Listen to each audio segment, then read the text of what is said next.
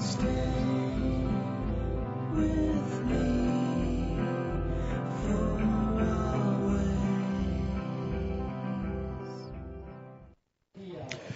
what's up, everybody? This is Manny V and Terry McKenna bringing you the live feed once again for day number 3 here at the 2012 Sintra Portugal Pro.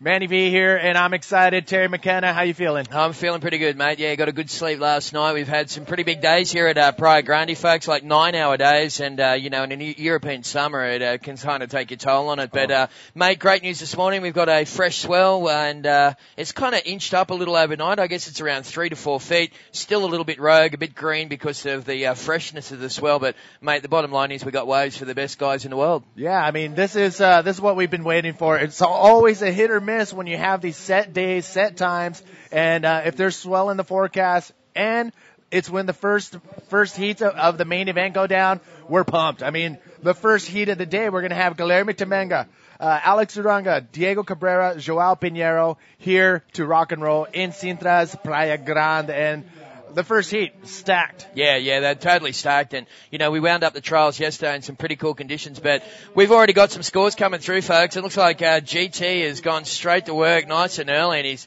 already got 2 waves under his belt. So we'll throw to the vision and look forward to keeping you guys online all day for what will be a huge day at the Sintra Portugal Pro for 2012. Yeah, so the riders have heat number 1 of the showdown format has been underway. We have 30-minute heats out in the water. We are already in the 2.5-minute mark into the heat, and Guilherme Temenga, in true fashion, starting off with a pretty good high score of 5.5. Yeah, I actually saw GT downstairs. He came up and asked me if there was some water going around. I went and got him a bottle of water, and I tell you what, he's got his game face on. Oh, when right. GT's just got that war paint on, Yes, exactly. He's just such an incredible competitor, so naturally competitive and so incredibly talented. But yeah, he's got a 5.5 and a little .63 to just open up his account. But that is the lineup there. It's Guilherme Temenga from Brazil in the red. We've got Alex Uranga from the Basque countries in the white. João Pinheiro, of course, is out here from Portugal. And Diego Cabrera, of course, representing the Canary Islands. The Spanish rider is in the yellow. Great first heat of the day. And coming up next, BP, Yuri, Mike Stewart, and Goncalo Ferreira. Of course, Goncalo is the local wildcard here. Yeah, local legend. He's been he's one of the first names I've seen come out of Portugal in my generation. So he's one of those old school guys, and he's thrown his hat in the ring, and he has a pretty stacked heat. He has 3 former world champions in his heat, so it's going to be very fun for him out in the water, white, up and riding. Yeah, that is, of course, Alex Uranga. And that was a big roll, and he just got crunched on landing on that one. But Alex Uranga has been in very good form this year. He's had a lot of close heats, Alex Uranga. I mean, you have those years where, you know what I mean, where you have close heats. Sometimes they go with you, sometimes they go against you. I must admit that just being an observer this year, Manny, that Alex Uranga has been on the bad side of, some very close calls. He's looking for a good result here in Sintra, and there's a little shot of the rashes there. You can see the strength of the wind is really blowing in today. It's coming kind of from right to left and on your screen, and it's got a bit of force in it. So it's going to push this swell up even more for tomorrow. Yeah, I mean, last night we went to bed. It was glassy, and at maybe 10 p.m. last night, the wind started picking up, and that is what we want. I mean, we want the winds. The winds are going to bring the swell. I personally would rather have big and windy than small and glassy out the back. Yeah, well, that is, of course, João Pinheiro there. And Pinheiro has been really surfing amazingly. His riding has been just first class in the trials. And he just throws it up. A nice big single major maneuver. Criteria does allow for that sort of stuff. So the boys kind of feeling their way into the heats today. Manny, we've got round 1 and 2 of the men's. And we've got also the 2 rounds of the girls. It'll be round 3 and round 4 will be surfed here today. It's a massive day. Right now it's 8:35 local time, and here's the replay.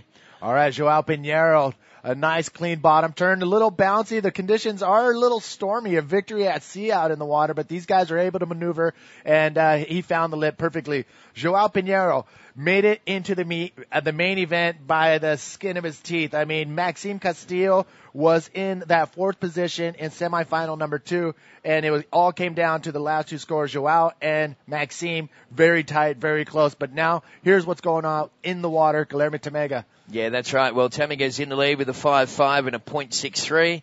I do have a couple of other scores coming through. Look, I must say that I feel for Maxime. He's an incredible little talent from France, that guy. Yeah, he and his brother, Alex. Yeah, really good, those twins. And he just missed out by the smallest of margins. And I'm sure that's going to be a name that we're going to hear a lot more of in the future, mate. But last wave scores coming through for João Pinheiro was a 5.25. He did go into the lead, and you'll see that come onto the webcast screens shortly.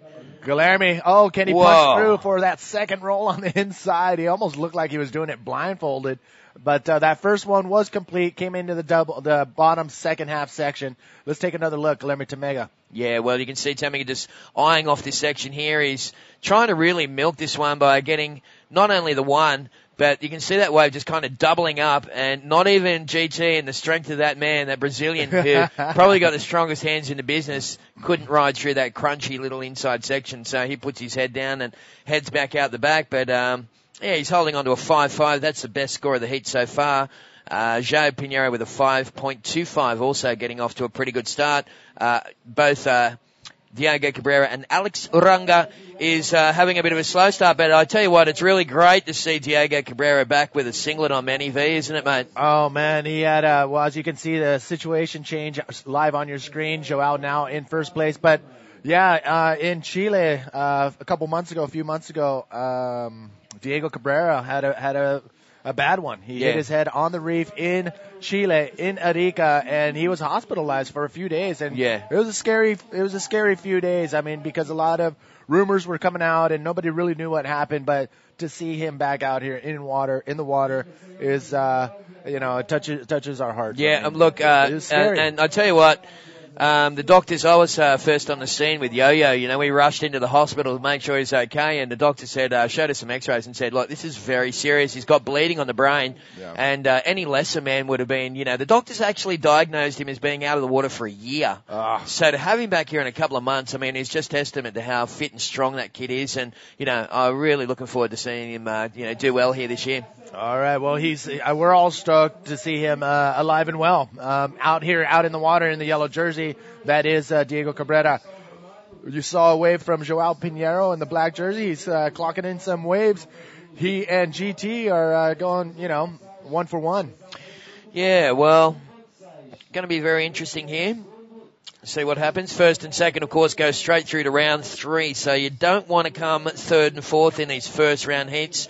You do end up in that, that repechage round, which is always pretty tough as we see Cabrera up and riding. Well, that was going to be pretty interesting. We saw White, I believe, Alex Aranda behind him pulling out, but look at that. Diego, nice flip on the inside right there. So it's like riding a bike. Yeah, absolutely. GT also dealing with that sucky little inside section. We're sitting right on low tide here at the moment, Manny, and, the waterlines receded way back today. It's a very extreme tide, and as a result, with the freshness of the swell and the low tide, it's making conditions a little tricky out there. Yeah, with this angle right here, with this view, you can get a good idea on what it's like out here. Kind of stormy conditions, but there's waves here with a little punch. Well, see that little kick out from Alex Uranga? That's going to be pretty interesting. Well, that was probably good sportsmanship from Alex there. He the last thing you want to do is he's a good friend of that guy, and I'm just wondering, it was probably a priority situation there with you can hear the guys in the background. We got the 4-man priority in place at the moment, and probably just kicked in there, and Alex Uranga on the inside realizing that, Diego Cabrera had priority over him. So that's good to see the fellow in yellow getting himself on the scoreboard. Big day here, folks. They're 30-minute heats. Got 4 hours of competition in round number 1 of this Grand Slam event for the men. We've got the showdown format once again underway. And this is, of course, event number 5 on the IBA GSS World Men's Tour for 2012. Coming up next, Ben Player, Uri Valadeo, Mike Stewart, and Goncalo Faria. We've got some crazy heats throughout the tournament. Many. Heat number 3, Amaury Laverne, Jared Houston, Lareo, and Colucci. Diego Cabrera bouncing his way down the face of that right-hander right there, but not much given up for Mother Nature on that. Alex Uranga, we saw him on the right-hander over there. And can we cut to it? Oh, just out of view. Our cameras are actually, the camera guys are getting situated, still moving the tripod around, making sure they got that nice angle. So we might have a replay, but the replays are back in business as well. So don't worry. Yeah, we're just, I guess, man, and I saw the team this morning. I said, how are we, guys? And everyone's a little bleary-eyed, man. We're all, the long days here, 9.5 hours of competition each day. Yeah. Long time to be webcasting too, mate. And, it's great that we've got all this talent that is helping you out. But speaking of talent, here's Yellow again. Diego Cabrera, another not so happening wave right there. Diego Cabrera drops into pretty much nothing. But look at this, GT bouncing his way across the section, looking for a lip, but nothing there. So he goes for a nice spin high on top of the wave, comes back down, maintains his speed, and nice roll. And look at that, the wave doubled in size. And so when he went up there, his free fall was twice the height. Yeah, but he pulled it off, I believe. Well, he landed it. It's going to be interesting to see if the judges call that complete. And we'll have a little look as we see Cabrera on another little one. But GT in the lead at the moment ahead of João Pinheiro. Diego Cabrera, his first wave scores came through at a 4.75. After that, he's had a couple of short little scores, and Alex Uranga has really got nothing substantial at the moment, holding on to a 3.25 on his best wave. All right, we are pretty much almost at the halfway mark of heat number 1, round number 1 of the showdown format. And again, this is a non-elimination round. First and second head on over to round number 3. Third and fourth go down to round number 2, and we will see that round go down today. So don't go anywhere. We got tons of action ready to go down here at the 2012 Sintra Portugal Pro. Yeah, that's right. So these first round heats have got, so much focus on them. I mean, first or second place in round 1 can skip that that scary round 2 rapid charge round where, it's either go off or go home when you get into that round. So we will see, today we'll see the bottom 8 eliminated out of this 32-man format. So just waiting for those scores to come through. It does appear that GT is in the lead. Red is in first place. He's had a 5.5 and a 3.65. João Pinheiro sitting in second. Cabrera in third, only needing a 2.11, so very close there. And Alex Uranga from the Basque Country in white, sitting in fourth position and needing a 3.61 to go to second. That's the deal, folks. Heat number 1 of the day, live from Praia Grande. And up and riding is that man in yellow, Cabrera. Well, we just said he needed a 2.11, and let's see what he can come up with here, Manny. Oh, goes for a roll through the lip, and you know what? That's going to be the wave he was looking for. Nice, clean roll. Maintained his rail through the entire. It's pretty bumpy out there. The conditions. I mean, you can see there is swell in the water, but along with that, we have the winds from the northwest, and that's creating a little bump on the face of the wave, a little texture. But if you can make it through that, you're going to have a little punch, a little kick, a little section that you can do a maneuver, and Diego took advantage. Yeah, that's right. You can see those a little one blew out on the inside there, but it's that inside section. It's very powerful. It's a lot of crunch, and some guys will really need to have their timing on the money to take advantage of that. But if you hit it right, like we saw Diego right then, you can really use that lip to push you in, and it looks like a 4.5 for Cabrera has momentarily moved into the lead. So that's pretty close there. Tamiga now in second, needing a 3.75 to take back first. Pinheiro down into third, and Uranga down into fourth. But even Alex in fourth place, only chasing a 5.88 Manny. So that's not a very big score with plenty of time to go, 15 minutes on the clock. I think that's what we're going to see today is very spread out wave selection. There are a ton of very consistent waves coming in through the outside, but the amount of time the guys are taking to paddle back out. I mean, we still see Diego paddling back out from his last wave. He took that pretty far inside. So that time paddling back out, and then that's going to pretty much spread out of what we're going to see throughout the heat.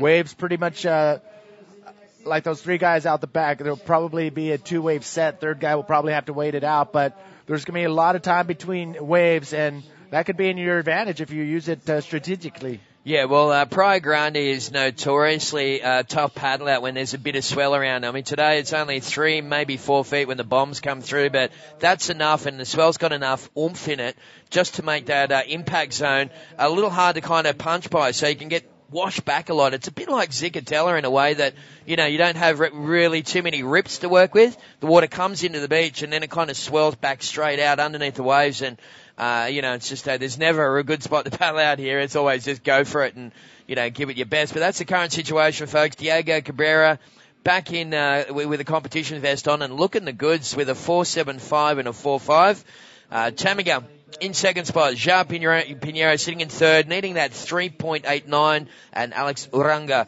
needing a 5.88 for this first heat of the day. We're going to give a shout out to everybody who has tuned in for these early heats. You know that I put the word out there. You don't want to miss any of these heats because they're all stacked and with some big waves. Look at this out the back. Guilherme Tamega coming around that section, spin high on top of the face of that wave, comes down to the inside, and classic textbook Guilherme Tamega roll on that inside. Good wave right there for Guilherme. Yeah, really nice. Just a nice little combination riding. Always serves to the criteria, GT, and you could just see him just steady himself as he went up for that roll, and you could just see the determination in his style. He just went, I'm going to hang on to this one regardless. So very early in the morning here, folks, in Portugal. You can see a little sea mist out the back there and a very fresh swell coming in to Praia Grande. Just a couple of hardcore spectators rocking up early. Traditionally, the Portuguese people, they're not real good in the morning, are they, Minnie? They like to have a little sleep in, don't they? Well, on that same note, they don't go out to have a drink at the local bar at 9 or 10 o'clock. They're walking out at midnight. So it's, their times are a little different than mine. Yeah, sure. All right, here we go. 12 seconds remaining out in the water. Guilherme Tamega is back on top, but look at this, out the back. Alex Uranga in the white jersey putting together a couple combinations on the outside and a nice roll coming into the inside, and he's able to get back onto the face of the wave and waiting for another section. A solid ride. He's still going. Alex Uranga, I don't know how many rolls he put in there with spins, but that was a solid combination all the way down to the inside. Alex Uranga. Yeah, well, he needed that one. Let me tell you, he needed a 6 to go to second, and that could spell trouble for Diego Cabrera, because I believe that's probably one of the best waves of the heat so far. Really good combinations for that man in the white singlet. Probably the only negative aspect of that ride, man, would be the fact that judges do like to see variety of repertoire. Yep. And when you do the same thing over and over and over like that, you tend to get scored a little less for each one that you do because, we're looking, here's the replay anyway. So, look, he did open up with a spin, which is pretty cool. Yes, he did. And then you can see him setting up for the inside, and he was able to sneak in another spin as he's looking for the inside section, and he hits it right off the bat before he comes in inside with that roll. Nice landing, and is able to land and project his bottom turn to get back into the power pocket, come back into the inside, and another roll. That was a little bit forced, and you can see him going off the bottom and forcing another roll right there, but an awesome, solid wave for the Basque man, Alex Uranga, out the back in the black jersey coming around the bottom, João Pinheiro. Well, Pinheiro is down into fourth position at the moment. He doesn't need too much of a score, mate, to get himself back up. Looks like that last wave for Alex Uranga was a 4. Was that a right? A 4.85? Maybe that's the score, I think. Well, we are going to see what they give him. I mean. So what you see on your screen is pretty much what we see on our screen. So keep your eyes on it. And if we see any change too, we'll let you know. But look at this. João, once again, trying to find a good section, but he's coming up short on these waves he's choosing in the last couple waves. Shout out to everybody tuning in from Australia. Of course, we got so many people tuning in from Australia every single day, and we appreciate it. You guys keep doing it. Luke in Australia, Andy in the UK, Morad in Morocco, Jason in Tassie, Greg Hart in Australia as well, Daniel tuning in from Oz. We got Hassan in France. Wyatt is in Hawaii. Isn't it really early or late there? Look at the ladies tuning in, and Hayne tuning in from Australia as well. Yeah, well, don't forget the girls will be coming up later on, folks, and you can see Lily Pollard and Isabella Souza over there on the left. Some of the world's best riders just there looking pretty determined as well. They all got their game face on. Look at that little one. Little scrunchy little face in the corner. But this man is out in front, as quite often is the case when you get GT in the red in the first heat of the day.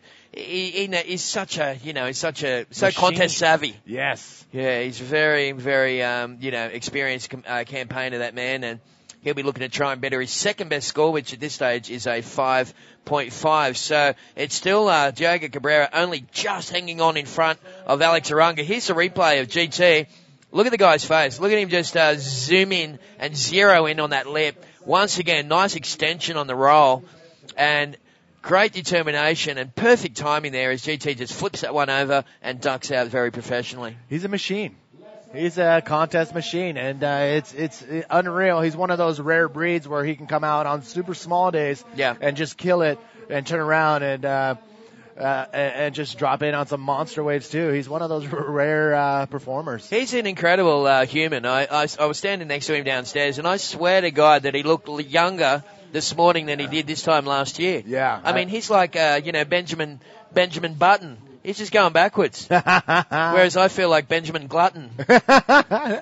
Well, you always have an ice cream in your hand every time I see you. I'm going to have to lay off that stuff. You saw the guys getting ready for their next heat. Ben Player, Udi Valadao, and Mike Stewart and Juan Carlo Faria from Portugal. Those guys are going to be coming up, but currently out in the water. 7 minutes, 37 seconds remaining. Again, these are 30-minute heats. Top two riders will go straight to round number 3, bypassing round number 2. Third and fourth, they're going to meet up with other third and fourth place competitors in round number 2. So if you got a chance to bypass a heat, you don't have to exert more energy. You can worry about your next heat, later down the line. But only by getting first and second. Third and fourth, they're going to have to do another 30 minutes. Yeah, well, it's one of the beauties of the showdown format is the rapid charge rounds that we've got in there. There's a couple of them, in fact, 2 non-elimination rounds, and the bottom line is that you don't want to go through that. It's just a lot of extra work and a bit more heartache and stress. We're coming down to about 7 minutes remaining, folks. So GT's last wave, 4.18, did not fall in the top 2. Judges deeming not better than that 5.5 that he got a little earlier, and I got to agree with them. That was probably just the end of that ride was just a bit weird, the way that lip didn't really pitch over. The other ones he really punched off the end and did quite well. Diogo Cabrera holding on by the skin of his teeth with Alex Uranga coming at him, only needing a 4.4, and João Pinheiro needs a 4.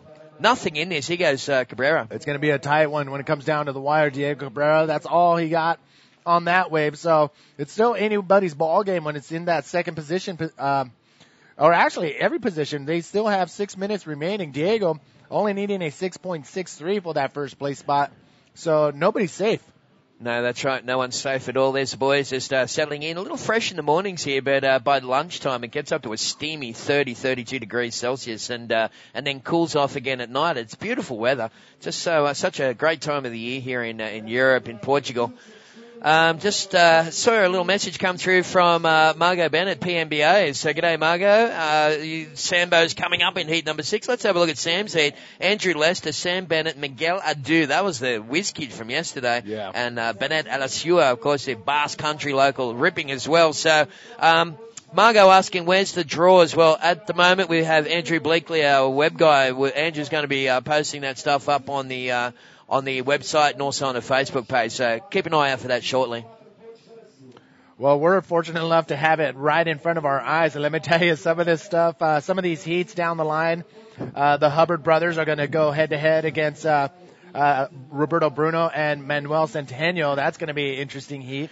And just looking at all the heats coming up, you don't want to go anywhere. And if you're at work, put on the headphones and don't let your boss see your screen, and you're good to go. Look at this out the back, Alex Uranga. Well, this is a really critical ride for Alex, and he timed that well, and golly, that M zone took care of him, didn't it? You could see just that thing exploded underneath him, almost folded his board.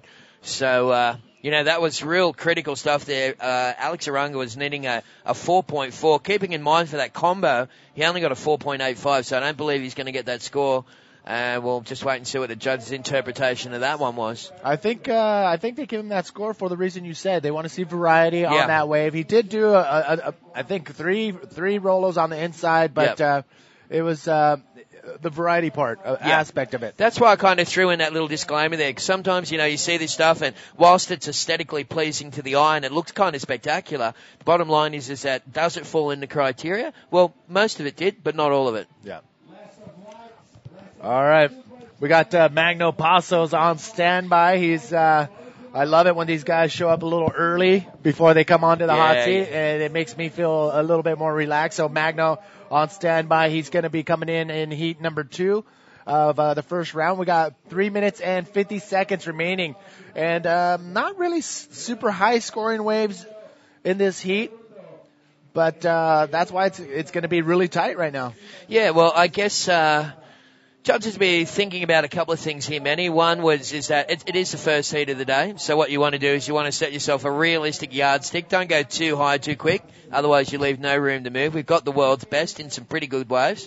And the other thing is that the scoring potential right here at the moment has been diminished a little bit by the fact that the tide's very, very low and it's a bit crunchy. Later on, when these guys can combo these things all the way through to shore, we're going to see probably some higher scores. You know, they'll be able to ride right up onto the sand and do a roll right up onto the dry sand. So I reckon judges are keeping all these factors in mind, and this is what a good head judge does, is sets the yardstick at a realistic level in the first heat of the day. Look at this. Out the back, Guillermo Tamega on a nice clean wave. Nice open section, spin right there. Coming down to the bottom and punch. Oh, the missed timing right there. The wave came down. As soon as you get into that inside bank, it's going to come down on you quick, and your timing has to be on. That wasn't even a lip. That was just a froth, wasn't it? It was just a whole bunch of, like a cappuccino, just coming at him big time. And he had nothing to work with. He just looked at that and went, what do you do with that?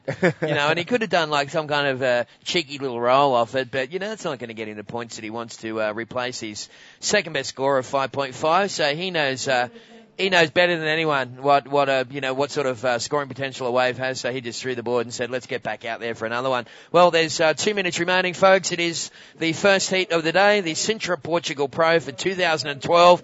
And he's had a bit of a slow start, but as I said, he only needs a 4.0 to go to second. So super close heat, kind of mid-range scores coming through for everyone, and this thing could really go either way. Joao Pinheiro once again coming to us from the trials. He was the last one to squeak through. They were the top 7 trialists into the main event, and Joao Pinheiro grabbing that last seat in the truck. And there we have it. We're coming down to the wire. 1 minute 45 seconds. Guillermo Tamega barely holding on to that. Actually, no, he's comfortable because Diego Cabrera only needs a 6.63 for that first place spot. But again, top 2 riders go to round 3. Third and fourth go to round 2. This is a non-elimination round in the showdown format, and we're going to go through 8 heats of round number 1. Yeah, that's right. Round 3 of the girls, round 4 of the ladies also surfing today. You're going to be able to see some pretty top seeds. There's Tamega, that's a little better there, and actually just nosedived coming down from that. That's a big hit on the outside section there for Cabrera, and he'll look at try and sign off with a strong roll, and well, he managed to hold on to that, and that may replace his second best wave, Manny, which was only a very small score of 2.63. Actually, sorry, a 4.5. Well, he's going to beach that one. Yeah, he's coming all the way in. He knows how much time is left. Yeah, and I must admit that sometimes an injury can make you, it can make you really think about what's important in your life. And, Diego, I was talking to Diego yesterday. He said, I'm fit and healthy. I've never felt this better in my life. He's got a new appreciation for being normal, and sometimes when you get sick and you think, I just want to be normal. And when I do, I'm going to look after myself so good. Yeah. Well, sometimes when you get sidelined with an injury, it's the same thing. People come back bigger and better than ever before. And, Joao Pinheiro's last wave, 5.7, and that spells trouble for Diego Cabrera, who I believe still has another wave coming through, Manny. Yes, I think so. I mean, what you see on your screen, Diego would have needed a 6.2 on his last wave, so we're waiting for the judges to drop that score. And as soon as that hits, keep your eye on the screen. You'll probably see it go up instantly. The last wave for Diego Cabrera. And there it is, a 6.25 in the last minute for Diego Cabrera. He's a happy camper. And you know what? I think you're right. He looked very calm and cool out there, not his very stressful and want to be everywhere at one time as we usually seen him. So the cool and calm collected Diego Cabrera, solid 6.2 ride at the end of the heat. shooting him into second place. Yeah, well, that is very good news, and what a great comeback to competition. And not that I have any favourites on the IBA Tour, but I must admit, he's a sentimental favourite of mine after coming back from a very, very bad injury. So GT and Cabrera move on through to round 3. The other 2 guys go into the rapid charge round, and I'm going to step out and pass the headset to Magno Passos, who will be taking us through the next heat or 2 with Manny Vargas. So enjoy. You got it. Thanks, Teza. So I'm going to see Teza again in round number 1, heat 7, and he's going to come back for round number 3 in the women's division, heats 3 and 4. So Teza, we'll see you shortly.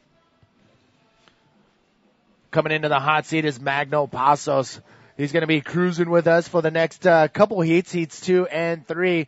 So an hour long of looking at the conditions and seeing what everybody else is doing. Not a bad place to watch from here. It's actually really good. Good morning, Manny. Yeah, good morning, brother. How are you doing? Very good. It's gonna be good. Be here 1 hour and just watching the guys, and actually have a better view from here than if you stay on the beach. And you get to see replays. Yeah. But you're coming up. You are in last heat. Yeah, heat number 8 of round number 1. You have Mark McCarthy, Nicholas Rosner, the winner of the trials, and Joad Nieva. But listen, ladies and gentlemen, you heard the horn in the back, and no action has gone down since.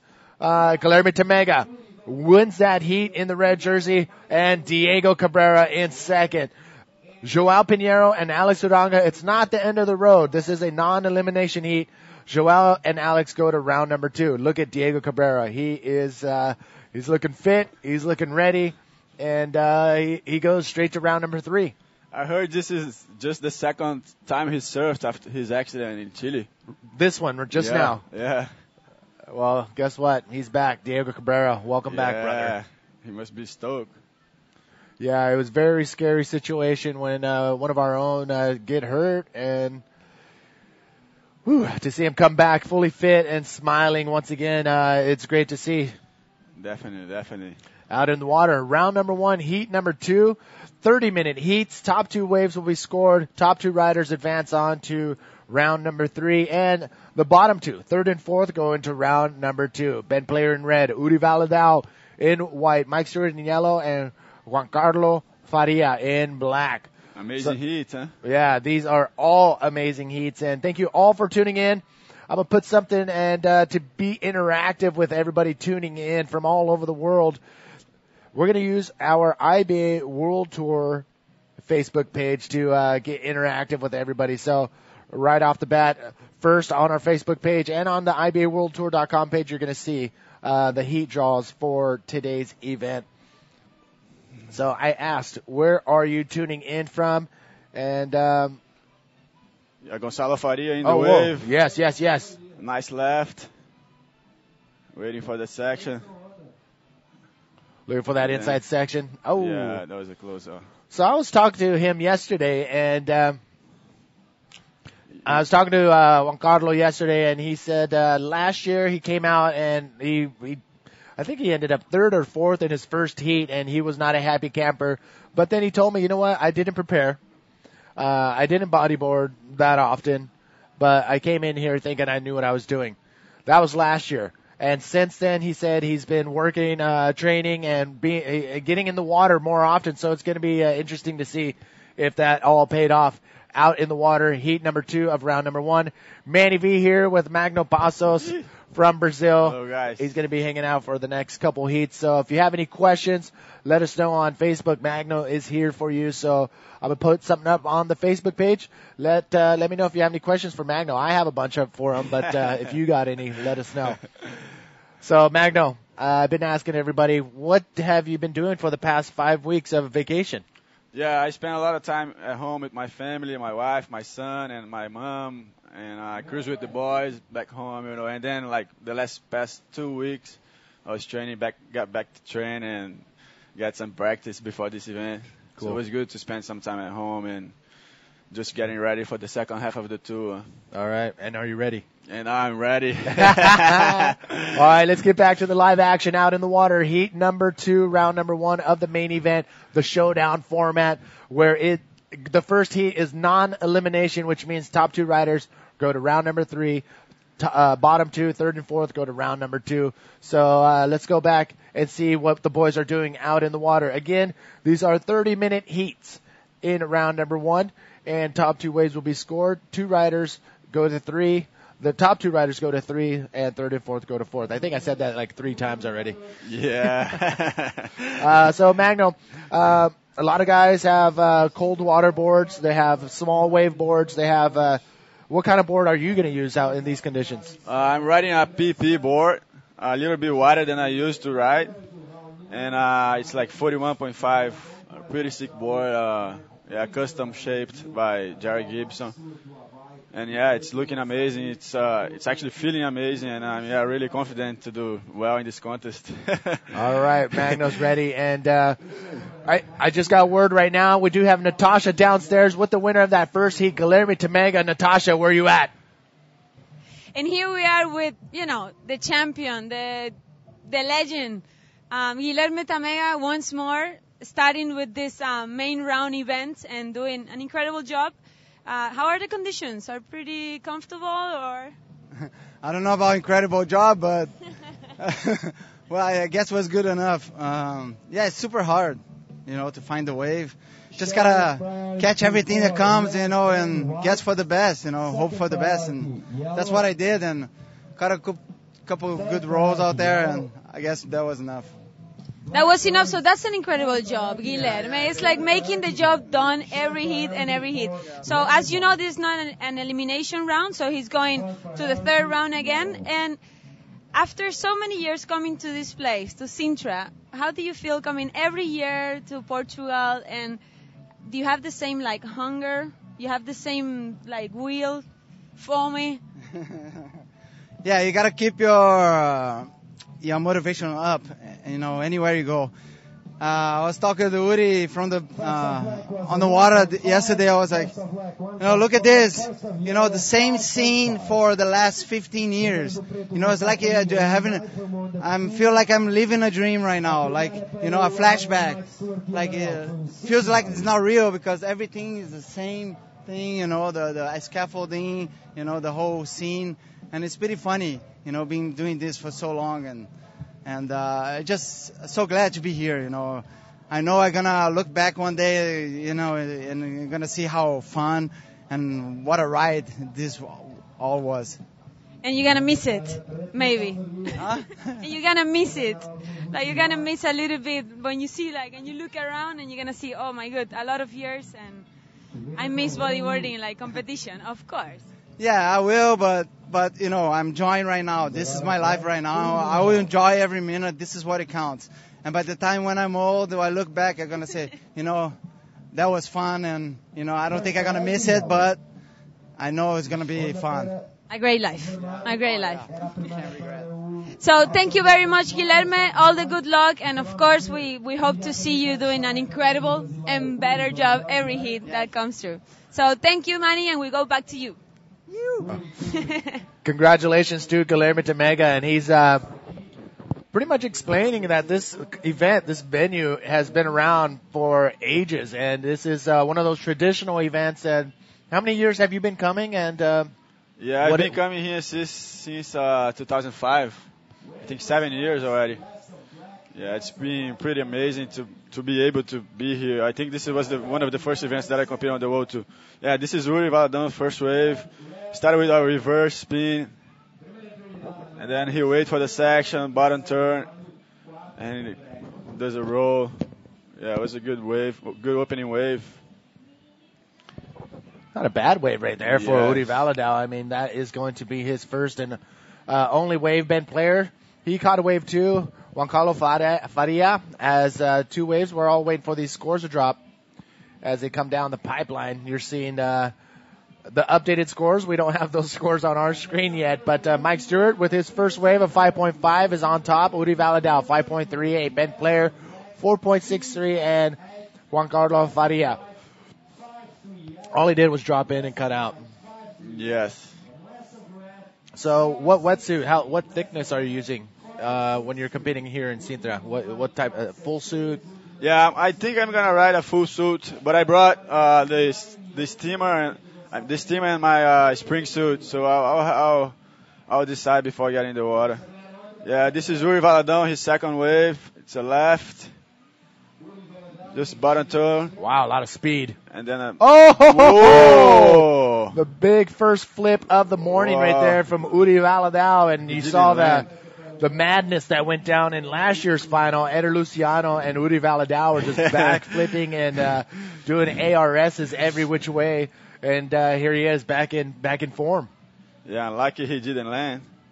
That would be a good score. Yeah. So everybody's starting to show up to the beach. I think they're locals here, aren't they? Yes, definitely local. Yeah, I've seen them here every single day. So there's a big wide view. And what do you do as far as preparation before your heat? Your heat's coming up in Heat 8. You're going to be here for a couple heats. But when you go outside of that door, what are you going to do to prepare for your heat? I just try to warm up a little bit and a little bit of stretch as well. It's always helpful. Yeah, this is Mike Stewart in a good left. Oh! Mike Stewart going for his unique ARS Whoa. maneuver right there. And it's cool to see Mike Stewart back in the game. I mean, he's back at the bottom of the totem pole. Yes. He's not part of the top 22, and he's doing everything he can to get back up in there. And he was an alternate in this event, one of the first alternates to sneak in there. Mitch Rollins and Ryan Hardy are a couple of the riders that did not show up. Take another look. Wow, this is the replay. Nice bottom turn and the RS that Mike is always doing. Yesterday I was watching him surfing in the afternoon, and I saw a maneuver pretty similar to that, and I said, "Oh, Mike is, He knows what he has to do out here. So if everybody else is going to start doing flips, he's got his own style, his own unique maneuvers that he's going to pull out of his bag. And there you saw it on that last wave. It's going to be interesting how the judges are going to score that. Mike Stewart's that was his second wave. Look at this, sets out the back again. We do have the swell increase we predicted coming overnight. Not super massive, but it's still a little bigger than yesterday. Yes, I thought it was going to be bigger, but it seems to be picking up, I think. What is the situation with Mike? Because he's not competing the QS events. He's just competing as an alternate in the main event. You know what? That's a great question, and I think we have him situated in the hot seat either today or tomorrow, and we'll ask him that question. Okay. Why not the QS and only the Grand Slam Series? And that's a great question, so we'll hit him up. Thank you all for tuning in from all over the world. James from Central Coast. A ton of Australians are tuned in. I wonder what time it is. Look at this out the back. Benny P with a 360. Waiting for the side. Oh, my goodness. Did a quick little look back to see if there's anything behind him and a forward look, and he's like, it didn't shape up the way he intended it to be. So Ben Player, again, these are not non-elimination rounds, which means top two riders, first and second, will bypass round number 2 and go to round number 3. Third and fourth, they will end up in the second round where they have to put in another 30 minutes of competition. And there, yes, third and fourth will go home. Does round number 3 surf today again? Or? Round number 3, no. We're going to go back to back and back. Grand Slam Series round 1, 8 heats. The Women's World Tour round number 3, 4 heats in there. And then we're going to come back to round number 2 in the men's division, 4 heats there. And then we're going to finish off today's action with the Women's World Tour round number 4, 4 heats there. We're looking at a 5:30 finish, and we're pretty much on schedule. Yeah. Be good to get a first or a second, and then we don't surf again today. Exactly. Save your energy, because it looks like these conditions are going to be taking it out of you. And if you're not ready, which most of the riders are, if you're going to be at this caliber of riding in these conditions, you have to be physically fit, because it takes it out of you. Yes. Paddling back out, going 110% the entire 30 minutes in this heat. On that note, what kind of diet and what kind of training do you do? I do a lot of core training, and I like to jog on the beach. I think when you jog on the beach, you get a lot of, you get fit pretty fast, and it's really good for your, I mean, for surfing conditions in surfing like that, where it takes a lot of you. Soft sand or hard pack? Soft sand, yeah. Soft sand. Yeah. You're a masochist. Out the back, coming around the section right there, a nice spin off the top, but that's all he got on that one. The Portuguese wild card, Juan Carlos Faria. White, that's Uri Valadao. And Benny P. Ben Player down the beach on the inside. Nice spin coming to that inside section. Oh, nice roll right there and lands perfectly out in front of the wave. So Ben Player in the red jersey with a solid wave right there. He needs a 603 to go first. Testing.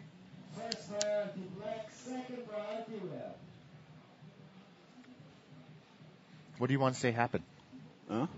What do you want to say happen when we come back live? We lost energy. Somebody ran over the cord.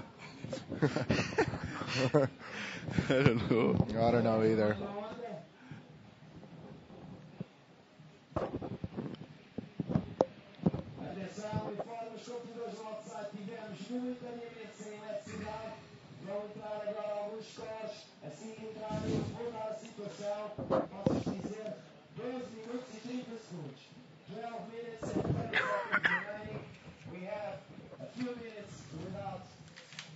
Speaking up, I think.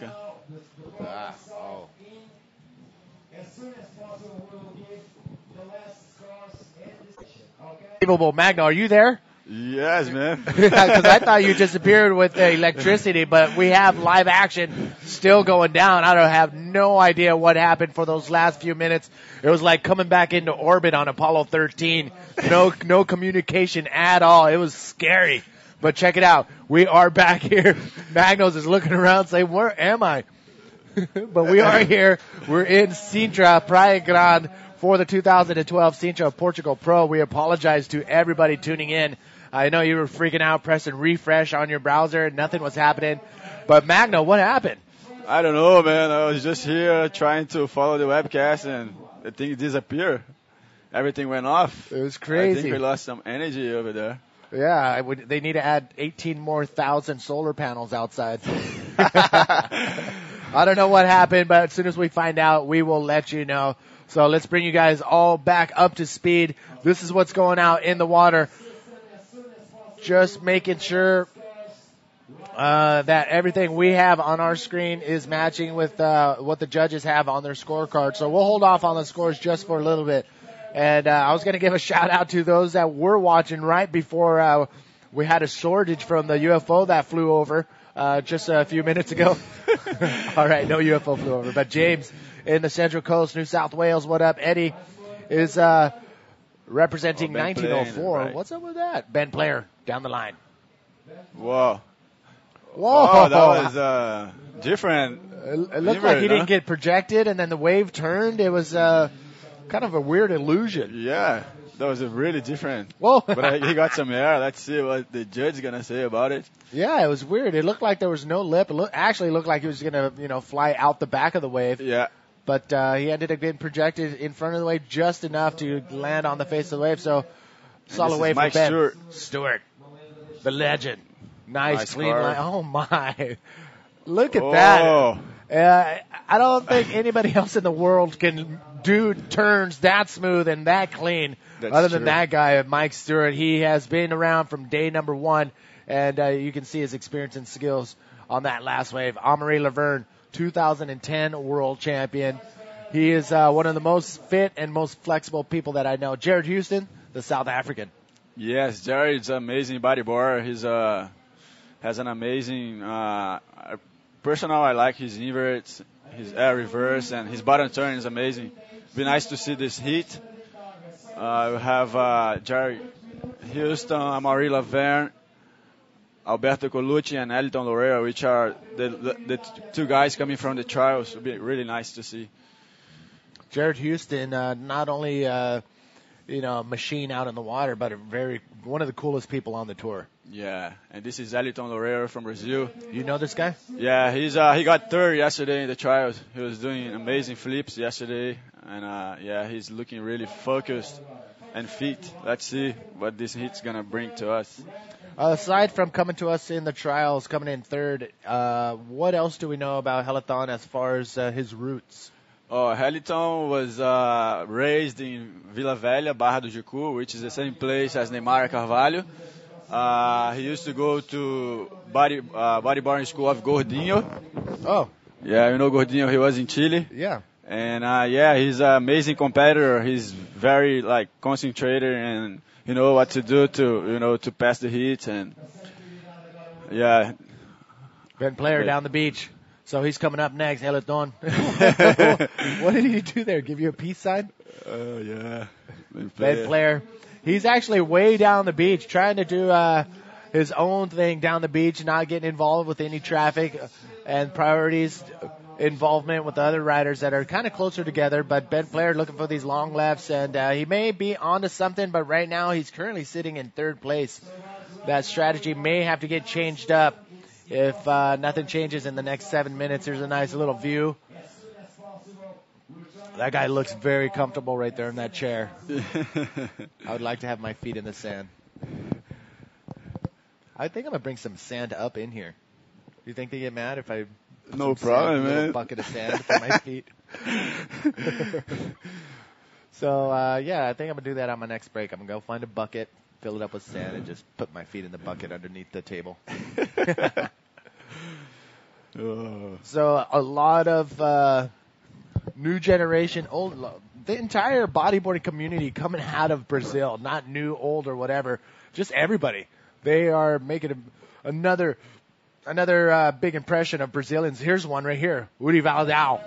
Yeah, 360, and then wait for the section and do a backflip. Oh, amazing, He's Uri try to do a Valdau. roll, and he does a roll. Maybe the best score of the heat so far. Probably, I if would even the day. think so, yeah. He had all the variety. I mean, he threw it all in there, and we talked about that earlier with Tessa McKenna. The judges like to see a variety. Those 3 back-to-back rolls from Alex Uranga, they were competitive, but they were repetitive. So Yes. it's good to change it up. Yes, Uri Valadão is currently in second. We're going to see if the scores have updated. Mike Stewart, as we see right now, has 3 waves. And I'm going to check on this side, too, just so we're coinciding with the same scores.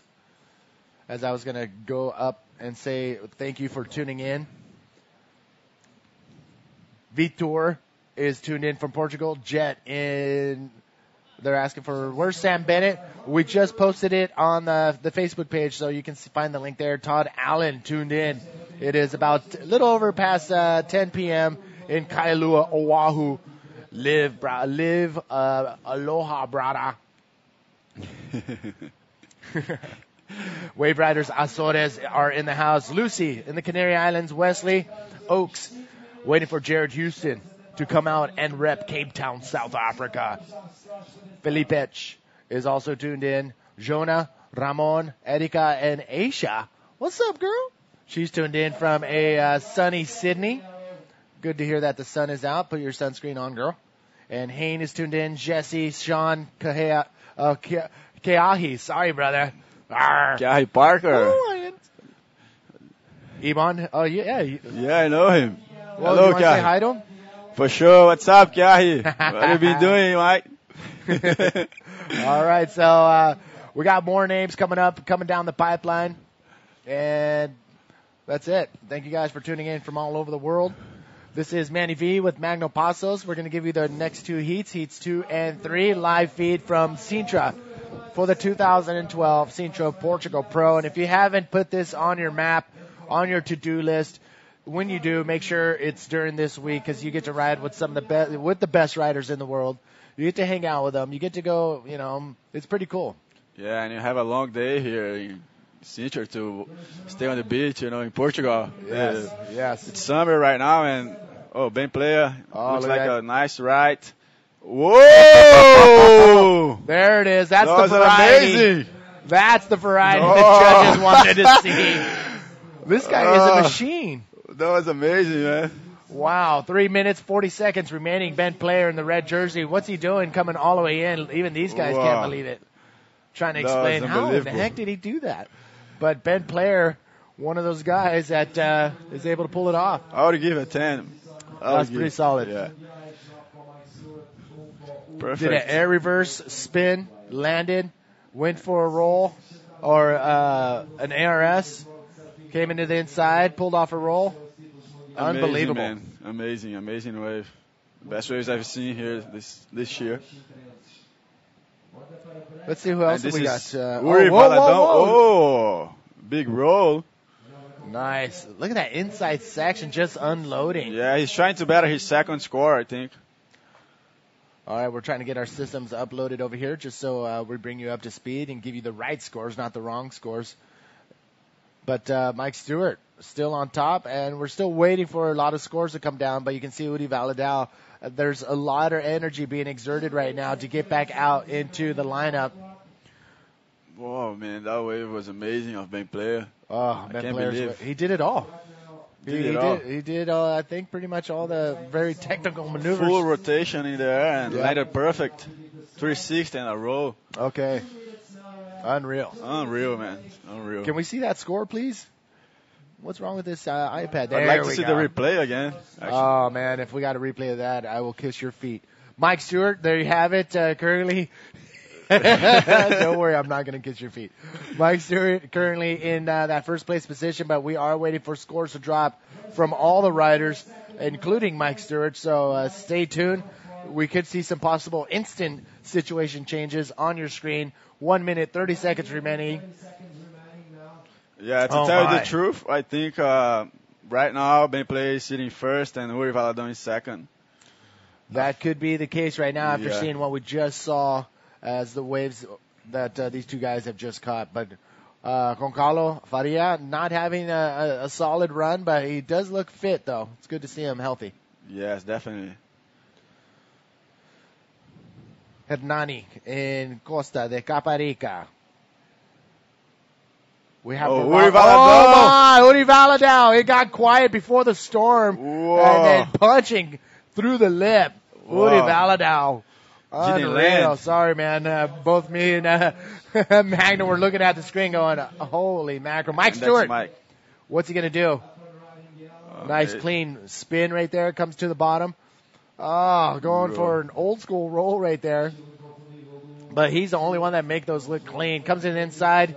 He knows he need to add more points to this ride and goes for a roll on the inside. But there's a lot of whitewash moving on that inside as soon as it hits that sandbank. Yeah, You can see the frustration. it's pretty shallow over there, and there's like a backwash when you do a maneuver. And so you gotta make sure that you project it really to the front of the wave. If not, you're gonna get stuck over there on that place. Oh, But yeah, I don't think that wave of Mike Stewart will change anything. I think so we have the scores here. oh, you called it. Amazing. Oh, the highest score of the day is probably going to be given in the first heat. Look at that. A 9.7 from Ben Player. You called it, Magno Pasos. Unbelievable. Look at this on your screen. We are waiting for two more waves to come down the pipeline. Uri Look at Valadão. this. Here we go. You saw it on your screen. Uri Valadão's last wave, a 7.5. Oh, my. I think the 7.5 was the roll to the left, the big roll. Yep. 6.8. No, actually, sorry. Yeah, The 6A was the big roll. yeah. 6.08. Look at the scores coming down the pipeline, and doctor. Ben Player's 9.7 wave, unbelievable. Can we see the replay, do you think? I'm crossing my fingers. I don't like putting those guys on the spot, but who knows? They might have gotten it, and if they did get it, they'll play it. But unreal, Ben Player. Woo, coming out on top. Uri Valadão in second. Scores have finally dropped. Mike Stewart was in first place almost the whole heat until the very last couple minutes. Unreal. It's interesting how Ben Play started the heat. Looks like he was having a shocker, and then he just find that wave. He actually came out of the water after that wave because I don't see any other wave ridden. Well, he knew that he had about 3 minutes, 2.5 minutes remaining, and you can see how far that paddle is if you caught a wave to the inside. But look at him, Ben Player. You gotta be stoked. Oh, he's so stoked.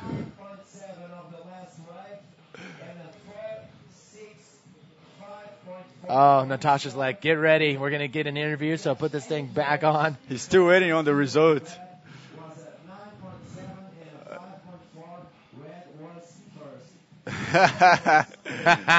You can see him just listening, waiting for the scores to come.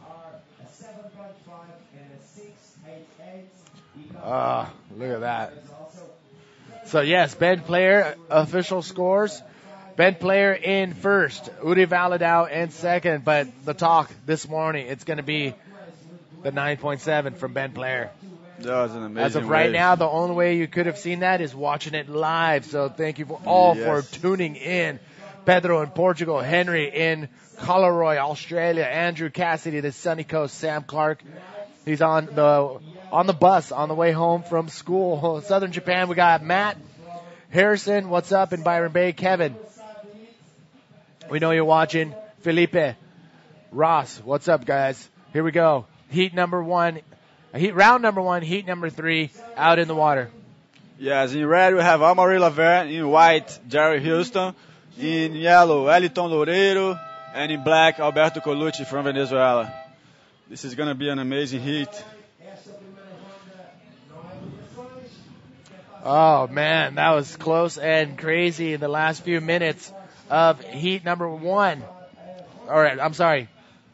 Heat number 2, Ben Player taking that with a 9.7 in the last minute of that heat, and Uri Valadao in second. Those two guys will move on to round number 3, and it was Mike Stewart and Juan Carlos Faria go to round number 2. Out in the water, Amaury, Reunion Island, Jared Houston, South Africa, Eliton Loureiro,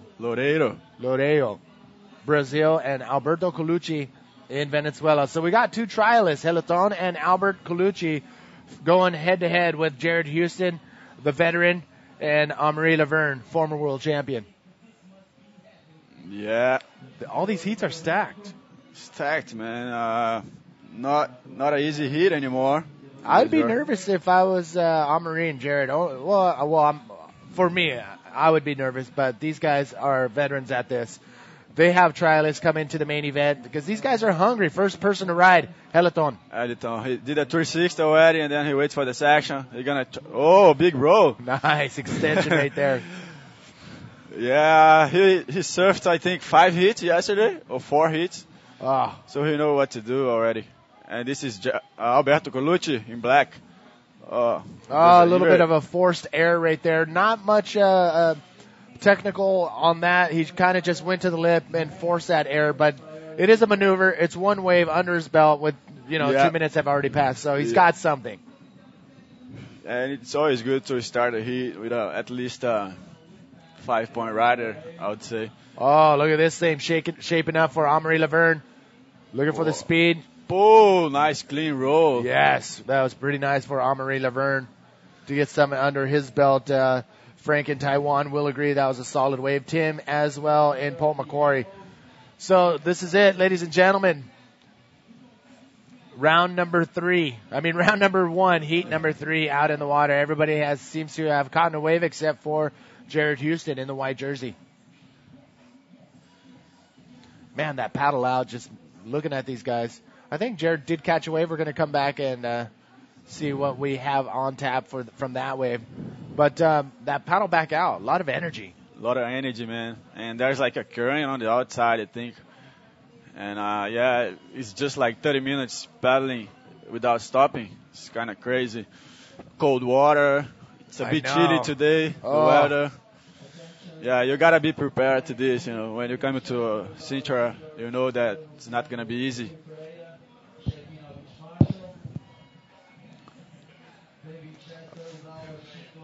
All right, ladies and gentlemen, looks like we do have Natasha ready with the winner of that last heat, Ben Player. Natasha, where are you at? And here we are with, this guy. It's like an iconic bodyboarder from Australia and from the world, 2 times world champion, Ben Player. He's obviously a character that we all love. And height.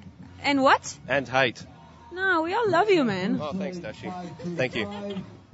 The conditions are pretty hard, as all the competitors have been saying, but he just find the wave and did an incredible, and I'm saying incredible, this is the word of the day, incredible job, because, well, let's give him the chance to talk about how was the heat and how was the 9.75.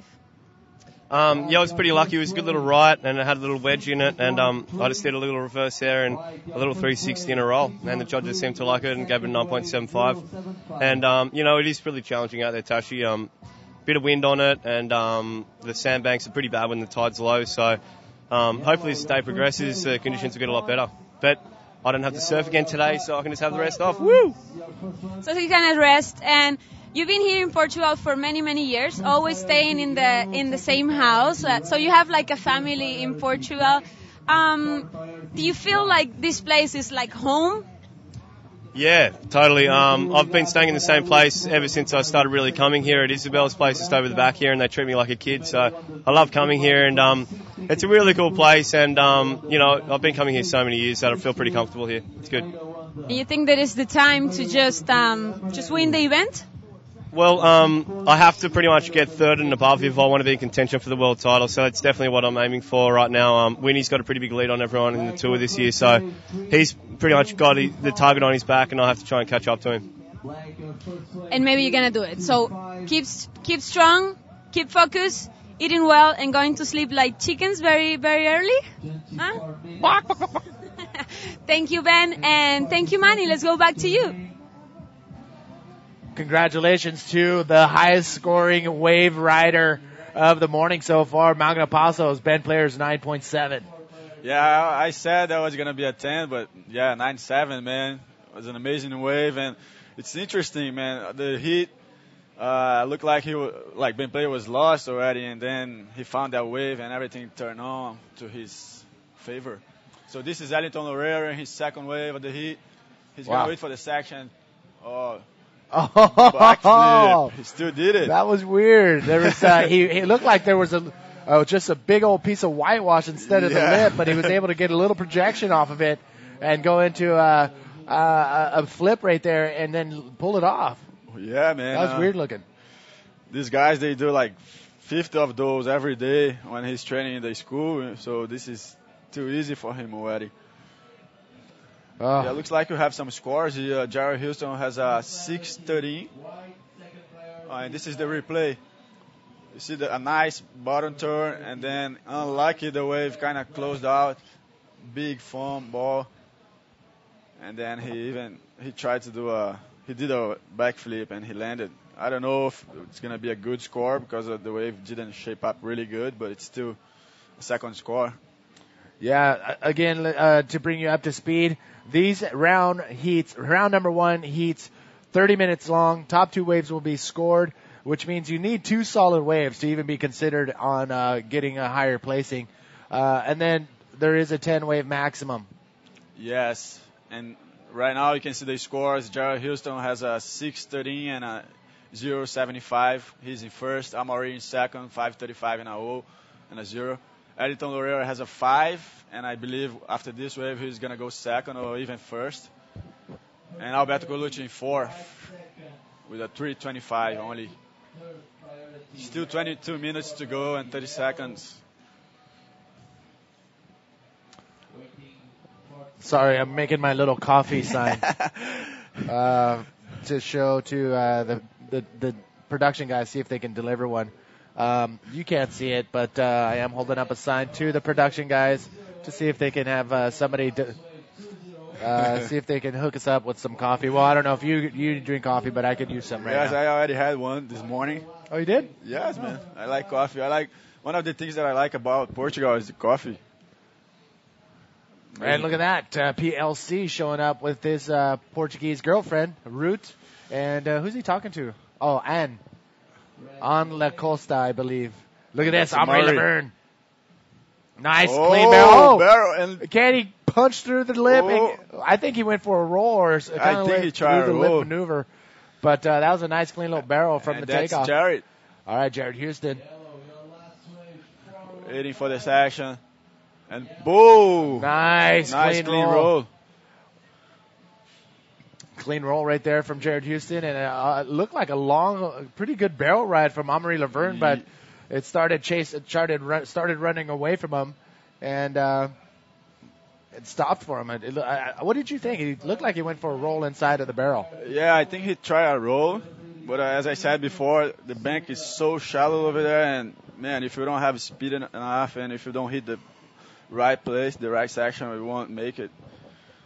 And yeah, another nice day here in Sintra.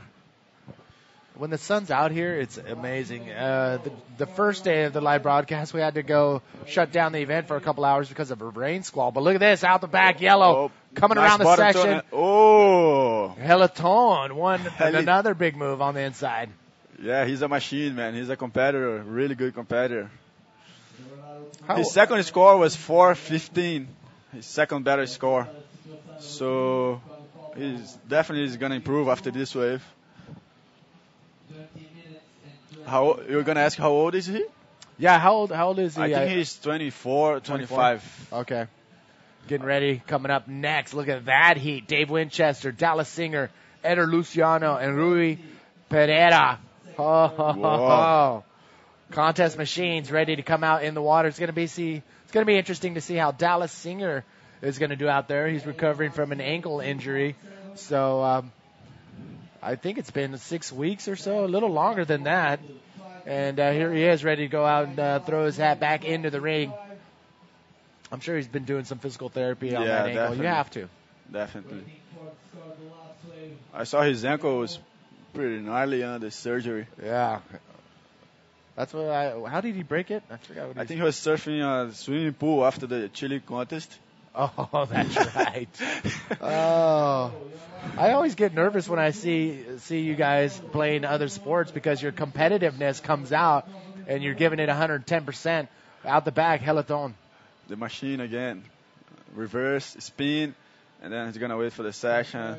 Nice. And Ebert. Oh, that looked like a 2-stage aerial assault right there on that air from Heliton. You can see him getting projected. Like stall it in the air and then throw it inverted. Pretty awesome. Watch, pretty sight to see right there from Heliton. Heliton. Am I pronouncing it right? I say Heliton. Heliton Loureiro. Heliton. Well, Heliton is nice too. So Heliton. Too close to reggaeton. All right, so Heliton. Heliton Loureiro just got a nice wave.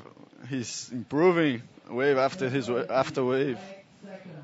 That was Alejandra. She was in the commentator's booth for the women's heat, and she did pretty awesome. We're actually going to get her back in here towards the end of the day. And there you have it, 18 minutes, 11 seconds remaining in this heat. Alberto Colucci currently in fourth. Amri Laverne currently in third. Heliton with that last wave, 5.5, looking solid. Jared Houston, a 6.16 and a 5.65. Those are two pretty good scores as well. So he's pumped. Still 18 minutes remaining. Yeah, last wave of Heliton Loureiro was a 5.5. Yeah, he's definitely improving wave after wave. Look at all these boards.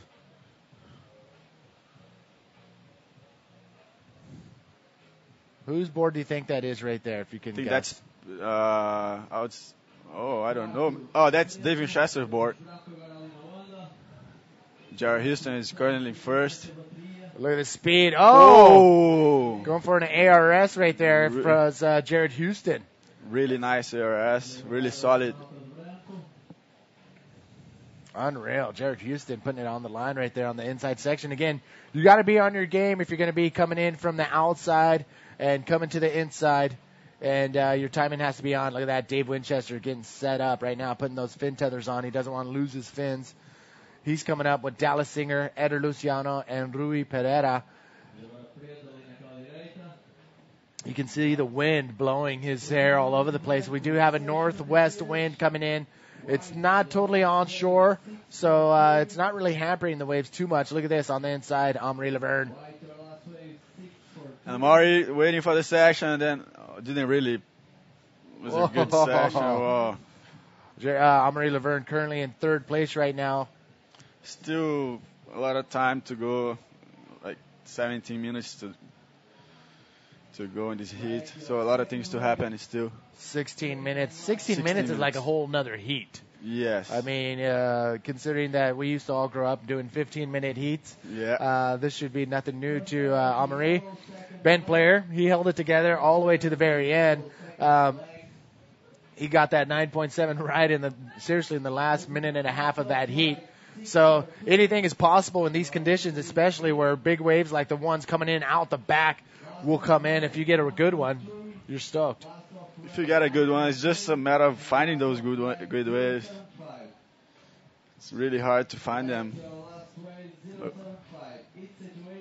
Wow, here's the another replay. Yeah, talk us through it. Yeah, this is a nice bottom turn, and then he waits for the section and just hit it in the right moment and landed perfectly. Yeah, who was that? That was Amaury. live action right there. Wow, it looked like Amaury just flew out of the sky. Yes, probably his best wave so far in this heat. Yeah, we need his best wave so far is a 5.35, and his second high scoring wave is a 2.7. So he needs to build on that. Dallas Singer and Dave Winchester, friends, out of the water. But as soon as you touch the water, it is game on. Game on, man. It's a little chilly, isn't it? Yeah, it's a little chilly today. I need to get a little jumper. Do you think the wind's gonna get stronger? Or? I'm going to say it's going to stay like this until the late afternoon. Okay. But I'm from San Diego, so don't take my It's word so for it. good. I have no idea. Yeah, last wave of Jared Houston was a 6.43. He's now in first with a 6.43 and a 6.13 combined score of 12.56. Elton Laurier is still in second with 5.5 and a 5. Amaury Laverne. Oh, now actually we just got the new score of Amaury Laverne. Whoa. He had a 6.3 in his last wave, so now he's sitting in second. Elton Laurier is in third. He needs 7.06. And in fourth is Alberto Colucci, needing 9.31. Wow, he hasn't caught a wave for a while. Alberto Colucci out there in the black jersey. Oh. And we haven't seen much. Little quiet from the rider in black, Alberto Colucci, coming to us from the trials. Getting that fourth place in the trials, Alberto Colucci. And it is Heleton who is also the other trialist in this heat. So, the trialists. Yes. In my heat, I'll have two trialists as well. Who do you got in your... Nicholas Rosner, which was the first, the winner. And João Neiva. Oh. Interesting. Interesting? Yeah, really interesting heat. Are you worried? You gotta watch for these guys. Huh? Yeah. I wouldn't say worried, but yeah, I'm really watching. Worried's this not guy. the right word. I would just say interesting. Very good word. Very good. Ladies and gentlemen, welcome. This is Manny V and Magno Passos from Brazil in the hot seat. We're bringing you the live feed here from the third day of the broadcast and the third day of the event of the 2012 Sintra Portugal Pro. And if you've been watching the highlights or the actual recording of the events on our YouTube channel, youtube.com/IBA World Tour, then look at the Basque guys, the Basque Country crew right there. After this one, you go. Benat and Alex Uranga in the center of those guys, and they're coming up next. Look at this, out the back, Amaury Laverne in the red jersey. Yeah, Mario. Mark McCarthy? Mark McCarthy was just knocking on the door. Oh, yeah, he's coming up next. See, I love it when these guys show up a little early before their heat. We're going to have Mark McCarthy in here for a couple heats right after this. So we got about 12 minutes remaining, Mark. So we'll see Mark McCarthy. Your boy, Heleton. How far does he live from you? He lives like 40 k's from my house. 40 k's. What is that 40 like? 40 k's is like 30 minutes. Miles? 25 miles? 25 miles, sorry, I come from that country that don't use metric. Yeah, Juan, I know. Obrigado. Check this out. I can't believe it. That is what you call. What is this? That's sugar. Sugar? I can't Yeah. do sugar with my coffee. I get headaches. Yeah, I I don't like experimented sugar. with my body one time. I'm like, okay, I'm gonna try it with milk, and then I took out the sugar, and then I took out, and it's no sugar in my coffee, please. Yeah, it tastes better. Yeah, I like it. Is that how you have your? It tastes better. Yeah, I like it. Is that how you have yours? Yes. Okay. Take a look. How these guys like, Alberto Colucci is not liking where he's at right now. Currently in 4th place. He's looking for an 8.4, so he's deep in the pit right now. Alberto Colucci, again, these are non-elimination round number 1. Only the top 2 riders will bypass round number 2 and go to round number 3. 3rd and 4th will end up in round number 2. The 2 trialists are sitting in 3rd and 4th. So, Magno, Yes. give us a complete update. Okay, sitting first, Jared Houston from South Africa with a combined score of 12.56. Amaury Laverne is currently in second with a combined score of 11.65. Elton Loureiro from Brazil with a 10.5. He needs a 6.16 to go second. And in 4th, Alberto Colucci with a 3.25 and a 0.75. He needs a 8.4 to go second. Still 10 minutes to go. 10 minutes ago. Sorry, I was going to say I got my coffee. I'm a happy camper right now.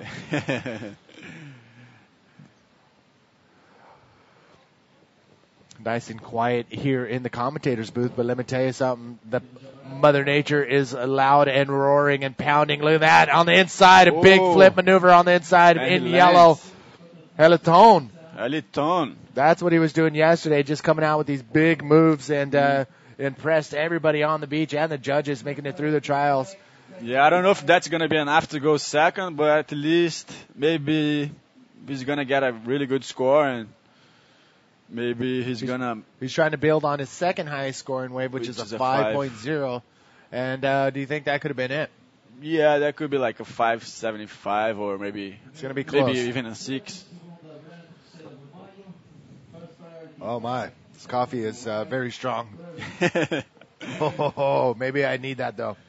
All right, the showdown format underway. Round number 1, non-elimination round. Currently in the water, heat number 3.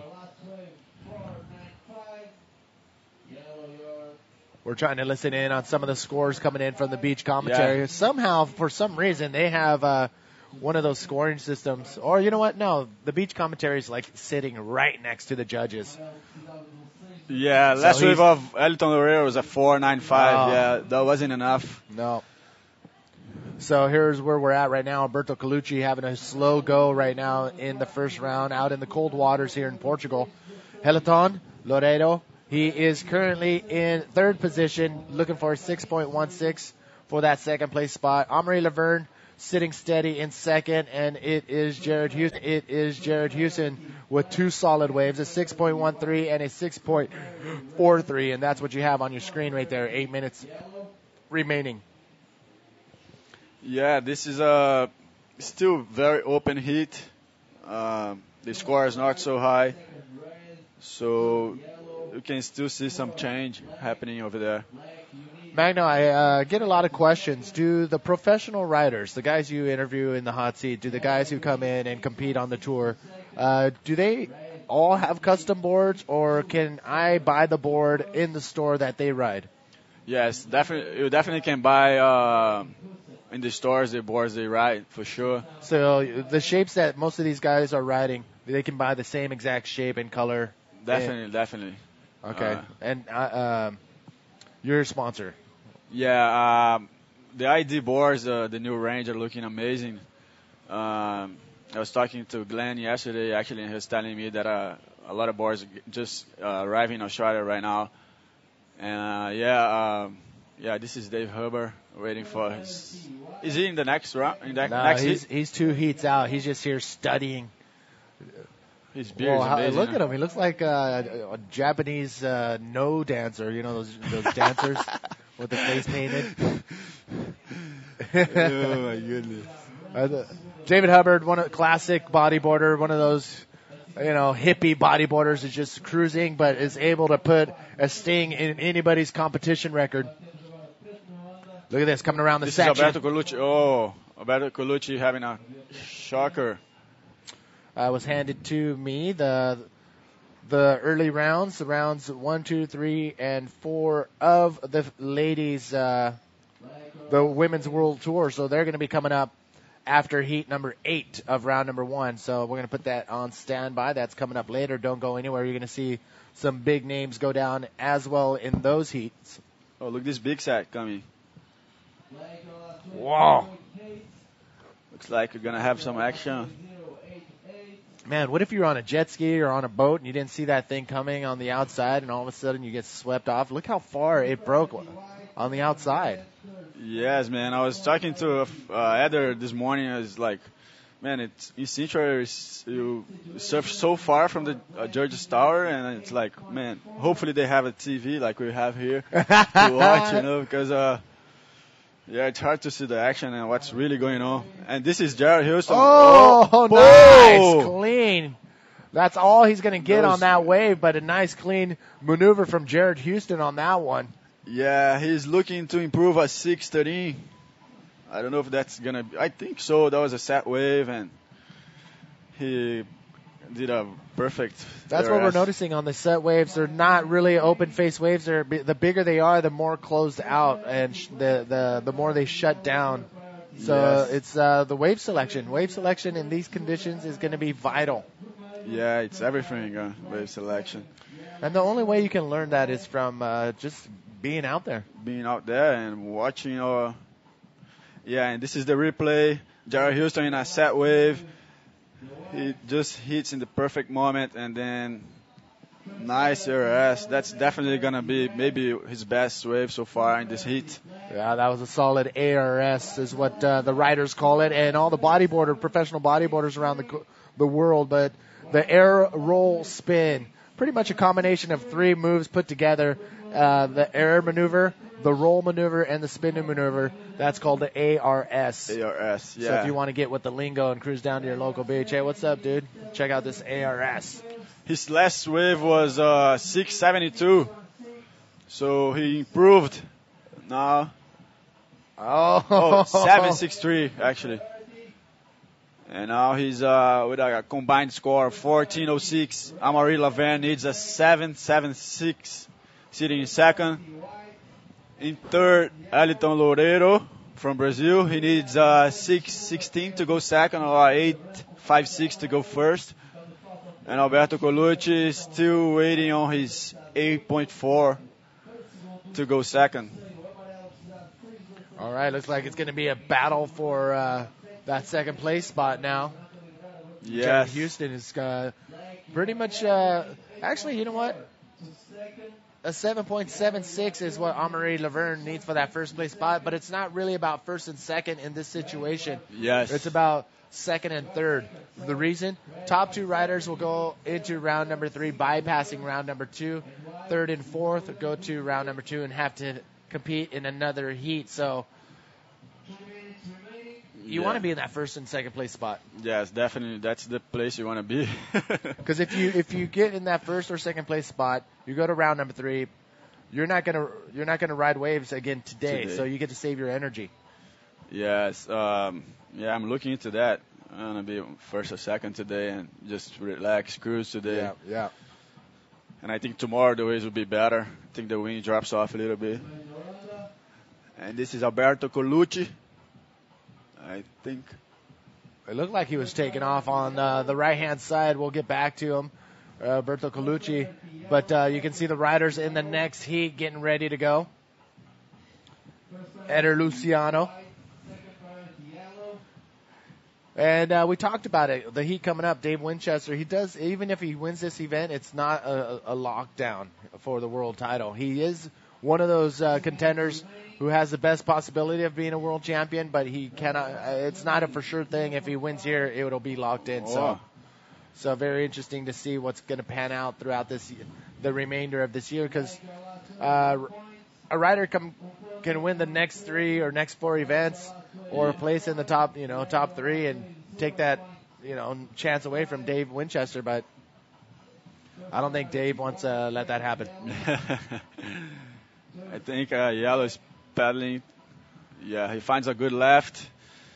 Looks like it's going to be a good left. And then, ARS. Backflip, actually. Helaton coming around the section to the inside. Roll. And we're both looking intently to try and figure out, is there going to be another wave on the inside for him to do a maneuver? Yes. With another section. 1 minute left on the clock. Wow. So right there, Helaton is looking for a 6.16. That could have been it. We could see a change. We are going to take another look. Take us through it. Oh, yeah, replay. This is a good left. Get some size, and then he opens the wave with a backflip. Goes around the section again, and he does a roll. And he's going to do a 360 and to finish the wave with another roll. He needs a 6.16 to go second. What do you think, Manny? I think it's going to be pretty close, Helaton, and we're riding down to the last few seconds of this heat. Oh, I just heard his score. He got a 5.2 for that last wave. Oh, so that wasn't enough. It wasn't enough, but look at this. Finally, Alberto Colucci on a nice size wave comes around the inside section, and you can tell the frustration setting in right there because he gave up on that spin, on that reverse spin. But out the back, Jared Houston, now he's having fun. A couple spins out the back, and that's all she wrote for that heat. Wow. Yeah, that's the end of the heat. Helaton had a chance at the very end, but he just came up a little short. He was on the hunt for 6.16. And but he got a 5.2, 5.3. Yeah, so not enough. But again, these guys, you're going to see them again, Helaton and Alberto Colucci. They're going to go into round number 2. And the veterans, Jared Houston and Amaury Laverne, will go to round number 3. So those guys are done for the day. And I think you are too. So thank you for tuning in. Good luck in your heat. Okay, Manny. Any last words? Sponsors, family, friends, hello?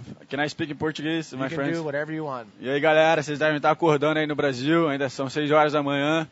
Mas torçam por nós, o Éder está na água agora e o campeonato vai ser bonito. Já está sendo bonito. E a gente vai estar passando aí essas baterias em nome de Jesus.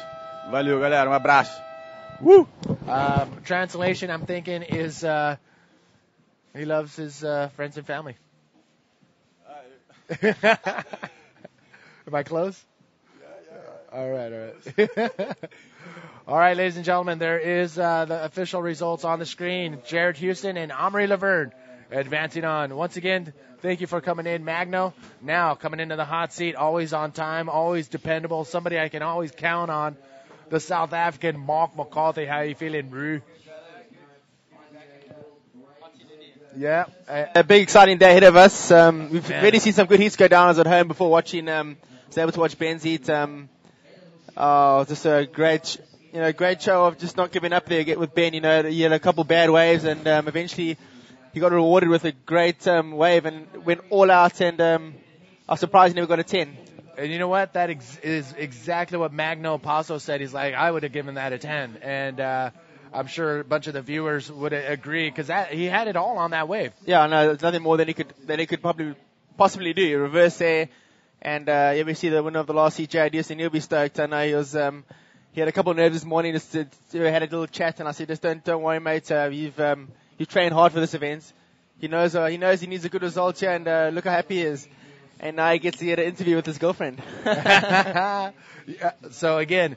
This is a there he is, Natasha, his lovely lady who is doing the interviews and is doing an awesome job. So she gets to interview her boyfriend. I wonder how that's going to be.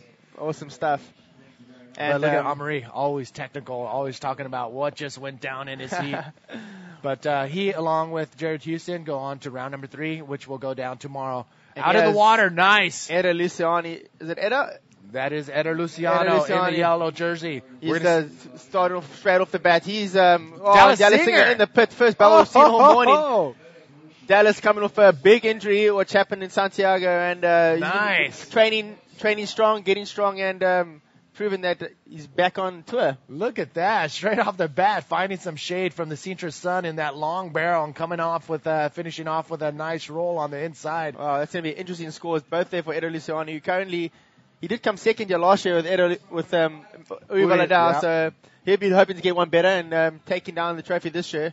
But not if Dallas has anything to say with it. That was insane. And I love these wide shots that you can see the entire beach and see exactly what's going on. But these tie shots right here, perfect to explain the maneuvers that are going down. Nice move right there from Eder Luciano. Yeah. A good thing I like to see about Eder, he doesn't really use, I've seen a lot of Brazilians and the Brazilians in the past, they use a lot of their legs to help rotation. And we see Eder, he's changed it up. He's wants to land in the middle of his board, showing that he's got more control, more, he's just a better way to Arias. And we see the replay of Dallas. Hits that inside bank on the outside there, or the outside bank actually. Oh, bit of tunnel vision, coming in, get out of that Nice. thing, and then eyes out that end section for an executing roll. Good work, Dallas. That was insane. I mean, Dallas has the skills, obviously, to be able to maneuver through any types of barrels, and there, right there, was a textbook barrel ride from Dallas Singer, and the judges loved it. Judges gave him a 6.63. As you can see, Dave Winch is the current ranking champion. Wow. Going now for a living roll, in France. spin. Got up and over. Oh, This my. man is hungry. He's not done yet. But you know what? You're going to see that from Winnie nowadays, because he's going to be competing against guys who are going to put everything, squeeze everything out of a wave, and he knows that. Let's take another look at Winnie's wave. He has a replay, a very complete wave for Winnie. You see the nice bottom turn. Gets that first outside, most important outside move. Clean roll off the rail. Spin under the barrel. And just ends up end ball here for another little roll. Oh, he does a little RS. Yes. Wow. And see how he's always got his elbow down on the board, which is just showing how much control he's got. Never shifting his hand up and down. Just, wow, that was a really good way for Dave Winchester to start back, especially after Dallas Singer and Eder Luciano opened up with some average scores there. I would expecting Dave's to be probably the best wave of the heat so far. Just waiting for those last waves to drop. All right, Mark, check it out. We do have the winner of the last heat along with his girlfriend. Natasha. Natasha, where are you at? And here we are with, if I get a little bit red, it's normal because of the proximity, but let's be professional and objective. Here is Jared Houston from South Africa. They just got a first place on his heat, and even the conditions were and are pretty rough. I think he found the waves, and let's give the mic to him. It's always hard out here to multiple peak beach break, but it was just the waves came to me, and I kind of felt like I surfed like myself, and that was my goal going into the heat. So I'm happy with the win and through round 3, and let's go for the next one. So you feel confident in the competition. You have had a pretty good year compared to last year. So you think that we can see you maybe in the really, really top this year? I'm not sure. I've actually felt I've had a bad year in competition, but let's see. Like, this is the halfway mark of the year, and I think I can turn it around starting with this event. So that's my goal. And the good support from people that love you, like people that it's back home and stuff. It's important. It's super important. Look at it, fishing for compliments. My girlfriend supports me all the time, and my family and all my friends at home. So, yeah, just a big thanks to you guys, and of course thanks to my sponsors. And if you can see, I've actually got a new sponsor. So, a big shout out to Freedom Fins. Happy to join the team, and yeah. I guess you must have an incredible girlfriend that supports you a lot. Yeah. That's good. I do.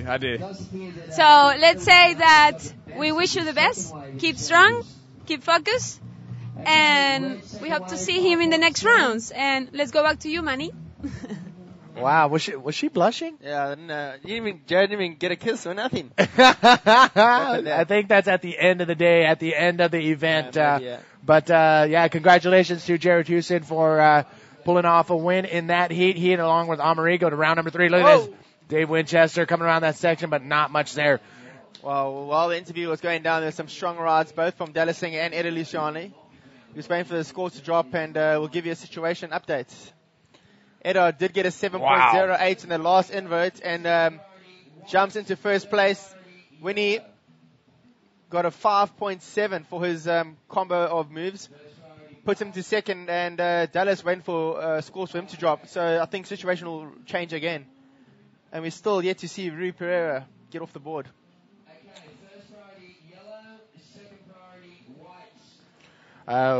Uri Pereira, the wild card here from Portugal, in that fourth slot against these other guys, Dave Winchester in red, Dallas Singer in white, Eder Luciano in yellow.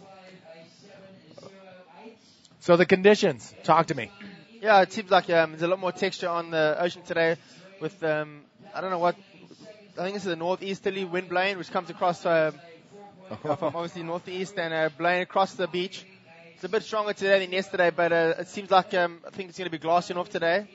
So we should have some epic conditions a little bit later, but still nothing to complain about. We're here in Europe in summer, and we've got a bit of waves, so I think everyone's got a bit of a smile on their face and just glad that we could not be groveling too much, but actually riding waves. So not too bad this morning. What would you rather have, big and windy or small and glassy? Big and windy for sure. Yeah, I'd rather have the waves to do the work than grovel all the way out to the beach. But yeah, that's we always expect this. We never expect epic waves when coming down to Sintra, but that's one of those things. It's a different aspect of the sport. And yeah, as Dave Winchester, he's eyeing out this end ball. He's getting a lot of speed. This is what boom, up and over for a little invert. Got a bit stuck in the white water there. He's going to try push through. No, he just very uncharacteristic. He's coming. No, he's not. He gave up and obviously wasn't too happy on that invert. He got a little bit stuck and decided to pull the pin on that one. 30-minute heats. Round number 1 are 30-minute heats. Is that a lot of time when you're out there, or is that too much time? It just all depends. I think for Eder Luciani, it's a lot of time right now because he's already got 2 scores. But yeah, 30 minutes is definitely a fair go at it. Especially with a beach break like this, it seems like it's quite long because there are a lot of waves, a lot of bumps, and you can catch 10 waves in the first 10 minutes if you want to, but you've got to be selective today. I think just because there's so many waves, you want to get the sets and you want to get the better looking waves. And here's the Manuel Centeno. Everyone knows him. He's a ISA world champion. I'm sure he's won it a few times. He's a fierce competitor. And he'll be wanting to represent for Portugal out here, big time. Yeah, I saw a few names back in the day when I was back in the mix. Manuel Centeno was one of those guys from Portugal to hit the international stage, with the hammer. And it was good to see him come out and, yeah, he's do his thing. Manuel Centeno is just a contest machine. He's broken so many dreams, crushed them. Especially at the ISA Games, I know the South African team came back one year and said, wow, this Manuel Centeno guy, he'd catch one wave and then just block you for the rest of the heat. And it's a tactic that he's mastered and pulls it off pretty well. But now with the priority system, he's going to have to change it up again. But he can box with the big dogs and he can pull off all the moves too. So it's cool. I like that. Box with the big dogs. Out in the water right now. Heat number 4 in round number 1 of the showdown format here at the IBA 5th stop on the Grand Slam Series, the Sintra Portugal Pro 2012. Manny V here with Mark McCarthy from South Africa. Mark, you got heat coming up with Magno. Yeah, Magno, my long lost brother from Brazil. We've traveled and experienced a lot of things together. He's a legend. Out the back. That is Rui Pereira getting his campaign off to a start. Not the biggest of waves, but a nice clean race nonetheless. So we'll just wait for him to drop. And here's Winnie up again. This is a nice looking wave. It's sucking up. He's going to go up and over and big extended roll. Good wave for Dave Winchester. Just wants to get his second score on the board. And I think he's going to have to step it up a bit if he wants to catch Dallas or Edo. That's currently sitting in first and second. Do you think that was a conservative move, or was he just going with the flow of the wave? Look at this. Wait a second. Dallas up and over. This guy wasn't injured. What's he talking about? He's pushing through the studs. Unfortunately not making it. So that's another little good wave for Dallas Singh. I'm sure it's going to replace his 4.55, which is his current second highest scoring wave. And his top scoring wave at the moment is a 6.63. So Dallas Singh looking sweet in second place. Eder Luciano in first. Dave Winchester in third. Still waiting for last of Dave Winchester's drop. And Rui Pereira. Here's another look at Dave Winchester's wave. Dave Winchester, I think he was eyeing out for a lot more. He wants to go up. He wanted to probably go in for inverts and then just kept rotating into a nice clean roll. And nothing to complain about that. That was a good wave and a good roll for Winnie. So like a good clean roll is almost better than a forced ARS or backflip or whatever, you know. So it'll be above average score for Dave. And he has a replay of Dallas's. Dallas comes around the section. Nice clean line. One of those riders that draws nice clean bottom turns. And a nice ARS right there. And goes for the bottom turn, but not much speed and not much force behind that section where he tried to do a roll at the very end. But that first ARS maneuver was very, very clean. So Dave did get a 5.55 for that last heat. He needed a 5.49, so it does seem that he'll move back into second place, and Dallas will be knocked down. But we still have scores dropping down for Dallas's last wave, and that might change the situation again. The sunbathers. How many sunbathers are there going to be today? Today is going to be mental. Yeah, I see Dallas just bumped down to second, and then third, then jumped back up to second. Went down to third, jumped back up to second actually, and Ruri did. He got a 5 for the last ARS of his. He's still looking for a 6.25, currently in fourth place. 16 minutes is a lot of time. We're at the halfway point in this 30-minute heat. And it's like I mentioned it before. It's like a whole new heat. You have plenty of time, and you just refocus and concentrate on getting higher scores than what you already have. But, man, how do you improve on a 7.08 from Eder Luciano? He's looking at hopefully keeping that score and replacing that with a 5.63 that is currently a second highest score. But the most important thing about this round is making sure that you get first or second, because it doesn't really matter, because they do a whole new reseeding for round number 3. So getting first, second is key. You don't want to have to surf again, because if you have to surf again today, it's going to be elimination. Oh. And we would be saying goodbye to a quarter of the field today. That's right. And you know what? We're not gonna say goodbye, but we will say we'll be right back. We'll say we'll see you later.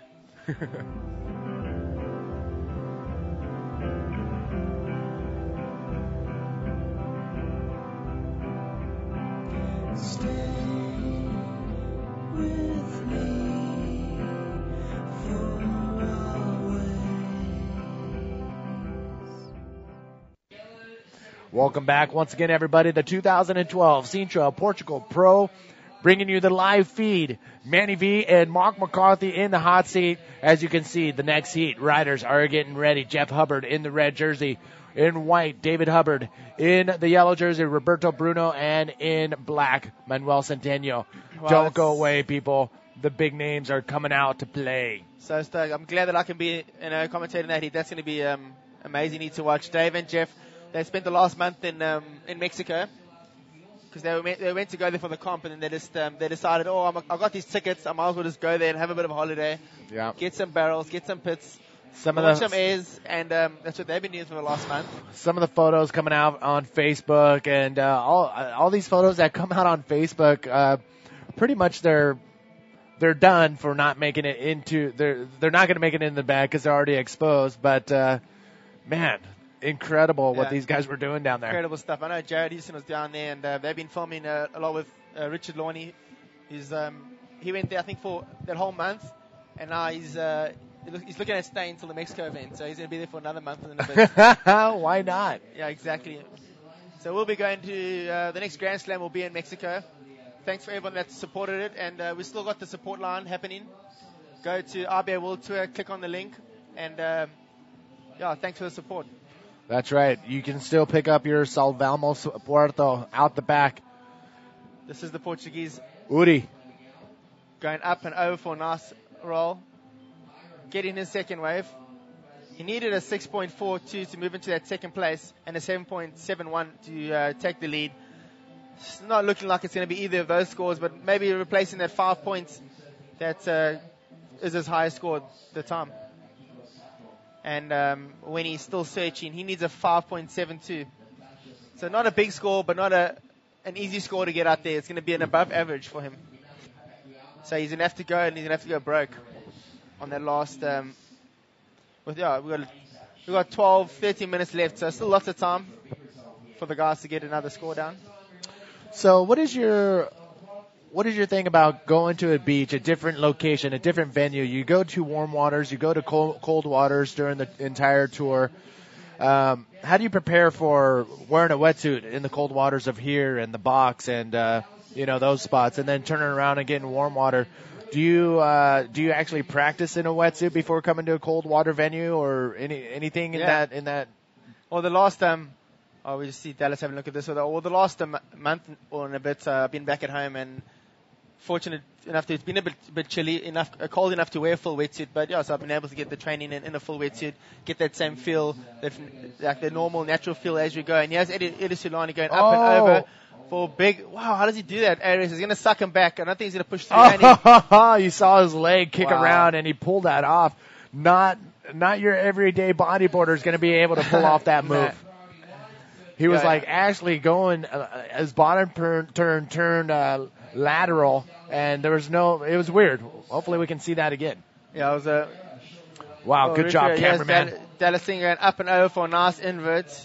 So much control, so smooth.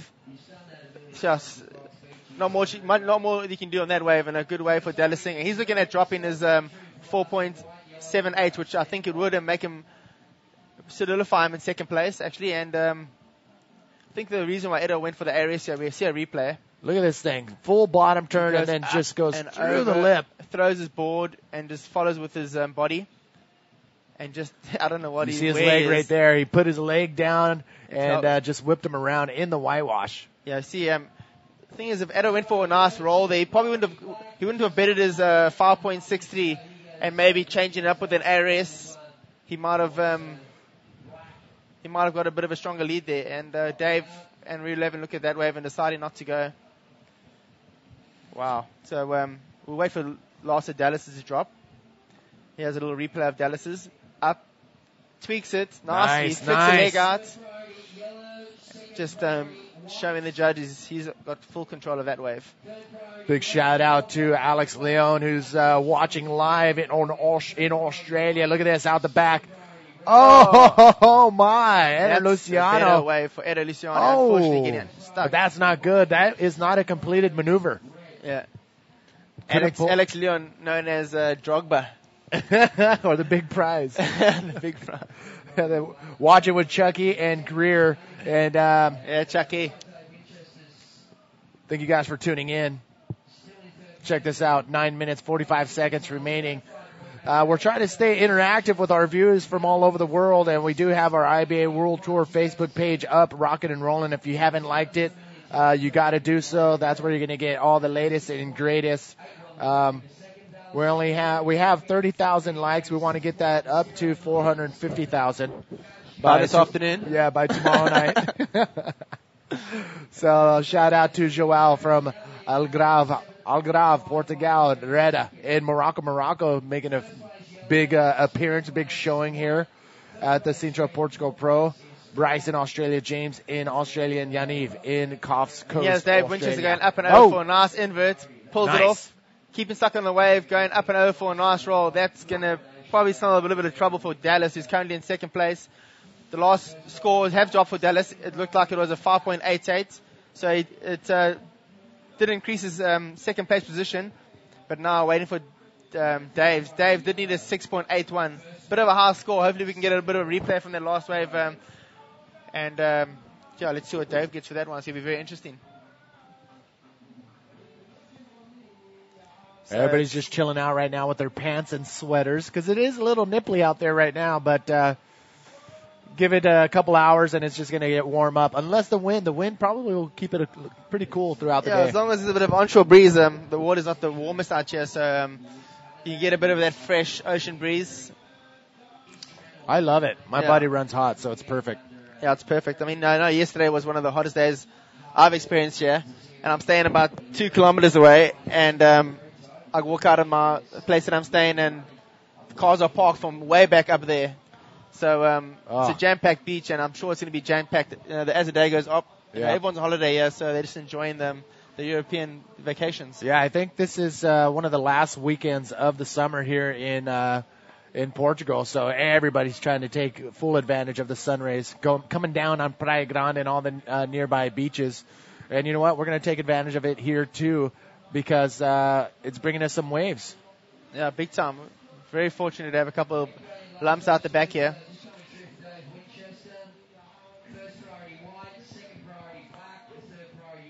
Rudy Stadler tuning in. Look at this, coming around the bottom. Rudy Padetta going for a nice conservative roll on the outside right there. And that's all she wrote right there. Not much on that wave. But look at this, Dallas Singer out the back. This is Dallas Singer eyeing out that end ball, going up, generating that speed in the pits another again. barrel. Yeah, just not lining up that great in the bank. The swallows coming so straight, and if he came out of that cleanly with a move, it would have been rewarded with big scores. But unfortunately for Dallas, just pinching him on the head a bit. So we're still waiting for last of Dave to drop. It could change the whole situation. Stand by. Yes, another look at Ryu's last wave. Nice little roll under the lip right there, but not much more happening after that. And So, we do yeah, hear on the give us an loudspeaker that Dave Winchester's wave, we'll just have a replay and I'll give you an update. But here's Dallas is driving through that barrel. Look at all the speed he has right there. Oh, he high-lined it, then went low to generate that speed, and unfortunately couldn't make it out. And this is live action of Dave Winchester going screaming down the beach, eyeing out for that end ball, and just gets a bag of lemons at the end. But the last of Dave's, he did need a 6.68, and he got a 5.83. So unfortunately, just not enough for Dave Winnie, falling a point short of that. So as it stands in the moment with 5 and just above half a minute left, you can see the scores on your screen. Edo looking strong in first, Dallas in second, Winnie in third, and Rui holding down fourth place. Round number 1, a non-elimination round, which means these riders, you're going to see all these riders again. You're only going to find out whether you're going to see them in round number 2 or round number 3 in the next 5 minutes. Top 2 riders in this heat and all the heats in round number 1 will advance on to round number 3, bypassing round number 2. You won't see those guys until tomorrow. But 3rd and 4th go to round number 2. Here we are, up and riding. So the heat leader, Edo Luciani, going up and over for a nice clean roll. Nice. Wow. Can he pull that out in front of the whitewash to complete it? No. It looked like he gave up. Or yeah, I don't think he knows that he's trying to replace a 5.63, and it's probably not the score that he's going to get. So pulls it out, get back out there, have a go at it again. There's still some, still 4.5 minutes left, so it's not over. It's not over. It's definitely not over for Dave Winchester. Also, he only needs a 6.8. There you can see the current situation on your screen right now. 4 minutes, 20 seconds remaining. The conditions are, it looks like a little stormy out there. Not too windy. The wind is coming from the northwest, and it's not too bad, but there's enough power behind the waves to still give it a little punch on the inside and some punch on the outside if you're in the right position. So for us, Mark McCarthy and myself, we're down for big and windy than small and glassy. Yeah, anytime.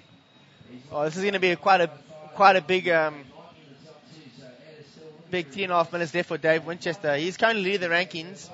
He's going to want to get out of this and make sure that he moves into that non-elimination round that happens today and rather be in round 3 tomorrow. I think if Winnie gets better than a 5th, he'll probably secure the title here in Sintra. Similar to what Mars did a few years ago when he won the world title. He's been on a rampage, pretty similar to what Winnie's done this year. And could we see Winnie make it all the way to, I think he needs to make to the semi-finals this year, or in Sintra to certify that first place. So the pressure will be on him, definitely. He'll be feeling the pressure from everyone. I know he's got his family down here. Ben is supporting him. But at the same time, Ben is also in the race. Yep. And Mitch Rollins is in here, opted to take this time to concentrate on his company Found Boards, his family-run board business, and he's going to take this time to get things situated, organized, and rocking, and then we will see him in Mexico. Yeah, definitely. He'll be pumped and ready to go in Mexico. He will be missed over here in Sintra. I know there are a lot of Mitch fans. A lot of Mitch fans. Same with Ryan Hardy. Ryan Hardy is not here as well. He's taking a small break, and we saw Guilherme take a break from the box event, and he came back charging in the next couple events. So it's not a bad thing to take a break. But just know that there's that one chance that you're just putting aside to help you in the long run. Yeah, instead of having 4 shots of it, you only got 3. Exactly. 1 minute, 50 seconds remaining. Look at that. All the riders are waiting on the outside, so anything is still possible. I mean, we're only looking for 7.51, 6.68, and a 6.0 for any situation changes to happen out in the water, and definitely doable. I mean, we've seen Eder Luciano, 7.08, one of the higher scores up there, 6.63 from Dallas Singer. Dallas Singer's barrel ride, I'm still processing that in my memory banks. Yeah, it's good. It's good wave, and it's definitely his highest score. He got a 6.63 for that. Getting rewarded for the rare barrels out there, because it's not really barreling, and it's hard to find those kind of waves out there. So it's good to see they've been rewarded for it. And I'd like to see the judges being very generous today, just because the conditions aren't as clean and as good as yesterday. We mustn't hold back. The cool thing about the judges is they've been consistent, and that seems to be, the number one criteria what a lot of the riders expect from the judges, and they've been delivering. So, good job to the judges, and a shout out to the cameramen too. I mean, they're looking through these camera lens, these little viewfinders all day long, and towards the end of the day, they're looking into the sun. So, shout out to all the cameramen out the back. Big head up to them. They've been. Without them, we were able to get these great angles we're giving to show you. So, wow, it's going to be 30 seconds left for Dave Winchester. Can he do it? We are Rui Pereira in the black jersey looking for 7.51. Dave Winchester looking for 6.68 to move into those second place spots. Is it going to be enough time? 20 seconds. Sets coming in out the back. Again, this is non-elimination. You are going to see all these riders again. Wow, Eder Luciano may have locked that one in. It does seem like it. Does seem like Eder Luciano and Dallas Singer will be moving on to round number 3. And here's Winnie on his way in, riding. And that wave won't count for him. And unfortunately, Dave Winchester gets knocked down into round number 2, which will happen today, and which is an elimination round. So that's going to be pretty interesting. I mean, you got somebody with a top contender right now for the world title, Dave Winchester, in third place, going into round number 2, the elimination round. So if he gets knocked out in round number 2, the door is wide open. Yeah, we don't want to see what happened. The same thing that happened to Jeff Hubbard last year. We've seen Jeff take charge from the word go last year and lead the tour right to the end, and unfortunately giving it a PLC at the Fronton event. So let's hope does happen the same for him this year. Yeah, it's going to be very interesting. And you know what? We got a couple seconds before the next heat, so stay tuned. We'll be back.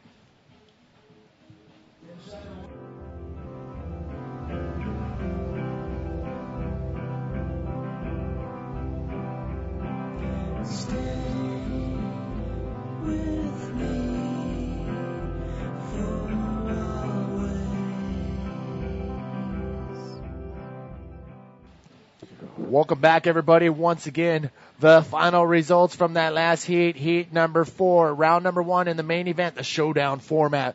In fourth place, it was Rio Pereira in the black jersey. In third place, it was Dave Winchester. Wow, that's going to be very interesting. This third and fourth place now go into the second round, the elimination round. We will see that towards the end of the day. Don't go anywhere. Dallas Singer, Eder Luciano, you guys are safe. You go straight to round number 3. And there you have it, ladies and gentlemen. Very interesting to see Dave Winchester going straight into the elimination round after his first heat. Yeah, that's a very unfamiliar result for Dave Winchester. He's been in such a role this whole year. Very familiar with his first and seconds, and we see a replay. This is Roberto Bruno on his first opening wave. This is what was going down during the ad that we were showing by Roberto Bruno. Up and over for a nice extended invert. Oh, nice. Full body at the end there. Oh, that's going to be a great score. Good shot for the bottom of the board, too, for all his sponsors. That was cover shots. We got 6 cover shots on that aerial maneuver right there. I'm sure Specker's got it. Sasha Specker. Oh, unfortunately, he had a shocker of a heat yesterday. Yeah. Wow, Dave Winchester. Dave Winnie, it's fine. He's not out. He's definitely got another go at it. We've seen him. He didn't have a bad heat. He just unfortunately just couldn't find rhythm. Found that winning rhythm that Edo Luciani had. He'll get the love from his lovely daughter Coco.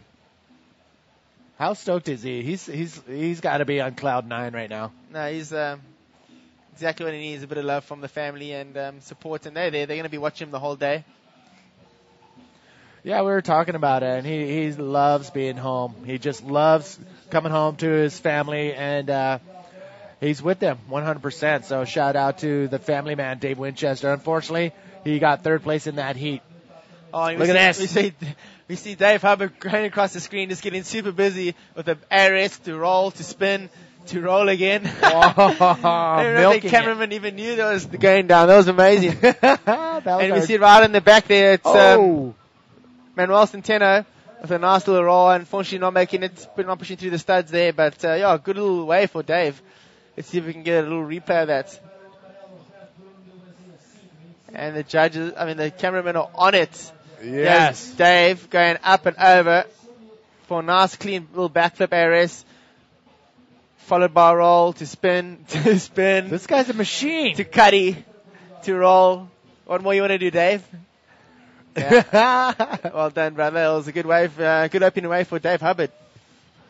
Dave Hubbard, one of the characters in our sport and one of the most all-around bodyboarders. You see this guy show up at your beach during one of these venues, you're going to see him out there drop kneeing, prone riding, and standing up on his board and doing incredible things on each of those things. So he's a crazy man. Yeah, he's a talented human. And we do have scores dropping for Roberto Bruno, getting a 5.25 for his wave. Jeff, you can see scores for Dave. Dave got a 5.75, so he's currently in first. Roberto Bruno in second. Manuel Centeno getting a 4.38, and Jeff Hubbard with only a small score. So Jeff with priority, he'd be just set himself into a nice place. So hopefully that he can get his campaign off to a good start in this round 1, heat number 5. All right, Mark, check it out. We do have the winner of the last heat with Natasha. Natasha, where you at? And here we are with Eder Luciano, one of the icon bodyboarders from Brazil. He has already under his belt 3 finals in Sintra. He is one of the best bodyboarders in small conditions, is almost unbeatable. And obviously today we don't have small conditions. We have good conditions, and he is doing a good job. Let's make him talk about how was the best wave of the heat. Yeah, the heat was so hard with Winnie, Dallas, and the local guy Rui Pereira. And I'm so happy, so stoked to push the heat in first place. I got the first wave in a good invert, in a outside session. And just this good wave, because the conditions now is so difficult to make the bot turn, to take the power of the wave. And I'm so good. I'm so happy to take that wave and place in first place. During the different years, you've been getting better and better and more like a strong competitor. And we know that coming from Brazil, that it's like it's just like a machine of champions. Every time comes a new champion, and obviously 3 world champions from Brazil, Paulo, Tamega, couple of times, and Uri. Do you feel pressure, like you have to do the same, like you're going for that challenge, or you feel like more comfortable because you know people from Brazil, they have create a standard, obviously? Yeah, all the Brazilian guys surf so good in all conditions. Tamega is, for me, is the best rider in the world, surfing in all conditions. Uri is so good. Paulo in big waves is the best. And I'm training a lot this year, and I want to win the next contest to improve my results and take the best place this year. Perfect. It sounds incredible, and congratulations for all the effort and obviously the results. and all the passion that Brazilians has personally to every event. Do you want to say something in Portuguese for the people that is watching? A galera do Brasil, amarradão ter passado essa bateria, a galera que torce muito por mim aí, eu sei que a galera tá sempre na torcida pelos brasileiros, obrigado, continua assistindo aí, valeu, um abração, um beijão pra minha família, todo mundo que torce por mim, meus patrocinadores, valeu! Thank you, and let's go back to you, Manny. All right, congratulations to Eder Luciano for winning that last heat. He, along with Dallas Singer, Dallas Singer, will advance on to round number 3. So, Mark McCarthy, give us a quick lowdown. We have a 30-minute heat out in the water. Where are we at with 23 minutes remaining? So currently in 4th place, Jeff Hubbard. He's only got a small score of a 1.13. Roberto Bruno opened up with a nice big invert, getting himself a 5.225. So he's moved down to 3rd place. Manuel Centeno, he's got an average score of 4.38 and a small score of 1.13, who's currently in 2nd. And Dave Hubbard holds down that 1st place with that little combination of areas to rolls to spins and giving him a 5.75. And he's got a small score of a 0.88. And a total score of 6.63. And we are waiting for some more scores to drop for Roberto Bruno and for Dave Hubbard. So we just wait for the scores to drop and we'll give you a little update. All right, Mark McCarthy, check it out. We just posted something. We got a little bit of time still, rocking and rolling. I want to give a shout out to all the bodyboard clubs around the world. So go on to our IBA World Tour Facebook page and just write out the entire name. I don't know initials of some of the clubs, so give me the full name of your bodyboard club from where you're at, and we'll give shout-outs as soon as we give them a couple more minutes. Mire, si tienen una escuela de bodyboard, vaya a la página de IBA World Tour y pone el nombre de la escuela de bodyboard donde viven. Y voy a decir los nombres en unos minutos, pero ahorita, round number 1, heat number 5, out in the water. Again, non-elimination round, 2 riders. Top 2 go to round 3, bottom 2 go to round 2 and compete later on today. That round number 2, is an elimination round. Yeah, that's going to be most important. We do see the scores and the current situation up on your screen, but there are still a few more scores dropping for Roberto Bruno, which will change the situation. I think it'll move him up into 1st place. There we go. That's updated scores. There it is. Roberto Bruno 1st, Dave Hubbard 2nd, Manuel Centeno 3rd, and Jeff Hubbard in 4th. And up and riding, Roberto Bruno eyeing out that end ball, going up and over for a nice clean ARS. Nice. And pulling out. Yeah, I know the bodyboarding clubs are so important, and it's the core. It's where you start. It's where you originate. It's where you learn how to compete, learn how to do all the basics. And here's a little replay of Roberto Bruno's ARS. Not the biggest, not the longest wave, just one little move in that. But he's looking to replace his 3.25, which I'm sure he'll do on that wave. It's weird how some of the heats, as soon as you get the heat started, it's back-to-back solid waves all the way through, high scores. And then the next heat, you drop it down a couple gears, and everything seems to slow down just a bit. But look at this, out the back. Oh, I think that was, Jeff Hubbard in the red jersey, finally getting a solid wave under his belt. He only has one wave, a 1.13, and that one is going to be in that, 4 point range for that one maneuver wave. Yeah, we see a little replay of Jeff. He's just trying to generate speed. It's a bit of a closeout, so he was able to at least get a bottom turn in, hit halfway through up, hit the lip a little bit, and go through a bit of the lip and do a nice little ARS. Good little score for Jeff. It'll probably be a little bit below average score, and definitely with everyone else's score being below average so far, it'll put him in a situation to hopefully move into 2nd place if he gets another wave. So going back to the clubs, and I was brought up in my club, the Northern KwaZulu-Natal team. Oh, and nice. Yeah, they've nurtured me to the bodybuilder that I am today. So heads up to them, and they'll be going down to their national championships in a few weeks while we're in Mexico. But here's a little replay of Jeff Hubbard's last ARS.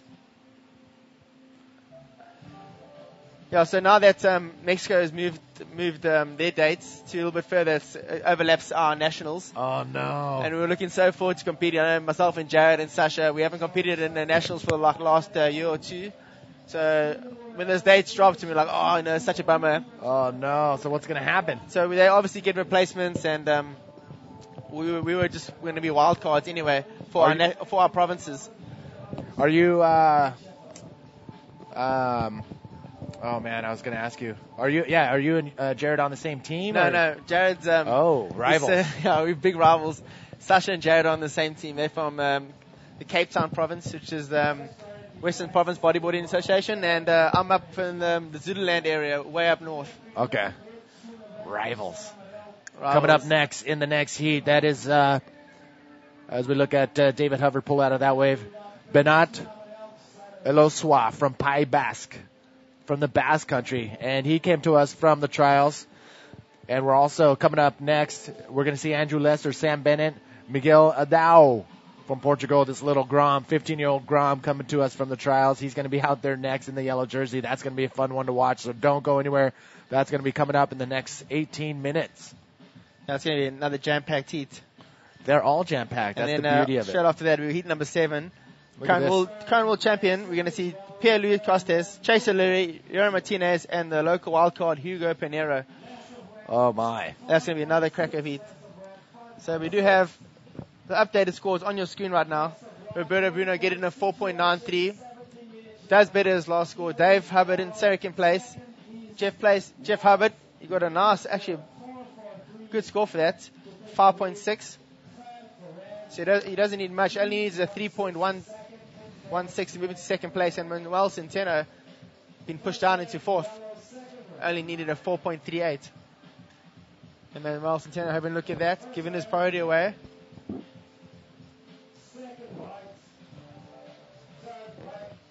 Roberto Bruno. We do have a 4-man priority system in place, and yeah, we have a 4-man priority system in place, and yeah, it's just it's all about holding that priority, picking the right waves, and using that priority to your advantage. We're going to give you more on the priority system in just a second. Going to run down a couple names of some bodyboard clubs that have been posted on the IBA World Tour Facebook page. And I'm only going to name off the ones that have the full name. I don't want to do the initials because it could mean something totally different. So, Mandurah Bodyboard Club, Newcastle Bodyboard Club. We have the Sunny Coast, the Great Southern Bodyboard Club, the Sunny Coast Bodyboard Club, the Sunshine Coast Bodyboard Club, Emerald Bodyboard Club. I'm just going to name the names. Team Coffs Coast, and Nucleo, the Bodyboard. I believe that's in, tell me where that's at. And we also have Trecho Surf Club. We have Billiquick Gold Coast. And what else do we got? We got the Scottburg Skulls Bodyboard Club and WBBCSA. I just said I wasn't going to name any initials. As you're looking at the scores currently out in the water, I'm going to run down a couple more names that have not been said yet. Stand by. Rider in yellow. This is Roberto Bruno going up and over for a nice little clean air race again. Just unfortunately that wave didn't have much to offer for him. I look like a little repeat of what we just saw. Yeah. Back to the bodyboarding clubs, Manny. Yeah, I'm trying to look down. Okay, Sydney Bodyboard Club. As you look at Roberto Bruno one more time, punching through the lip right there for a nice through the lip ARS from Roberto Bruno. South Central Coast Bodyboarders. We have the Newcastle. And, of course, Port Macquarie Bodyboarding Association, Pure Fleet Bodyboard Club. Mark McCarthy, please tell us about the Skeleton Bay trip. We want to hear about it. I'd love to tell you about it, but I don't know if I'm really allowed to. You're holding out. We're getting barrels for 20 seconds at a time, and it's an amazing place. Yeah. Get yourself a hands on the new Riptide. There's a nice little article on it. And, it was a special trip for the guys that went on there, and looking forward to go back there. Is it currently in the current issue, or is it coming up? It's in the current issue. It's just been released a week ago. Ooh.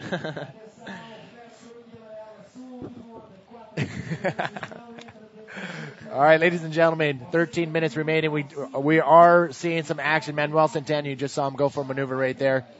And I'm trying to think if I can spot any more clubs that have not been said. Paljero, Armarello, G-Stone on the east coast of England. What up, dog? Thomas giving the shout out. The West Surf Association in Brittany, France. I heard it's cold in Brittany. Is that true? Where is Brittany? I think it's in northern France where it's really cold. Hassan's one-man bodyboard club in the office. Yeah, brother. Yeah, we'll take it. Headlanders Bodyboard Club in Byron Bay. And look at this. Contra Onda Bodyboard Division, Ocean Roots in Arcachon, France. Bonjour, everybody. Bonjour. Thank you for throwing out those shout-outs for the bodyboard clubs. Now, taking a look at the next heat. And Andrew Lester. Andrew Lester. He's the man. He's from Emerald Surf Club. We representative. Actually, me, myself. I was actually I'm in the Emerald Club too, and along with Jared and Sasha, we competed down in Port Macquarie for the inter-club competitions. How'd it go? We lost to Port Macquarie. Oh. Yeah, I mean, Damien King and their crew had a strong-looking team, and it was in their hometown. I think they cheated a bit, but they were quite sour when the South Africans rocked up. But second place, and we got $2,000 for our Emerald Club, and they'll put it straight back into growing the youth of bodyboarding down there in Cronulla. If you don't have a bodyboard club in your own hometown, there's nothing stopping you from talking to other bodyboard clubs around in the area or even across the seas, overseas. Talk to the Port Macquarie Bodyboard Station. What do I have to do to make a bodyboard club in my country, in my hometown? And I'm sure these guys will tell you and show you how to go about doing that, because the more bodyboard clubs we have out there, the better. Yeah, we have a replay of loss of Roberto Bruno's. There's a nice little neat spin there. Half bottom turn. Bit of a nice hair flick. Ending out that end ball, going up and over for a nice little invert. So just mixing up the moves. That'll be a good wave. We're waiting for the score to drop. Roberto Bruno, who is currently in first place. He claimed that wave as he was cutting out. Looking for those extra 0.2 scores. So we're still waiting for that score to drop. Currently in second place, Dave Hubbard. And the scores have dropped. It's a 5.88 for Roberto Bruno. Dave Hubbard in second, Manuel Centeno in third, and Jeff Hubbard in an unfamiliar place, fourth place. So he only needs a 3.16 to take over his brother, who is currently in second place. Still a lot of time. We've still got just under 11 minutes left. So don't go anywhere. This is going to be a heated end to this heat.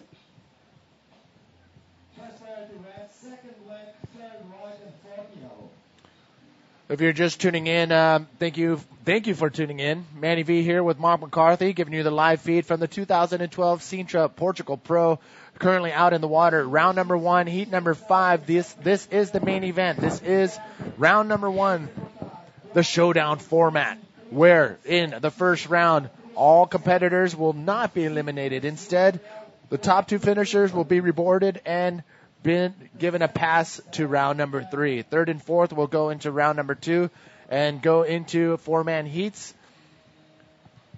2 riders in that round will advance on, and 2 will go home. So a quarter of the competitors are going home today. Yeah, you think so, and you don't want to be going home today. You want to make it to the final day, and here we go. This is Dave Hubbard. He wants to make it to the final day. He's currently in second place and looking good to advancing onto that round number 3. That's if Manuel Centeno and Jeff Hubbard can't catch him. With just under 9.5 minutes left, can we see Jeff Hubbard do what he always does and change the situation in the last 5 minutes? So yeah, conditions changed up from yesterday. Yesterday we had nice, clean, glassy conditions with it's a bit of a cold front that's it's come today. It's brought a bit of swell, which you got to take the good with the bad. I'll definitely take this windy onshore with a bit of swell than glassy no wave. So yeah, we know this wind and conditions is going to be around for the next few days. This is the worst of it. Tomorrow we're expecting east winds, which is nice and glassy offshores. So only epic stuff to come for the rest of the Sintra Portugal Pro. I mean, we've already finished off 2 crazy days of the trials. I mean, these guys were putting everything on the line, and it was very exciting to see some of these last minute takeovers into those advancement spots in the trials, and then finishing off with a local rider, Nicholas Rosner, who won the trials yesterday in true fashion. And if you saw his board, you would have seen that it was heavy, waterlogged, and a big old elbow dent on his board. It was crazy that he was riding that and winning the trials. You're going to see that coming up in heat number 8 against Mark McCarthy. Yeah, he'll be up against me and Magno Oliveira. Look at this. And on yeah, this this is side. Dave Hubbard.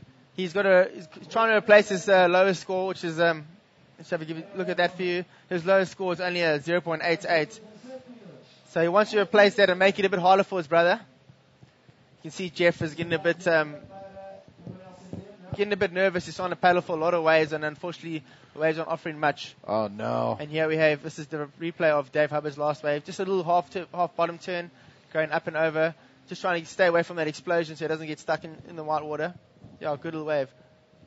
It looks like that guy from what's that, Parts of the Caribbean with the technicals. Oh, what's his Octopus name? Man. I don't know. I know who you're talking about too. We're gonna have to find out what is his name. I just watched that movie the other day too. Darn it. Yeah, so if you know what that name is, you can pop it down on our Facebook. Yeah, why not? Let me post I'll something be up able on the to. All right, here's the current update right now. 7 minutes remaining. Again, non-elimination round. 2 riders will go straight to round number 3, and the bottom 2 will go to round number 2. The elimination round. 2 riders out of the elimination round, round number 2. We'll call it the end of the road as far as the Sintra Portugal Pro is concerned. So we are waiting for last of Dave's scores to drop. It's going to make it a lot difficult for... it's not going to... you see Dave just jumped straight into first place. He got a 5 point. If you can see it on your screen there right now. He got a 5.48. Moves into first place. Bumps Roberto Bruno down to second. Manuel Centeno still in third. And Jeff Hubbard in fourth. Wow. Now I needed a 5.54. Well, we still saw... very doable, but also he hasn't got a 5.4 yet, so he's going to have to dig deep. If you've been watching from the very first heat of today's competition, you would have seen what Ben Player did in heat number 2. It wasn't until the last couple minutes of his heat where he was able to snatch a 9.7 score and jump right into first place. So Jeff Hubbard, one of those guys that can totally do the same thing. So keep your eyes on the water. 5 minutes, 45 seconds remaining. Yeah, that was an awesome heat to watch if you watched this morning. If you didn't, I'll give you a little update, but let's just watch. This is the Portuguese rider, Manuel Centeno, just showing his frustration, just not getting the right waves and just falling a bit out of the rhythm out there. So, you only see the good waves, and it's quite hard. There are a lot of waves out there. You can sort of choose them right. But, wow, Portugal is such a beautiful place. The sunbathers are starting to come out. The sun is out. I mean, we are, what time is it now? I'm trying to look for the time. It's 11 o'clock. So it's 11 o'clock. And look at Sasha Specker behind that little fence over there. Getting all artsy. Spexy. Yeah. I think we almost got busted looking at... Oh, no. I was looking at Sasha. I was looking at Sasha, yeah. Sasha was in the background. I was seeing what he was doing with this camera and everything. So, that's right. Ladies and gentlemen, Manny V here with Mark McCarthy holding it down in the hot seat. For I think you got another heat, or is this? No, this is the last heat. All right, we will have. Jared will be jumping in after this. Okay, so Jared Houston, and I got to go get ready for my heat. All right, that's right. You're coming up in heat number 8 against Magno Passos, Nicholas Rosner, and Joao Neiva. They're coming up in heat number 8, but currently out in the water is 4 minutes 50 seconds remaining. This is a non-elimination heat. I'm gonna keep saying that just so you guys know. You will see these riders once again.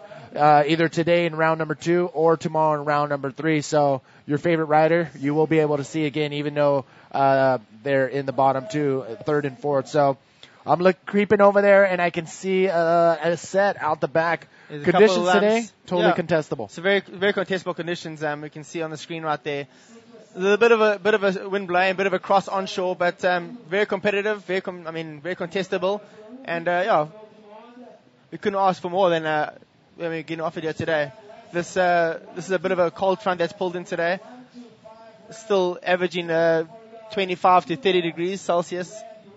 So another beautiful day in Portugal. I'm blessed with a bit of waves to be ridden too. So we are We are waiting for a couple scores. We have scores dropping for Dave Hubbard and Roberto Bruno.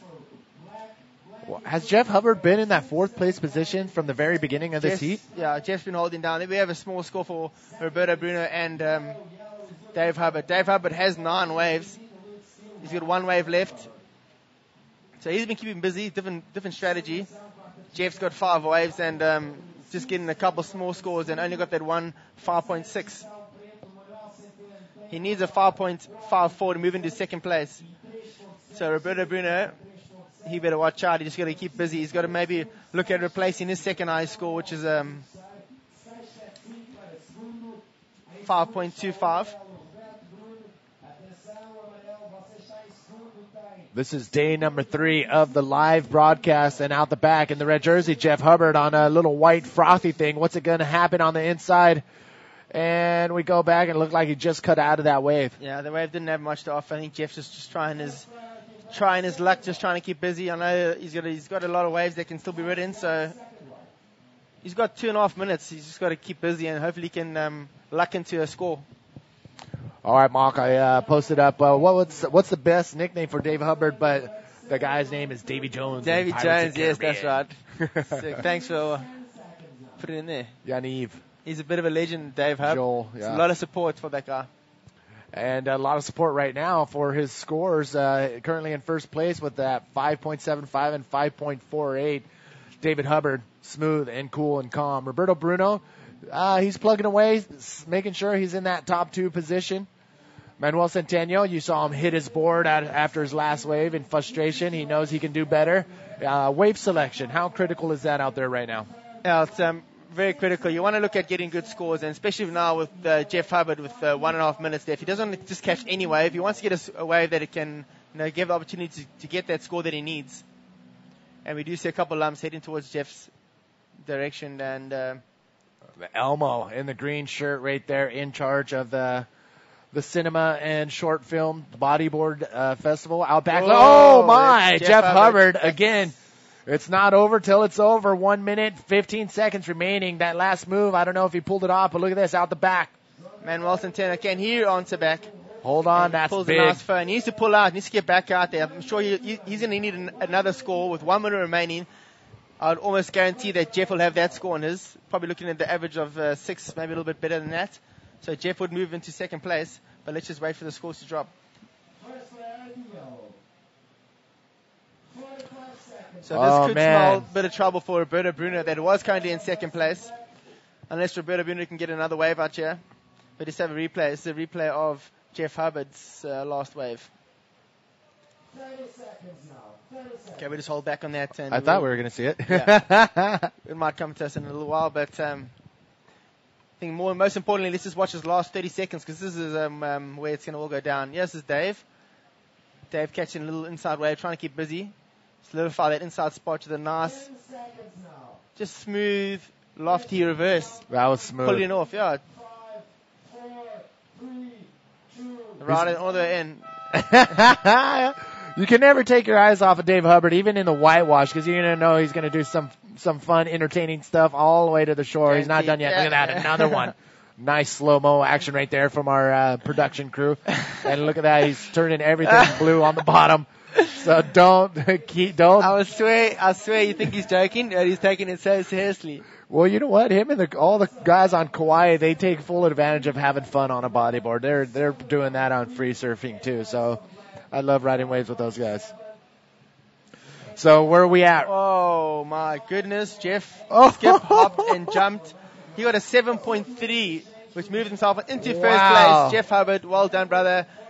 And his brother, Dave Hubbard, getting second. Roberto Bruno getting knocked down to third. And Manuel Centeno in fourth place. Oh, my. Look at that. He didn't get a 9.7, but he did pretty much exactly what Ben Player did in the last couple minutes, grabbing that last high score, that second high score in wave. And look at him saying hi to some old friends. And, it was Ruth, Pierre PLC's girlfriend. And I think they've seen each other for the first time just now. PLC's, where's he been? Yeah, PLC's, he's been in France. I know he was in hospital for a few days. Had a bit of That's the final results right there. Operation on the lip, and the doctors actually said that he's not allowed to surf this comp. But I think he's going to put a bit of Vaseline on it and just go surf his heats, because this is a very important comp for him. Yeah, so we will see Pierre. Pierre will be up in the next heat against Chase O'Leary, Uriah Martinez, and Hugo Panera. But in the water at the moment, in red, we have Andrew Lester. In white, Sam Bennett. And yellow, Miguel. That's the Adao. That's the local. That's the a local 15-year-old Super Grom. Look at this, out the back. Speak of the devil, here he is. He goes up and over, looking at that one and pulling out. Yes, he comes to us from the trials, and he was just amazing everybody with some of the big moves he was pulling on and just taking out some of the big names. The 15-year-old Portuguese rider, Miguel Adao, will be out there in the yellow jersey. Do you want to say any last words before you take off? Yeah, just thanks for watching, and I'm going to get ready, so stay tuned. All right, thanks, brother. Good luck out there. Mark McCarthy was sitting in the hot seat for the last two heats. Now he's going to go hunt down Jared Houston as we get Jared Houston in here for a couple heats. Currently out in the water, you have Andrew Lester in red, Sam Bennett in white, Miguel Adao in yellow, and Banat Elosua from the Basque Country. Out the back, here we go. Andrew Lester, nice. Oh, ho, ho. Something happened there. It looked like a little backwash. May have hit him on the landing right there. Going for an air and just disappeared. Does a little Houdini on us on the landing. Andrew Lester in red. Sam Bennett in white. Miguel Adao in yellow. And Banat Elosua from the Basque Country. Pai Basque. So thank you for posting your ideas of some nicknames for David Hubbard. The GOAT. The Hulk, Trickmeister, the Hub, Flopstick, what is that? Desmond, the Flying Dutchman, I like that one, although he's not Dutch. Thank you all for tuning in. Manny V here, waiting patiently for Jared Houston to come in for the next couple heats, heats 7 and 8.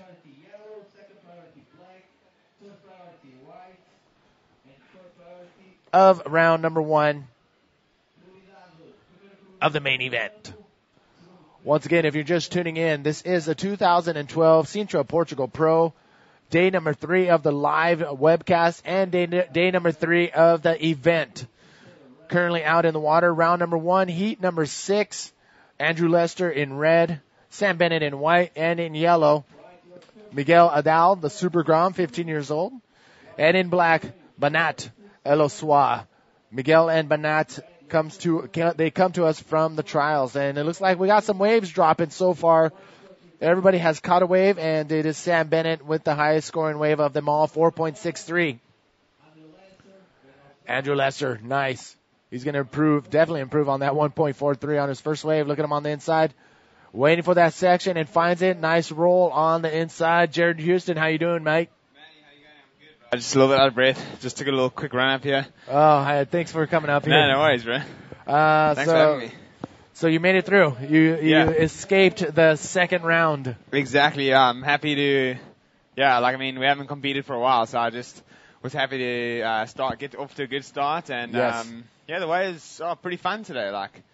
It's got a lot of power.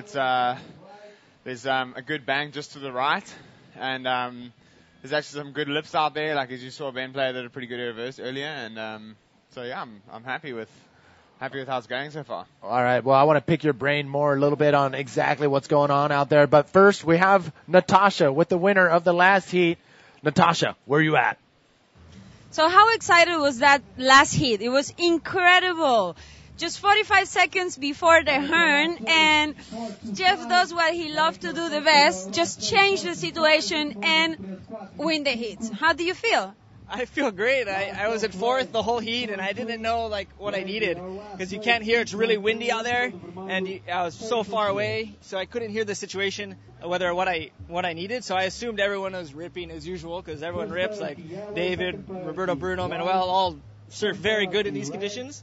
So I was thinking, I'm going to need a big wave, an 8-point ride or something, a wave. So waiting and just cutting out of waves. And then I'm over there at the end of the rip, and finally a wave came, and I was like, well, I have to go. So I'm going in, I just caught a wave, and finally had a good section. I was able to come in. I was stoked, really blessed. Thanks, God. It seems like sometimes, obviously, the talent, it's there, it's awesome, but it's also like you have a very special connection with the ocean. It always comes to you that wave that you need. Like, maybe not always, but we can see it like often in critical or crucial situations, that last wave just comes and twists the situation around. You know what, the heat's 30 minutes, so you'd have the whole heat to catch your wave. And so, you know, in the last second, we've all seen guys just change the situation. And so you just have to believe that, hey, if you want to push it and wait for that long, you can still win the heat with 1 second left. But it's better to do it earlier. I would much rather do it way earlier and stress out over that. But, hey, I'll take a win to win and advance to round 3. I'm stoked. It is an incredible competition, and obviously it changed a lot, and it will bring different results. And we hope you have an awesome result and keep going in a good year as you have. And congratulations! You want to say something to the family back home? Yeah, thanks, sis. Yeah, I just want to say hi to Mom and Dad and all the brothers and all the family out there, all my friends, and just aloha. Thanks for watching and supporting. Gee. Aloha to everybody, and let's go back to you, Manny.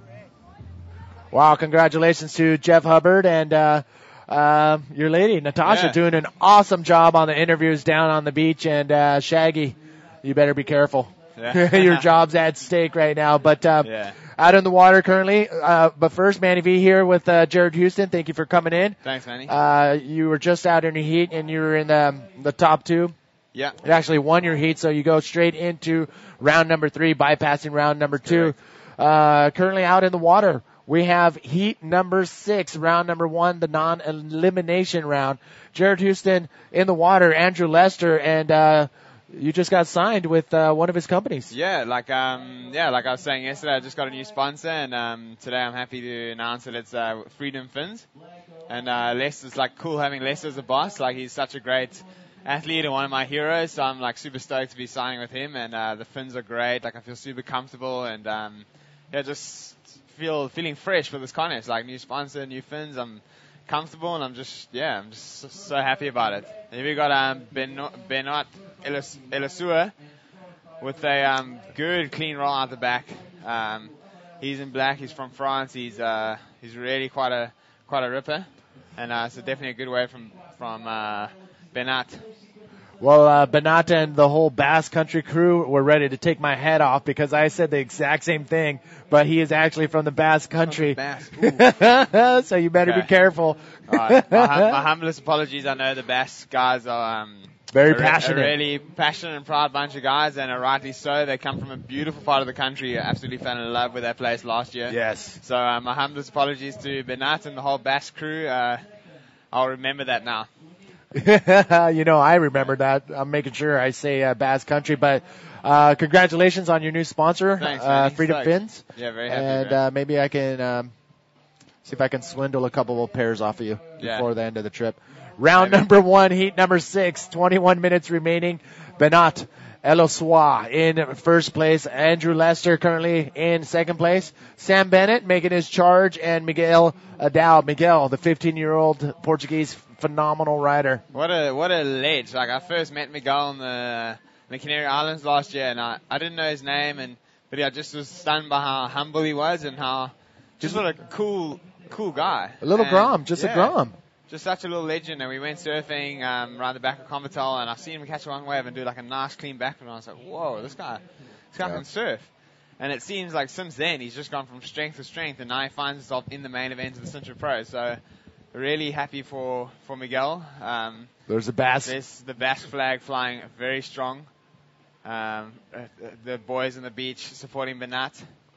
Well, we know the winner of last year's Reunion Island event, Alex Uranga, who came from the trials, won the entire event, was holding up his the Basque flag high and pride. With a lot of pride, and Benat is in this heat right now, so that flag is flying high right now. And Eunate Aguirre is also from the Basque area. Yeah, it seems like the Basque guys are really making a charge at the moment. Like, Natasha was just saying to me yesterday, like, how amazing it is how many Basque guys there are. And I was like, well, it's just a natural progression. Like, you've I mean, obviously Unate's been around for a long time, but last year with Alex Uranga's like huge rise to the top in the men's GSS, it really catapulted the bass community into the spotlight, and I think that inspired a lot of the younger guys to get involved. So it's great to see all the different nationalities coming through now on the tour.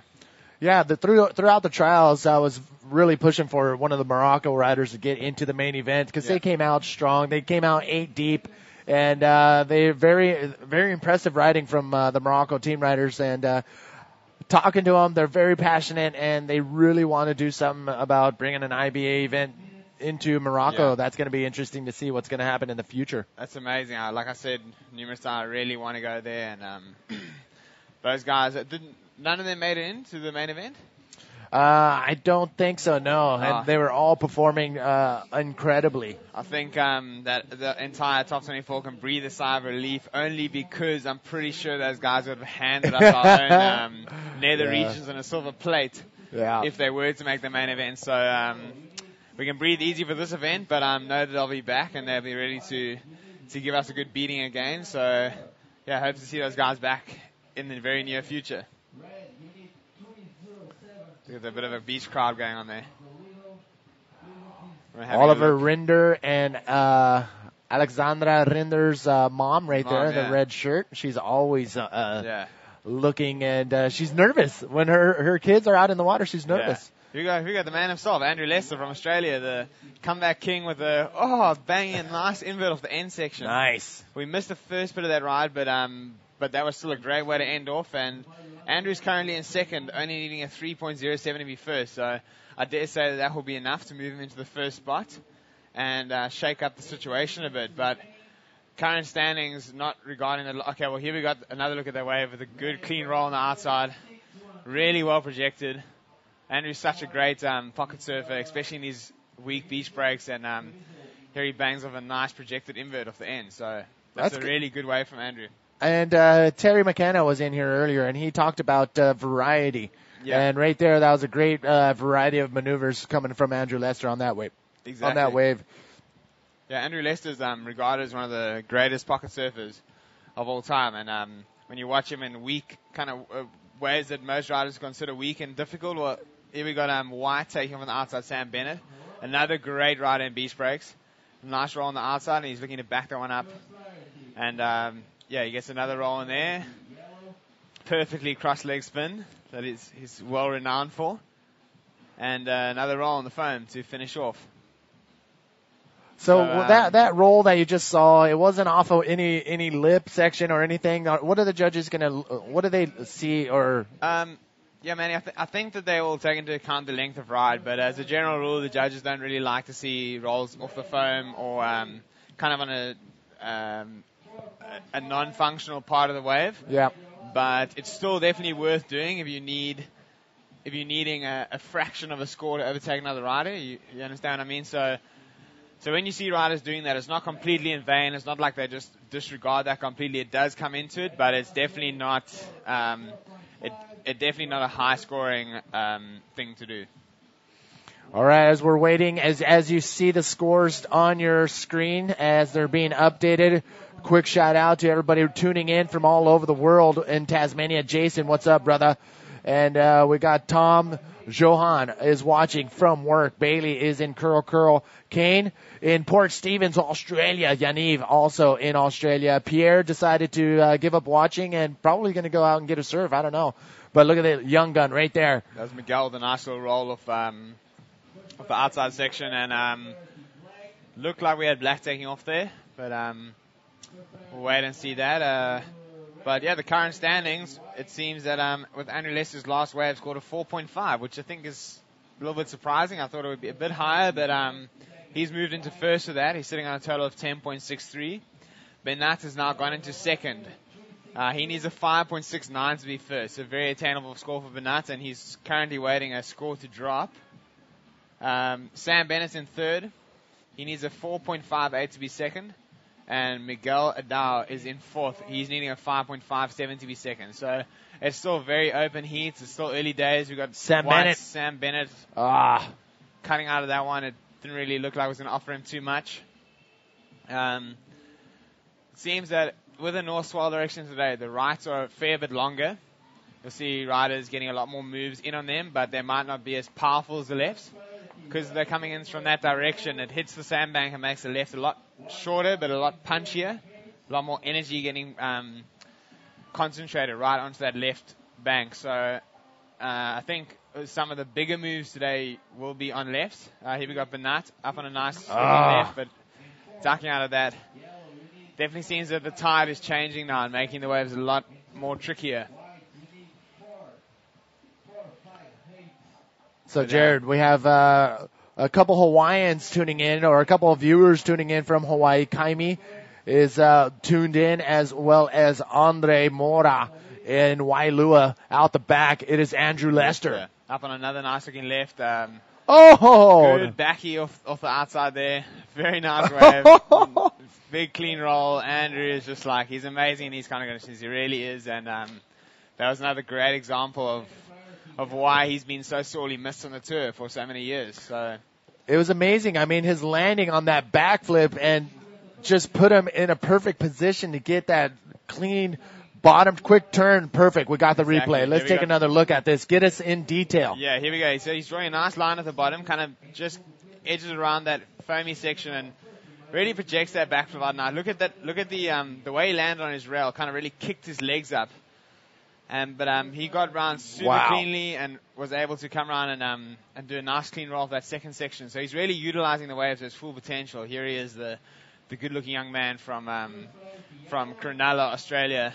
I mean, he really is one of the legends of the sport, and he was off the tour for a number of years due to numerous reasons, and it's great to have him back on. And yeah, he got into it last year towards the end of the tour, as far as getting on the qualifying series, and after the Azores, he was like right in there. He pretty much qualified 3 from 3, man. Some personal things happened, and it caused him to pursue the tour once again. And he finished second on the national tour, went to Azores, finished third, went to Fronton, and I think he may have won the Fronton trial. He did win the Fronton trials. So in just 3 events, he qualified for the tour, which takes most riders a whole year. We got Sam Bennett, another qualifiee from last year. Oh, nice my. backflip on the inside, quick turnaround, getting a nice spin in there. And Sam deciding to pull out of that one. But Sam's another great example of someone who qualified very quickly last year. Also, pretty much the same run. First 3 events, he had it nailed. And he sat out for the rest of the year and watched it play out. So it's great to see Sam on tour. He's been a great rider for a number of years now. If we got another look at him.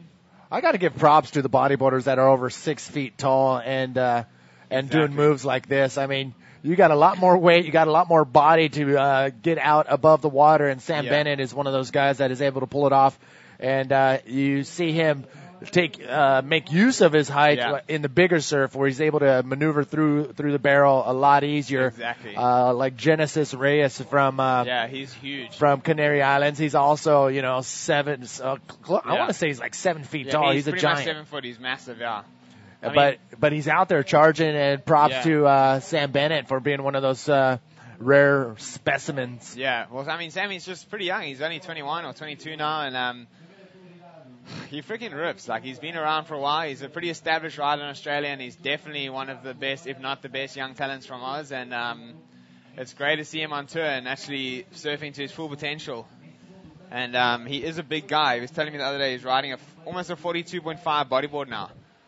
Which is like, it's crazy. It's a big board. So I mean, it's rare. It's really remarkable to see how well he surfs technically in the small stuff. Well, we talked boards with I talked boards with Magno and Mark McCarthy and a few of the other guys throughout the trials as well. A lot of people have quivers. They have different types of board for warm water, cold water, big waves, small waves. What are you using in these conditions? What board did you use and why? Yeah, well, I actually got a special board made up for this event. I was expecting the waves to be pretty small. I got pretty much a huge boat made, like a 42.5. We got Bernat Ilisua taking him on the outside, a nice looking little left. Unfortunately, just hitting the foam there and not offering much for Bernat, so he's off that one. But it's a 42.5 inch board. It's a fair bit thicker than usual, 55 mil. And the reason for that is just it sits a lot higher in the water, and it allows me to generate a lot more speed on these small kind of weak waves. Obviously today was not that case, and I actually rode my normal board, which is just a 41 inch. So you did switch it out? Yeah, I switched it up. Straight lines for down the line speed, crescent tail to have a bit more control, just what I'm used to riding. But if it does get smaller, I will definitely revert back to the big girl.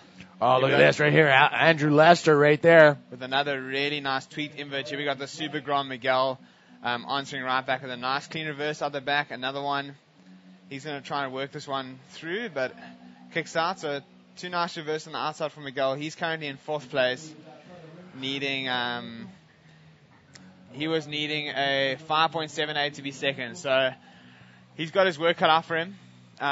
Here's another look at Andrew Lester's wave. Hits it a little bit late, but really tweaks it out, like completely inverts his body and lands cleanly. So I heard that's going to be another good score for Andrew. He's currently in 1st with a 7.63 and a 6.13, sitting on a total of 13.76. So that's a good lead for Andrew. Sam Bennett's in 2nd. He needs an 8.98 to be 1st. So he really needs to get busy if he wants to be 1st, but 2nd advances through to round 3 as well. Bernat Elisua. Out the back. Oh, and Sam Bennett taking a look at that one and pulls out, which is a good call because that thing just shut down on him.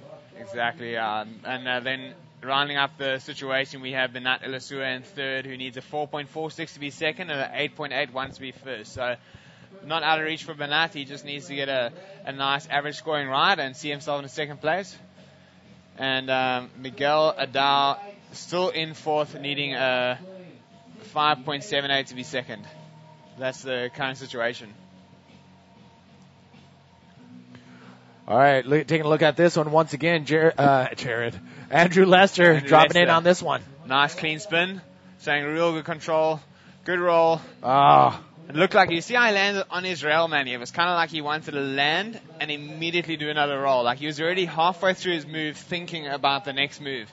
And I mean, that's the makings of a pretty technical surfer. So it didn't work out for him that time, but still a nice, another backup wave for Andrew. He actually improved his last 2nd scoring wide. There's another look at it. Very clean spin. Really using his rail. Good roll and just having to duck through the back on that one. So Andrew's still out in front.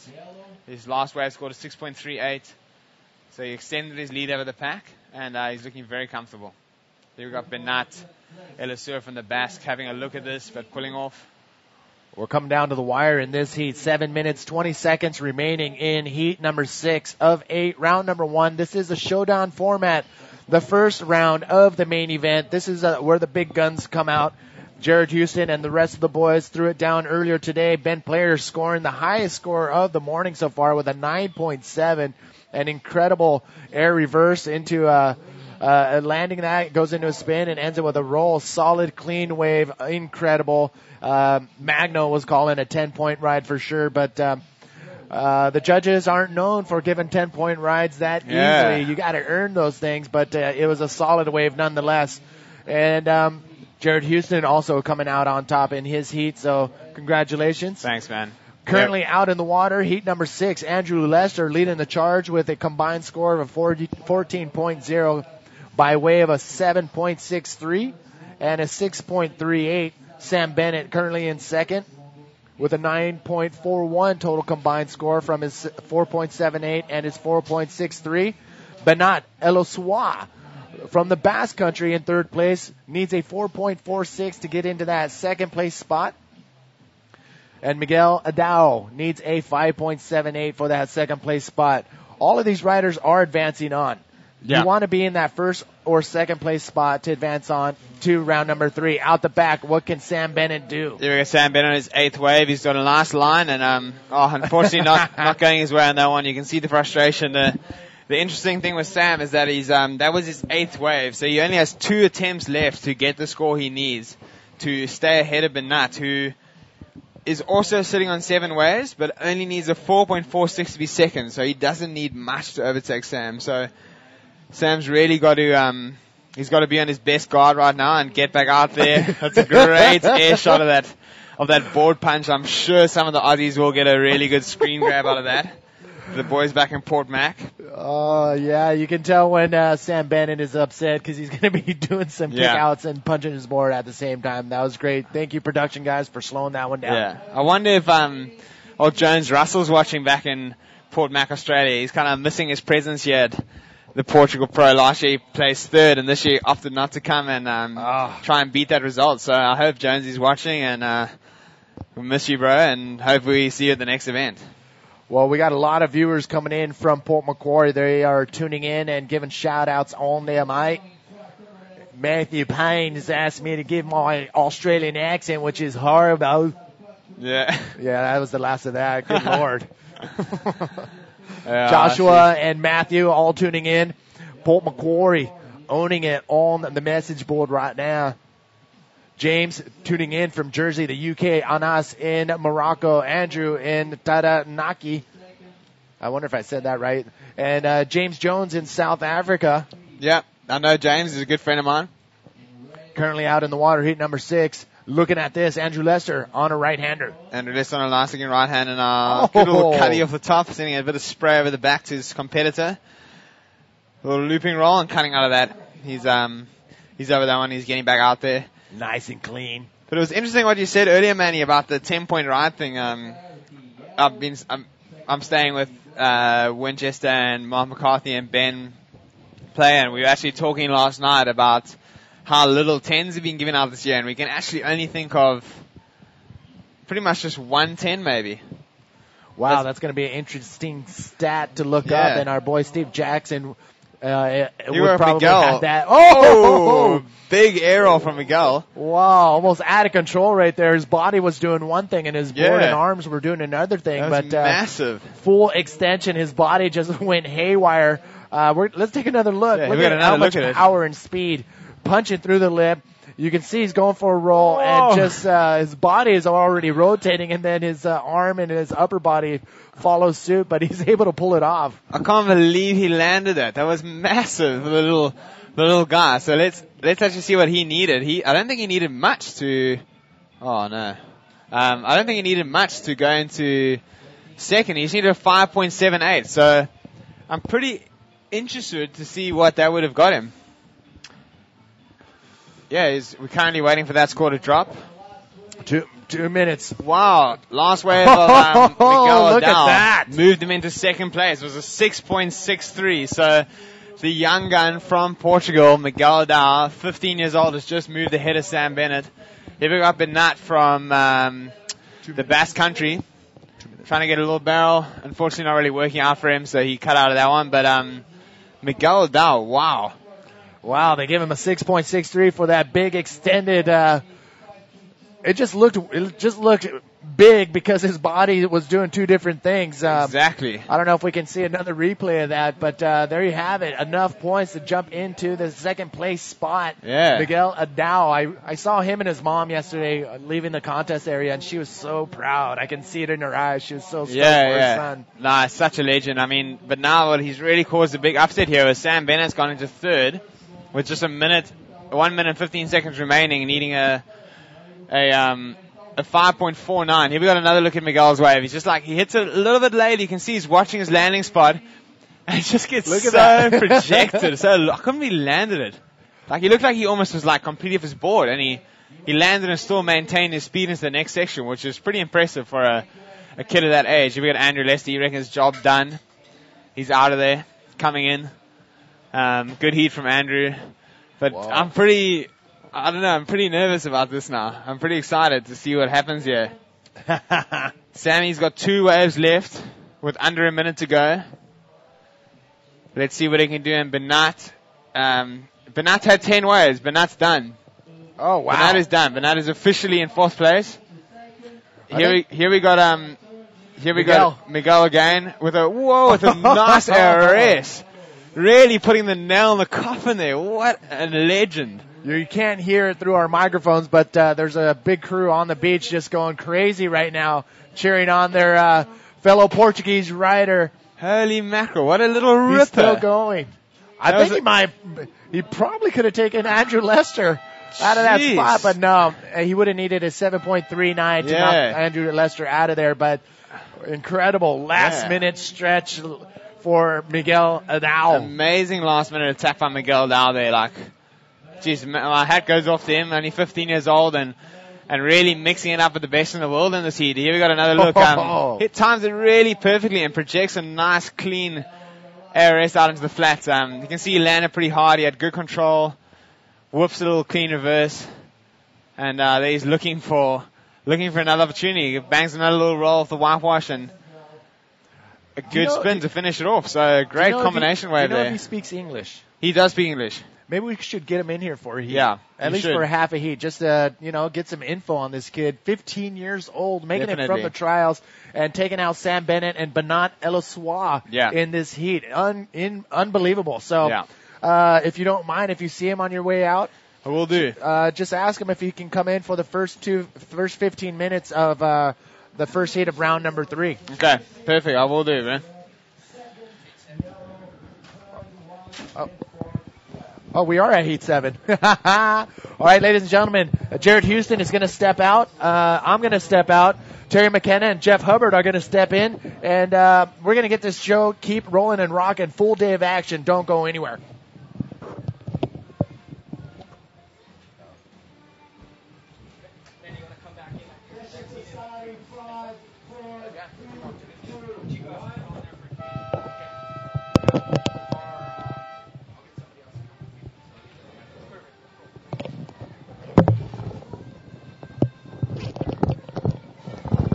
Good to go. We're here. So official results of the last heat. Andrew Lester dominating in first place using his Cronulla beach break experience and coming in with a solid first place result. And Miguel Adao, little Portuguese grommet, coming in second place. Pretty cool.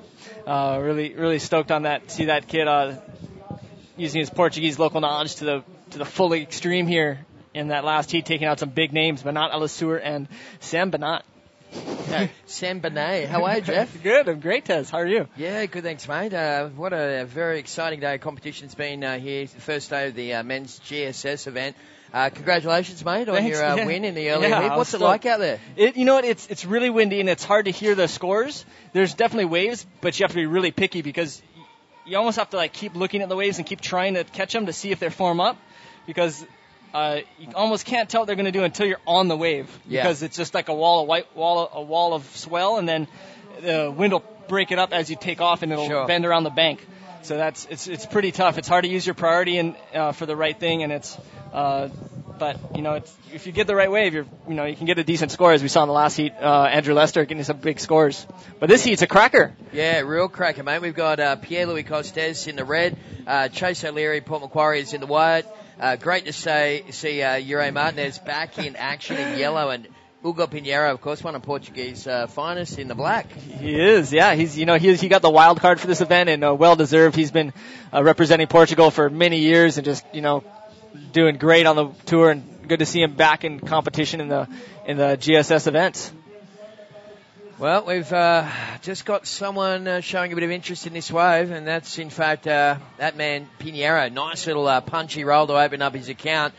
We've got heat number 8 coming up next. It's another good heat. In fact, that will feature Mark McCarthy, Magno Passos, Nick Rosny. He took out the trials yesterday. He's been in good form, hasn't he? Yeah, he has. He's been surfing really good in the free surfs. I've been surfing with him a bunch, and he's been looking really smooth, and I wasn't surprised when he won the trials because of how he'd been surfing in the free surfs. So it's good to see him keeping that momentum, and he's usually a real nervous competitor and never really fancies himself to do real good. So it's a real confidence booster for him yesterday. Yeah, and a really nice guy too. He's been always a standout here at Sintra for the last couple of years. And of course, Jean Nevers coming up, of course, from Portugal in the next one. After that, Jeff will go into the next rounds for the women. Then back into round 2 for the men, and then into another 4 heats of the girls to round off what will be a big day here at Praia Grande. Yeah, big day. I mean, we have long days here in Portugal, don't we, Tessa? Oh, mate, and they're long days, but they're good days. We love it. Yeah, I can't get enough of it. Wham, bam, we get them done. Just roll right through it all day long, and then by Sunday we finish the the Sintra Pro. It's great. two GSS events done, women's and men's. Yeah, beautiful. Listen, while there's a little wave there, but while we're just waiting for some serious action, we're going to throw down to Natasha Sagadia. She's down there with the winner of the previous heat, Andrew Lester. Natasha, take it away. Hello, everybody, and here we are with another champion in the corner of the winners with Andrew Lester, obviously an iconic rider from Australia, an incredible competitor, always like putting everything on the line and doing all the maneuvers and any kind of conditions. How do you feel in that heat and, towards the competition? Thank you for those nice words. I felt good in that heat. I kind of laid a platform at the beginning, just, got a couple of solid scores and then started to, kind of experiment a bit more with the moves and like going for a flip and, I felt good. And, coming over to Sintra, I'm staying with Ben Player and Mark McCarthy, and it's really inspirational seeing how those guys, dedicate their time away from the surfing towards the competition. So I've just kind of taken a leaf out of their book, and I guess it's worked for this first heat. So you think you have the good recipe to be focused and keep just thinking about the contest and stuff? I have heard that staying with Ben, he's like a mommy, right? Like he's like, let's go early to the beach, let's train, let's stretch. Yeah. How is that being with the boys? Yeah, it's really good. He is Ben. He's a true professional. He sleeps. He goes to bed early, and and he's up early, and he snores the house down. So it keeps me up at night. But no, it's really good. I like staying with Ben because I know that his professionalism and everything's going to rub off on me, and it's been good. He won his first heat, and now I've won my first heat. So might have to stay with him for the rest of the year, I guess. It's the perfect recipe. So after a couple of years being out of the tour and coming back really strong, like incredibly strong, what can we wait, for you? What we can expect this full year? I don't really have too many expectations on myself. I just, yes, I want to win. Like, don't get me wrong, I want to win. But I'm not so much concentrating on my result, I'm more on how I'm surfing. Because I know if I'm surfing good, I'm going to make it through the heats. So that's kind of my main focus, just to make sure that I'm feeling good and surfing good. Coming to Sintra, like this board I got, I only just started riding it here, but it feels really good. It's like a kind of a bit of a magic board. So I'm really confident in my board. I'm confident in my mind frame here. I'm really happy here. I'm happy. So when you're happy and you're surfing good, then results will come. So I'm just going to keep trying to hang on to that. Just stay happy. Yeah. That's perfect. So you have him. Just some secrets and techniques and tools for being one of the best of the world. So we're going to keep here, wishing him the best luck. And let's go back to you, Manny. Yeah, thank you very much. Manny had to step out. Terry McKenna along with Jeff Hubbard just holding it down here at Sintra for the first day of the men's Grand Slam event. And, Jeff, mate, it's very sort of tricky conditions you were saying earlier on. It is, and the tides change a lot here too, Terry, in Portugal. So we got 11-foot tides, and so definitely it affects the break. While you're riding it, you can feel the water moving around. And who's this up and riding? Yellow. I mean, we got a stacked heat here. I think that's Uriah Martinez. He's back. He is. First wave I've seen him surf this year in competition. Pretty cool. Yeah, well, it's according to the fine print, he's going to have to beat all the rest of them. Yeah, exactly. He sure is. And he's trained to be a police officer in the Canary Islands, and so with the economic situation, you don't blame him for trying to look out for security in his job first. And I know his fans would love to see him surfing these waves, but other events. But here we go. All right. Replay. Yeah, this happened during the interview, and that was a pretty sweet one from Hugo Pinheiro, 4.63. That's enough to put him in the lead at the moment. We've got Chase O'Leary sitting in second. Pierre is in third, and Uriah is sitting in fourth position. As we said, heat number 8 coming up next, the last heat of the first round.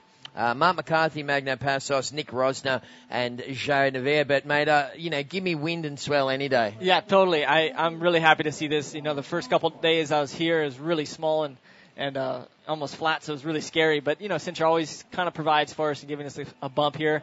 And I think we're stoked. I heard there's some really good waves up the coast. I heard Super Tubos is firing today, someone said, so that's cool.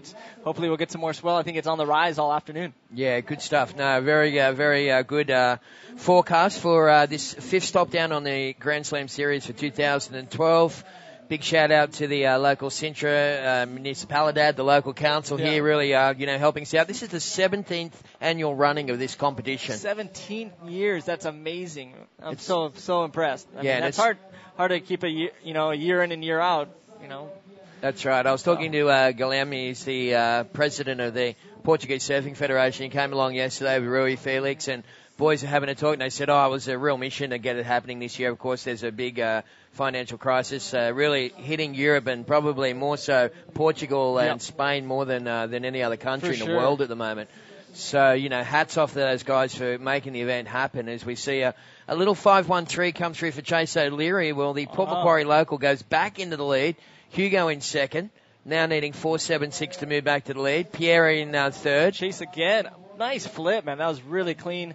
That was I'm not sure if that was his 5-1-3 or if that was live action, because that was a really nice wave by Chase. That'll help secure his lead if that was live action. And you can guarantee that Margot Bennett is watching from Port Macquarie.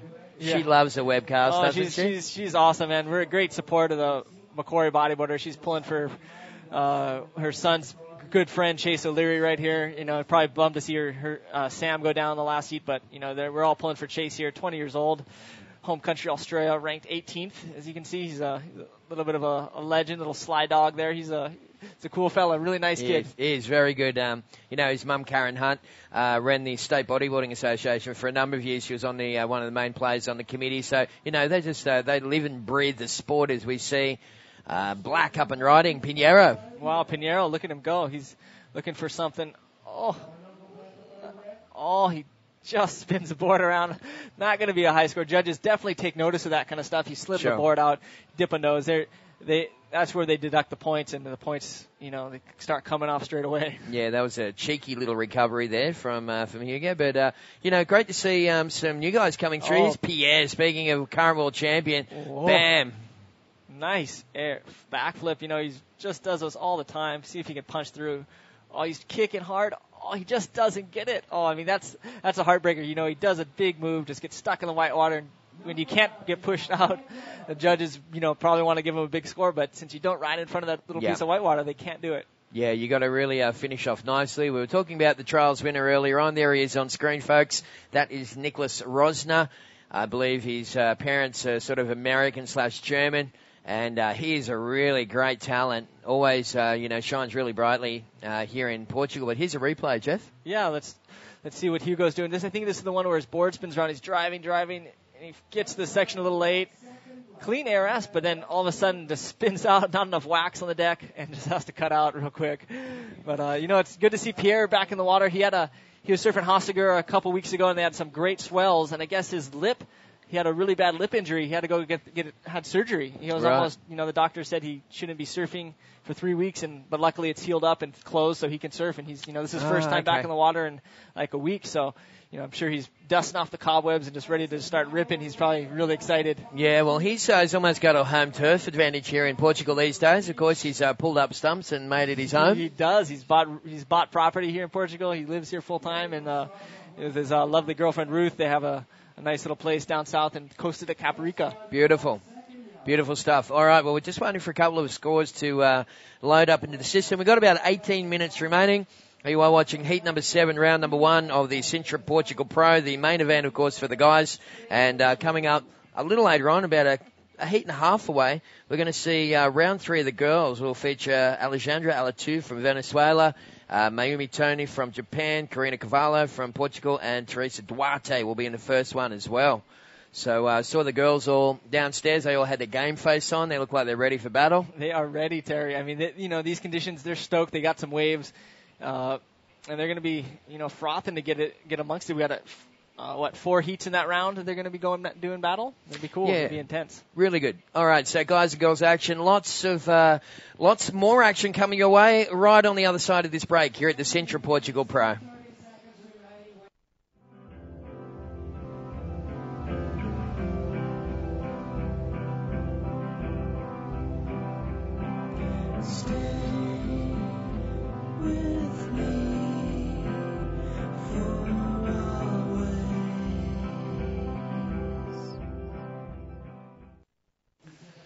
Obrigado, Samula. They've been just incredible. Hey, that that green colour just lines the beach here, green and yellow. They're really good. corporate colours. It's awesome.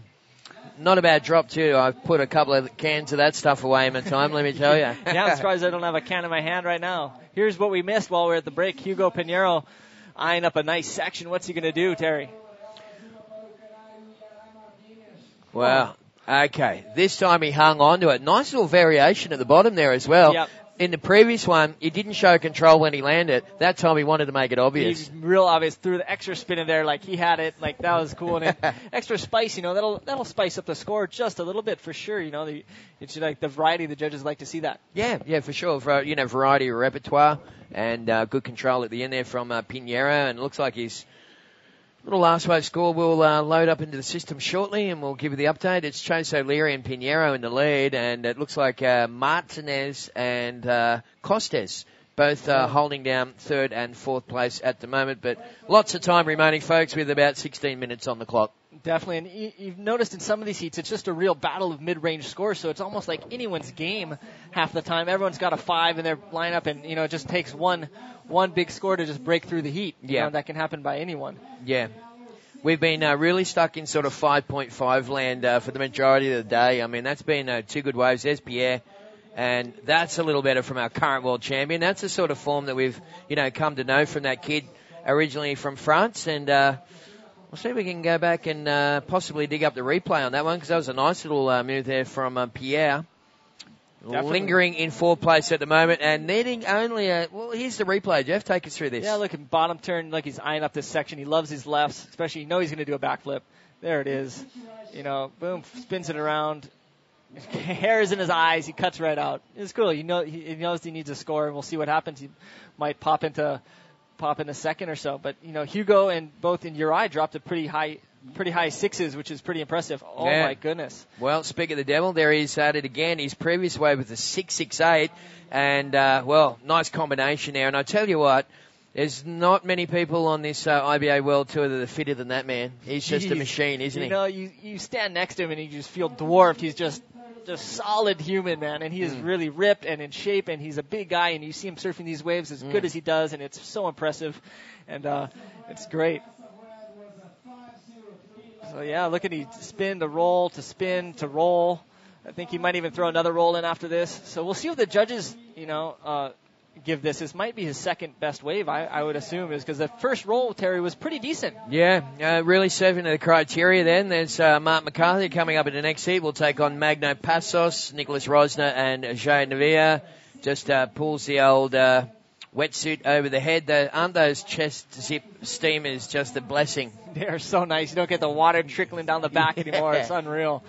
He's loving his new Reflex steamer there. He's really stoked on the support. Reflex is a big supporter of all the IBA events. We've seen him help sponsor the box and help sponsor a bunch of the IBA events, and so it's really great to see bodyboard companies back in the sport like that. It's cool. Absolutely. No, he does a really good job, Johnny Barker. And in fact, I was walking along some of we've got the little stalls here, the mall, that we have at the back, and heaps of the shops have got Reflex suits. Great to see him expanding beyond Australia and into the world. Exactly. It's nice to see him here in Portugal and people wearing them.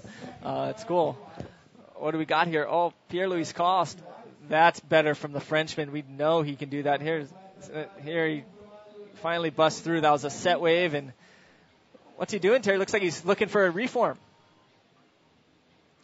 Well, he realizes that he needs to consolidate this score. I guess we're getting towards the end. There's 13 minutes to go, so he really wants to try and maximize this one. Even if it's only another 0.5, he's going to try and get as much as possible, and comes in right behind a couple of banners. And that's the first time we've seen someone really beach a wave up onto the sand for our current world champion, Pierre-Louis Costes. Yeah. So that's going to really help his cause, Jeff. Prior to that, he was in fourth place, looking for just above a mid-range score, about a 6.13. Yep, so it's a battle of sixes, at this stage, Terry. I think he's going to probably get that 6 with that flip.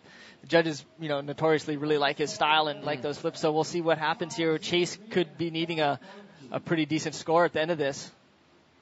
But we are waiting on a score of Hugo as well. Hugo does need he just does a great high scoring wave, but 6.63. So he's looking just to consolidate with the 4.7. Yeah, So I think this could go any way, as you mentioned. And Chase O'Leary got off to an early start in this one, but I think that we're going to see things change up a little when we see these waves for Hugo and Pierre load into the system.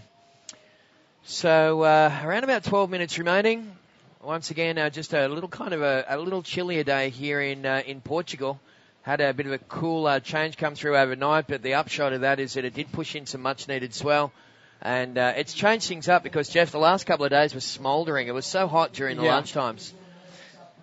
And, it's almost harder, to compete when it's hot and cold like that. You go out, you're sweating on the beach, you jump in the water, it's really cold. The waters are really ice cold here in Portugal. You jump in, and you're like, you get these ice cream headaches because you're duck diving in the water, and it just pretty intense. It's crazy. I've never seen such a fire and ice scenario like here in Portugal, where I remember the first year I came here, I was on a 36-hour flight and I put the board shorts on. I ran down from the Hotel Erebus, and the beach had 1,000 people on it, and I ran down with my little tummy hanging out.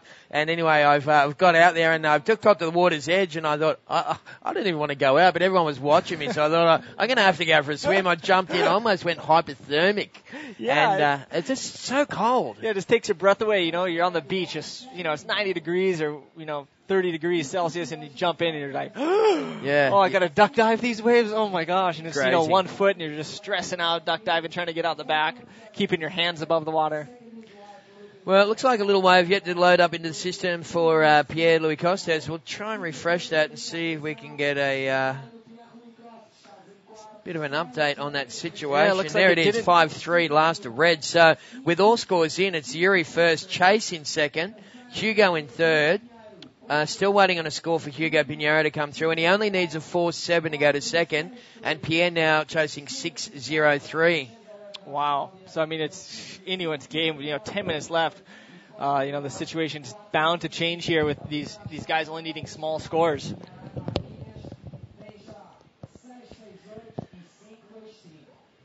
And I wonder if they can actually hear, because I couldn't hear out there. So, it'd be interesting to see if they know what they need and are able to, consolidate just to get that mid-range score, if they're going to just keep catching wave after wave and just to see what happens. Yeah, it's pretty tough. We've got a really good sound system here on the beach, but, no matter, even if we had $100,000 worth of sound down there on the beach, on a windy day like today, you have to really pick your times as a commentator to get those updates out there when it kind of goes flat and no waves are breaking. And, on a day like today when the periods so the waves are so close together, it's really tough. There's not a good time to really give the updates. Yeah, that's a really good point, Terry. As being a commentator, you really have to know how to get the information to the competitor the best, and that's never thought of that. That's a good point. Yeah, I was in with the boys this morning, and we've got Bruno, who's really good, one of the best commentators I've heard. Bruno Lisboa, and we've got a new guy in there today, and I went in and sat in the first couple of heats, taught him about the 4-man priority, but this is our current heat leader. Yeah, Uri Martinez driving down this section. What's he going to do? A nice reverse. It's nice to see putting it on a rail like that with a big speed, and we'll see what the judges, if they reward that over a 5, because that's what he's looking to drop. He did travel a long way before he did that maneuver, Terry, but it was a critical maneuver in a critical section. I did see the judges drop some mid-range scores for those yesterday for some of the younger competitors, which is kind of cool. Very good. No, I haven't seen a nice reverse off the lip like that all morning here, so good little variety there from Martinez. And we'll wait for that score to come through. We're just on 8.5 minutes to go. He's in the lead. Here's the replay. Yeah, look at him drive. Just eyeing off that section. Yeah, and he's going to bottom turn this, and then look at it really clean. And I think the best thing is he comes out really fast here. Whitewater pushes him in it. With that bright yellow jersey, it looks really good that he came out. Judges will probably like that. Yeah, do you ever think sometimes when you get blue, do you ever think I'm a bit bummed about it? Yeah, they can't see me, man. I'm in blue. Or, I tend to think white is almost the worst because, a lot of times in bodyboarding you do these aerial maneuvers and you get stuck in the whitewater. Sure. And so if you have a white jersey, you kind of blend in and they can't tell if you made it or not. Yeah, so sure. It's tough. Yeah, and it's nothing like wearing red or yellow. Hey, you they're love so cool. red or yellow. Those are my favorites for sure. Well, we're here in Portugal at the moment, and I'm with Jeff Hubbard. And Jeff, of course, after here, a fair few of the crew, including yourself, will probably head off and go to Jenks. Is that right? Exactly, yeah. USB event at New Jersey. We're going to do that. That concludes our national tour. And then from Jenks, we're all going to the big show in Rio. Should be a great event for everyone. Can't wait. I've never been to Jenks, and I'm going to help Jason. Oh, epic. That's great. Yeah, I'm super like stoked. Can't wait to get down there. And, I've heard so much about it. And then going over to Rio as well. I've never been to both New York or Rio, so super excited. Perfect, Terry. You're going to really enjoy both of them. These are good locations. And up and riding, Hugo, big roll takeoff and a second. Oh, he just doesn't make that second roll. Yeah, judges aren't going to like that. But you know what? He did consolidate. He did move into second, so he has a 5.25. So he's looking pretty good. He's in second place at the moment. Chase is now bumped down to third, and Chase needs almost a 6.0 to move into second. And Pierre is in the same boat. Needing a 7 pretty much. But 6 minutes remaining. Both of those competitors, World Tour savvy, really capable of doing anything, and won't be surprised to see them, bust out here in the last final seconds. All right, well, coming up next, as we said, is the final heat of round number 1 of this Grand Slam event here in Portugal. We're going to see Mark McCarthy from South Africa, Magno Passos from Brazil, Nicholas Rosner and Joe Nevia, and that was a little wave there. Probably won't feature in the top 2. For Chase O'Leary, he's chasing, what do we say, a 6-point ride, pretty much a 6 to try and get himself up. There's a couple of hardcore spectators hanging out, enjoying the action. They are really enjoying it. Here's our key leader, Uri. He probably not sure if he knew he was in first, so he just cut out, the wave didn't look like it was offering much. And you could see Chase's wave looked like he was walling up great, but then he hit all the wind chops and just... Oh, that's just so frustrating when you're just bouncing against the grain and you can't get any speed, and he was just forced to cut out, just knowing he was chasing a score probably. All right, well, one more heat in this round, and then we'll be moving into the women's. Then after, there's only 4 heats for the girls, and after that, we will be coming straight back into round 2 for the men. So yeah, we're going to see some of the top seats. That's a little better. That's going to win you a heat. Oh, Finn came off, but he's still going. That was one of the best moves I've seen today. So the judges are going to love it. Big roll. He is looking really happy to get that good score, Terry. All the way to the beach. He's going to beach that thing, and what's he needing? He's needing about just over a 6.5-point ride. You got to be thinking that was pretty well executed, really technical, and big move on the outside as well. Yeah, and he finished up with a clean roll, and the judges are really going to like that. So he's going to jump in a second. He's going to jump in a first. The situation's going to change completely. Uri now is in second, so so Uri's going to need to score and chase. So wow. Interesting stuff. Hugo Pinheiro is in first place at the moment, but that could change with Pierre's last wave. Great backflip. I really like the fact that he kind of was real technical with it. Instead of going straight back, he drifted a little bit, and that probably helped him land it. He didn't land quite in the heavy impact. He landed off kind of on the shoulder of the wave, which helped him spin around real quick and get speed to do that other roll. Yeah, nice projection on that too. He's just got that so down pat that move. It's really his trademark move, literally. It sure won him a world title last year, that's for sure. Okay, well, coming down to inside the final 5 now, around about 4 minutes remaining. Still waiting for scores for last of red to come through.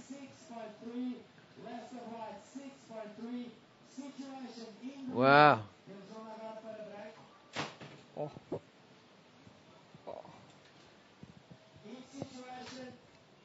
Wow, Chase didn't hang on there, but Chase has moved into second. Pierre's at first.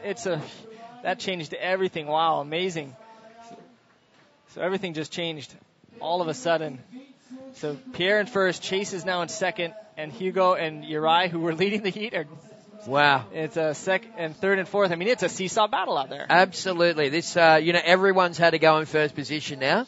And, it'll be interesting to see if, Pierre and Chase can hold off the experience of Pinheiro and Martinez. Yeah, this is going to be crazy. And looking at it, they need, mid-range. Both Uri and Hugo need mid-range 5 scores, 5.5s. That's easy to do. And 3 minutes. I mean, from what I've seen in my life, all my 10,000 or 20,000 heats that I've seen, most of the heats are won and lost in the final 3 minutes. That's true. It's such a critical point in any heat. It is. And here we go. And here's Hugo. Oh, he didn't make that. I saw it out the back, so that won't factor in. Okay. But, we're in here. Oh, Uriah, look, Uriah just goes to first. Blink of an eye. A 7:05 last in yellow. Now it's Martinez first, Costes second.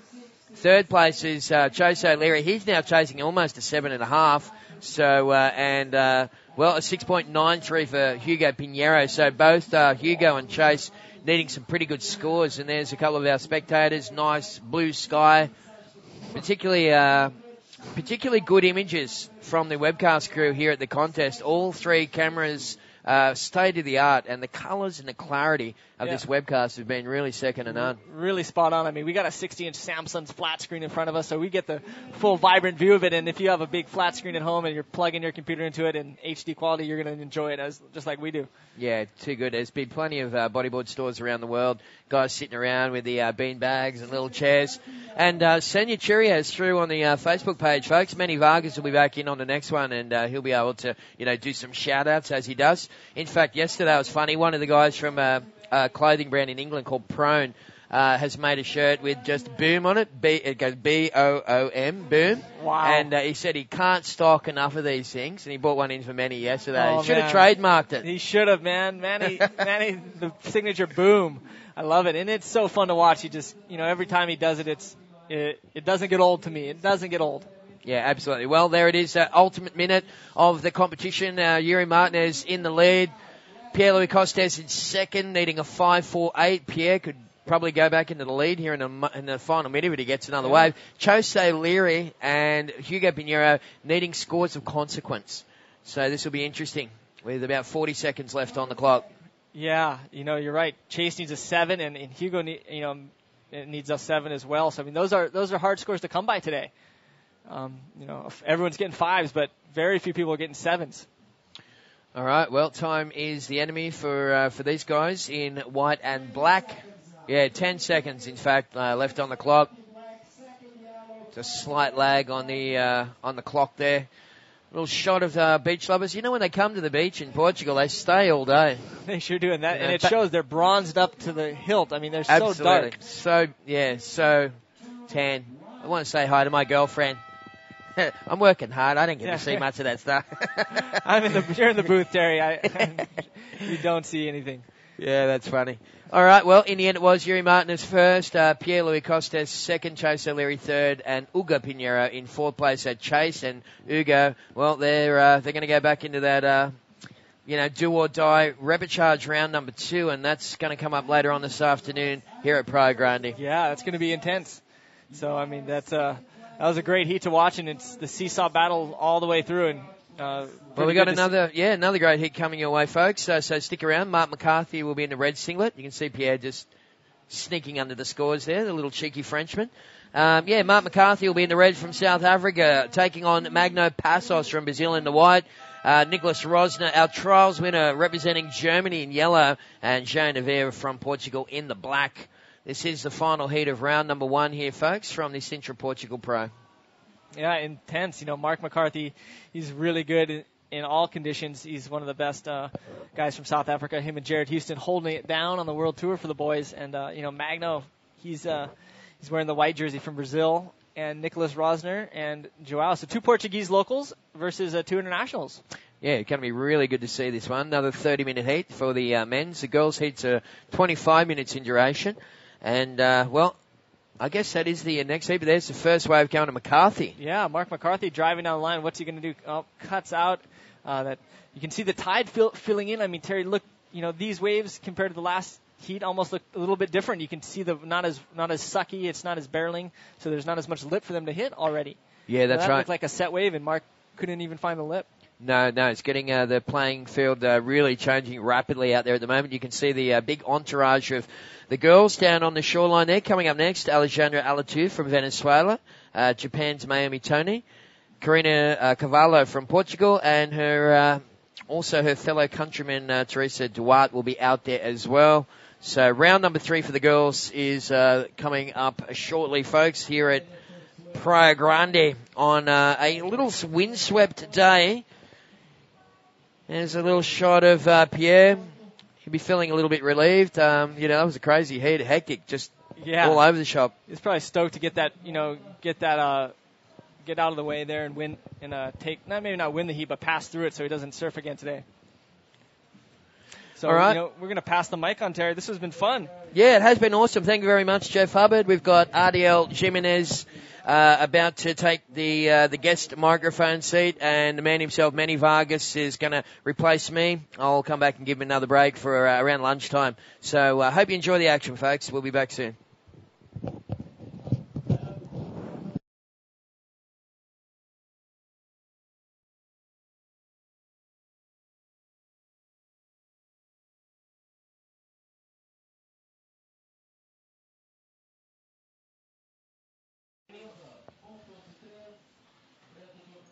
Ok. Aquí tenemos al licra amarilla. Buscando el lip, pero no se le ha quedado esta ola. Aquí tenemos a Geray Martínez de Canarias, que acaba de realizar una manga extraordinaria. Fue una manga súper difícil, súper disputada, pasando todos los competidores desde el cuarto puesto al primero constantemente. Geray comenzó muy fuerte. Yeah!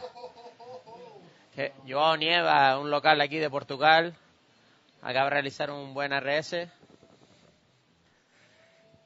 Y la verdad que está viendo un show increíble en el día de hoy. Aquí tenemos a Joao cogiendo velocidad, impactándose el lip y haciendo la rotación perfectamente en el aire. Muy buena maniobra, seguro que va a obtener muy buenos puntuajes, muy buena puntuación. La verdad que esperemos tener la misma calidad que en la otra manga, que se vio un show increíble. Pierluis estaba cuarto hasta la mitad de la manga y con una ola de un backflip gigante que la siguió destrozando hasta la orilla, consiguió un puntuaje de un 8 y se colocó en primero.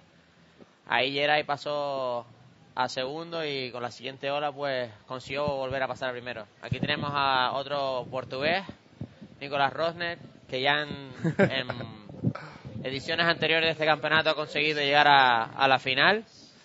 Y obviamente se merece estar ahora en el main event porque ha hecho un campeonato extraordinario, pasando todas las mangas cómodamente. Aquí tenemos la repetición. Ya es un competidor muy experimentado, lleva muchos años compitiendo y más en este evento, y se nota que conoce bien la playa. Welcome, everybody. This is Manny Vargas with Adriel Jimenez from the Canary Islands. He's going to give you the reports in Spanish, and I'll be doing it in English just so we cover all the bases. But this is it. The last heat of round number 1, heat number 8, out in the water in the red jersey. Mark McCarthy in the red jersey. In the white jersey, Magno Passos. In yellow, Nicholas Rosner. And in black, Joao Niva. Também dá para falar português, no, Manny? Ariel, tenemos el ganador. We have the winner with Natasha downstairs. Natasha, where are you at? Hello, everybody, and here we are with the king of Canary Islands, Geray Martinez, one of the icon bodyboarders from Canarias. He's been on the top for many, many, many years, and he mixed between the bodyboarding career, different dreams. He wants to be a fireman or a policeman. He's working very hard in Canarias. That's why you haven't seen him in all the competitions. But he's obviously a local hero for Canarians. And as a local hero, he just switched the situation again in the last minutes. How do you feel? I'm really happy because the waves aren't not really good, but I was lucky and good. Yeah, this is my first event this year because I was studying to be my future of my island, my job, and let's go to see what happened in this event. I am really motivate. Okay, let's go. Geray, it's how you've been here in Portugal many, many times, and it's another year, another competition. You are like the example of all the the Canarian new generations and. The old school. Huh? The old school too. The old school bodyboarder, but always like being on the top, always being putting your a feet on front of what's going on. Are you happy with the new generation of Canarians? Like they're ripping, they're traveling, they're doing videos. It's the bodyboarding in Canarias. It's growing very fast. Yeah, for sure. There are a lot of bodyboarders really sick because they are in the water every day with different conditions, big, small. I gonna to see world champion in Canada. Yeah. Soon. We're lucky. Very, very soon. So we wish Geray the best luck in these competitions, and of course, good luck in the job in Canarias. And you want to say something in Spanish for all the people from those beautiful islands? Bueno, Canarias, al poder. Vamos para allí, mojo canario. Thank you, and let's go back to you, Terry. Oh my. Yeah. Geray Martinez is somebody I do not want to see in a dark alley late at night. This guy is like fully just pure muscle. Yeah, and I train a lot at home. He's not just a bodybuilder. He's just a athlete. He do everything. He's in the cage, MMA. He's just a big piece of muscle. And congratulations for winning that last heat. Manny V here with Ardiel Jimenez. We're going to give you the lowdown here in heat number 8. We have a South African, a Brazilian, a Portuguese, and another Portuguese. So 2 Portuguese. In fact, the winner of the trials, Nicholas Rosner, is out there in the yellow jersey, and Joao Neiva in the black jersey. Nicholas is a mix of Portuguese and German. Yes. Because he lived here, but his family is from German, I think. But he learned to bodyboard here. Check this out. We do have some replays of what went down during the interview. I'm going to speak in English the entire time. Ardiel Jimenez, fluent in Spanish and Portuguese. Yeah. And we know we have some Portuguese riders, so talk to us. Yeah, here we go. Mark McCarthy doing a nice roll on the last wave. He's a great competitor. He is always on the top.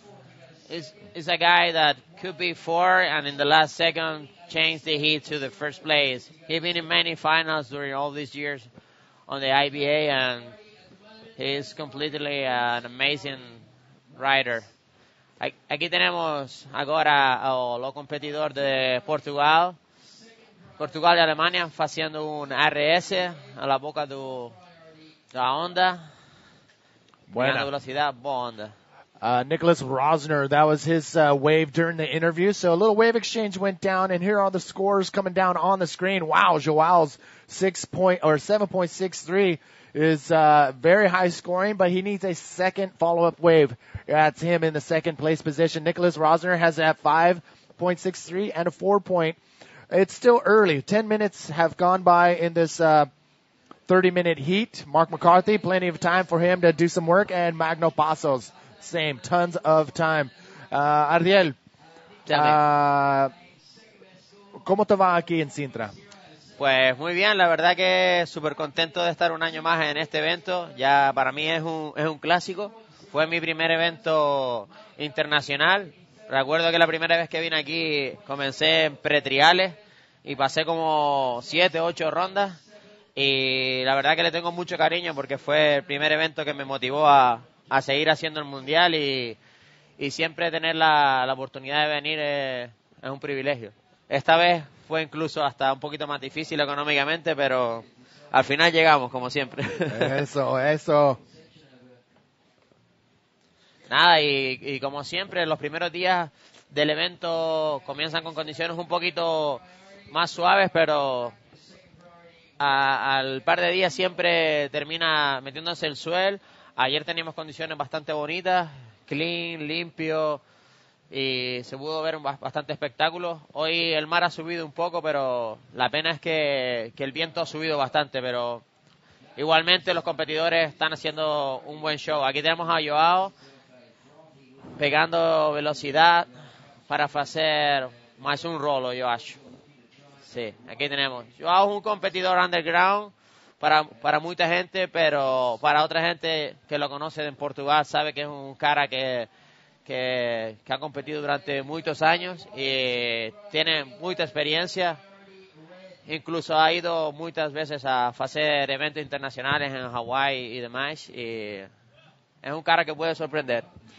Adiel Jimenez hit it right on the dot. Joao Neiva is one of those underground riders that a lot of people don't know about, but he's been in the scene here locally and nationally in Portugal and throughout Europe. So he's definitely somebody to contend with. And out here, he's waiting for his last score to drop. But he has his highest score in the heat with that 7.63. But definitely somebody to reckon with if he gets on this qualifying and national and Grand Slam series. That's Joao Neiva. But currently in first place, Nicholas Rosner.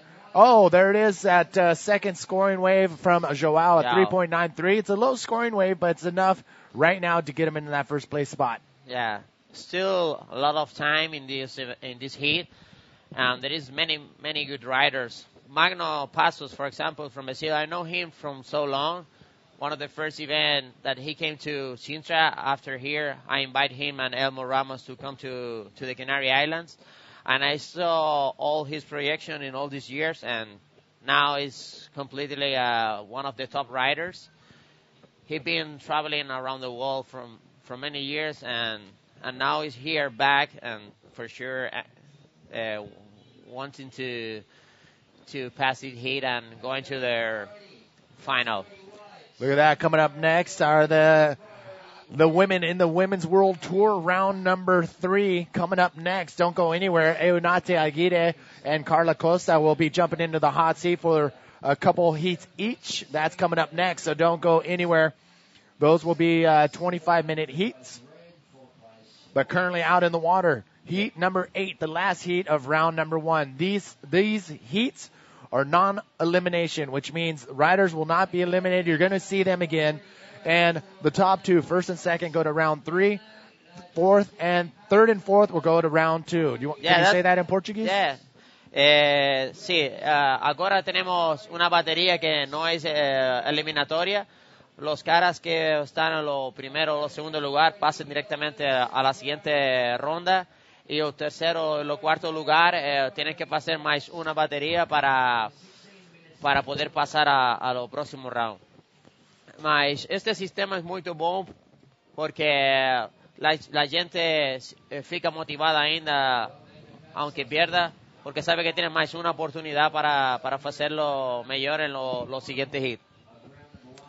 Magno Passos taking a look at that one. Not much there on that wave. So we got the explanation out on the showdown format, and we'll explain it as it goes on. There are a couple of different things going down, reseeds and elimination and non-elimination rounds. So stay tuned. The showdown format is pretty legit. We're stoked. Charles in France tuned in. Michael in Sydney and Liam in Lennox Head. Thank you all for tuning in. Manny V here with Adiel Jimenez. Aquí estamos un añito más en el Sintra Pro. Nunca fallan las olas. Al final, aunque parezca que no, esta playa siempre nos da la oportunidad y muestra lo que tiene. La pena en el día de hoy es que se haya metido este viento. Y aquí tenemos a Magno, creo, sí, con la licra blanca, buen reverse, con spray, intentando coger velocidad. Magno. Seguro que está buscando ese lip. Aquí tenemos un rolito de Magno. Esta ola no va a ser muy buena, pero tal vez lo suficiente para ponerse entre los primeros, porque ahora mismo cada uno solo tiene una ola buena y una ola regular, con lo cual cualquier ola más o menos decente pues hace que te pongas en los puestos de cabeza. Sinceramente, yo creo que tiene la mejor ola de toda la manga con un 7.63. Seguido de Nicolas Rosner con un 5.63. Por ahora las puntuaciones que han obtenido no son muy altas. En cualquier ola que cojan estos top riders pueden conseguir avanzar al primer y segundo lugar de la manga.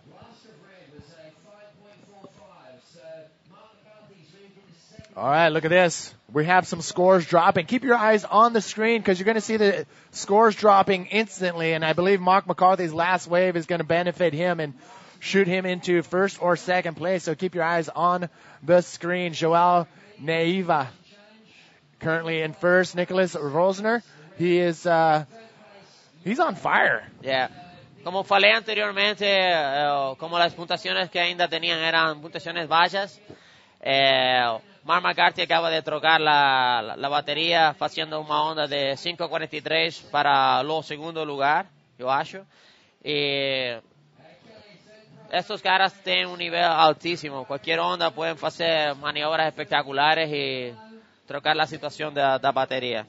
Coming up next. Agora temos la siguiente ronda, tenemos a varias meninas. Alejandra Tuve de Venezuela, es una menina que ya lleva como 2 años haciendo tour. Tenemos a Teresa Duarte do Portugal, una menina que surfa muy bien. Ella lleva ya varios años haciendo los eventos y haciendo lo europeo y las pruebas del mundial perto de aquí de Europa. Y más una menina de Portugal, Karina Carvalho, y una japonesa, Mayumi Tone, que todas las japonesas en esas condiciones surfan muy bien haciendo maniobras aéreas. We got a rider out the back, a couple wave exchanges. Here we go. Joao coming around the section. Little spin off the top. Joao looking for another section to try to do something, and looks like the conditions have changed from the last time I was here. So a little bit more wind, a little bit more texture on the wave, but at least the wave size is still out there. It gives it a little bit more punch. Yeah. Las condiciones ahora están un poco más difíciles porque el viento está más fuerte. Mas, como falei anteriormente, estos caras son de los mejores del mundo. Mira, aquí tenemos al competidor de amarelo, Nicolás Rones, buscando la velocidad y pegando, haciendo un backflip increíble. Buenazo. That's what was going on when we were following the rider on the right. But look at that, Nicholas Rosner. That's definitely going to help him out. Yeah. Unreal. Yeah, Nicolas Rosner is a bodyboarder from Portugal, but his family is from Germany. Amazing. But he's been practiced here for so long. He's a great competitor. He's been in the final a couple of years ago, and he's showing to everybody that he can be again. All right, taking a look at Magno Passo's last wave. Oh, coming unhinged right there. Magno not having the best heat right now, but again, this is a non-elimination round, which means first and second will bypass round number 2, go to straight round number 3, and you're going to see third and fourth go into round number 2. Round number 2 is an elimination round, and World Tour contender Dave Winchester is actually in round number 2, so there's a chance that he might get knocked out of the event or progress on into round number 3. So round number 2 is do or die. Yeah, Winnie has been doing a great tour this year. I saw from home the last events in Chile and Itacoatiara in Brazil. He's doing a great job. Super spectacular, super solid. And here we go. We have here the result of this heat. We have in first place Nicolas Rogner with a 7.38 and a 5.63, and then Joao Neva with a 7.63 and 3.93. And then Mark McCarthy with a 5.45 and 5.43. And in the last place, Magno Passo from Brazil with a 4 and a 1.75. Yeah, Magno in this heat has been really unlucky with the selection of the wave. With the wave with not too much potential to make good maneuvers, but he's a guy with a lot of experience. For sure, he's waiting for a good wave. Here we go. Here we are. We have Magno doing a great rollo in the last wave. Well, right now, Magno his second highest scoring wave is only a 1.75, so that wave is definitely going to take it over. Nice through the lip roll right there for Magno. Clean, nice size wave, so that's definitely going to help him. He's got 10 minutes to go, so. Yeah, I told you, he's a great competitor. He can change in any wave that he take in with a good projection. We seen earlier in the heats, Ben Player waited till the last 2 minutes to get a 9.7 ride straight up into the first place. Jeff Hubbard, same thing. Last 2 minutes in his heat went from last to first. So anything is possible with it. 10 minutes, 9 minutes remaining. Yeah, even me, my first heat of yesterday, I was, I think, third or fourth, I can't remember. And in my last wave, I did like a 360 invert, 360 on a roll, and then I passed to the second place. I was so happy, so excited, and you can do it. Before, until the horn sounds, Yep. everything can happen. Aquí teníamos a João Nieva pegando uma onda, mas fechou e não deu para fazer nenhuma boa manobra. All right, ladies and gentlemen, thank you all for tuning in from all over the world. Pedro is in Lisboa, Neil, and that was Mark McCarthy cutting out of that one. Nuno is tuned in. Jesse in Kingscliff, Australia. Neil in Richards Bay, South Africa. Thank you all for tuning in. Aviero, Nuno, Yaniv. I think you've been watching from the get-go. Thanks on you, brother. Algarve. How's that, Joao? Joao tuning in from Algarve. Liam in Newcastle. Toby in Cornwall. Jason, the northern beaches of Australia. And look at this, live action. Nicholas Rosner. Aquí tenemos a el competidor de Portugal y Alemania, Nicolas Rosner, haciendo un amazing rolo, un buen rolo. Disculpe la gente por mi portuñol. Yo estoy tratando de hablar las tres lenguas, español, portugués e inglés. Espero que la gente da para percibir lo que estoy hablando. Aquí teníamos a Nicolas Rosner pegando velocidad y batiendo los lip con un buen rolo, muy alto, los brazos completamente estirados y cayendo muy limpio. Acho que va a ser una buena puntuación. Aquí tenemos a la menina de Venezuela, Alexandra Altuve, enamorada de Alberto Colucci, que hizo la final antes en los triales. Y esperemos que todas hagan un buen papel en el agua. Ladies and gentlemen, heat number 8, round number 1 of the main event, Grand Slam Series, the showdown format in the men's division. Coming up next, don't go anywhere. We have the round number 3, heat number 1, getting ready to head out into the water. That is the Women's World Tour side of things. Round number 1, heat number 1, making their way down to the water. But it's all about these last 6 minutes in round number 1, heat number 8. 2 riders go straight to round number 3 and can take a break. Yeah. That will be the end of their day as far as competition. They'll come back tomorrow. But 3rd and 4th, they will show down in round number 2, which will go out later today. So don't go anywhere. Still tons of action going down. We don't want you to go anywhere. Michael in Sydney, especially you, and Charles in France. Bonjour. Bueno, aquí tenemos en esta manga, en este hit, la situación da manga. Tenemos lo primer lugar a Nicolas Rosner con 2 boas ondas, un 7.38 y un 5.63, con un total de 13 puntos. Y João Nieva, un local de aquí de Portugal, buen competidor, haciendo siempre muy buen papel en el europeo y en varias ferias del mundial, con un 7.63 y un 4.25. En tercer lugar, lo cara de Sudáfrica, Mark McCarthy, un buen competidor. Siempre está en lo más alto de los eventos, semifinales, finales, haciendo siempre un buen papel. Sobre todo si las ondas son de derecha. Es un cara que surfa muy bien. En tercer lugar, con un total de 10.88. Y esa manga tenemos a los brasileños, Magno Paz, un buen amigo mío, que no está teniendo mucha suerte, mas es un buen competidor y puede trocar la situación en los últimos momentos tranquilamente. Es un cara que surfa mucho, está completamente en forma y solo está precisando una buena onda. Cuando quedan menos de 5 minutos, la situación está de esta manera. Wow, Ariel Jimenez spitting out the Spanish like no other. He's from Canarias, Isla Canarias, and one of the most magical places on earth. Definitely put that on your map if you're a bodyboarder. Great waves, great people, and great food. I can't wait to get back down there, and the water's warm. Yeah, Canarias es uno de los lugares del mundo que siempre que uno va se lo pasa increíble, con buenas olas. Bueno, aquí tenemos a Magno cogiendo velocidad y haciendo un buen arrece. Se los dije, señores, se los dije. Aquí tenemos a Maguinho. Maguinho no falla. Tiene un nivel increíble, está completamente en forma y lo acaba de demostrar en esa última ola haciendo un arrece brutal. Seguro que esta ola le va a dar una puntuación altísima y va a pasar del 4º lugar a los puestos de cabeza de esta manga. Magno Como falei Passos. anteriormente, aquí tenemos a Maguinho, lo cara que puede trocar la situación en cualquier momento, pegando esa última onda, batiendo los leads, haciendo un RS muito bom, muito bom.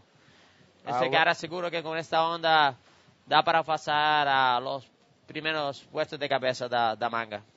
Estaba buscando, he was looking for a 7.14 to get into the second place spot, and that could have been it. Nice size wave. Maybe. Super Maybe it clean. could be. ARS. We're going to wait to see the scores drop on the screen, and our screen is turning. Still waiting for that last score.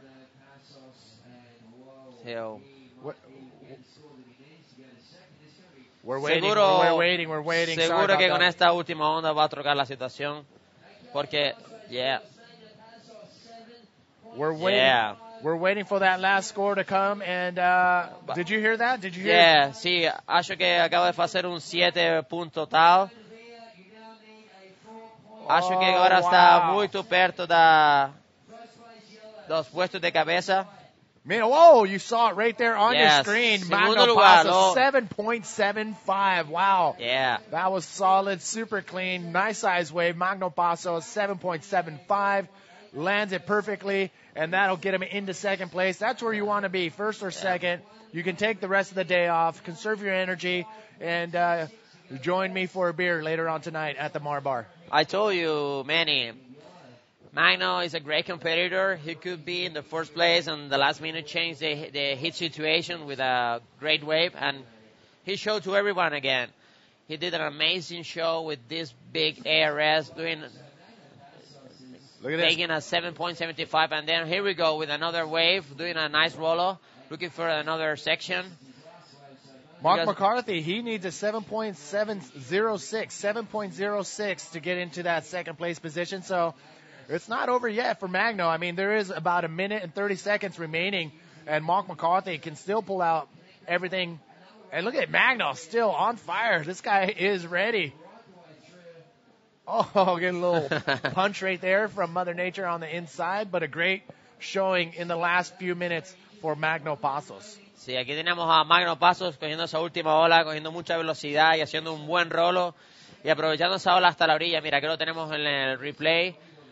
Un buen rolo, los brazos estirados, ahora buscando la siguiente sección. La playa de Sintra siempre ocurre esta situación que tú puedes ir trabajando la ola hasta el final, haciendo un 360 o un trompo como decimos en Canarias y un rolo más hasta llegar a 5.33. Sí, un 5.33 ha conseguido en esta última ola.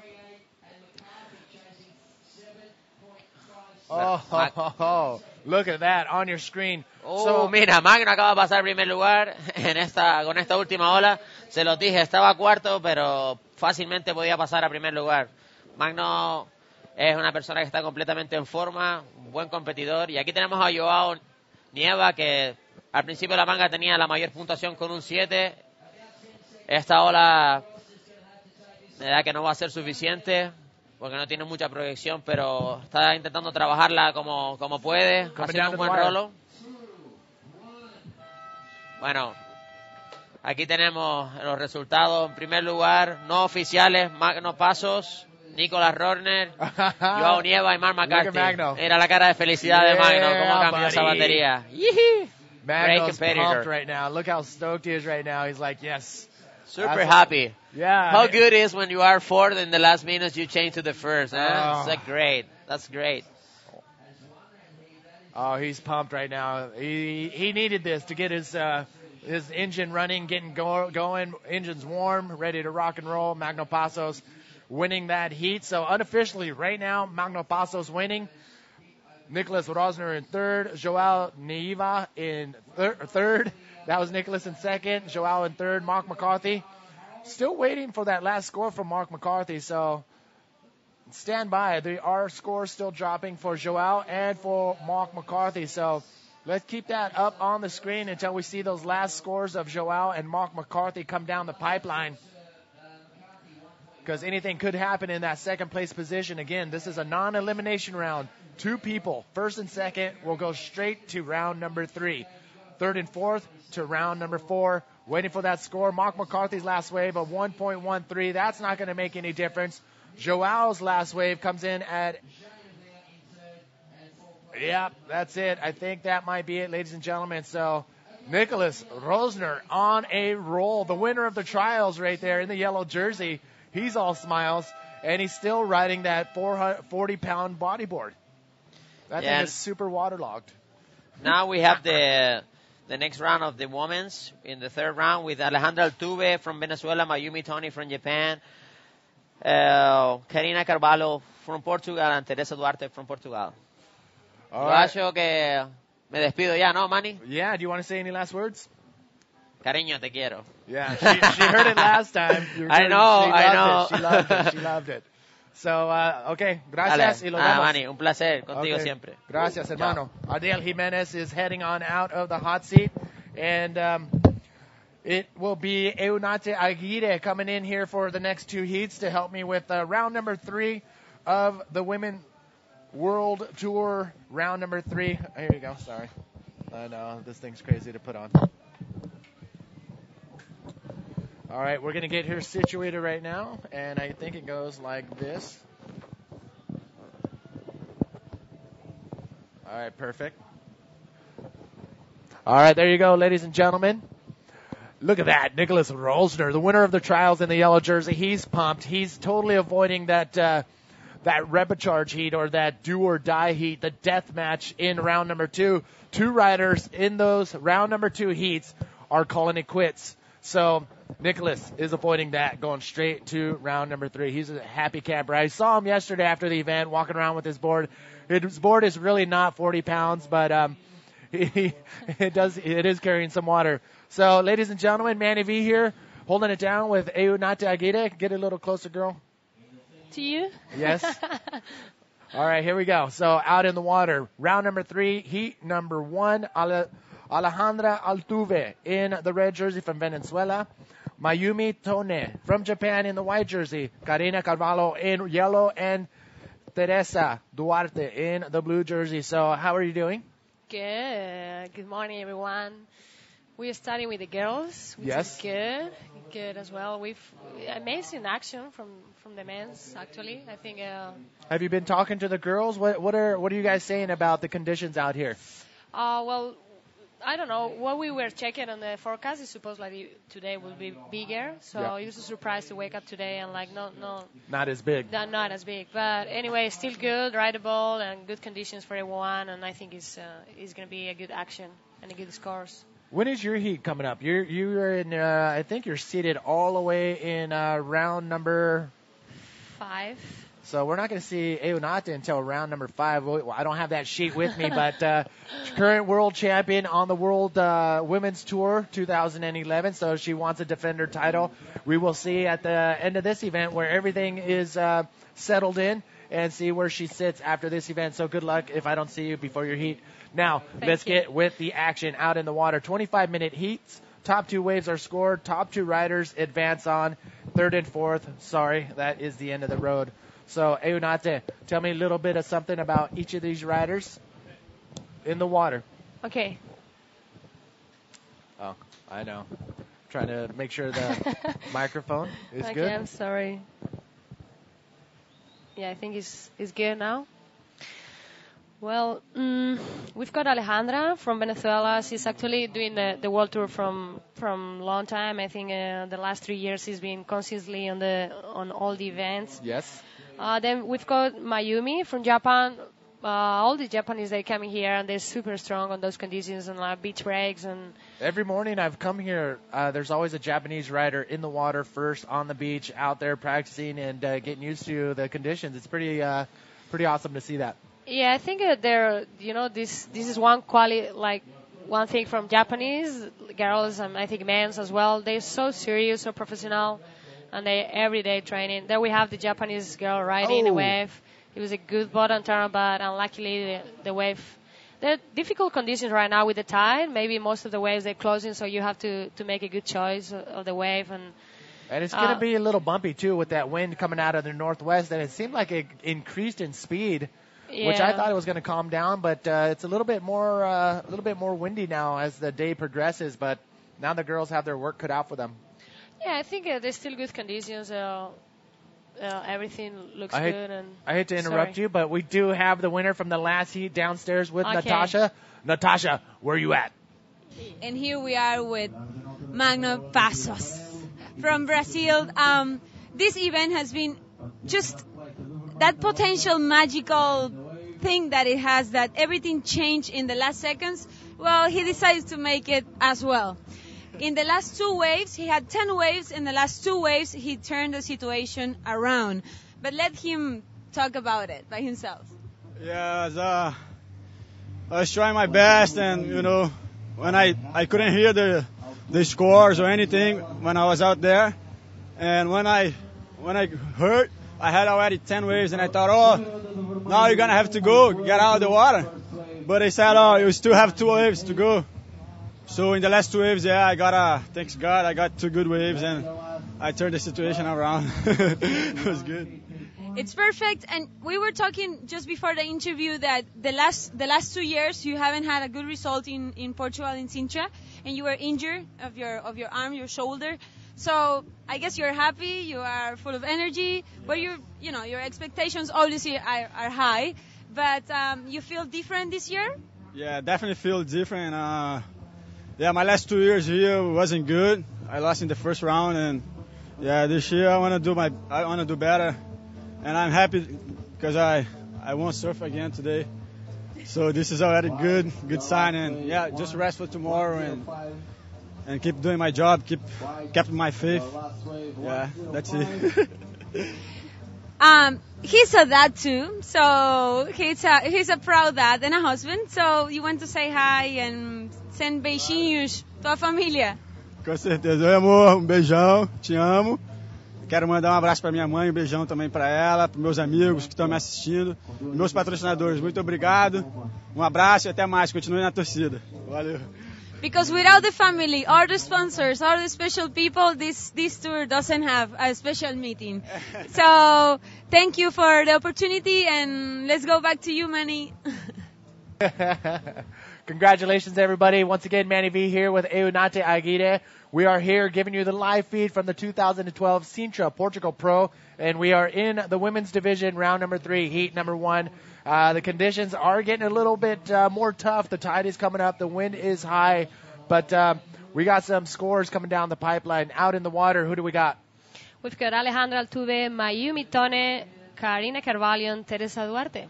All right, That's scores are coming down. Waves are being ridden, and I pressed the wrong button. Not good. There we go. Well, there we have in a wave. Look at this, out the back, live action. The Japanese rider, she's trying. Wow, that was a good roll. That was a really good roll. Probably she's gonna. Oh, yeah. I find that it's like she landed the maneuver. Then we have Karina coming from Madeira, spinning and spinning. I think maybe, I don't know, what I've seen from outside looks like the left-hander is having more potential, and look at the sets. I think the girls, they have to look for that left-hander and the first lip. What do you do? What do you do in preparation for these kind of conditions? How early before you heat do you come out and watch? Let's talk us through really quick about. Then we have the line, like such a good line. She's just like looking for the lip and hit it in a perfect time. Nice. Like a lot of projection, and she landed. Maybe because the wash, she just she couldn't hold the bodyboard. But I think that was a landed maneuver, and the judges, they're gonna count it like as a good score and as a good roll. I think we're still gonna wait for that score to come down the pipe, but. Yeah, what do you do for preparation in these kind of conditions? I mean, it's really tough, and they change all the time. Every hour, every heat, it could change. Yeah, basically, I don't know. I was talking about this the other day with my friends, with Carla and the other girls and Katarina, because we are so used to be surfing in a beach breaks. Most of the World Tour events, they are in a beach break, so mostly we are used to surf in those conditions. Sometimes big, sometimes small. But actually you have to train as well outside in the land. You have to, anaerobic preparation, I don't know how to say in English, anaerobic. Anyway, it's when you like preparación anaeróbica. Oh, anaerobic. Yeah, anaerobic. Okay. Sorry. Yes. Sorry. So yeah, I think it's pretty important in the contest because once you finish a wave with a lot of tension and a lot of energy lost on that wave, which is short, you have to keep having energy and like paddling so hard to go as fast as you can to the point break again. So this is, I think, I always been training that, so this is important. Yeah, like we can see there's a lot of, I don't know, the girls they come in strong from Venezuela and Japan. They're like pushing, they're like so, like they're working as a team, which is so beautiful to see that spirit. Then we have Teresa, yeah, from Portugal, strong riders. So not much there happening for Teresa. No luck with the wave. It's hard to choose a wave, but anyway, she's gonna do good. Yeah, Teresa has been in the European Tour for long, and she's such a good rider. She's been like up there, like as a 4-3, and then she disappeared a little bit from the competition scena, and then right now she's coming back. Portugal is always a good scenario to come back again into the World Tour, and like I guess we love to be competing here. It's one of those venues where you got to be on your game because it could be super small or it could be out of control, super big. So you got to come to Portugal, to the Sintra Portugal Pro, ready to compete in any kind of conditions. And looks like there's a couple sets that just rolled through. Nobody was on them. Everybody's waiting patiently. Let's take a quick little break. We'll be back right after this.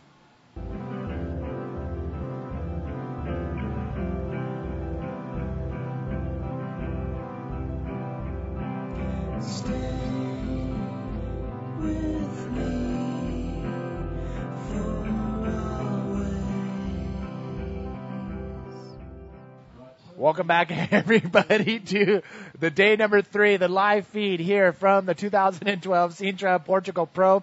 Manny V here holding it down with Eunate Aguirre. She's going to be hanging out with two heats here in the women's round 3 division. Currently out in the water, we have in red Alejandra Alturve from Venezuela, in white Mayumi Tone from Japan, in yellow Karina Carvalho from Portugal, and in blue Teresa Duarte from Portugal as well. So we have 2 Portuguese, a Japanese, and a rider from Venezuela. Well, we are here, Portugal, Sintra. The sun is on. We have good waves. It's supposed to be big today. It's not as big. So at the same time, for us, it's kind of like, oof, good. Well, because sometimes to be competing on like big conditions is pretty hard. But on the same side, I've seen you, Isabella, Neymara, Carla, a bunch of bodyboarders. Women bodyboarders that charge too. So yeah, we love to be obviously we love to surf in a good conditions, but Portugal and Sintra especially always give like those, if it's good, like good size, you have hard work it's to heavy. paddle in. Especially here. I mean, out. if it was massive, you would have to paddle out. There's really no channels here either, so you would be paddling out and duck diving. Yeah, massive whitewashes. It was Teresa paddling. She's looking for maybe her first wave. She's trying to get a first wave because she has just 1 point and 1 point. Yeah, again, these are 25-minute heat. Top 2 waves are going to be scored, so it's just a matter of who's going to get those 2 solid waves to be able to make it in those top 2 advancement spots. And you can see on your screen, not super high scoring waves, and in fact, Alejandra, Karina, and Teresa need that second wave under their belt, but plenty of time, 11 minutes, but it will run out of time if they don't hurry up and catch that second solid wave. Yeah, I think it's important to start here with a good wave. I think for me, gives me a lot of peaceful, to start I did my first wave and I'm fine right now. So I think it's important, but the girls, they've got plenty of time, like Manny says, and we're gonna see a lot of action. We see Guilherme Temega. He's one of those guys that goes out there within the first minute. Yeah. He's on a wave. Yeah. Just to have something on his scorecard, whether it's a 3, a 5, or he really wants a 10. That's what he's doing. But no matter what, he does have a score on his card. Here we go. Then we have Mayumi, the Japanese girl, going in a good line, trying to hit the lip. And, well, she she get the roll. Well, she keep going, spinning.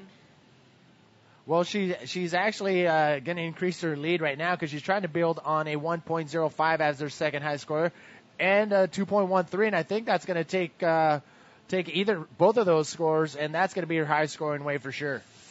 Yeah, she did. Probably it was not a so big wave, but she's trying to get those points, those small points, and like doing a complete wave to get through that here, which is so important.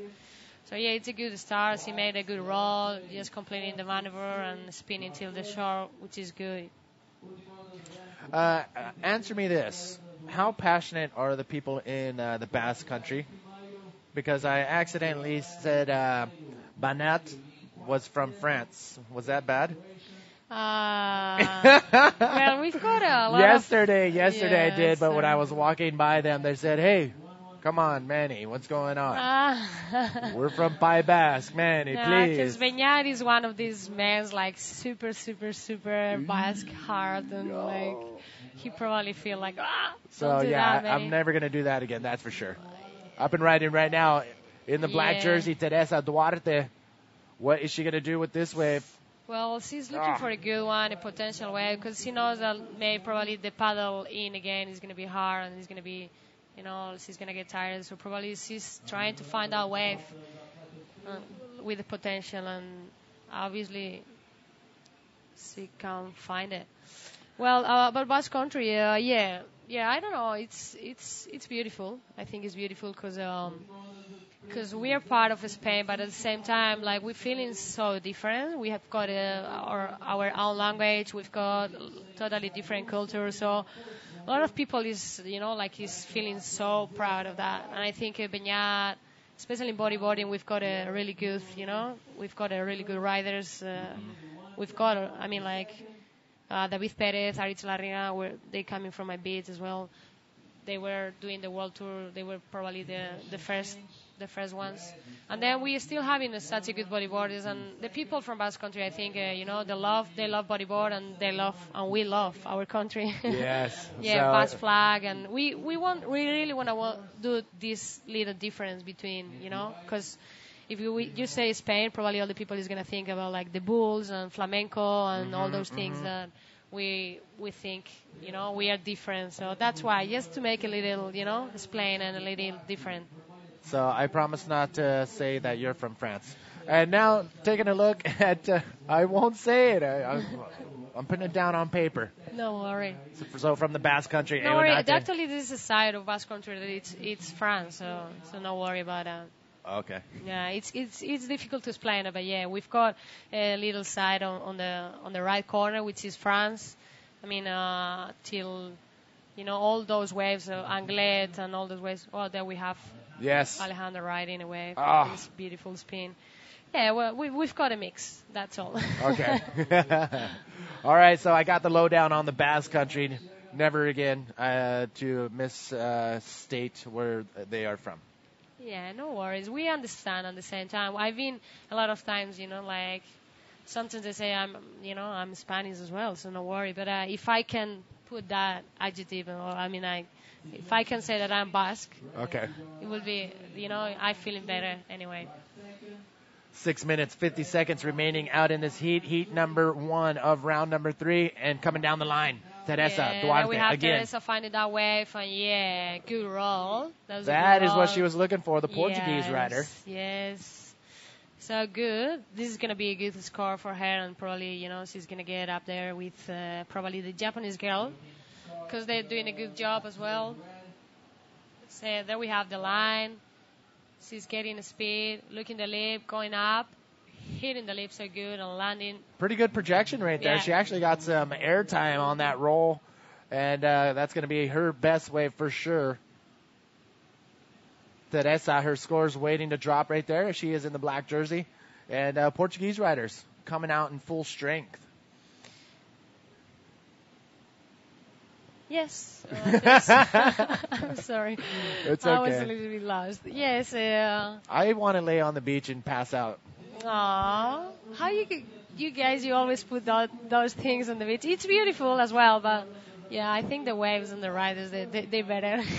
I'm don't, sorry. Don't blame me, blame camera too. No, it's good. It's good. Out in the water, 5 minutes. We are waiting Yeah, for that score to drop. pra gente que tá lá em Portugal, tá aqui em Portugal torcendo pela Teresa e pela Karina. Wow, look at that. A Teresa ficou agora com 6.5, ela pegou uma onda boa e ela tá em primeiro lugar. Estão tranquilos e tá tudo bem, torçam aí. There's PLC, his little sister, and Ruth, and is that the little girl? Do we know who that is? I think that's... I don't know them as much. We'll find out. Oh, no. High tide is coming up, people. Make sure you grab all your chairs, your iPhones, and, oh, bummer. Then we have the Aussies, Lily. Oh, Lily's getting... They get wet. She should know better than that. All right, winding down the first heat of round number 3 in the women's division. 4 minutes, 30 seconds remaining. Teresa's last wave coming in at a 6.05. That is going to shoot her to first place. Mayumi Tone, she is currently in second, but she's got to be careful because Alejandra, all she needs is a 4.83, and Karina, all she needs is a 3.77 for her second wave to get in that second place spot. 2 riders advancing on, 2 riders. That is the end of the trip. Yes, there we are. Like you can see, Teresa get maybe not the long wave, where she gets a 6.5, but it was like potential wave, potential maneuver, and this is what the judges they want. Like, you know, because then in the other side we get a Mayumi, that she was doing a roll until the shore, like complete wave, but maybe not with that all potential, and the judges they're doing that, you know, that difference, that big difference on the scores. And look at that. That is the current situation out in the water. Karina Carvalho coming from 4th straight into 2nd with her second scoring wave of a 2.13. So, again, it's totally within reach. 2 riders will advance on. 3 minutes remaining. Now look at that. Instantly. You're seeing it live. Look at the situation change now. That's where we are in the water. Yeah, then we have Teresa first, Mayumi second. They're pretty tough between them. And then we have Karina trying to find a wave as well. Little bumpy wave with not a lot of potential, so she's coming off. Yeah, wave selection is going to be the most difficult thing to do out here in these conditions because what could look like a perfect wave down the line, it's not going to happen if it doesn't hit the inside sandbar in time. The tide is coming up, things are changing, and the ladies have their work cut out for them. Yeah, this is this time of the tide, which is important to get this maneuver on the back, to get a potential wave on the back. Maybe it will be as bad, if you get in closer, it will be better than get, a fluffy wave till the shore. So if you get in a close out and you're doing the maneuver, the strong maneuver on the back, the judges, they're going to make that different and they're going to give you the score. So, yeah, it's pretty important, to find yourself in these conditions with the tide coming up and get the potential wave. And we mentioned earlier today, too, variety of moves. It's good to do a variety of moves on the wave, as many as you can. I mean, you would be, if you can do an air, an ARS, a roll, all on one wave and show that variety, you're going to get scored a lot more higher than you would doing the same maneuver over and over down the line. And we saw that earlier today from a couple of the riders. So variety is also a key component. Variety. Okay. ¿Cómo dice en Variedad. español? Variedad. Sí. Okay. Variety. ¿En español? Say it again. Variety. I don't know if I'm right. I don't know. It sounds like variedad. Mucho diferentes cosas. Okay, variety. Y variedad. Y variedad. I'm sorry, people so at home, but go. I'm trying to learn in everyday English. Look at the Groms. Whoa, how's that fro? Yeah. What up, dog? It's good to have, this contest always has, a lot of Groms coming up and a lot of, new faces, which is always good to be here. And, there's a lot of, like I told you yesterday, there's a lot of schools, and this year I'm feeling that where you're surfing and training, you can find little kids with helmets and trying to get their waves. Then we have Teresa Paulino that left. She couldn't get it, but actually she's first, Teresa. Teresa está em primeiro lugar, mas ela está precisando da segunda onda para ela ter uma boa combinação de ondas. Ela tem 6.5 e pelo contrário ela tem 1.3. Ela precisa melhorar essa segunda onda para ficar tranquila no primeiro lugar. Mas estão 35 segundos e that's it. That's the hit. I think Teresa gets first. Oh my. Yeah, Mayumi gets second. They both made it, and then unfortunately, con mala suerte, we have Karina and Alejandra that they couldn't make it. Oh my. Well, I'm sorry. It's hard to see your friends losing. I mean, like getting third and fourth. It's like, wow. But, well, I don't know. I know. It's a shame. Third and fourth place finishers, that is the end of the road for them as far as the competition. I'm sure they'll stick around and support their friends in the competition still. But Teresa Duarte with that 6.05 wave. Look at her coming in right there. She's a happy camper. And Mayumi Tone, she advances on to round number 4.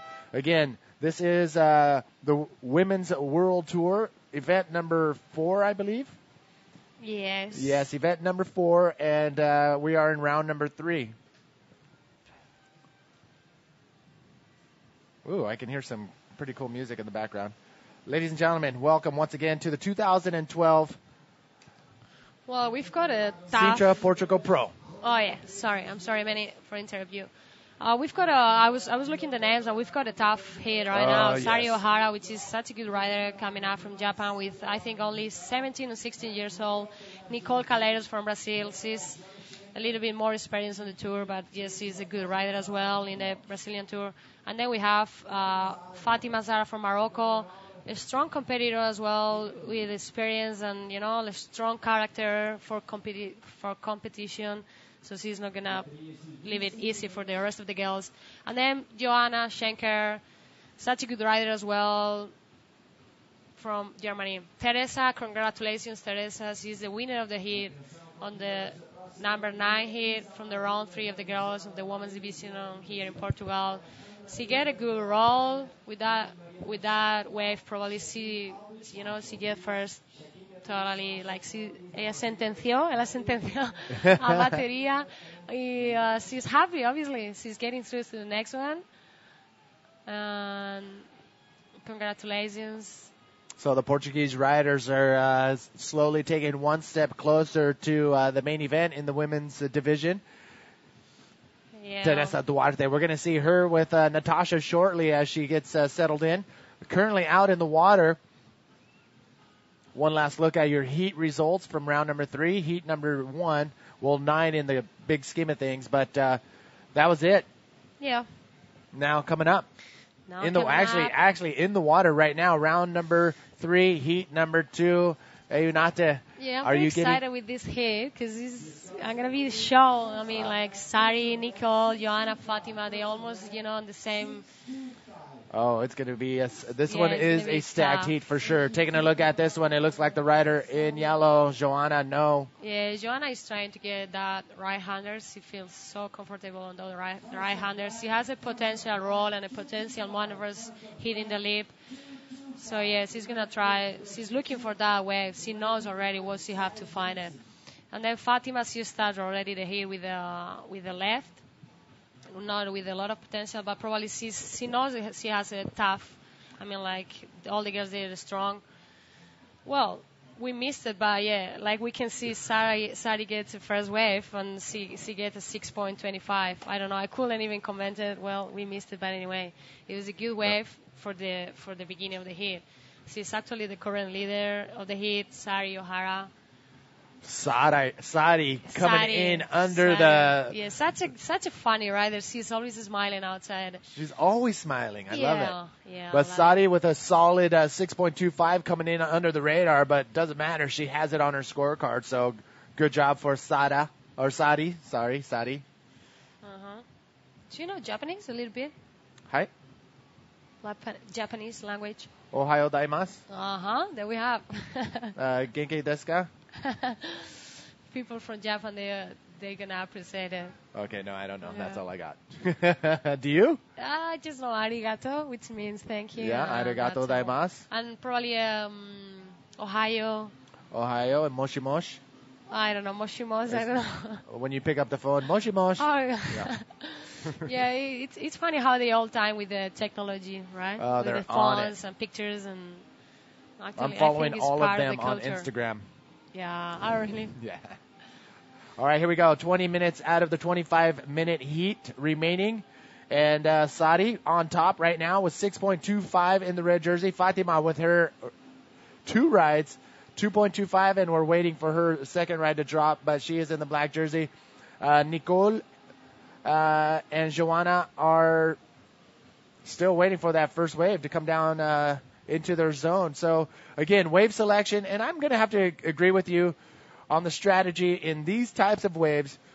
Go out there, do whatever you can. Even on the way out, grab a wave, get something under your belt to have on your scorecard. So that I say that strategy is probably one of the best ones to follow by. I mean, Guillermo Tamega, that's pretty much his trademark. And I point to him because if you watch him closely, you'll see what he's doing. Up and riding. Nicole, her first wave. There we have doing the lines. He's looking at. Wow. Yeah, that was a good roll. She arrived pretty late on the lip, but she hit the lip from inside the wave, which is it's good. I mean, it's a strong maneuver because you have to keep your board with your body to land it. So it was a good maneuver, a good roll to start a hit, and she knew that she was needing the first wave to start it. Here's another look at that wave on the replay. Nicole, nice clean line, maneuvering through the bumps and chops and punches through the lip and has enough projection off her bottom turn to actually get through the lip and follow through with her nice roll right there. Great wave for Nicole. Calero, this is what I wanted to say, but I couldn't find the words. Here, let me give you a little piece of paper, and you can write it in Spanish if you can't think of the word. No worry. Look at the left. Fatima. Oh, look at this wave coming off the bottom. Nice, clean bottom turn. Fatima, forcing the roll right there. Deciding not to use the lip for all of her momentum, but actually just flipping that over. Yeah, probably she knew that the wave it will close out, and she decided to get one maneuver. Even maybe the wave he was not asking for that, but she a little bit forced it. The judges are gonna maybe not give all that points, but well, it's a maneuver and it's a wave. Not too bad right there. I mean, it's something. It's better than nothing, and she's trying to build on a .088. So yeah, it's good. Wow, conditions have totally changed a little bit, but check this out. We have the winner of that last heat with Natasha. Natasha, where are you at, sister?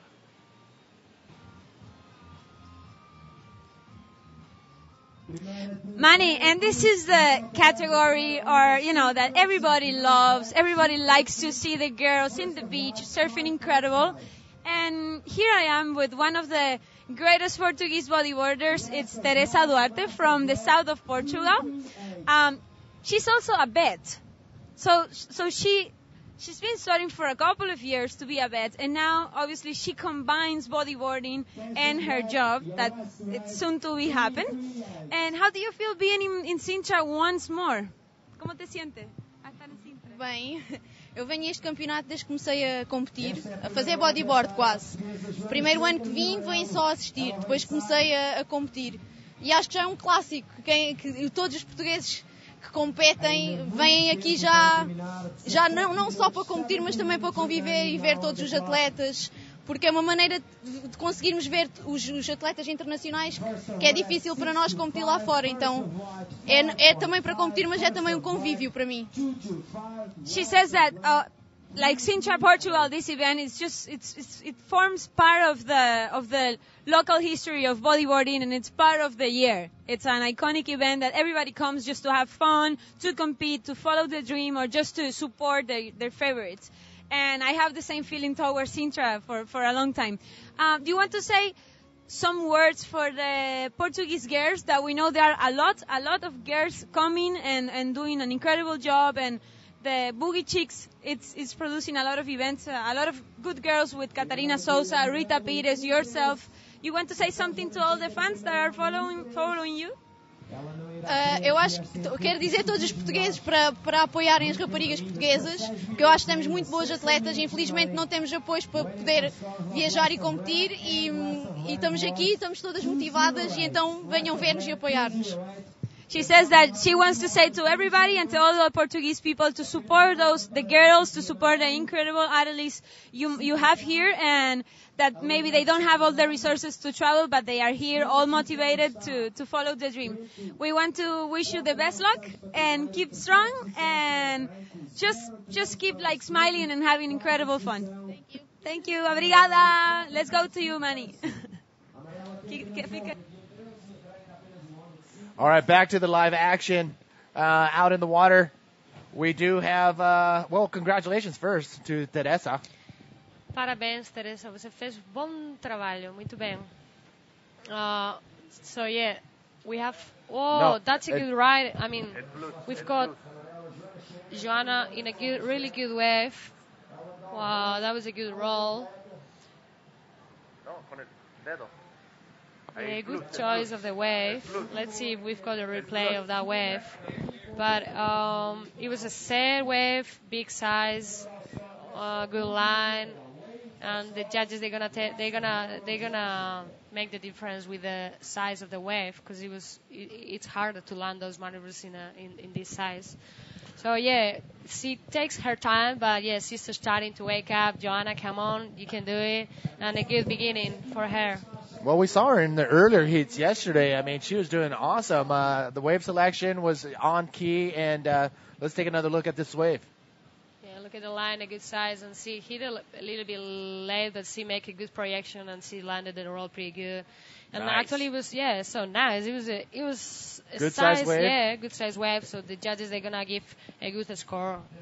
All right now she is currently in fourth place. Only one wave, a 1.13. This wave will definitely make a situation change. For sure, she's going to pass up Nicole. But let's take a look right now. Fatima's last wave. Yeah, then we have Fatima's last wave going in the line. Nice. Yeah. Yeah, I'm going to say that's going to definitely probably be better than her 2.25, but we're going to have to wait and see what the judges say. Coming up next, look at that, getting her jersey ready, Mayra.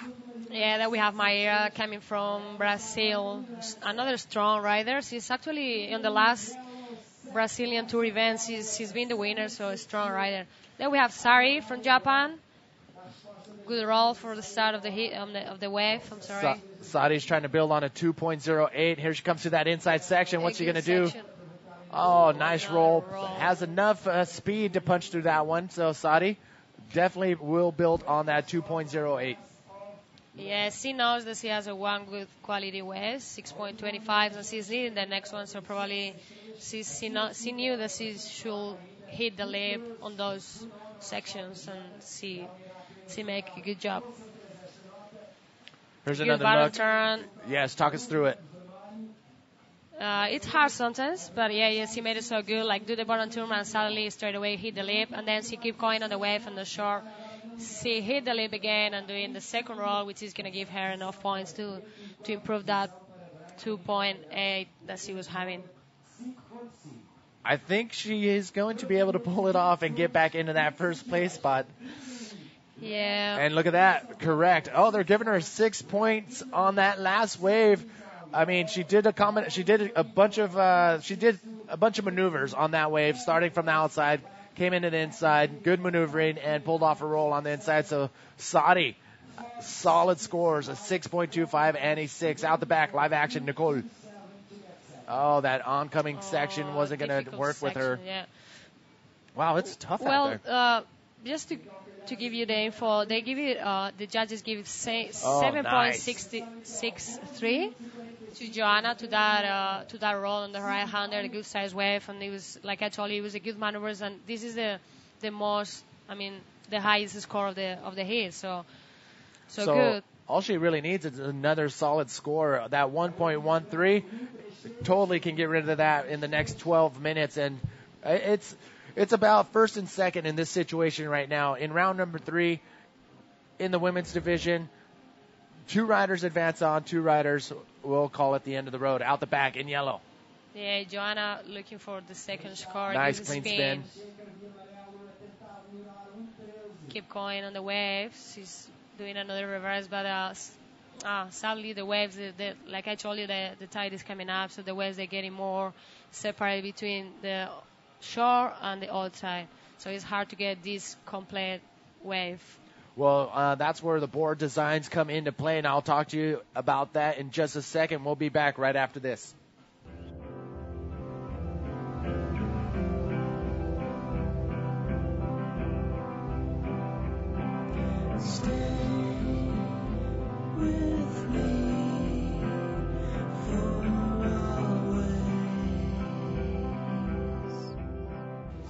All right, ladies and gentlemen, we have a situation change out in the water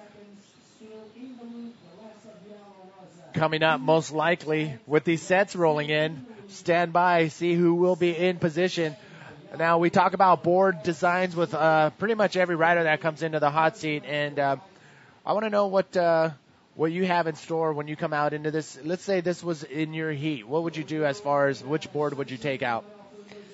Oh, well, I will be confused between 2 boards that I have, because right now the straw maneuver is on the still on the back, which you need a board which is gonna give you a speed and like a narrow board.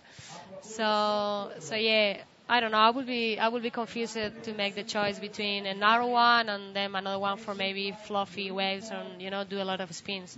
Probably the second one, because maybe I can still get in this speed on the back, and then it's gonna be so important to make those spins between the the outside section and the shore, and it will give me that stability for go spinning to the shore. So yeah, then we have Fatima. She's actually riding a big board, like you can see. Oh, nice. Roll. She's able to hold on to that bottom turn through the lip right there. So Fatima trying to build up on her second high scoring wave, which is a 2.25, which I think that will be a higher scoring wave. But you're right, with the tide coming up, you're going to have this little flat area where you're going to need all the surface area on your board to plane through that with as much speed as possible. Here's another look at Fatima's roll. Yes, she get a lot of speed on the first section, and then she hit the lip, from the bottom, and she landed pretty good, and probably she's going to improve one of her wave of 3.38. All right, scores are coming down the pipeline, and while they do come in, I haven't asked you yet. What have you been doing? I haven't seen you guys in a long time, and what have you been doing during this break? Well, basically, most of the time I've been at home. I wanted to enjoy as much as I could in the title, and I've been in a lot of compromises.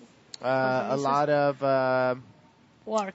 Agreements. A lot of agreements. Maybe. Yeah, beautiful, most of them. Other ones, they've been a little bit out of the beach, which is sometimes tired. Yes. But yeah, it's beautiful moment. I've been at home enjoying that moment for me, the world title, the dream. And that's it.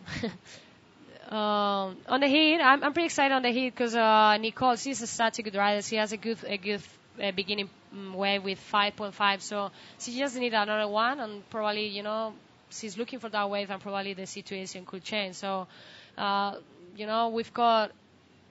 we're still having seven minutes, and everything could happen. Nicole is a potential rider, Fatima as well, and Joanna has a pretty good quality wave with 7.63, but she needs another one. And Sari, which is actually on the lead, she could be more comfortable situation with 2 good waves and with 2 good scores and quality, 6 points, another 6 points. She can be, actually quiet, calm situation. Looking at the rest of the scores down from the bottom, Nicole is looking for a 5.02 for that second place spot. that advancement spot. Again, third and fourth, that is the end of the road for those riders. So first and second is where you want to be. Nicole looking for that 5.02. Fatima, a 5.89. She's currently in third. And Joanna, she's better be careful because these girls can find that score. But Sadi with a commanding lead at a 6.25 and a 6.0. But Joanna, 7.63 is solid. All she really needs is a 4.26 for that first place spot. Yeah, it's a hard situation right now for Joanna because it's hard to make the choice between focus on herself and try to find this second wave or focus what the others they're doing and be with them. But we'll see. Then we have the Moroccans pushers, or I don't know. The Moroccan supporters. Supporters. Or the pep rally crew. Yeah, but that's what we've been seeing throughout the entire event is big groups of supporters. The Moroccans had theirs. Venezuela, they always have 15, and the 20 Japanese people as well. The Japanese people, they're always rolling around in the group, and it's pretty cool. The Moroccans were pretty much owning the trials, but unfortunately none of them made it through into the trials. How does that work when you're at the level you're at? Well, who's at the beach? Who's at the events? Is it your fellow competitors, or who do you guys have? When you arrive, up there, most of them, it's hard to find friends. It's because everyone wants the same in the water, and sometimes you have to fight even with your friends. So it's hard to find this little family. But actually, when you with a lot of experience and a lot of years during the tour. You find your really good friends, and I've called my own family, which is Carla and Katarina.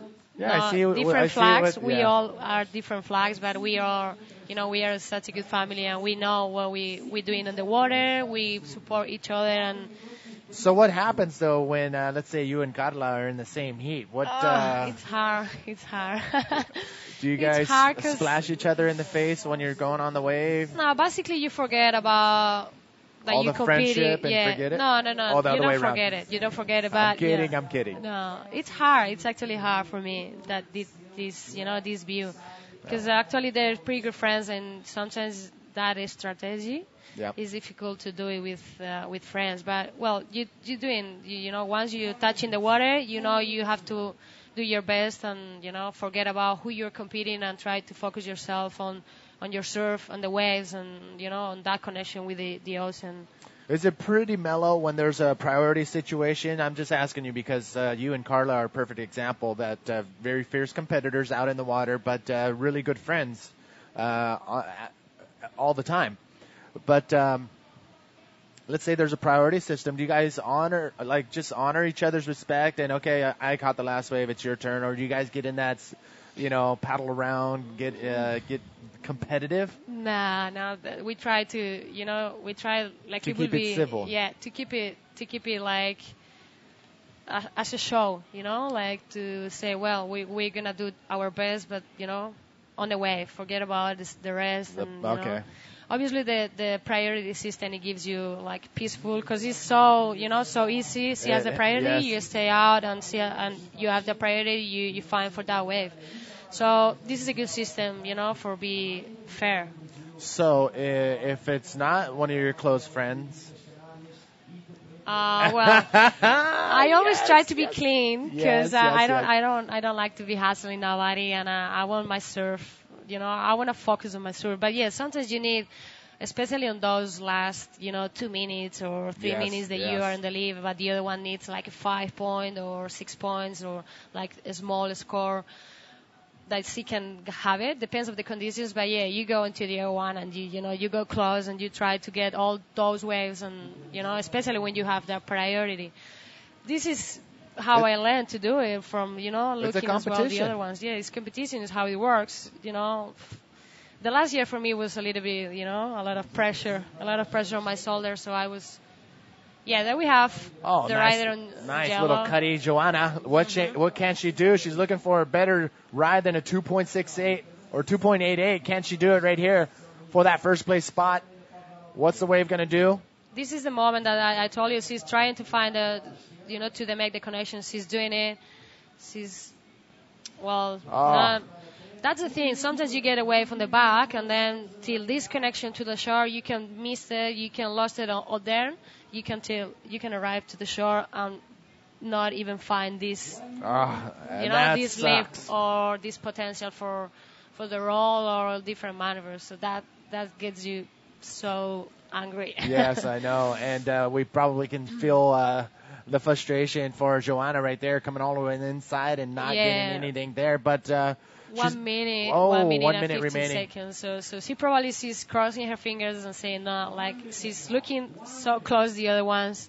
Yep. And thinking no, don't get a wave.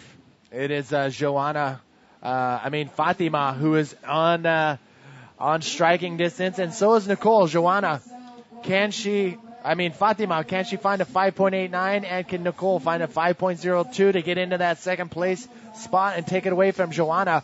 40 seconds remaining. Anything is possible. We've been seeing it throughout the entire event. People getting knocked out in the last few seconds. Is it going to happen here, or is Sadi and Joanna going to hold on to their first and second place spots? 20 seconds remaining. I'm nervous. Yeah, I'm nervous as well. Too. But it doesn't look like anything Joanna, is coming in out she's the not back. even in the water. She's from outside on the line looking the other riders and crossing her fingers for Fatima and... coming down to the wire. 10 seconds remaining out in the water. Is Sadi and Joanna going to hold on to that first and second place spot?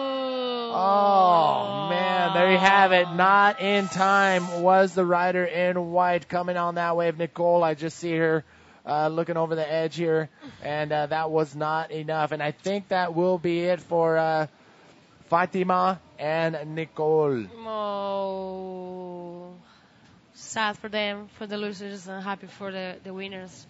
But yeah, Fatima and Nicole, they were fine. They were trying to find these potential waves and they couldn't. But good job for them.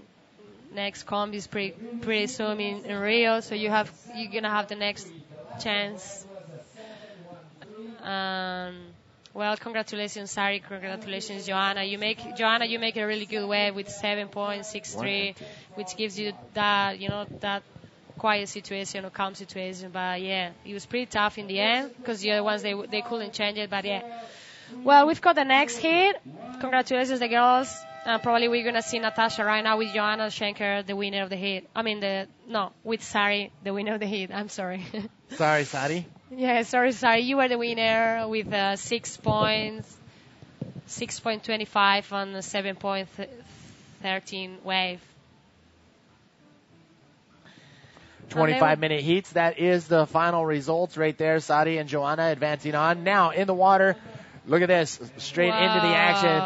Mariana Machado in the black jersey looking for that inside section. Look at this thing forming up. Is it going to do anything? Going for the reverse right there, but that wave just dies out. So yeah, she's actually a rider coming from the rounds before. She's doing a great job, and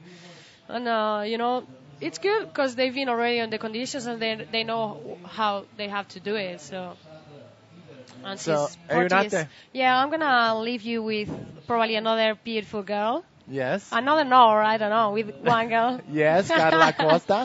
She's going to come in here. Any last words you want to say to anybody? Well, enjoy the show and push your people, push your friends, push your flags as well, and see you later, see you tomorrow, and that's it.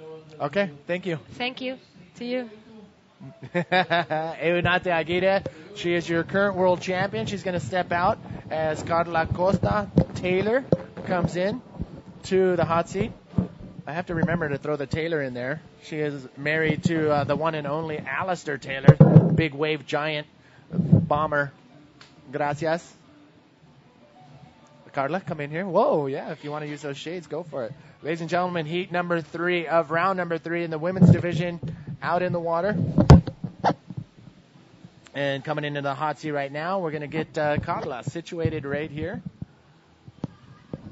I think, can you put that other side over your ear? Boom, bam, beam. And then I'm going to bring this down, put it in front of your mouth, and we are ready to rock and roll. Testing 1, 2, 3.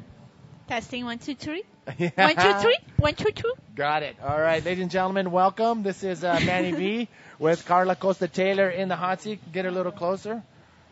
Don't worry, I don't bite much. Hello, Manny. So, hello. Good morning. How are you doing? Good, good. I've seen you the past couple days cruising with Eonate, checking out the waves and checking out the whole vibe.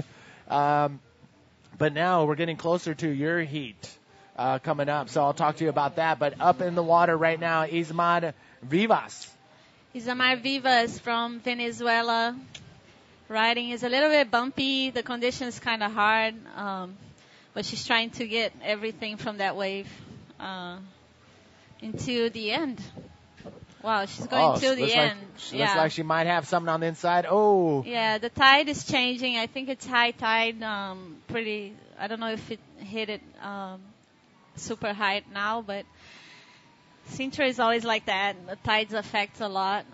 The waves. How many years have you been coming to Sintra to compete? A lot. I mean, I took a couple breaks because in between I had kids. There's another wave from Marina Machado. Marina Machado from Portugal, right? Yes, Marina Machado from Portugal. Oh, there's a left from white. That's Alessandra Rinder. Maíra Viana. Oh, my bad. Maíra Viana is from Brazil. She rides. Oh man. Yellow. Oh no, Alessandra Rinder going for a roll. She gets kind of tough few waves from that heat. It's yeah, really like bumpy. I said, bumpy. The tide is changing. The really difficult conditions for the girls. They're trying to find their space, but Isamar Vivas from Venezuela, Mariana Machado from Portugal, Maíra Viana from Brazil, and Alejandra Fender from Canary Island. Pretty good heat. I know Maíra. She's from Espírito Santo. She competes. Tell me about her. But she'll be wearing the white jersey. Yeah, she's in the white jersey. She rides for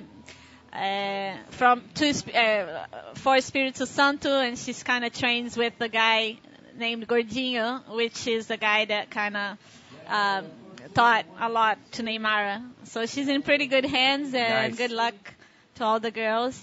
Carla, we do have the winner of the last heat with Natasha getting ready for the interview. Natasha, where you at? And now is the time for the Japanese competitors. That they are not just one or two or three that are good. They are like thousands of good Japanese and killing it. So, konnichiwa, genki desu ka? Sari ohara. Konnichiwa, genki desu, Natasha.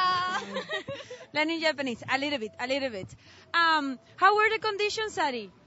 So difficult, choppy and bumpy and like Japan.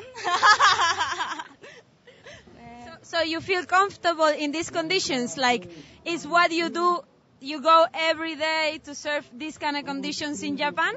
Yeah, of course. I always surf like that. You train in those conditions? Yeah, training every day. And we were talking before the interview that we're gonna say hi to some special persons. You want to say hi to some special persons in Japan? And hi, Aoi-chan, Chiaki-chan, Chiaki-chan, my family, my brother, and my friends. And the boyfriend? No boyfriend. So we wish you all the luck. Keep surfing how you are surfing because you are surfing incredible. Sari is one of the new Japanese girls on the tour, and she is someone to look because she surfs very powerful, good rolls, good style, and she's always finding the wave in the messy conditions. So she's very dangerous to have it in your heat. Big kiss to Japan. And a big kiss to Manny. I caught him. Thank you very much, and congratulations to Sadi for winning that last heat. She's always happy. No matter what she does in the event, she's always smiling, and congratulations. We're going to see her in round number 4. And Carla, the conditions out here are definitely diminishing by the hour only because the tide is coming up. What can the competitors do to prepare for their heat? Well, look at the waves. Look the whole time. I try not to look the whole day because it changes. But 20 minutes before your heat, you should just focus, see where the sets are, what's the tide doing, if it's gonna go up or down, and I think it's important to know what's. Also surf a few days before and know, be in the ocean and know the movement of the waves and stuff like that. So you got to have some visualization before your heat for sure. And here's what was going on during the interview. It looked like Marina Machado caught a nice left and was able to put a couple maneuvers into this wave as it comes into the inside. But Maida on the outside did not have much there for her. But look at this, out the back in the yellow. It was Alexandra Rinder's second wave. Let's see what she could do with this one. Nice clean spin. Oh, just in time for that oncoming section and is able to pull off a roll right there. So what do you know about Alejandra? She's been around. Alexandra. She's been around for the past, few years, and she's a Grom turning into a mature woman. Yeah, it's so funny. Like, I met her a few years ago, and she was just a little kid, tiny kid. She grown pretty fast, and she's a big talent from Canaries. I think she lives in Tenerife, if I'm not mistaken. Yes. And she's a big talent and lots of future ahead. She's good in reef waves, she has that power. So good luck for her. I hope she does well. Coming up next, round number 3, heat number 4. Corinne Reyes in the red jersey. You can see her getting ready from Venezuela. You're also going to see Claire McGowan from England. This competitor is fierce. Cristina Lorenzo in the yellow jersey from Spain, and Teresa Almeida from Portugal. They're coming up next, but currently out in the water, who do we have? We have Isamar Vivas, Maíra Viana, white, Maíra Viana, yellow, Alejandra Rinder, and white in the water, Maíra Viana trying to do a roll. Look at how it hits that inside She's funny, section. She's a really good competitor, and she hasn't found the waves yet. She's really focused. So I hope she gets that heat going and, get the waves under her pocket. It's pretty stressful when you start a heat and you start missing waves. You can get pretty nervous and let the heat, slide. But she's a pretty fierce competitor. So, yeah, should be used to that. Hey, what is that wristband you have on your wrist there? This one? Yeah. I used to get in here to VIP. I don't have one. You don't have because you're VIP. Oh, you media. Yes. Okay, I don't have to worry about having one then. Okay. I used to get in the competitors area. Oh, okay, good. Security is good here then. I don't need one, so I'm all good. All right, so out in the water, winding down, 15 minutes remaining in this heat and getting ready for the next heat, making her way down to the water's edge. That's Cristina Lorenzo from España. Yeah, Cristina Lorenzo. I think Marina Taylor is her teacher. She's from Canary Islands. She's in Canary Islands, and she's really good. She's one of the new talents also coming from Spain. Next heat we have in red, Corina Reigns, white, Claire Maguire, yellow, Cristina Lorenzo, and blue, Teresa Almeida from Portugal. Yes, that's coming up next, and that's going to be about 14 minutes away from now. Out in the water, though, we have the situation. This is what it looks like. In the red jersey, Isamar Vivas. She comes to us from Venezuela. She is currently sitting in 4th place with only 1 wave on her scorecard. Again, top 2 waves will be scored, 10-wave maximum. Only 2 riders in this heat will advance on. In 3rd place, Mariana Machado. She is looking for a 3.18 for 2nd place. And Maida Viana, she is currently in 2nd place in the white jersey. And in yellow, Alejandra Rinder. How old is she? Oh, God, she's young. 17?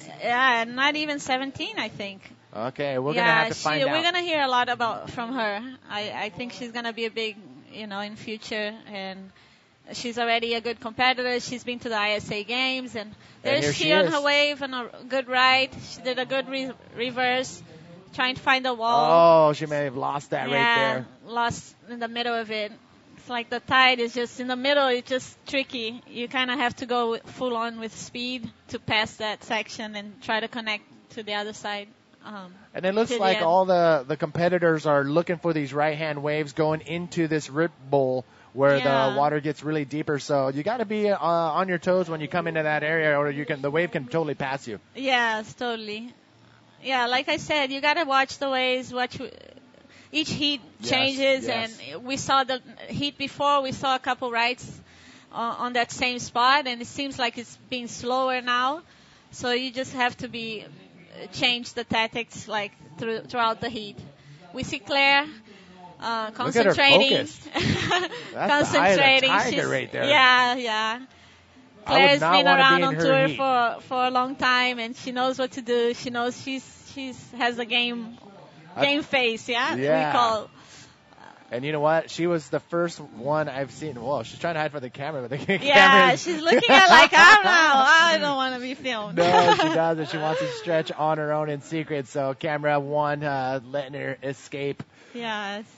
But she was the first person I seen hit the contest area this morning. Yes. And she was like, "Where can I find out what's going on for today?" And really? Yeah, she's really good competitor, really focused, and she's always in the Sintra Pro. And she does well in competitions, like throughout the world. She's been all over, and she's pretty good in reef breaks and beach breaks and all that. All right, while we are waiting for some action out the back, a big shout out to those that I haven't given from that last heat. Ryan O'Connor, what up from South Florida? Jason is tuned in from Cape Town. Nathan is from Coffs Harbour, Australia. And look at this action out the back in red. Red doing a spin. Isamar Vivas again trying to connect to the inside, not having much luck.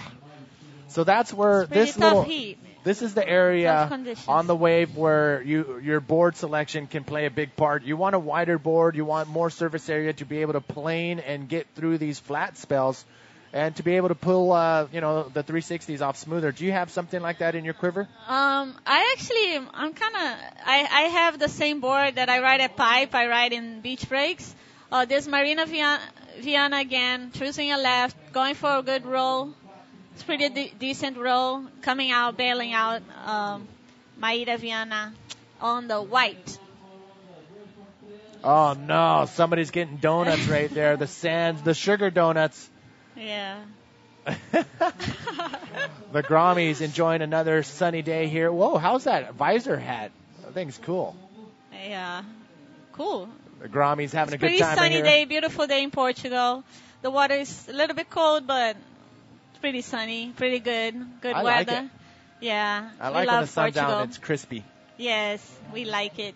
So Yuuki is tuned in from Japan, Izu, and we're going to take another look right here at Maíra on the Viana's wave. Yeah, medium-sized wave, going nice bottom turn, going for a roll. She got a little bit stuck in the white water, but it's a good roll, good wave.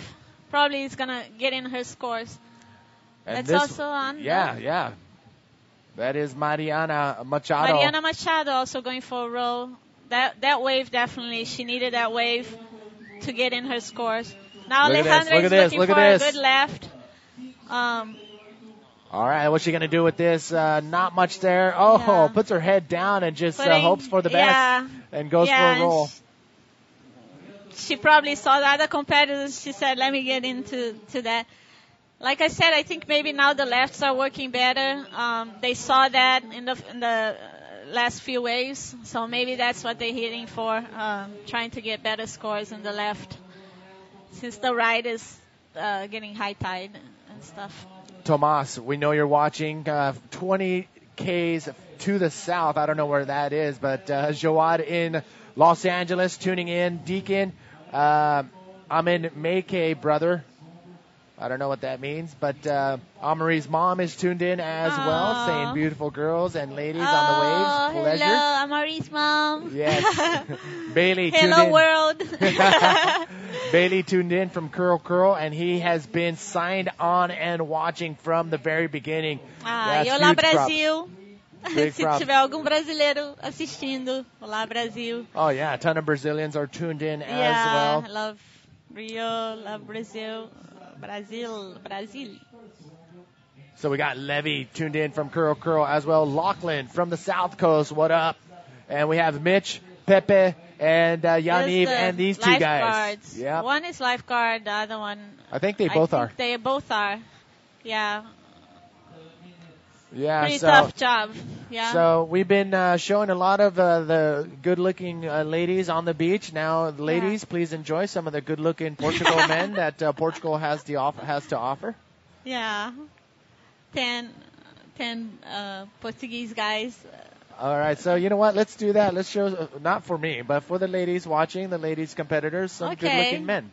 Okay, go for it. Who's the cameraman? Let's start for the cameraman. It's actually a camera woman down on the beach. Yeah, so Laura, she knows. Laura Newberry. She's on the color cam down there, so she's going to go on the hunt right now for the guys in Speedos. Good. I'm just you kidding. like that. No, I don't like that. You use some Speedos sometimes. No, I like the Speedos, but I don't like seeing the guys in Speedos. There's a difference. Yeah, well, I like it. I think it's nice. I love it. It's so comfortable. I need to find myself a nice pair of hot pants. Okay, we're going to find you in Rio. We're going to find your nice ones, the one that the jiu-jitsu guys used, like. Yeah, I would like to get some blue with some white sheets. White stripes on the side. Those were pretty cool. Yeah. So I need to go on the hunt. Those are the ones. Steve Jackson let me use his in Brazil. And then I got home. I'm like, whoa, I think these were too small for me. Were they small? No, that's how they use it. Okay. I mean, you saw in Rio. I don't know if you went to the beach there and you saw all the guys. Yes. Oh, yeah. They're all over, so. Okay, waves are probably competitors are just waiting for the next waves on the heat. Slow down just a little. Slow down a little bit. 6 minutes remaining. Everybody, there you go, ladies. Okay, Maíra Viana. Oh, there's the guys right there for the ladies watching. You should comment. Why do I have to comment? I'm not commenting. You comment. Say anything. You're not putting me in trouble here. So, here. ladies, if you're watching, I'm going to put something. They're a good visual for you guys to watch. On the IBA World Tour Facebook page. Ladies, do you want to see men or good-looking men, Portugal men?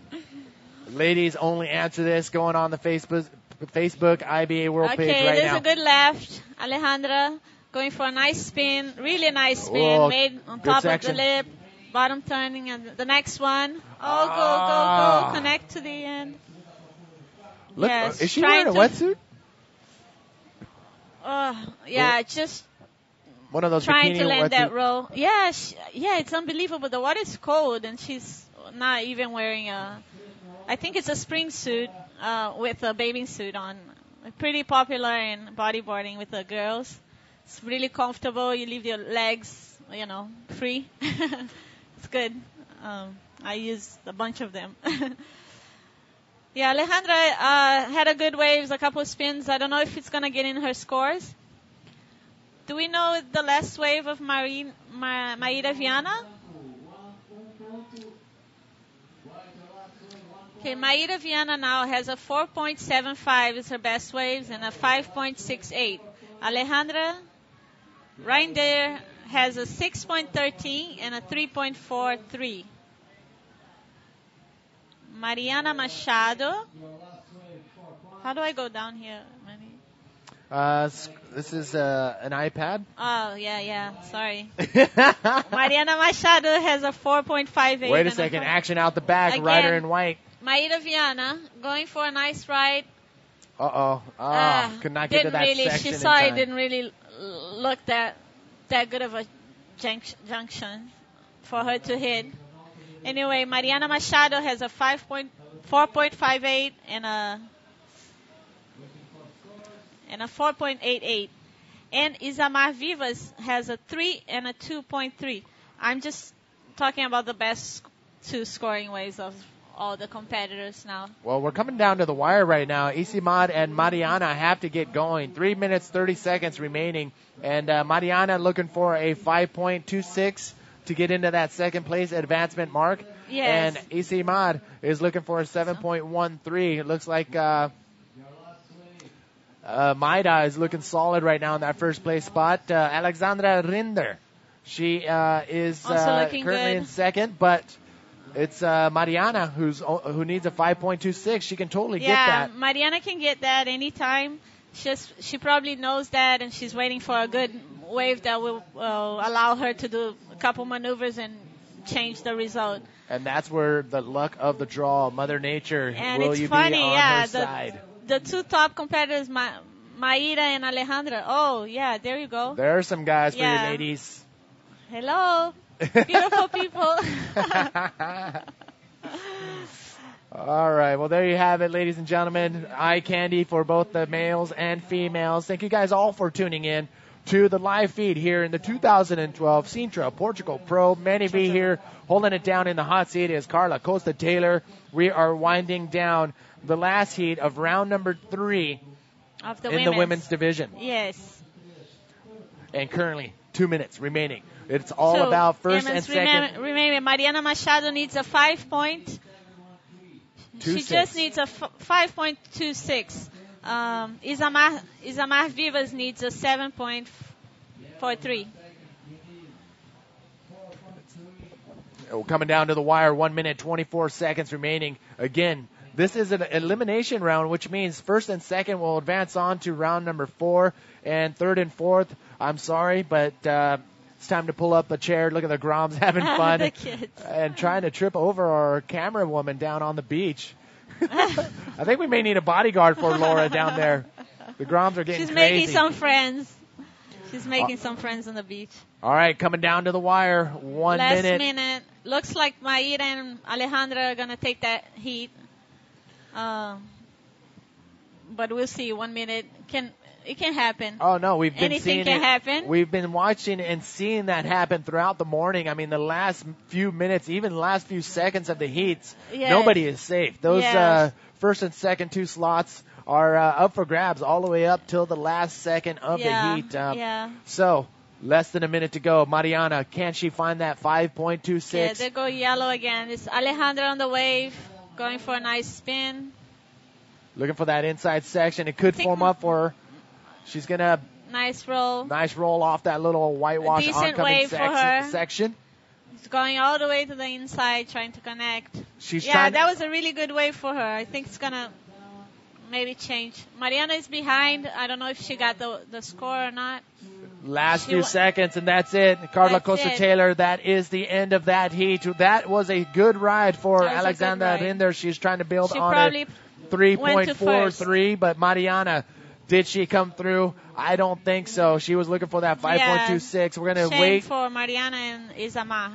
That was These a tough are- heat, though. Tough conditions. Yeah, These are tide unofficial changing. scores, and whoa, tide is coming up. Everybody's getting washed out if they're not careful. So Terry McKenna is going to come in here for a couple heats and give me a break, which I am very excited for. And Andrew Lester should be up in here commentating with you, and I'll hang out until he does arrive. So, Carla, any last words before you Okay. take off? Thank you, guys. Thanks for watching. Thanks for tuning in. Good luck to all the girls, all the competitors, and I'll see you soon. All right, thank you, and good luck if we you. don't see you again. Carla Costa Taylor on her way out. You did a great job. Appreciate it for taking time to come into a hot seat. So Teza is going to jump into my seat. I'm going to move over one. And Carla, if you see Andrew Lester, just give him a shout out, tell him to get up here. The hot seat is getting hot.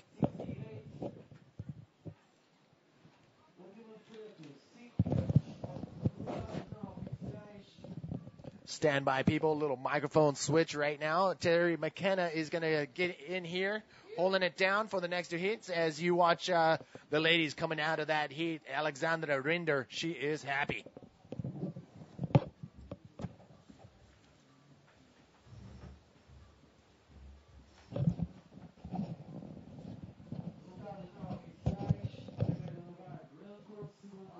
That is the final result right there. The official result, Maida Viana from Brazil in the white jersey, taking that heat. Alexandra Rinder, the German, living in the Canary Islands, the Super Grom, 16 years old. And there's mom and there's brother Oliver.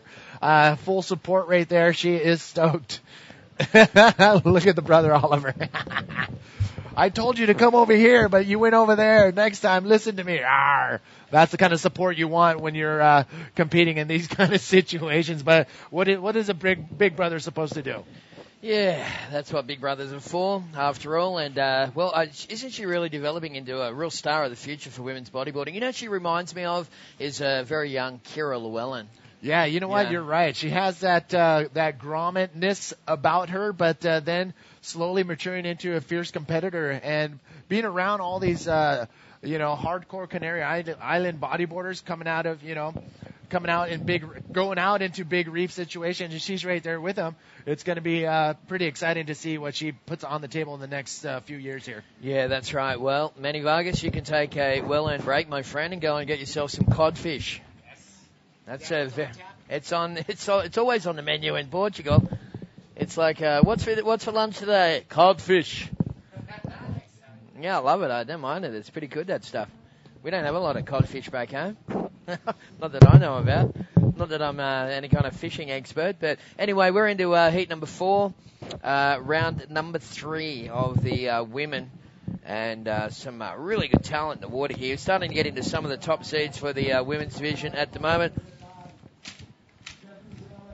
Yes, Correa Reyes from Venezuela. Correa is, in fact, applying to become an Australian citizen, I believe, and she's in the red singlet, taking on Claire McGowan from England in the white.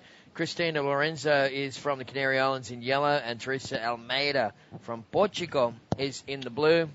We can see from the previous heat there, that is Mayra Viana from Brazil, just making her way back in. Yeah, so the girls are having a little blast as we welcome to the guest microphone Andrew Lester. How are you, mate? Cheers, good mate. Good to be here. Always good to be in Sintra in a European summer. You know, it's a little cooler today. We've had a bit of a cool change overnight. But it's a very nice change from that sweltering heat that we had yesterday. It was just absolutely scorching. Beautiful. So, welcome along, folks. And if you've just joined the webcast, we're into the final heat of the girls' round 3, and we're going to go back into round 2 of the men's. And Andrew, there are some crazy heats coming up in this round 2 for the guys. It's unbelievable the caliber of riders who are going to be in this next round. It's it's quite surprising that like guys like Dave Winchester, Mike Stewart, Alex Uranga, all in the same heat. Yeah, that's a gnarly one. Yeah, and the heat 4 is pretty bad too. Who's in that one? Oh, Sam Bennett, Manuel, local guy. Yeah. Is that Joel? I don't know him, but Hugo, another local guy. Yeah. So 3 Portuguese guys up against Sam Bennett. All I can say is thank God for 4-man priority. I know. Oh, exactly. I know.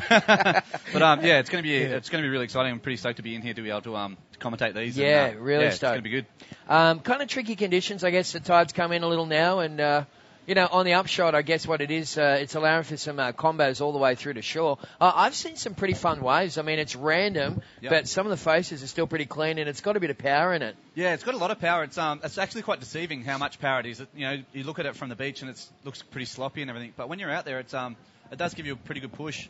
The conditions change here really quickly too. That's another thing that we've been watching. I've been sitting there with Mark McCarthy and Mike Stewart.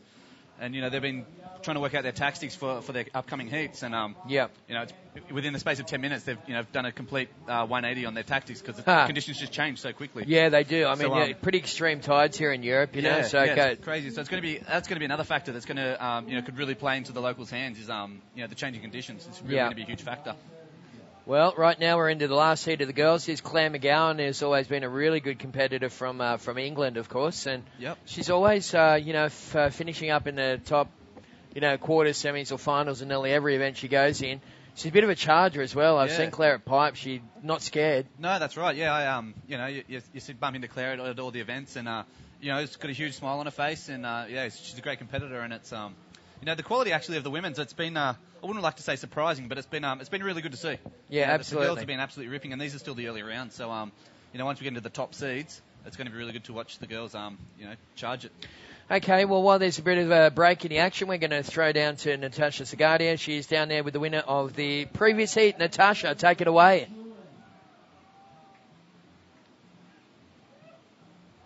Well, they're just sticking with that one there. Claire. Natasha Segadia, I think, with the previous winner of the heat. with a little bit interview down there on the beach. Take it away, Natasha. And let me tell you, before we were talking about Japanese girls and how many they are and how good they surf, and now we have to say that Brazilians, obviously, they are always killing it since the beginning of the sport until now. And here I am with Maíra Viana, that is one of the new generations coming from Brazil, taking over the big names. And we have to admit that she comes from the same state as Neymara Carvalho, obviously the 5 times world champion, incredible girl to see at the beach and grew up like trying to be like her. It happened to me, I guess to Maíra Viana happened the same. How do you feel in the water? The conditions were? O mar tá bem difícil, as ondas estão fechando, mas tem que ter a paciência, a calma, para achar duas ondas boas e fazer o somatório para passar. Maíra is saying that basically the waves are very difficult, but she did what she had to do to find 2 waves, make the points and make the hit to keep going. She have the same trainer as Neymara. It's a very classic and characteristic guy that is incredible. That is Gordinho. I think she have something to say to Gordinho. Estou fazendo o treinamento que a gente fez essa semana toda aí antes de vir. O foco continua, passei uma bateria e manter aí o foco na competição e mandar as vibrações aí positivas da galera lá do Espírito Santo. Estou aqui representando a galera. And she has something special to say to her mama, because it's her. É o aniversário da minha mãe. Sempre eu estou viajando, assim, sempre competição. E desejar feliz aniversário e mais tarde eu estou ligando lá para casa, se Deus quiser, com mais resultado bom, né? Passar mais uma bateria, mais round. So she says that she wants to congratulate her mama in her birthday, and also to say to Gordinho that she keeps the focus, she's doing what she has to do, and she's gonna keep ripping and being, in the line. So we wish you the best of lucks, and we hope you keep making all the hits and finding the waves in the messy conditions, if we still have in the messy conditions. And we send a big kiss to Terry, and we get back to you. Well, thank you very much. That was Natasha Sagatti with Maíra Viana from Brazil. Of course, she moved through along with Alexandra Reiner from Germany. And I was just saying to Andrew Lester off mic that how much Alexandra Reiner reminds me of a young Kira Llewellyn. Yeah. Really talented individual. And, of course, Maíra surfed unreal as well. And we're going to see all the girls in Brazil and Venezuela in the next couple of events. So it's a busy second semester for the ladies. But right now we are into the final heat of the girls' round 3 heats. Here with Andrew Lester, and as we said, Andrew, some incredible heats coming up in round number 2 for the guys. I didn't expect to see the caliber of Mike Stewart or Winnie or they're just so stacked with talent. Yeah, I know it's going to be really exciting. So obviously don't go anywhere. But yeah, I'm stoked I made it through to skip the round because there's heats here that you do not want to be going up against. You usually see these guys in the quarters, let alone the round 2. Yeah, that's right, absolutely. Well, while we were doing that little interview, we had a couple of waves that went unwatched, and here's a nice little wave for the girl in the black singlet. This is Teresa Almeida. Wow. Oh, that was a nice roll. That was a good punchy roll. Yeah. And very good stuff there. So I'm guessing that we didn't get to see it, but I'm assuming that would have been the 5.75. So that was good. Yeah, that was good. Actually, it was Marta Fernandez in the black singlet. So Marta just getting a nice little wave there. Claire McGowan currently sitting in second. That was a 5.75 for Marta Fernandez. Claire McGowan sitting in second spot. Cristiana Lorenzo sitting in third in yellow, and Karina Reyes yet to get on the scoreboard in red. You can see on the screen there's Karina Reyes just sitting and waiting for a little something to come through. Here comes the Venezuelan. Oh, there she goes. Andrew, this girl is actually making a move to try and become an Australian citizen. Really? Yeah. She wants to set herself up in Australia. Good on her. Yeah. Cool. Yeah, she's got great waves down there, but she's coming from, did you say from the Canary Islands? From Venezuela. Venezuela. Yeah. Oh, beautiful. Oh, that'd be cool. Yeah. I don't really know much about these guys except for Claire, so it's it's kind of cool being able to see them surf and and get to meet them, and they're all cool chicks, eh? They are, and they're so dedicated. Yeah, they really are. I mean, just in general, I was saying this yesterday, Manny Vargas, but in general, women are they're so into it. They're really dedicated. Yep. Seem, they do a lot of cross training and. Yeah, I've noticed that. You know, and some coaching and stuff, and they're right into it. And I think, you know, this next generation of girls that are coming through are going to really push the sport up to a new level. There was a bit of a gap, I guess, in the women's ranks there for a while. But this next generation of girls coming through are going to just push it through the roof. Yeah, exactly. And it's not just, you know, historically it's been the Brazilians that have really dominated. Yep. But now, you know, with Anadi winning, Yep. European, and you know, there's a really strong group of women from a whole different group of countries that are really, you know, pushing the level of performance up, and it's good. And like you said, they're really dedicated. So absolutely. Well, here's a classic name in bodyboarding. Cristina Lorenzo just getting a nice little wave all the way through. She's from the Canary Islands. Next heat in the water will be João Pinheiro, Goncalo Ferreira, Helen Loureiro, and Rui Pereira. So that is the first of our round 2 heats in the men's Grand Slam series. Around about 14 minutes away from getting into that point. I saw Manny Vargas that asked people, they had a this sort of muscly guy was on screen a moment ago, and they said, ladies, do you want to see those good-looking Portuguese men? We had a few comments in there, but I think Lionel Salazar summed it all up pretty well when he said, we just want to see waves. Yeah, exactly. Send us I'm the with waves. you, Lionel. Yeah, exactly. Yeah, I'm with you too, Lionel. Let's see the waves. We can see the girls ripping them. So it's good. And this heat, you know, it's still up for grabs, really. Like Marta's, you know, got that one huge score with a 5.75, but looking through some of the other scores, like Claire's she only needs a 2.26 to take first, so this heat's still wide open. Yeah, that's right. Yellow chasing a 2.44, and Karina Reyes looking for a 4.58. So it's really achievable. Yeah, nothing in it at all, mate. Yeah. Hey, tonight over at the Mar Bar, we've got the fundraiser for the Salvemos Porto campaign. Oh, yeah? Yeah, we're going to show the IBA documentary from Porto last year. Beautiful. So all money raised goes to a very good cause. And, you know, if you are watching the webcast and you live locally in here in Portugal, come along because we're going to have some of the stars of bodyboarding now. It'll be a pretty cool night. Yeah, absolutely. Looking forward to that. And you can see we've got plenty of people down on the beach, so hopefully they'll all be listening, and we'll head down. But it is, like you said, it's a really good cause. You know, they got hammered by that hurricane. As we got Marta taking off on a wave, looking for a bit of a section. Looking for it. It's a pretty cool little spin.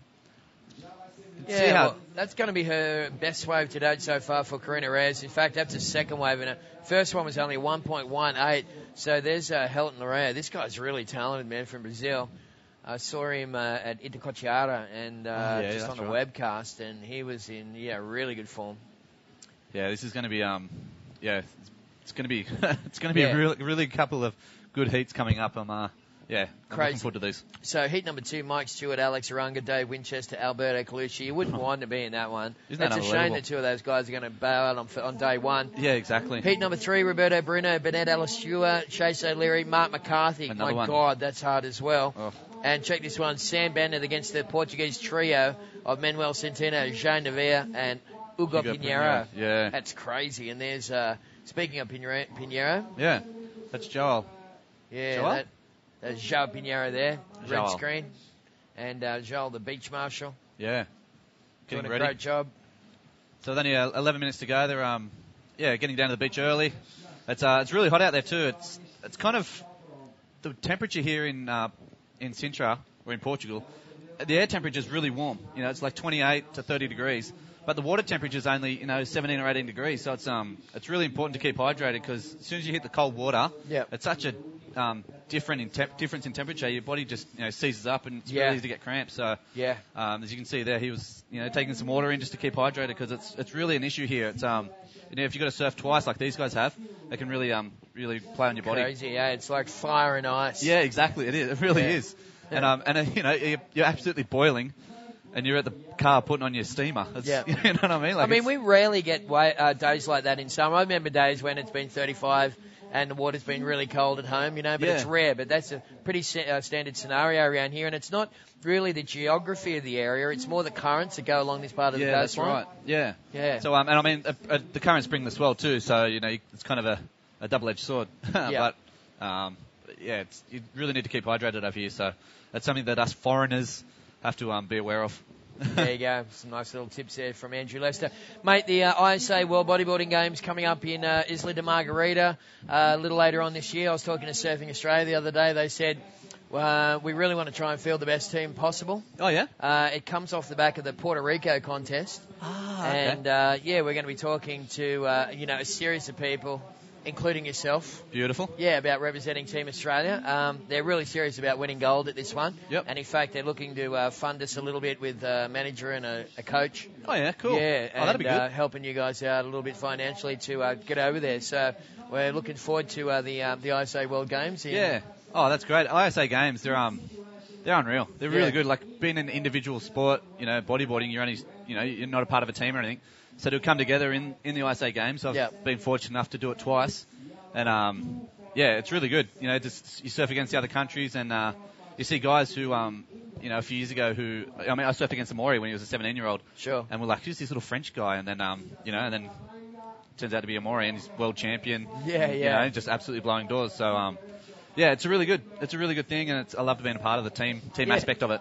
Well, I'm hoping that, some of the crew, I guess, are going to come over for Puerto Rico. Yep. And then just hang around. It's only less than a week straight off the back of it. And is it in Puerto Rico? It's in Venezuela. So I mean, you're in that part of the world. Yeah, so beautiful. Yeah. Yeah, it's not going to be too far away. But anyway, we're right here now. We're into the last heat of the girls, and we've got some pretty good action going down. Once again, it's Marta Fernandez is currently leading this heat. She's got a couple of good scores in there now, Andrew. What's she hanging on to on her top two waves? So she's locked in a 5.75 and a 3.18. So she's winning by 3.17. But it's still open for Claire. She only needs a 4.56. So she's got a 4.38, as you can see on your screen. She's got a 4.38 and a 1.38. So so it's not out of her grasp for Claire. Actually, Christina Lorenzo, she only needs a 2.44. Wow.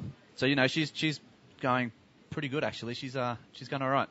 And then Corinne Hayes, I think she's only caught one wave. So again, it's still she only needs a 4.58 as well. So it's anyone's game. Yeah, well, 8 minutes left on the clock. This girl's Plenty of sitting time. currently in second position, yellow, and we saw her rip off a couple of good rolls on an earlier wave, and just really tricky kind of wonky conditions out there at the moment. It's just weird the way the high tide kind of puts a little wash through it. So some ridges and bumps in the wave and some little ribs and to try and deal with, but the girls are putting on a pretty good show. Yeah, it's really difficult conditions. Like I said, I was talking earlier with Mike and Mark, and they're two of the best guys in the world, and their strategy's just completely changed. So it's really difficult, but the girls are working hard, and they're doing pretty good. So it's a little over 7 minutes to go. It's still anyone's game, which is good. All right, well, coming up next, we're going straight back into the men's. We'll have the four-man priority. There's Claire McGowan. Claire, here she goes. Claire's got a 1.38 and a 4.38. So she's spin. looking to try and get rid of that 1.38, which I I've think probably done that enough to do that on that wave. Yeah, I think so. Marta Fernandez currently in the lead, and we're coming down towards the last 5 minutes, but you can see still some pretty sizey sets out the back there. Yeah. I mean, it's got a bit of punch in it as well, and I think it's actually forecast to get even a little bigger overnight and peak tomorrow, which is pretty good news for you guys. Yeah, absolutely, and that'd be good. And I heard the winds are supposed to be a little bit more offshore. Yeah. So we've had that. I'm not good with the directions, but I think it was the north wind. So it's kind of blowing into the left, which is all right, but preferably be offshore. Well, there's a couple of the world's best women riders. Of course, Samul, one of our supporting sponsors here at the Sintra Portugal Pro. Yeah. Been there forever, and their little green and yellow logos are just, they're just burned in your memory whenever you come into Sintra. Yeah, They're everywhere. It's beautiful. So thank you very much to those guys. Thanks again to the Sintra Council. Of course, they really had to dig deep on a pretty tough year for Europe financially. Absolutely, yeah. The whole world, with the global financial crisis is struggling a little bit, none more than Spain and Portugal, which have really been kicked in the guts financially. So, they've had to really pull together all the resources to make the contest possible this year, and we really appreciate it. It's such a great event. If you're a bodyboarder and you're into contests, you've got to at least come to Sintra once in your lifetime just to experience that festival-type atmosphere. Absolutely. It is. They put on the best contests. It's the waves aren't the best, but looking past that, the actual infrastructure and the people that get behind it, it's the best contest we have on the tour. And I haven't been here for a few years, and I was really excited to be coming back here. Because you it's kind of weird. You feel special coming here, like, you know. Yeah. It's, Well, they make you feel like a real professional. Yeah, they do. You get treated like a professional. That's right. And so you should, you know. But I guess, you know, the just the structure and the way that they've got all the markets set up out the back, and they've got little bars on the beach, and we've always got big crowds on the beach as well. I mean, yeah, like you said, it's not about wave quality here because it's like an onion. There's so many layers to the Sintra competition. It's awesome. It's just a great experience. Yeah, exactly. And I think with the waves, like, to have a true world champion, the guy who's the best in the world should be able to be the best in all conditions. Yeah. Whether it be, you know, you don't want to see, you know, a world champion decided in 2-foot beaches over 8 events, but alternatively, you don't want to see a world champion decided in, you know, in just 10-foot huge waves, because you want to be able to see variety in, you know, I don't like always referring to surfers, but Kelly Slater, he's the best in all conditions. Yeah. And, you know, and Pierre Louis, he's great in all conditions, and he's world champion. And, you know, Dave Winchester, who at the moment I don't want to jinx him, but he's looking to win the world title this year, and, you know, he's amazing in all conditions. So I definitely think that, you know, you hear a lot of people saying, Sintra shouldn't be on there. I definitely think there's a spot for Sintra to be on the world tour. Whether we can back it up with another event, you know, around here, because I know there are world-class waves not far from here. Sure.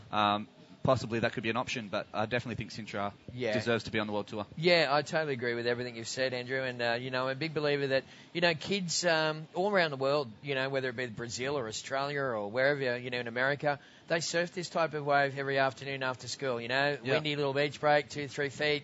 And when you they can really relate to seeing people surf these kinds of waves. If we just had a tour that just went to somewhere like Chopu, you know, or El Gringo all the time, whilst it's very spectacular, and I'm not saying there's anything wrong with that, it does become a little out of the grasp of your average kind of guy. It's hard to relate to. Whereas this stuff here, they see you guys ripping these beaches, and they think, oh my God, that's possibly in waves that I ride, and that's inspiring to young guys. Yeah, exactly. I remember Mike Stewart came to Cronulla for they were doing a bodyboarding clinic, and I remember seeing Mike Stewart coming to, like, you know, the beach that I surfed every day and just absolutely tearing the bag, and it was something where you look at it and you go, wow, so you can do that in these kind of waves, and I think that's the same here with Sintra, like you were saying. It's you can relate to it and you can see how the riders, you know, gain speed in different sections, and you know, the way they attack the waves, because, like, you're right, it's hard to get psyched to surf these kind of waves and watch a video or a thingy, and, you know, you're watching 10-foot pipe or something.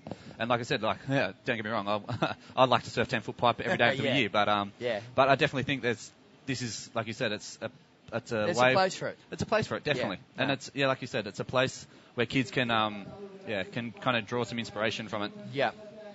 Very good stuff. Okay, well, we are down to the final couple of minutes here in the final heat of round number 3 for the girls. It's heat 12 of the WWT Grand Slam event here in Sintra. Marta Fernandez in the lead, Claire McGowan sitting in second, Christina Lorenzo sitting in third. What does she need, Andrew, for yellow? Yellow only needs a 3.81, so it's really achievable. And Karina Reyes? Karina, she needs a 5.95. So if Karina's going to win, she's going to need to get the best wave of the heat. So you know, it's still possible with only under 2 minutes to go.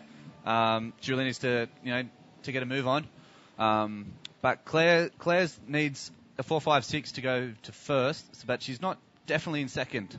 Christina is really still in a position to advance through into second position. So this heat's still anyone's.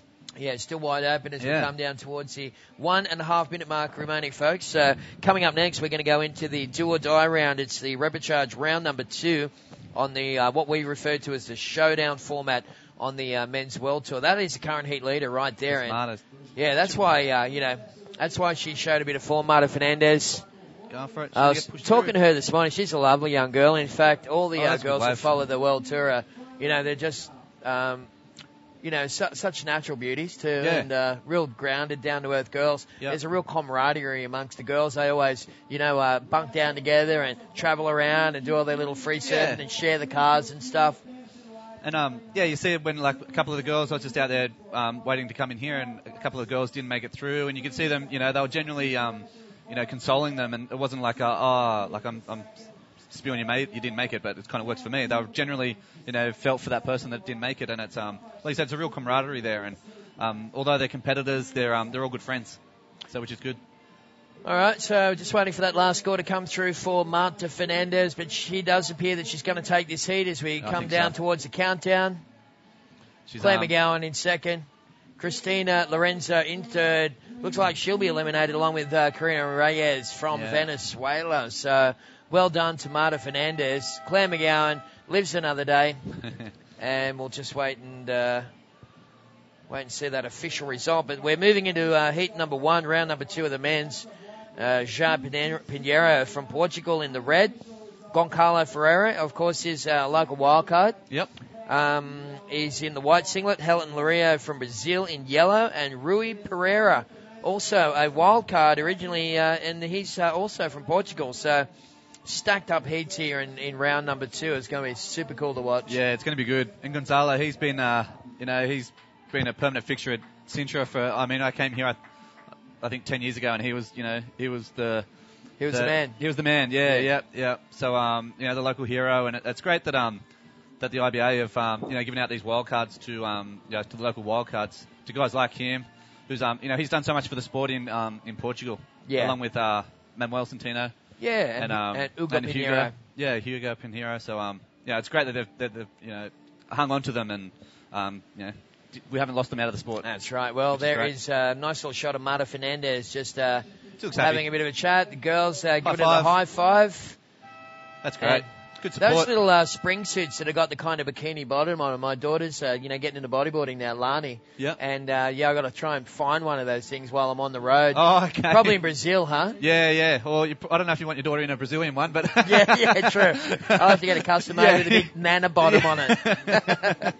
Exactly. But I'm sure one of these girls would be able to point you in the right direction. Yeah, of course, yeah. No, I think they're pretty cool. They're really feminine, and it's kind of like you don't see the surf girls, on the World Surfing Tour wearing those things, and that's one of the things that, I've always said that if you want to ride waves and you're a girl, a great way to do it is jump on a bodyboard. I mean, you can still surf and maintain real femininity because, surfing on a surfboard using your arms all the time, you tend to see the surfer girls have got the bigger shoulders and all that, whereas when you're a bodyboarder and you're kicking your little legs all the time, the end result is, nice legs and a good bum. Yeah, exactly. Yeah, all the bodyboarders, men and women, have great bums. Yep. All right, Got it out there. There we go. So Marta Fernandez is doing a little victory lap there, and she's pretty stoked. But Andrew, we are into heat number 1, round number 2 of the Sintra Portugal Pro. As we said, João Pinheiro in the red, Goncalo Ferreira in the white, Helen Lorio in yellow, and Rui Pereira in the black. Wow, here we go. Yeah, it'd be interesting to see the tactics too, because I don't know if a lot of these guys would have been into the format of the 4-man priority system. They're probably used to more than just any waves up for grabs, and they hassle each other. So it's that's another aspect that'll be interesting to see. Yeah, you betcha. And the dynamics in and around the 4-man priority system. I mean, personally, I think it's been a real mastermind from the IBA to introduce this thing. I agree. What it's done is it has taken away a little bit of the hassling, and I was talking to some guys from the Portuguese Surfing Federation yesterday, some of the main players, and they said, we used to like seeing a bit of push and shove, like in rugby league or any other sort of sport where there's a bit of man versus man sort of thing. Yep. And I said, but you know what the other upshot of this whole thing is that when you're paddling for a wave and you've got unrestricted rights to it and no one's hassling you for it, you can actually put yourself into a perfect position on takeoff, and 100% of your brain is dedicated towards riding the wave. Yeah. So I think since we've introduced 4-man priority, we've actually seen a slight rise in performance levels. You've got yellow looking up for a big section. That's a nice little way to open up your campaign. Yeah, that's a nice flip. Still going too. Yeah. Well, Helen Lorio, of course, from Brazil, and this guy's a machine. He's really going to combo this thing right the way to shore. Wow, that's a really good way to start your heat. But yeah, getting back to the priority system, I was off the tour and I came back onto the priority system, and it's going from chalk and cheese. Going from trying to hassle every wave. It's really frustrating. You've got the replay here. Yeah. It goes up.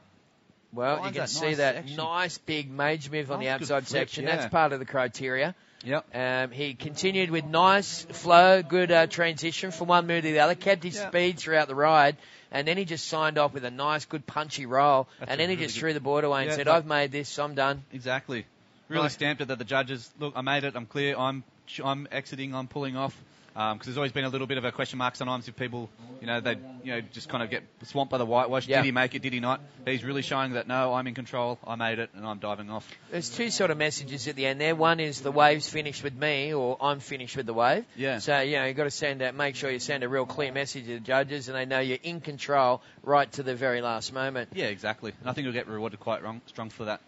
Well, we're just waiting for scores to come through for Helen Nareo, and right now we've got coming up in heat number 2, Mike Stewart, Alex Uranga, Dave Winchester and Alberto Colucci. That is one of the most stacked heats in round number 2. After that we'll see Roberto Bruno, Benedetto Lashua, Chase O'Leary, Mark McCarthy. And it's horrible to be in that one, and it would be disgusting to be Sam Bennett against Manuel Centeno, Jay Navia and Hugo Pinheiro. Those second round heats are crazy. Yeah, that's really... I can't stress enough how tough these heats are, and how stoked you are that you're not in and round 2. how stoked I am that I'm in here commentating them as opposed to riding them. You can see Hellerton kicked off with a 6, so I think that's a pretty good score to start off. The judges haven't gone too bananas with it. They want to set a good platform to see what could happen. We've got Rui Piera looking for a left, bit of a roll through that. He's going to make it through the sides. Yeah, not too bad. And he's going to probably look to capitalise on the shories as well. If it's going to reform, decides to kick out. Yeah, well, he's always been a very good surfer from Portugal, Rui Pereira. Mm-hmm. He's a big man. He's probably stands around 6'2", 6'3", so he's a lanky lad. Yeah. And he normally really just kills it in big, heaving, tubing waves. He loves his big barrels, Rui Pereira. But, he can mix it up with the best of them, the small stuff as well. So he's off to a nice early start in this one. Yeah, I think it's with these conditions, it's really tricky. So I think getting off to an early start, even if it's just a 4 or a 5, just to kind of get that wave under your belt. It's when you're looking at the clock and it's 20 minutes down and you haven't caught a wave yet, it can be really daunting. And so you've got a replay here. Red. Oh, that's a nice flip. Joao Pinheiro with a nice ARS. He's going to get around this. We didn't get to see this live. That was a really good flip to start off with. He's getting around the section. We worked hard for that. That was good. Flip to a roll. I think that'd be a good score for Joao Pinheiro. That was took over the nice left flip. It was interesting to see what the judges give that. You worked hard for that second roll. Which is good. All right, well, we're just waiting for scores to come through. Rui Pereira, João Pinheiro, Helen Loureiro, as we said. The Brazilian opened up with a nice little sizzling combination of 6.0. Here we go. This is Goncalo. And, that was a nice bottom turn, hey? Straight off the bottom, straight up into the Super roof. good. That was good. Man, he's still got some skills, this guy. He does. I mean, what do you reckon? I'm pretty sure he's like 38 or something. Oh, yeah. He's not a young fella. He's been around for a long time. Yeah, he's been around. Like I said, I've been coming here for almost 10 years, and he was, wouldn't say he was one of the older guys, but he was more of the established guys. Yeah, and, sure. It's like I said, it's great to see him still going, and it looks like he's lost nothing in that. Yeah, no, I was at a little bar last night, just a couple of beaches that way, and he just rocked along, and I said, "Hey, mate, what are you doing?" And he pulled up a chair and had a beer with me. Yeah, and, he's that kind of guy. I thought, what a cool guy! Like he's got to compete tomorrow, and he just was telling me about some local stuff, and no, he's really stoked to be in the competition. Yeah, it's good. But that I really like that nice old school bottom turn. You could just see he just comes square off the bottom. Yeah, exactly. Straight off the bottom, straight up the top. Yeah, it's a lot of guys these days. Not that they don't do it, but they don't do it enough. I think from coming off the bottom and going straight back up the top, it's kind of almost a form a little bit lost. Yeah.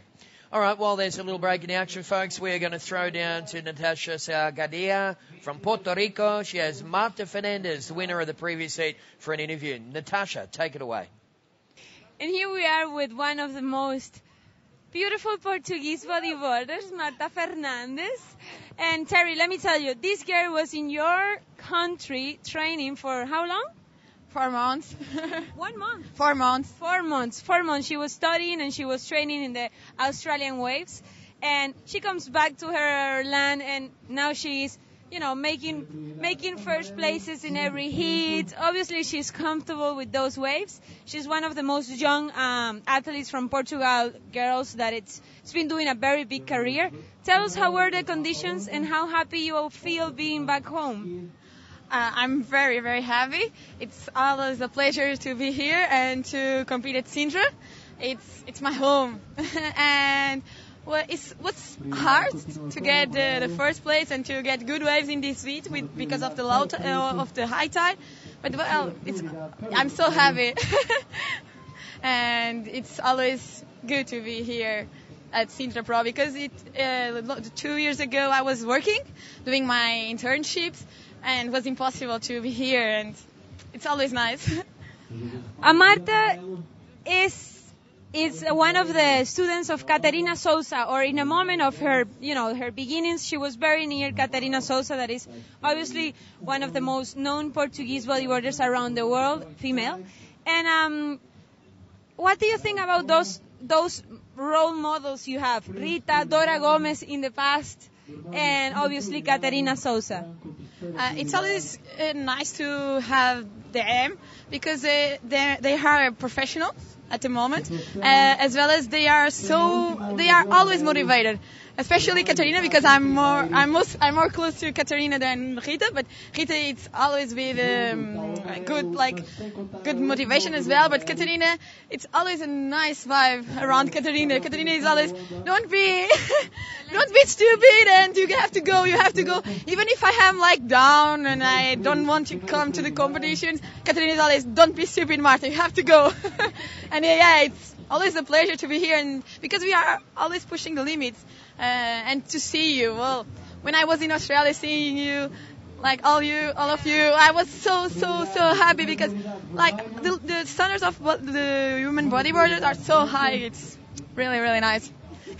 Congratulations. Thank you. And that's why we try to be all of us unite and to produce the best bodyboarding we can have and to prove that bodyboarding female bodyboarding, it's pretty good and it's getting better. So congratulations, and we hope you had an incredible competition here at home.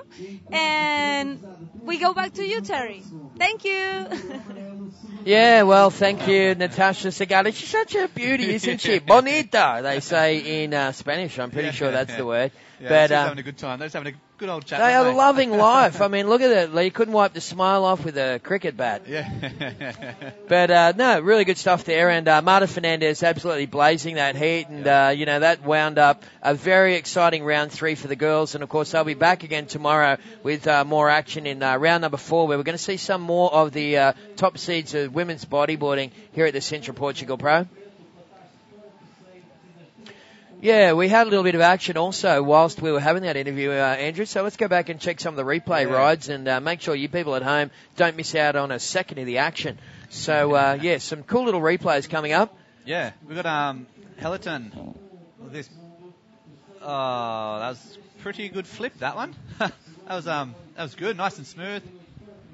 Into a spin and then a bit of a roll. Wasn't the best of rolls off the end section, but still he completed it. So again, kicked out. So that was a good wave, and it's cemented his position in at first. The judge has given that a 4.33, so he's sitting on a 10.33 at the moment. With Joao Pinheiro only on a one wave, but with a 7.75. Wow, so that's a huge score. That is a huge score for the Portuguese rider in red. Yeah, so he's really only needs a 2.58 to go to first, so he's could really potentially take a stranglehold on this heat. Rui Piero with a 4.25 and a 3.13. So he needs a 3.51 to go to second, and needs a 6.08, which is still very, very achievable for someone of his caliber to go to first. And Gonzalo, he's got a 5.25 and only one wave, so he's looking for a 2.51 to go to second or a 5.09 to go to first.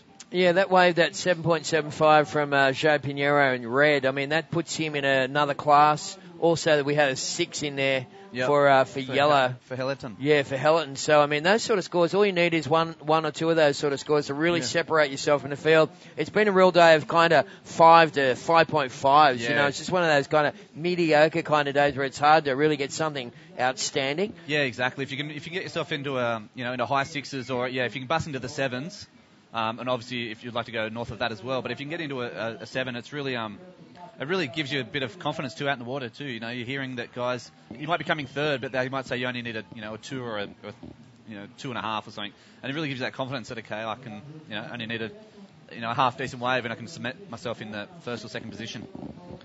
Yeah, beautiful. Yeah. Well, we got whilst we're waiting for a couple of waves to come through, we might pay a couple of bills and we'll be back with more live action from the 2012 Sintra Pro right after this.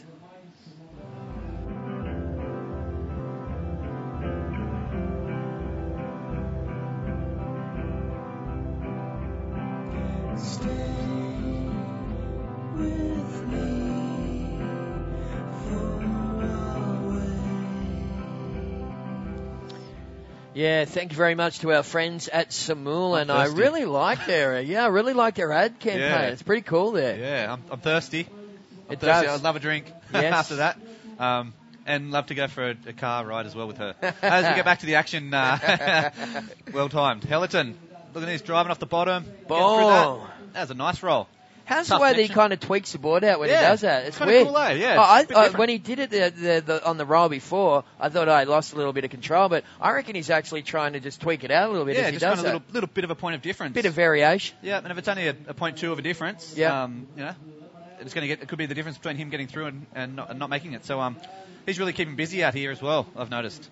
Well, have a look what we're talking about, folks, and there it is Yeah, that there. little He wobble. just kind of throws it out and across and then back under. Yeah. And, that looks like a deliberate attempt to have a slight variation on what is just a normal standard meat and potatoes roll. Yeah. That is Helen Reyes' portfolio at the moment. 26 years of age. He's a bit of a homie. Look at him. He's loving it. He's a bit of a jokester. He's from Brazil. Yeah. 76 kilos. There's not much of him. 6'2". Quite long. 76 kilos and 6'2". Yeah. Wow. So he's kind of... He's a string bean. Yeah, he's a string bean. Thin and tall. Love it. Yeah. Yeah. So, he's using that extra length in his arms to get that high rotation. So he's really keeping busy too. Well, there's one man who needs no introduction, Andrew, pulling on that red singlet, of course, is the iconic sight of Mike Stewart. And, at almost 50 years of age, Mike Stewart is still up there with the best in the world. Yep. I saw his heat this morning. It was pretty unlucky, actually. He got a couple of really good waves where he got some real solid combos happening, and then he fell off on the last move, or he just got kind of shut down. Yeah, exactly. So he just lost some valuable points at the end there, but he was in, as good a form as ever, and, just such an inspiration. Yeah, and not only that, it was it took Ben Player to get a 9-7 to overtake him. So and that was by far the highest score of the day. Yeah, Ben's there you reverse go. air and then spin and roll. So Mike, although he's found himself in round two, he's still surfing okay. So it's great seeing him pulling on a Rashi, and although he's heading towards 50, I hope for another few years we get to see him pulling on those Rashis. Oh, absolutely. He's never going to say die. No, I that's mean, right. with his macrobiotic diet and his special training regime and stuff, he's going to be around, and he hasn't subscribed to the whole concept of growing old. No, that's right. Yeah, which is exactly. pretty cool. Yeah, he's super fit. Well, he's up against the Basque Country local, Alex Aranga. Alex has been in real good form this year, and I was saying earlier that Alex has had some really close calls this year where he's been in heats where it's been really touch and go. Yeah. And he's been just on the flip side of the good calls. So, he's had, you have years like that where, sometimes it goes your way, sometimes it doesn't. This year hasn't gone Alex's way a lot. He's had a lot of super close ones where he's just missed out. Yeah. He's now in round number 2, and, he'll be really hard to beat out here, I can imagine, in this sort of stuff. It's kind of got that Basque kind of, summer, European summer feel about it. We've got Dave Winchester coming up. Dave needs no introduction. Neither does that guy there from Alberto Venezuela. Yep. Alberto, very, very proficient in kind of wind swells like today. They get a lot of that stuff down home. Yeah. So, and he came through the trials and, surfed, 1,000 heats through the trials and, has been surfing really well. And he's into the big leagues and, he's competed against these guys for a few years too, so he's not going to be overawed by the names he's surfing against. That's right. He'll really take it to these guys. Well, look at the game face on there. You can just see him take a big breath in. He's put the Rashi on and blew out of a bit of stress. Yeah. You know what I mean? And you got to get yourself in the right frame of mind to go into a battle like this. I mean, he's come all the way from Venezuela. He's spent a lot of money. He's got sponsors. He's got his government have backed him. You got to try and put all that out of your mind. Just focus on the waves and focus on your performance, don't you, mate? Exactly. Absolutely. You as soon as that Rashi goes on, everything else just disappears. You think about, what you're going to do for these next 30 minutes, and have a game plan in your head, and you've really got to stick to it. I remember just a basic sports psychology spiel that I heard years ago. We'll come back to it after this wave. Black, here goes Rui Pereira. That was a nice carving reverse. That was really good if you can get back up to the lip. Yeah, well, with standard sports psychology, I mean, you've got two types of athletes. One is the process athlete who thinks about the process of winning. You know, what am I going to do on the wave? What comes up next? Where am I coming? What have I got to do to get up one spot or whatever? And then you've got the outcome athlete who tends to focus more on the trophy, the sponsorship, people that are watching on the beach and all that sort of stuff. Yep. If you fall into that second category, you can get yourself in real trouble. Yeah, absolutely. Yeah, because it's all that stuff is going to pull you away from what you really need to be thinking about, which is the original process of riding waves and winning heats. Yeah, exactly. That's the thing. You can't, a funny piece of advice I was told a few years ago. You can't win the final from the first heat. You know what I mean? You got to get to the final first. So that's right. Small little steps at a time, and think about really you only need to catch 2 waves in each heat. Yeah. So if you just concentrate on what you need to do on those 2 waves, and don't even think about the other riders in the heat. Just think about your own game plan and how you're surfing. Yeah. And and then if you do that and you stick to your game plan, generally the results will follow. All right, well, we've got a split peak situation at the moment. Cool, that was a nice little wave there for Gonzalo. Wow. He's really winding back the clock, isn't he? He is. I like his style, man. Yeah. You know what? It has a bit of that old school flavour to it, but he's also got some kind of new school funky moves going as well. Yeah, absolutely. He's milking this all the way to the beach too. So let him go. That's going to be a really strong scoring ride for him. And up and Nice over. That roll is too. great determination there from our local wildcard, Goncalo Ferreira, and you can hear the crowd in the background. Yeah, exactly. Whistles going, the boys are all fired up. They probably have a couple of Sagres under their belt. Yeah. Let's check the replay. Andrew, take us through it. So he's coming up, again, that nice bottom turn, coming around the section, and just go straight up, nice and clean. Nice. Bang. Yeah, that's really good. Really clean. The judges will like that. Bit of a cutty into a forward, mixing it up a little bit. And then I think he comes into a cutty reverse. Little cutty here again. Just kind of milking it through. There's the reverse. So he's changed it up a little bit too. He hasn't just done the same spin, one spin, whatever. He's mixed it up and then comes in and really stamped that wave with a finishing move. He really needed a good second wave, and he waited a long time for that. And I tell you what, that's going to be very interesting to see what sort of. He just hearing it over the loudspeaker, but I think it's going to be. Well, I think it's going to be better than his first ride, which was a 5.25, and it is. It's a 6, so it's put him into first. So that's he waited, and he's done really well with that. Well, good things come to those that wait. That's Absolutely. what they say. Yep, I mean, there's a couple of ways you can skin the cat. You can try and go out early, build yourself a house, put down the foundation, all that stuff, or you can just sit and wait. And we've seen Ryan Hardy has been a great example of that over the years, but it can come back and bite you, can't it? Yeah, absolutely. Hardy, he'll 10 or 2. He'll out there and get a 10, but he won't take off and and just get the 2 or the 3 that he needs. He stubborn bugger. He'll just wait for the 2 10s and I love it. Yeah, I know it is. Yeah. It's great. It is. It's really good. And that's right. It's different kind of ways of attacking it. Someone like Galami, for instance, Tamiga, he'll just go keeps turning his waves over. He'll just turn his waves over and keep building that house, and generally he ends up building a mansion. Well, you end up, that's right. Yeah, he ends up with a big house in the end of it. But you tend to keep when you keep turning your waves over, you tend to keep your rhythm in the heat. Yep. I always found personally when I used to compete that if you waited too long, you kind of felt like you fell out of rhythm a little bit. Now that you'd see other guys getting waves and you'd freak me out. Stress, you'd start to build your stress level. So there's heaps of ways you can go about it, but. Yeah, exactly. And it's kind of good. Some people adapt to or change, depending on the conditions. Like if it's really inconsistent or slow, some people might try and get a couple early just so they're not scaring at the end. Where if it's really consistent, they might just wait for those sets. It's interesting at different tactics for different tactics for different folks, I guess. Absolutely. Well, we have around about 7.5 minutes remaining in this heat, folks. You are watching heat number 1, round number 2 of the Sintra Portugal Pro, coming to you live from Praia Grande in Sintra, Portugal. A real classic little part of the world where it's got a real kind of a royal flavour about it here. It's where all the kings and queens used to live in Portugal, and they call it the heart of the romantic heart of Europe, and rightfully so. I mean, I went up to that and I've probably told this story a few times to the webcast viewers, but I'll tell it again for you. Absolutely. But I remember when I went up to the castle a couple of years back, and I went, wow, the first time I saw the Sintra Castle, and I was walking through, and I went on a bit of a thing, and I went out onto this balcony, and this balcony led out into this big valley where you look down over all the hills and stuff. Oh, yeah. And you can just imagine the history over the years. Oh, yeah. Like some queen or a king's been out on there and sipping away on their port or something. And I thought, imagine bringing your girlfriend here and dropping down on your knee and proposing to someone there. That's why they call it the romantic heart of Europe. Yeah, I bet. It's so cool. It's such an awesome place. Not just the waves, but the local surrounds and the history, the long history that goes with Lisbon. I mean, it's one of the first properly structured cities in mankind. It goes way back. It's crazy. Have you ever been down on the foreshore down there and seen the concrete boat, the big boat that's made out of rock? No, I haven't been through to Lisbon. Oh, I've got a rider up here. We'll get back to that. We've got Rui Pereira just rolling through to the inside. See if he's going to get another section. He's looking for it. Well, Rui's chasing about a 6.25 with 6 minutes to go, and that's going to really help his cause. Prior to that, he had a 4.25 and a 3.13, so I think he might have got rid of the 3.13 on that one. He's beached it.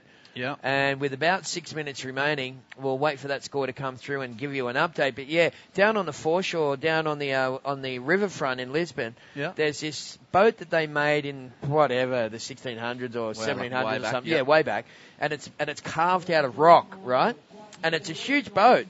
And at low tide, you can walk out there to it. But when the tide actually comes up, what happens is it looks like it's floating in the water. No way. They built that because back in the day, when Lisbon was, the port to the galaxy, and that's what Portugal stands for, Portugal, port to the galaxy. So, it was the center of the universe at one stage. Wow. They built that so when the, Spanish or whoever it was like they were against at the time, they'd come in and they'd see this big boat that was made of stone and go, there's no way we can take these people on. They've got ships made of stone. Yeah. Wow, no way. Yeah, there's just cool stuff like that you can see. It's really nice history in here. That's Absolutely. for sure.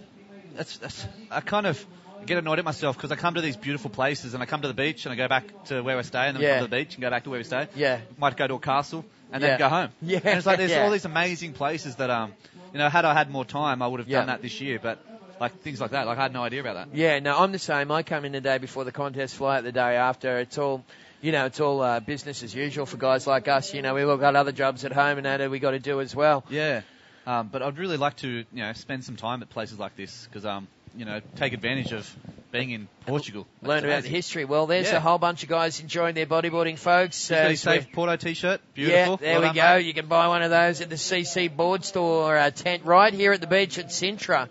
And, of course, all proceeds going to a very good cause. Don't forget, tonight at the Mar Bar, we're going to have the Save Porto Film Festival. It's the third international festival of cinema, and it's going to be pretty cool. Well, João Pinheiro moved into the lead. Goncalo Ferreira up and riding at the moment. It's gone down into second. Helen Lareo's down in third, and Rui Pereira, he got a 4.08 for that last wave, so it did get rid of his 3.13. Yeah. But he's now chasing a 7, and Hellerton in a yellow.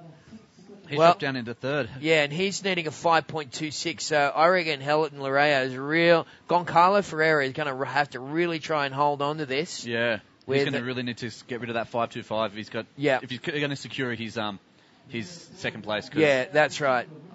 Absolutely. Well, there's the current standings on screen, folks. João Pinheiro sitting in first, Goncalo Ferreira in second, Hellerton Lareo in the third place, and Rui Pereira in fourth position. But yeah, can that man in the white singlet hang on to second place? Well, mate, I don't ever have any people that I favour in the IBA. Everyone's just same to me, and I love them all. But I must admit that I'd love to see him do good. Yeah, I'd love to see him do good. Yeah. You can also see just how important that João Pinheiro's 7.75 is. Yeah. It's a really important score. He's only got a 3.83 as his second score, so the other guys are chasing 5s or 6s or whatever to improve. He's only got to knock down a 3.83, which he could do with one move. Alrighty. So this seat is still really open. Yep. Yeah, with 2 minutes to go. It's always the way, isn't it? Yeah, always, yeah. And I was saying to the Ben player the other day, look, there's my little thing when I wrote it. I said, in the last 3 minutes, I reckon most heats are won and lost. And here Yeah. goes Black Rui Pereira. This is going to be the last blast for Rui. He's looking for a 7. Oh, that's a nice big roll. That was good. If you can combine this with... Oh, the waves just didn't really allow him to do much. He was after a 7. He was chasing a big score. That was the way to open up that ride, but he really needed to combo that thing all the way to shore. Yeah, that's right. Get those sort of scores. You can see Red just screaming out there, Joe Pinheiro, like, where am I going? Yeah, exactly. What's going on? Where am I at? Am I first? Am I second? But, yeah, I completely agree. The last 3 minutes... It's almost like you may as well just have the heat. Start as 3 minutes and everyone's on, with a couple of points difference. Well, because that's a big roll, isn't it? Yeah. How do you add an opportunity to get around this section there? It just broke before he got to it. He could have, he could have been pushing onto that 7 if he had gotten another roll or something. So wonky out there at the moment, yeah. Andrew. The tide's right in, it's kind of filled right up, and it's got these crazy little side waves that kind of go across the ride, and it makes it very, very difficult to try a really nice clean line. It's really, you're right. It's very difficult because the pool at the north end off the hotel, it has a bit of sidewash. Yeah, it's got this sidewash, and I don't know if you can really pick it up too much on the screen, but you kind of can when the guys are riding it, and sometimes you can actually work it to you in your favour, where you can kind of get to the lip as it's sidewashing and kind of give you a little bit of an extra push. But on the other side of that, it can really screw you when you're going up to hit a section and you get this little wobble that just throws you off. So you got to pick and time your rides for sure. All right, well, Joe Pinheiro, current heat leader, had a little look at this one. This is Helton. Helton Lareo. Well, this is absolutely the last blast, and he could have maybe rolled there instead of spun. 5.25. Is he going to try and get this score? He hasn't really grabbed the judge's attention, I don't think, yet. He hasn't really had that one strong roll. I think he could struggle to get the score on that. Well, I wouldn't want to be a judge, but I don't think that's a 5.25. I think this body language pretty much summed it up there from Helton Lareo. So Joe Pinheiro and Concalo Ferreira, our local wildcard, sitting 1-2. Well, we'll wait for that score to come through for Last of Yellow. Yeah. But Sandra Lester just mentioned a 5.25. Yeah, that would have been his best wave, and I think he got something better earlier on. Yeah, that's right. I think, I don't think that's going to go into his top 2. So, in the end, what was it? 4-5 or something? Well, we are going to exit this wonderful little commentary booth. Mate, it's been awesome working with you. Yeah, it's been good times. Yeah, very Loved good. it. And good luck for the rest of the contest. Beautiful. Thank you. Thank you very much. We've got lots of action coming your way next, folks. Mike Stewart, Alex Arunga, Dave Winchester, and Alberto Colucci. And we've got, of course, Manny Vargas is going to be holding down the hot seat. And he will be backed up by Elmo Ramos, the crazy little Brazilian with the dreadlocks will be coming your way next. Last wave score still not came through for yellow. Let's just see if we can get a score on that. No, not at all. Not yet. Either way, I don't think it's enough. I reckon it's going to be Joe Pinheiro and Concalo Ferreira moving through that one. All right, we're going to get out of here. Manny Vargas coming up next here at the Sintra Portugal Pro.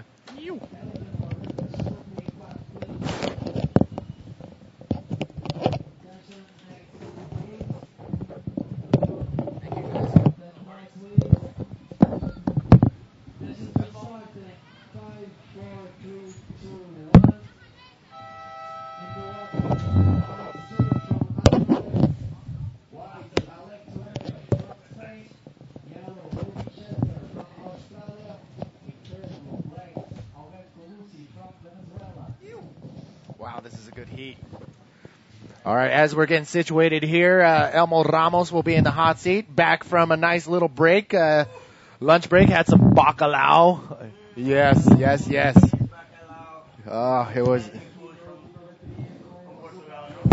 was amazing. I don't know how you're going to fit this over your dreads. You did it yesterday, yeah? All right, ladies and gentlemen, here we are. I saw Dave Winchester and Mike Stewart walking down the beach, and I had to do a double take. I'm like, is this heat? Are they in the same heat? Oh, my God. In the heat where if you come in third or fourth, the end of your campaign is over with. So, once again, everybody, welcome. This is the 2012 Sintra Portugal Pro. Manny V here with Elmo Ramos. And, Elmo. Buenos días, buenas tardes. Yes. Have a good day. And a good job, no? An amazing job. Whoa. I look over at Elmo and his microphone's on the back of his neck. White on wave. Who is white? All right, here we go. Oh my, look at that. Uranga, Alex no? Uranga. And this is a stacked heat. Alex Uranga putting together a nice piece of work right there. And if you can't hear it, people are cheering and yelling. The Basque Country rider, Alex Uranga. Alex Uranga. Let's see if we can get this. Good wave to open, huh? Try to get this closer to your mouth. Yeah. Sounds good. It's as good as we're going to get, I think. So, ladies and gentlemen, once again, Manny V here with Elmo Ramos. And Elmo, tell us what happened. Good bottom. Expressive, no? Well, I'm a little bit more and for excited. this condition, it's very, very difficult to find a wave like this. And there he mixes it up with a nice roll right there. Alex Uranga, everybody on the beach clapping and cheering him on. That was a good wave. Good. And we also. Yes. Good opener right there. We want to see a show. Yes, and this is Alex Uranga, who just put together a nice piece of work. I'm going to say it's going to be in the 7, 8, maybe even the 9 range for that solid wave. Very clean, very a variety of moves right there. So we're going to see what the judges have to say, and hopefully the scoring system is up to speed, and it is. So stand by for that to come down the pipeline. Elmo Ramos, how are you feeling, brother? It's a great, great pleasure to see Mike Stewart. Yes. Our king. Mike Stewart is in, he's in the heat, in the red jersey out there, and in the white jersey, Alex Uranga, in yellow, Dave Winchester, and in the black jersey, Alberto Colucci. So another stacked heat. This is it. 2 riders advance, 2 riders finish with the contest. Bye-bye. I know. Look at that. 7 for that solid first wave for Alex Uranga. Not bad. 7 points clavado. So today, the last day of the 3rd annual. Wait a second. And Hold Mike all the Stewart. presses. Mike Stewart, nice bottom turn, clean roll off the top. Coming around that section. Look at how he just skims. It's perfect, man. Nice trim across the face, using his entire body to absorb all the bumps and along the way. Mike Stewart, nice clean carves all the way to the inside, and that's it. Too much style. Too much style and clean, light. All style. That king style, huh? You can't take anything away from this multi-world champion, Mike Stewart. He's been around from day number 1. And let me tell you, he's actually given all these young guns and old school riders a run for their money. Elmo, your shows every night so far, so good. Oh, my God. These never-ending nights. I know. Last night, I went to the Ring of Fire 3 premiere. Right across the street at the Mar Bar upstairs. If you're going to hang out at the Mar Bar, upstairs is the place to be. Yeah. But the Ring of Fire 3 premiere, I think by midnight there's about maybe 75 to 100 people all over watching it. Look at this, Alex Uranga, bottom turning. Again. Nothing there for Alex Uranga. Winchester. All right, Dave Winchester in the yellow jersey. Streaking, coming around the section. Nice, clean roll right there. Gets back on the face of the wave, and another roll, extending his arms, and punches out in front of that whitewash. He has to keep kicking. He's down here with his family from France, visiting Portugal as a family unit. In and out for Alberto Colucci. Again, this is a very important heat going down right now. This is do or die. First and second advance on. Third and fourth are out of the contest. Look at perfect textbook roll right there on the face of the wave, and another one for Dave Winchester. Incredible. Nice wave to start, no? Winchester is a competitor, one of the best. Drop knee and prone, so versatile, no? One of the most humble bodyboarders on the tour, and the way he competes, cool, calm, under the radar, and then boom, anytime he wants, he can turn on the gas and just take any heat that he wants. And it's really weird to see him in round number 2. He got 3rd place, I believe, in his first heat. So he was put into round number 2, which is an elimination heat. First and second advance on to round number 3. Third and fourth, end of the road. This hit against Eder, no? Eder Dallas. All right, check this out. Elmo just got word that we do have the winner of the last heat with Natasha downstairs. Natasha, where are you at? Yeah. Oh, no, that's not Natasha. Natasha. It's different, no? Okay, thank you very much, Manny Vargas. We are down here with a very happy Gonzalo Faria, mate. Congratulations. Thanks a lot, man. Wow, I tell you what, we were just talking off mic, and you were saying it's been a while since you won a couple of heats. You must be feeling pretty stoked. Hey, man, I've been training very hard this year after I did some bad results last year in this event. And I practiced so hard, and I was very sad from this morning. So I did my best. I'm very happy, I can tell you. Mate, you all the locals were just going nuts when we were walking along there. It must be such a cool feeling. But I actually was on the webcast team during that one, and Andrew Lester and I were there, and Andrew said, man, it's so cool to see you back and ripping, because when he was a kid, he came here first time ever, and you were one of the big stars of the contest, and he just said he really enjoyed the way that you come really hard off the bottom, nice bottom turn, which is sort of missing in this day and age. I cannot explain. I don't know. Things are passing through my eyes. I just cannot explain. I do by instinct. I cannot explain. Well, mate, we're so stoked to have you as the wild card. We're really happy you're back in the contest, and we're looking to bigger and better results for you from tomorrow onwards. Sorry, yeah, tomorrow we're hoping for a big result from you. I hope so. I don't know what's gonna happen, but whatever. You're just lost for words, aren't you? Listen, go and have a beer, and we'll talk to you tomorrow. All right, that's what I'm gonna do. All right, now. Say big kiss to my mom and to my sisters. They're watching me now. Bye, Mom. All right, there he goes in a blaze of glory. That was Goncalo Faria. As we go back to you, Manny Vargas, in the booth. Well, that was totally a miss. Whatever. That was obviously not Natasha interviewing Hugo Pinedo. In fact, it was Terry interviewing a living legend, a local Portuguese rider, Gonçalo Faria. One of the first names that I've seen as a Portuguese back in my day, back in the 90s, to come out of Portugal. That was one of the first names that I've seen. Elmo, what do you know about this guy?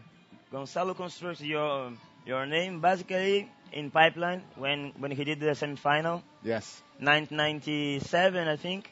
And he starts to compete on DOB, and that now is IBA, you know? Yes. On the World Tour, and represent Portugal. The first guy. And some years, he spent to your family and your local. Gonçalo is local of Praia Grande.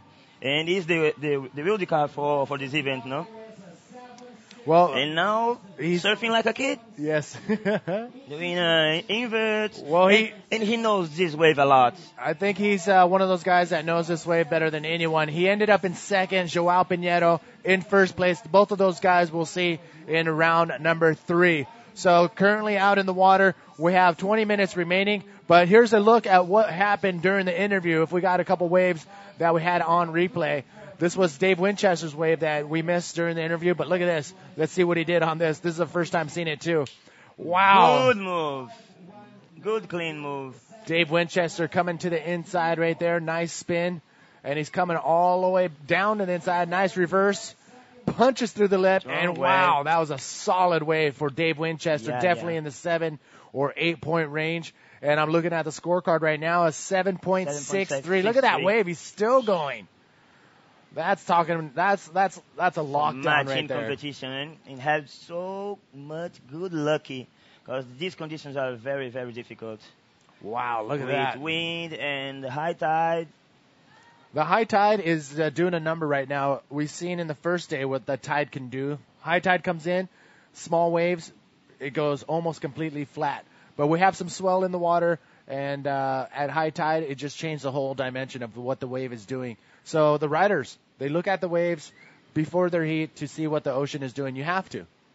She's always changing. They have to understand this wave in different conditions. All right, this is an elimination. Did go first? Yeah. Yes. What you see on your screen is the updated scores. Okay. But round number 2, this is do or die. Top 2 riders advance on to round number 3.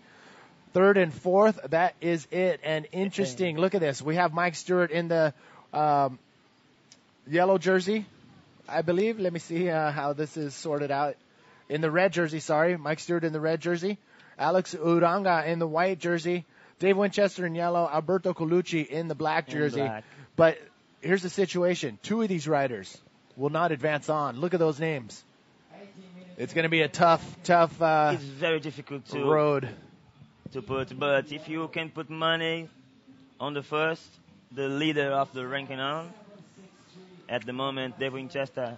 Yeah, but look at Alex Uranga's first wave. Pretty solid, though. A 7-point ride. So what he is looking for right now is a 6.64 to get that first place spot from Dave Winchester.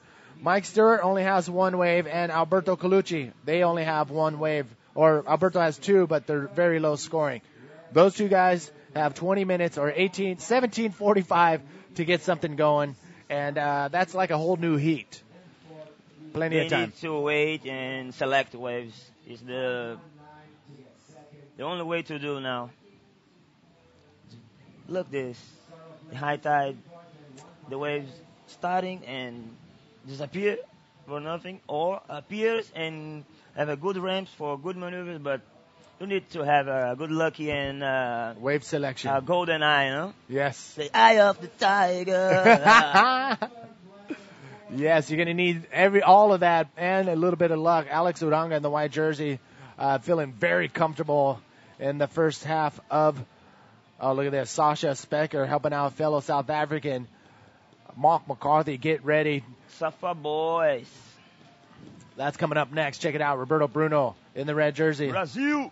Banat. Vamos, Bruno. Eloswa from the Basque Country. Chase O'Leary in the yellow jersey, and it is Mark McCarthy right there in the black jersey. Benat Elosua from País Basco, no? Yeah. Basque Country. Basque Country. Another rip guy.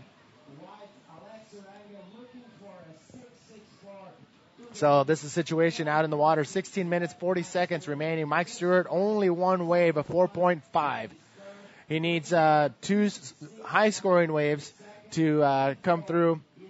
Actually, he needs only a 3.69 to get into that second-place spot. 60 minutes. Alberto Colucci in the black jersey. He is looking for a 5.19. So Colucci needs to wake up. Yeah, wake up, my friend. They're still in striking distance, but Alex Uranga. A very good bodyboard, a very good talent from South America. Hey, talking about. Alberto Colucci comes to us from the trials. He actually ended up in. Let's see, where is he?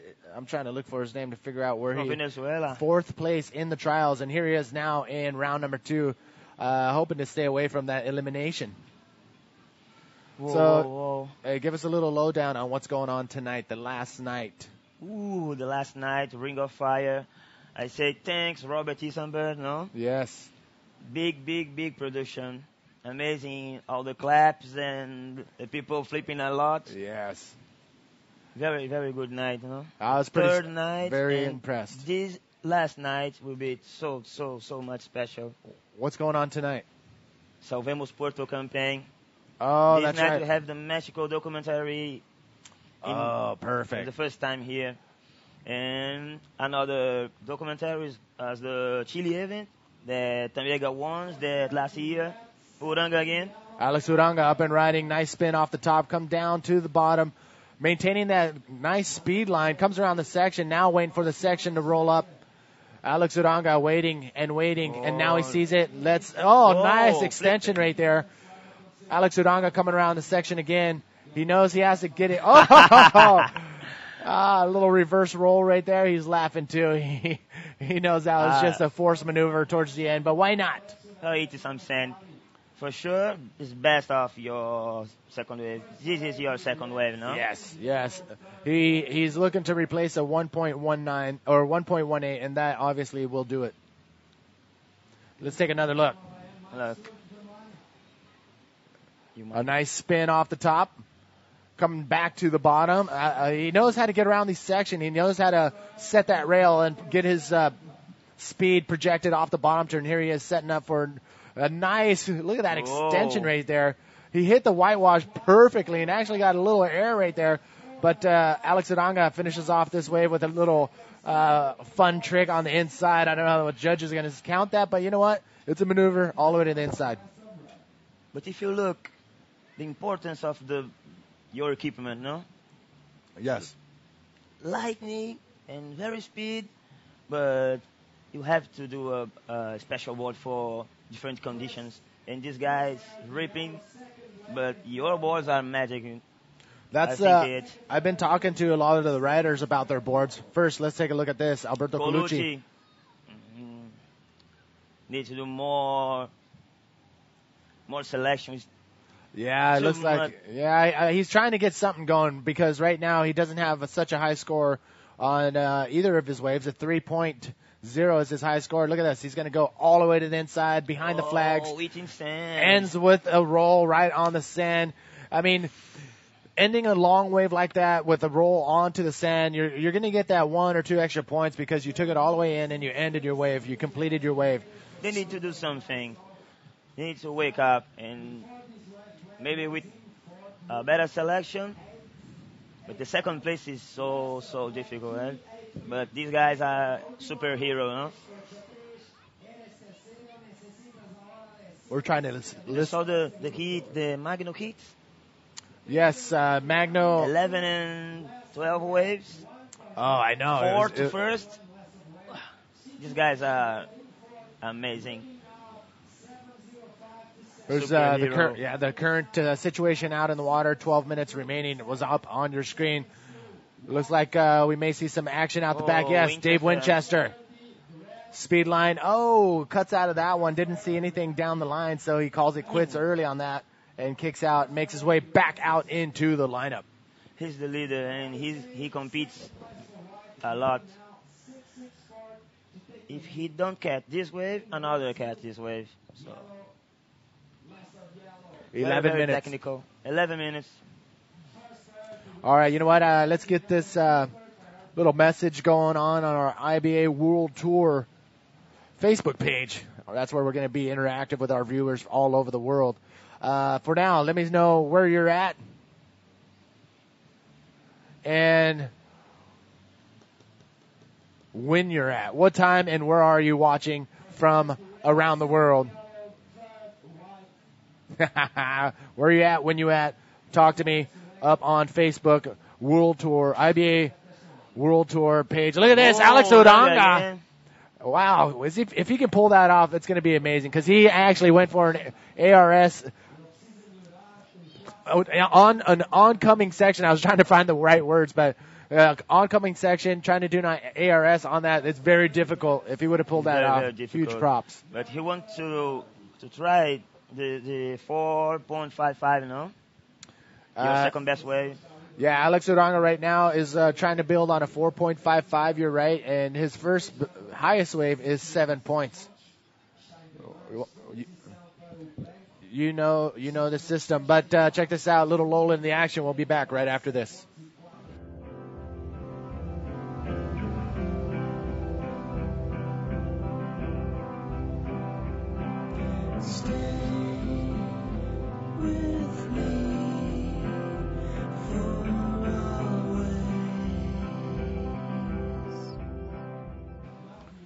Welcome back once again, ladies and gentlemen, to the 2012 Sintra Portugal Pro. Manny V here holding it down in the hot seat. Elmo Ramos, the director, organizer of the Epic Bodyboarding Film Festival. What is the official name? The third International Festival of Cinema and Short Movies of Bodyboard. Awesome. That is the last night tonight at Marbar upstairs. Don't miss it if you're anywhere in the area. 9 minutes, 21 seconds remaining in heat number 2, round number 2, elimination round, ladies and gentlemen. Third and fourth.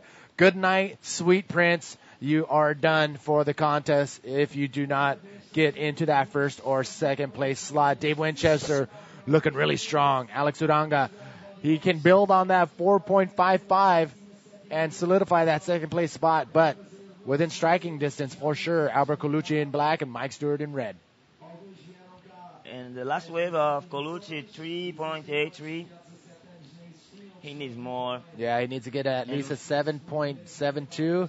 And Mike Stewart sitting on a 4.05. He Just needs 2 waves, no? Yes, he only has 2 waves, and he needs a 7.05, but we've seen it throughout the entire event here in Sintra. A lot of the riders waiting till that last minute before putting on the gas and getting out through a tough situation. So shout out to those tuned in Venezuela. It's 9:30 a.m. Thank you, Adrian. In Perth, WA, 10:20 p.m., Matasha. And out the back, it is Alex Uranga. From the Basque Country, nothing there. In and out of that wave. Cape Town, South Africa, coming in from Layal Said in Casablanca. Morocco. Yes, Morocco. Rudy. And the Morocco invasion, eh? Yeah. What do you think about? The Morocco invasion making an impression here in the Sintra Portugal Pro. Big shout out to everybody. And the performance was well noted. Rudy. Richards Bay, South Africa. Haig, tuning in from New Jersey. Eduardo, Rio de Janeiro. Fala Elmo Ramos. Seu Eduardo Baratinha. Yeah. Abraço aí, Eduardo Simões, a galera do Rio de Janeiro. Yeah, buddy. If I start to talk about my country, but a big hug. Miss you a lot, my friends, my people from Brazil. And enjoy the Rio International Bodyboard Pro. Oh, that's going to be in a few weeks ago, Copacabana. That's going to be an insane event. Big ascent, no? Yes. Scott Hamilton tuned in from Perth, 10:30 p.m.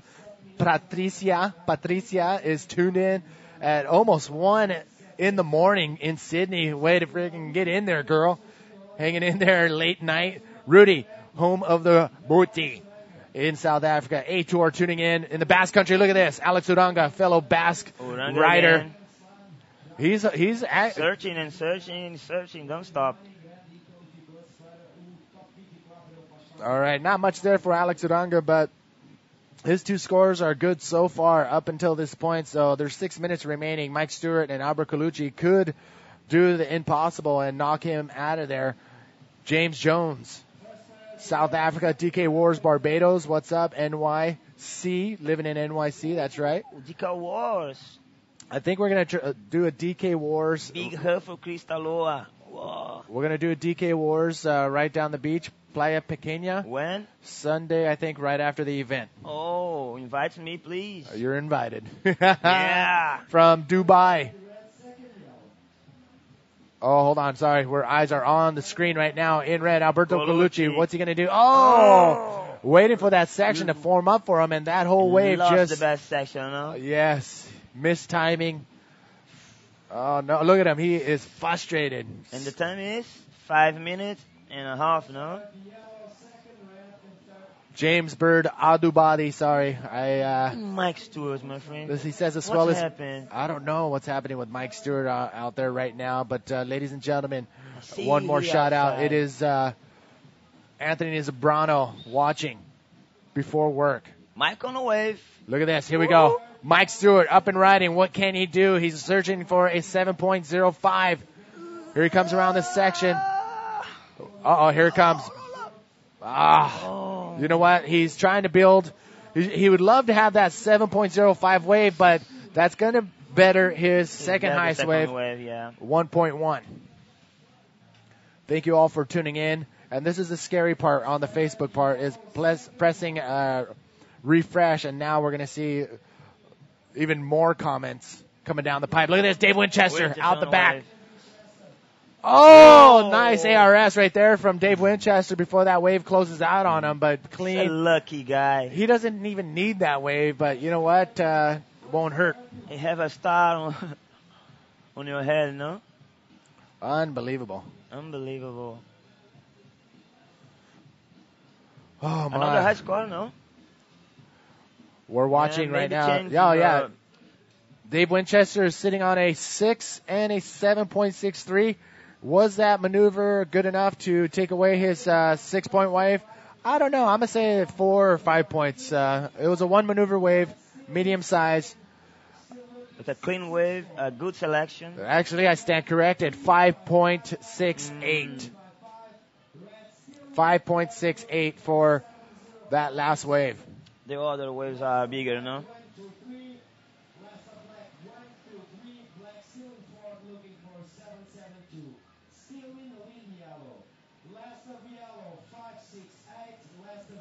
Oh my. Okay. So ladies and gentlemen, sorry. We are listening to the beach commentary just to hear some priority situations. 3 minutes, 45 seconds out in the water. Coming down to the wire right now. Dave Winchester clocking in a 5.68 on that last wave. Not enough to replace that 6. Alex Uranga currently in second position in the white jersey.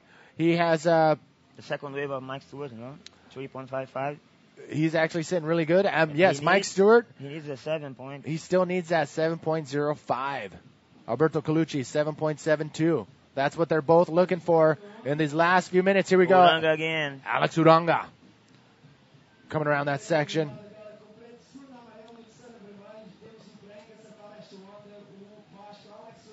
Coming to the inside right there. Oh, how's the timing with the backwash right there? Not really any projection coming from the bottom turn, but without wave. He saw the backwash. With the wind, no, with the wind. The backwash from the high tide came and he timed it perfectly. But without lip. No, without a lip. No, with the winds. It was the winds, the backwash, everything except for magic balls, I think.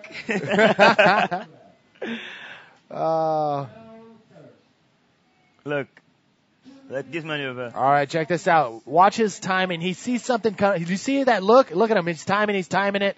He sees the backwash coming, and then look at this. Boom. An ARS off of nothing right there and getting some serious projection. Trying to complete? Yeah. Okay. Pretty good ride right there for Alex Uranga, coming all the way into the inside and finishes off with a roll right there. He changes your second score, I think. I think he might. Yeah. He's going to come in for sure with a higher score than his 4.55. So Stan.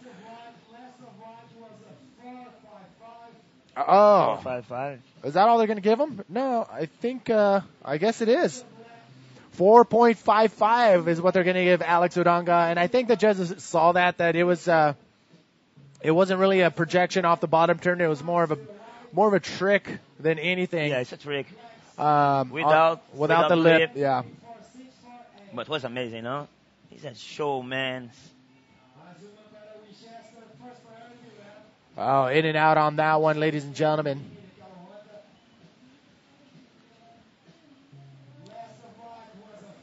Woo, ladies and gentlemen, wow, we're catching our breath here. And thanks again for everybody tuning in. We appreciate it. Just looks good on our resume when everybody from around the world is tuning in, and especially Ernesto in El Salvador, 8:30 in the morning. Troy Taylor, almost 1 o'clock in New South Wales. Ben, he's in the Philippines. What up? Jono in West Oz. Trent, 10:26 p.m. in Singapore. Out the back, Mike Stewart. Coming around that section. Getting a little bump right there from that whitewash. Mike needs a 7 points. This wave is not so good for he's not a happy camper right now. Coming down to the wire. Let's see what he can do to this inside. You never know. Another trick. He just pretty much gave up right there. Oh no, he's not going to be happy. Look at him. Frustration. One of the most serious competitors on the tour. You can tell his anger right there. He was pissed. Guy. And this guy right here is just flying all over the place from the very beginning. One of the favorites of the competition, I think, at the moment, no? But I think that all the riders inspired for the Winchester campaign for this year, I think. Yeah, I think a lot of people are putting their coins in the Dave Winchester basket for a win. PLC and his lady having a little bit of lunch right there. But camera staying on Mike Stewart. He is very frustrated. If I was a Grom wanting an autograph, I would not ask him right now. And with just 3 waves, no? Just 3 waves. No, he had 4 waves, but he's pissed. He is pissed. Oh, yeah, well, waiting for the... Oh, man, I've been in that situation where you travel thousands of miles to compete, and you go there and you give it your all, and you go down early in the rounds, and You just don't want to be talked to right now. You want to just have your time to go back, take a deep breath. So anybody who, respect, if you're watching on your iPhone or on your phone or whatever, I would just give Mike Stewart some breathing room right now as he decompresses after that pretty frustrating heat out there. Anxious time, you know. Alex Uranga and Dave Winchester Alberto advance Bruno on. from Brazil. Actually, that's Mark McCarthy. Oh, okay, I see what you're saying. Roberto Bruno is going to be in the red jersey. In the red jersey. In the white jersey, Benet. Was Mark McCarthy, no? Yeah, Mark McCarthy on that first wave. So there's your final results right there. Dave Winchester, look at his scores. 6, 7.63, and a 5.68. His 4 high-scoring waves compared to everybody else is, it's not even in the same ballpark. But Dave Winchester, Alex Uranga, and Mike Stewart is pissed. So good selection of waves. This is very, very important, no? Oh, no. Mike Stewart just wants to get out of here, get out of that wetsuit, and go back to the drawing board. Alex Uranga, he's stoked. He advances on. He's got a smile. He goes into round number 3. He's very, very happy to do a good campaign here. Alberto Colucci, he did a really good effort coming to us from the trials and ended up 4th in the trials, and here he is in round number 2. So good effort for Alberto Colucci. Mike Stewart, give him some breathing room to decompress, and we'll see Dave Winchester and Alex in round number 3 tomorrow. And for this new hit, Roberto Bruno, Benatti Elosua, Chase O'Leary, and Mark McCarthy. Give them the colors of their jerseys, too. Okay. In yellow. Red. Red, Roberto Bruno. White, Benatti Elosua. Yellow, Chase O'Leary. And black, Mark McCarthy. Brazil, Spain, Australia, South Africa. Maximiliano coming in 2:25 p.m. Valparaiso in Chile. Ew. James Jones, actually 10:25 a.m. James Jones going for Booty. And Mar del Plata, Argentina. Thank you for tuning in. Argentina is in the house. And North Carolina. Big good for my friends from Argentina, from Mar del Plata, Emiliano Tavares. Yes. Our friends. We miss you here, my friend. We have Puerto Rico, Ulysses Nuno in Porto, right up the road. Tommy in Kuta in Bali. It's 10:34. Yes, Jared Johnson from South Africa. Louis Hossiger, France, right up the road as well. Melbourne, it is almost 1 o'clock. In Bali? What time now? In Bali, it is 10:34 p.m. Whoa, at night. Look at this. Out the back, we got the Basque country rider, Benet Elosua. Oh, nice. Open with a good maneuver in your first wave. And red, Roberto Bruno. Whoa. Good rollo. Nice roll right there. Not too bad. Stop the battle, eh? Yep. 30-minute heats. Top 2 waves will be scored, and I believe it is a 15-wave maximum in these 30-minute heats, so the top 2 waves will be scored. John Patrick coming in from Bogota, Colombia. Landlocked. I'm sorry for you, brother. He's sitting in an office, but tuning in. So let us give you the live feed from Sintra. This is the replay from that first ride from Benatti Elosua. Yes, from the Basque Country. El Basquito. Pretty much was with the lip the whole time on that roll, but lands it, gets out of there. Nice, clean roll for Benat. Is it Benat or Benyat? Benat Elosua. He is from the Basque Country. He and Alex Uranga like Batman and Robin. Best friends. A good team. All right. Elmo, check this out. We have Terry McKenna downstairs with the winner of the last heat. Teza, where you at? Teza. Okay, thank you very much, Manny Vargas. We're down here, the winner of the previous heat, Dave Winchester, also known as Winnie. Winnie, how are you, mate? Well done. Yeah, thanks a lot. Yeah, Yeah, it's Kyle. It's really tricky seas out there at the moment. There's a lot of kind of sidewash coming off the Hotel Erebus there. The big pool that they've got sort of sends a big wave that just goes straight through the break. Yeah, no, it's pretty crazy. You just got to get one that sidewash links up with the actual lip of the wave, so you can get flung a little bit. Well, mate, you've been living over here with your young family in France for the last couple of months. Tell us about that. It's been a good experience. Yeah, it's been a pretty amazing experience for all of us. The language is pretty hard for me, but it seems like the three girls are getting it better than me. But yeah, the waves have been really good in summer, and it's good to practice on and come down here and just drive down the road. You're never going to eat another ham and cheese sandwich in the rest of your life. I know, for sure. That's funny. Mate, congratulations. It was a bit of a scary sort of a start for you this morning, but you're back on track. Yeah, it's good to get the monkey off the back, and I mean, you can't win every heat, so it's good to lose that first one when it didn't really mean too much. Yeah, good on you, mate. Always looking relaxed under pressure, and good luck for the rest of the contest. Yeah, thanks a lot. All right, that's Dave Winchester, winner of the previous heat. Manny Vegas, let's go back to you, buddy. Congratulations to Dave Winchester, who absolutely crushed that heat. His scores were off the charts. Good job, Dave Winchester. Illuminated guy, no? What's that? Illuminated guy, I see. Yes, he's very happy, very illuminated. And again, Manny V here with Elmo Ramos, and currently out in the water is heat number 3 of round number 2. The elimination round. First and second advance on to round number 3.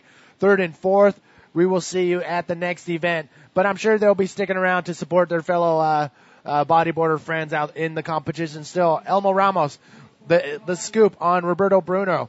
The guys from Brazil usually, wait a second, I'm going to come back to that. I think there is some action out the back. Uh-oh. Yep, there it is. It is Chase O'Leary out in this heat right now. He and Sam Bennett took over the floor here yesterday. Look at this inside section. Nice. Chase O'Leary starting off his campaign in round number 2, heat number 3. That was a solid wave. Nice clean wave, man. Oh, we're both looking at the screen. You want to see the replays, no? Yeah, so again, The other waves. let's give everybody an update on where we're at. 22 minutes, 50 seconds remaining. Goes first, Roberto Bruno from Brazil, huh?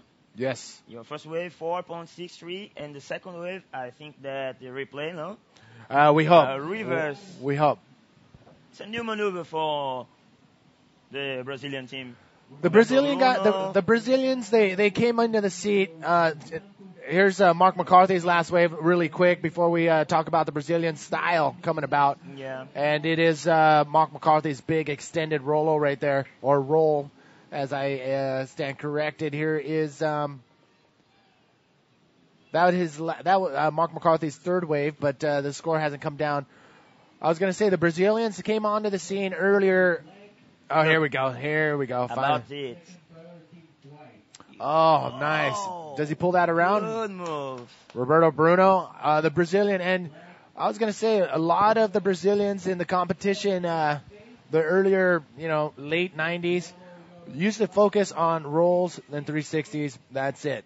Now it has come of age, and we're seeing all the riders from Brazil doing it all. The backflips, and you saw the bank reverse right there, bank reverse 360 from Roberto Bruno. So it's awesome to see the Brazilian bodyboarders where they are now. The IBA Tour. This was Chase O'Leary's last wave from the beginning.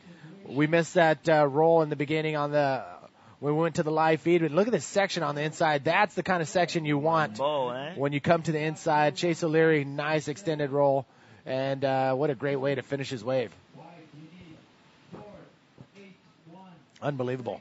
So Chase O'Leary, he and Sam Bennett took over the commentators booth yesterday, and apparently people liked it. So we might have to bring those guys back in here to give me a four heat break. They are very funny and good guys. Yeah.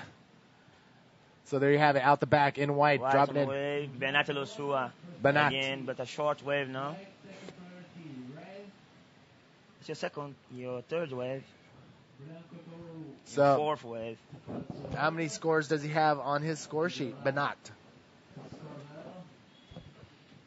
Nice score to Chase O'Leary, eh? Wow, Like all right. 6.68. Yeah, scores are dropping right now. Roberto Bruno still holding steady in that first place position, 4.63 and a 6.5. Chase O'Leary in the yellow jersey. That last wave solid at 6.68. So far, the highest score in the heat. That's going to help him because now all he has to do is improve his second high scoring wave, which is a 3.5. So to get into that first place spot is easily a 4.45. Mark McCarthy out the back. Nice extended roll. Look at this section. And another roll. Can he come out of that? He has to punch through that. Oh, no. Bummer for Mark McCarthy. Again, Mike. Once these guys start trying to force maneuvers, it's going to be a little bit more difficult. So they just got to regain composure and just go with the wave. Hey, Elmo, bring me up to speed tonight, the last night of the third International Bodyboard Cinema and short film. Movies. Yeah. We got the documentaries, that's right. Will be the last night. It's a special night. This night in Sintra with the full moon, beautiful people, and all the crew wants to support the Salvemos Puerto campaign. The movie for this night is the first time, the Mexico documentary, and I saw it, your experience with the crocodile. And I think that I learned something. That you see it that night, no? Yes. And you are invited to stay with me and watching all the last night of cinema with Salvemos Puerto campaign. All right, I will be there. I do need to take a nap before I head over there. So as soon as we're done here, I'm going to take a quick little nap, and then I'll head over to the Mar Bar upstairs. Mark McCarthy. And the entrance is free for all. Everybody are invited for, and let's ride it together. Well, we do have some people in Lisbon and in Sintra who are at home or at work who are watching right now. So in Portuguese, tell them about tonight. Essa noite para toda a malta de Portugal é a última noite do Festival Internacional de Cinema e Curtas de Bodyboard. O oferecimento da Onda Wet Suites e Refresh Boards com a apresentação da Ride It e IBA. Junto com todos os parceiros, vamos nos despedir com a última noite e o filme, é o documentário do México. E toda a renda destinada desse dia vai ser voltada para a campanha Salvemos Puerto. A campanha está sendo um sucesso total e a gente, pela revista, resolveu juntar com toda a malta portuguesa nesse grande evento. Roberto Bruno na onda. Here we go. So Elmo giving the words in Portuguese about tonight. Look at this, Roberto Bruno. Nice invert right there. One maneuver away for Roberto Bruno on that one, but you know what? He is looking for something to improve on that 4.63. He's coming all the way to the inside. This could be it. And we've talked about it. Oh, not much there for him to end that way, but out the back. Benat from Pai Basque. Basque country rolls off the top of that section right there, comes around, and not much there for Benat. Another nice score to Roberto Bruno, eh? I think that he changed. Anyway. 4.63.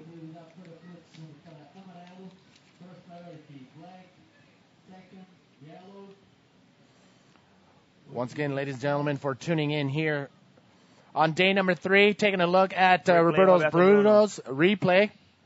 Nice clean invert right there. Little late on the timing, but you know what? Was still able to push through that lip and get some air off of that lip. The first invert of the last heat. I talk about it. The Benat Sua. This is Benat. Halfway. He'll take a roll off to that little whitewatery section, but one maneuver away right there for Benat as well. So scores are starting to come down the pipe. Waves are still coming in. We were a little nervous until everybody got out there. The wind, we were nervous about the wind. We knew the swell was going to come and maintain throughout the entire day, but the wind was going to come along with it. Northwest wind is here, but it's not too bad. I mean, look at this wave. Mark McCarthy. Hitting the brakes right there. Oh, a backflip right there and pulls it off. Nice, good move. Nice, clean backflip right there and pulls it off cleanly. Mark McCarthy currently in 4th place on the hunt for 5.31 for that 2nd place spot. And he is just 5.31. I think that. Let's take another look. Look at the projection off this. This is pretty solid. You can see him hitting the brakes and then boom. Look at this. Perfect back. He just puts his head back and his body will follow. Pulls off this backflip flawlessly. Good, solid backflip for Mark McCarthy. And Mark have a classic clean style, you know? Yes. All your maneuvers are very clean. That is definitely going to change up a few things in this heat. So Mark McCarthy's score for that will be coming down the pipe. It's one of the few backflips we've seen that clean. Whoa. Those girls got up, and I heard the same thing. There's these big cargo planes going by. But flying out of the sky right there. Airplanes on the air, airplanes on the sand. Oh, my God. Thank you. Not much there for the rider in right. Benat. The second score. That was camera 2.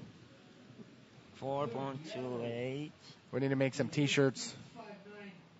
8.38. The last wave of Mark McCarthy. Oh, my. The judges love that. That was absolutely a clean backflip on a big, good-sized wave. Lands perfectly, pulls it around, and now that will put Mark McCarthy from 4th into 2nd. Yeah. Now he only needs a 5.21 to get in that first place spot. Roberto Bruno still holding steady with 4.6. Oh, wait, 6.5 and a 7. Look at this, out the back. Woo! A very conservative roll right there from Chase O'Leary and another one. O'Leary. Can he get another move? Nope, just The 2 last rolls. Roberto Bruno, 7 points. Yes. Invert, no? All right, the judges are... They are putting new maneuvers on your arsenal. It's not just Rolos and 36. Oh. Uh-oh. I don't know if that had to do with priorities, but you can see Mark McCarthy throwing his hand up and saying what's going on. Let me see what happened. So, yellow, that was Chase O'Leary. I don't know. There is a 4-man priority system going down, but the guys over next to the judges have that right in front of their hands. And we can hear through the beach commentary about the priority.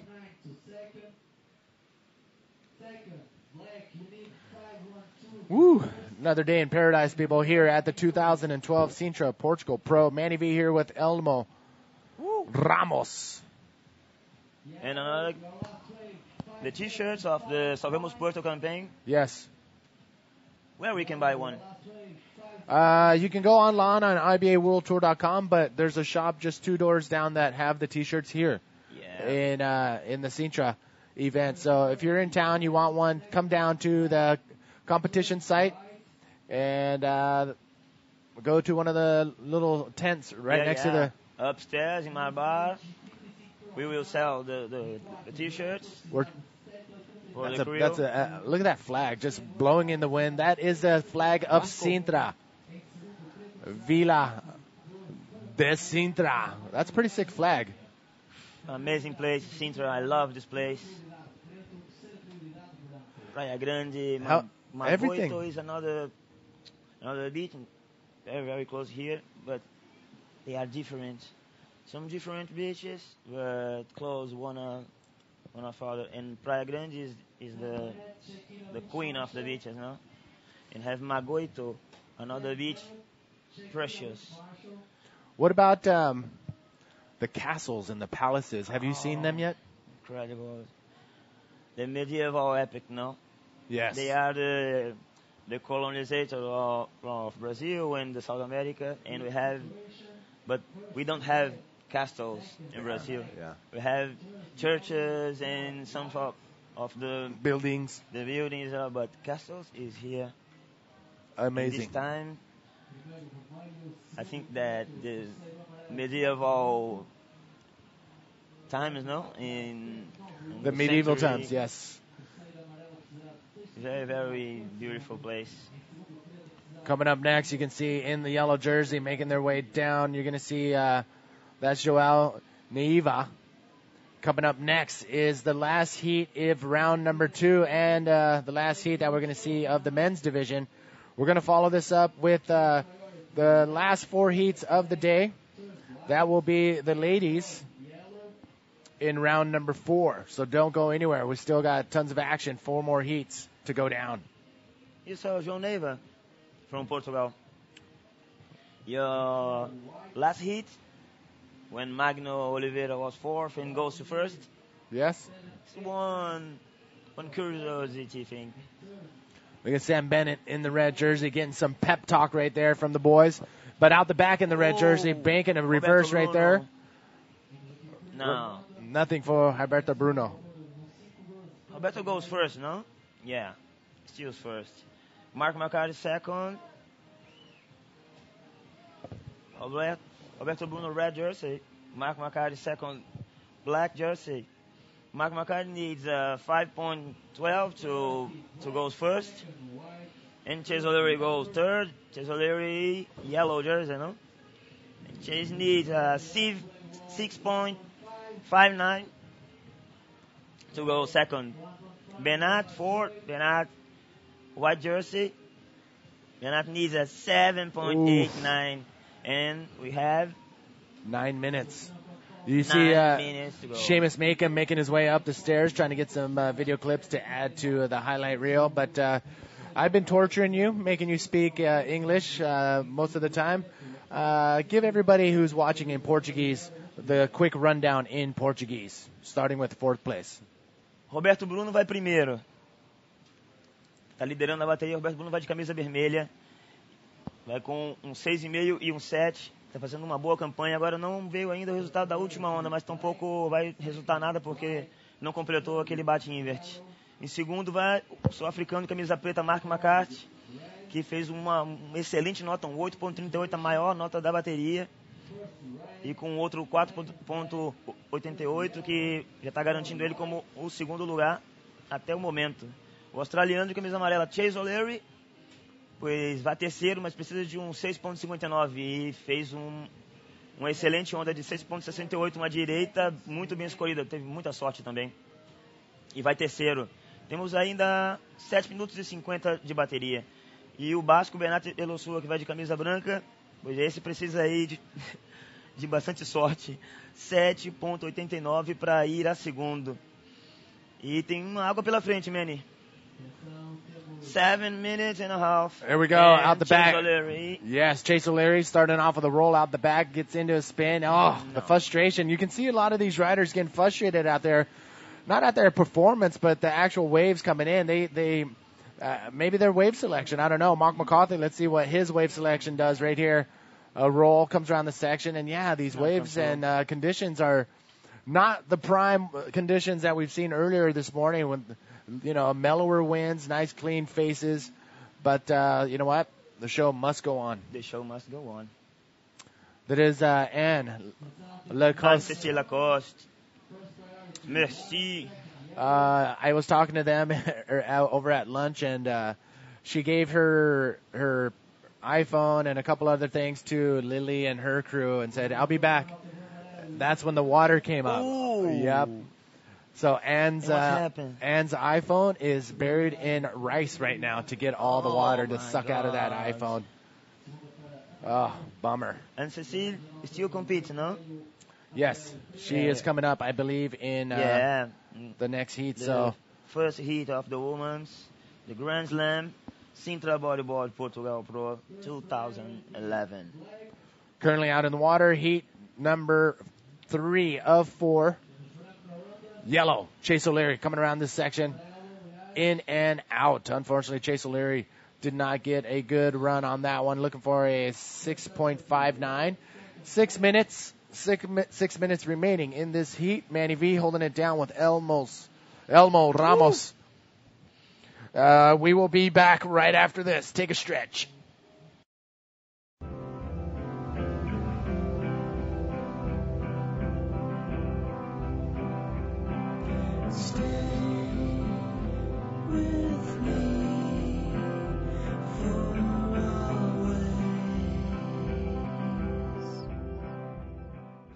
Ladies and gentlemen, we are back. I just told Elmo that I had bacalao for lunch, and he just said, God. I miss a lot the bacalao from Portugal. Ooh, and Yes. from Aba. Yes. Very good. Oh, look at this. In the white jersey, punching through the lip. A bigger size wave, but he's got to hold on to that. And from the Benat. left. No, that was Mark McCarthy. Yeah, Mark McCarthy from the right and from the left. Benat. Okay, so. Let's wait for the scores. Unreal. Back-to-back wave exchange right In there. 5 minutes. The last 5 minutes. Last 5 minutes coming down to the wire. Good rise for Mark McCarthy. I think that he changed the second best wave. So, Elmo, late last night, Benat. Okay, yes, this is it. Benat pretty much went for the same thing. Nice, clean, extended roll. Almost got caught behind the whitewash right there, but was able to come out in front and pull out of there quickly. So, Benat, this guy is super stoked from the Basque Country. He's a fierce competitor, comes from, the Alex Uranga contingent down in the Basque Country. And your current world champion in the women's division, 2011, is Eunati Aguirre. She's from that. World champion. Yeah, she's from that area too. So something's in the water over there. Chase O'Leary. Oh, goes for an ARS through the lip, but look at that. He's forcing it around. Not a clean landing. The judges won't give a the full potential from that ARS, but look at Chase. Oh, he couldn't do it. He's not going to be forced to do a roll off the whitewash. But he's taking this one all the way in. 3 minutes, 45 seconds. I don't know if that's a smart choice. Well, he's going to end this wave properly all the way to the sand and ends it with a roll onto the beach. But 3 minutes, 30 seconds, is that enough for him to get back out there? With the high tide, the outside sets are actually breaking a little closer to the shore. Look at this one more time. Look, how did he do that? Trying to do an ARS, but through the lip. Through the lip, yeah, is the word. And you can see right here, he hesitated and opted not to go for that forced roll right there. Chase keeping his dignity and composure, but he will do it on the inside right there, all the way to the sand. Chase O'Leary in the yellow jersey. Woo! All right, let's see. What can I get you? Ladies and gentlemen, welcome once again. The live feed with Elmo Ramos and Manny V coming to you live from the sunny beach, but windy and cool. And waiting for the sunset. Yes, the sunsets have been amazing here. Take a look at where we're at. 2 minutes remaining. Again, this is a do or die heat. First and second advance on. Mark McCarthy goes first. And Roberto Bruno second. Third and fourth position in this round. That will be the end of the road. Look at those names. Any one of these names getting knocked out is an upset. But right now, it's sitting good right now with 8.38 and a 5.68 is Mark McCarthy. And 1 minute and a half. 1 minute, the last minute of this hit. Mark McCarthy vai primeiro, Roberto Bruno vai segundo, Chase O'Leary terceiro e Benat Losu em quarto. Porém, Chase O'Leary precisa de um 6.83 para ir virar em cima do Bruno para segundo. E Benat Losu de um 8.12. A situação não está muito fácil. Estamos aí com a maré cheia, vento e tem que ter muita sorte, esperar, escolher bastante. É muito importante, mesmo uma boa seleção de ondas. E Sintra é uma prova mítica e já tradicional aqui no Tour. E está sempre proporcionando condições assim. Se está grande, muito grande ou pequeno, água fria. Hay que esperar a maré vazia, maré cheia. Sintra e Praia Grande é um lugar com ondas muito técnicas. Check it out. Less than a minute remaining. Heat number 3 of round number 2. Mark McCarthy looking really good. Roberto Bruno, better watch out because Chase O'Leary, all he really needs is a wave that is a 6.83. I wonder if he made it back out there in time. He took that last wave all the way to the beach, but it's Benat Eleswa. Is he going to have that wave? He needs an 8.21. I mean, 0.12. I don't. That's probably not going to happen. So the Basque Country rider. The last 10 seconds.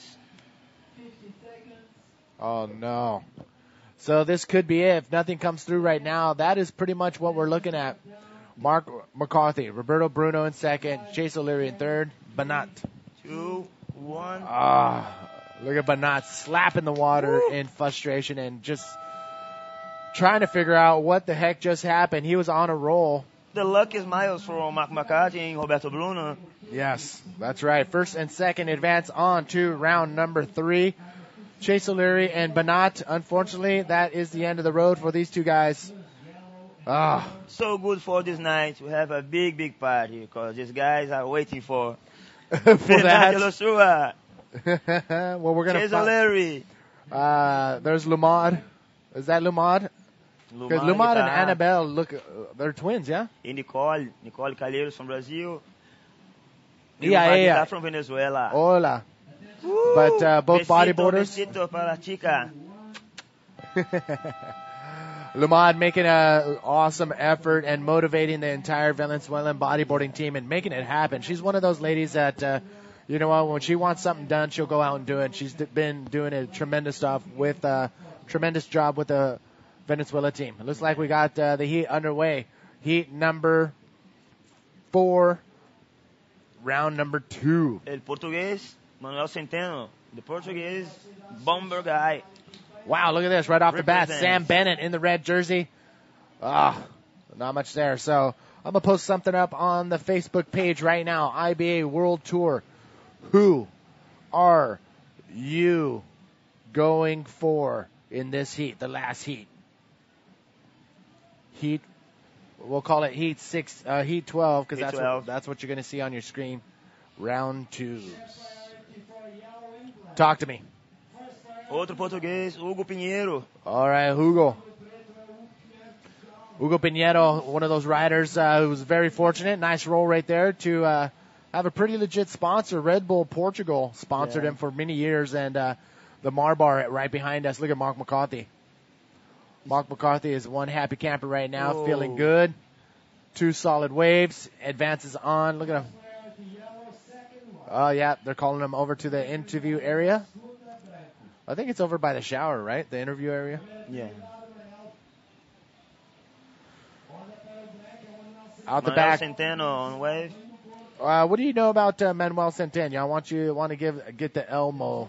Manuel won the Sintra Pro in 2003, I think. We saw another ride right there from Joao. Right now, all the riders are in the beginning, or on the inside, so they're going to paddle back out, try to get out there first to figure out who will have priority and in what order. Nobody's out on the outside, so whoever gets out there first will have the priority. They will have first choice of waves. Whoever gets out there second, and so on, that will be the lineup for the priority. Let's see if we see any paddle battles. Yeah. Let's see who's in. I remember it for you. Well, the heat of Ron Leiva have the priority, and Magno says ho ho ho ho. Yes, and Leiva yes. says whoops. Look at this, another look at Hugo Pinheiro's last wave right there. Just a roll. Very good competitor from Portugal. They are very good competitor. So little post right now. I said, who are you going for in this heat? Just a quick refresh. Let's take another look real quick at what went down on the right. Joao Neiva. Neiva.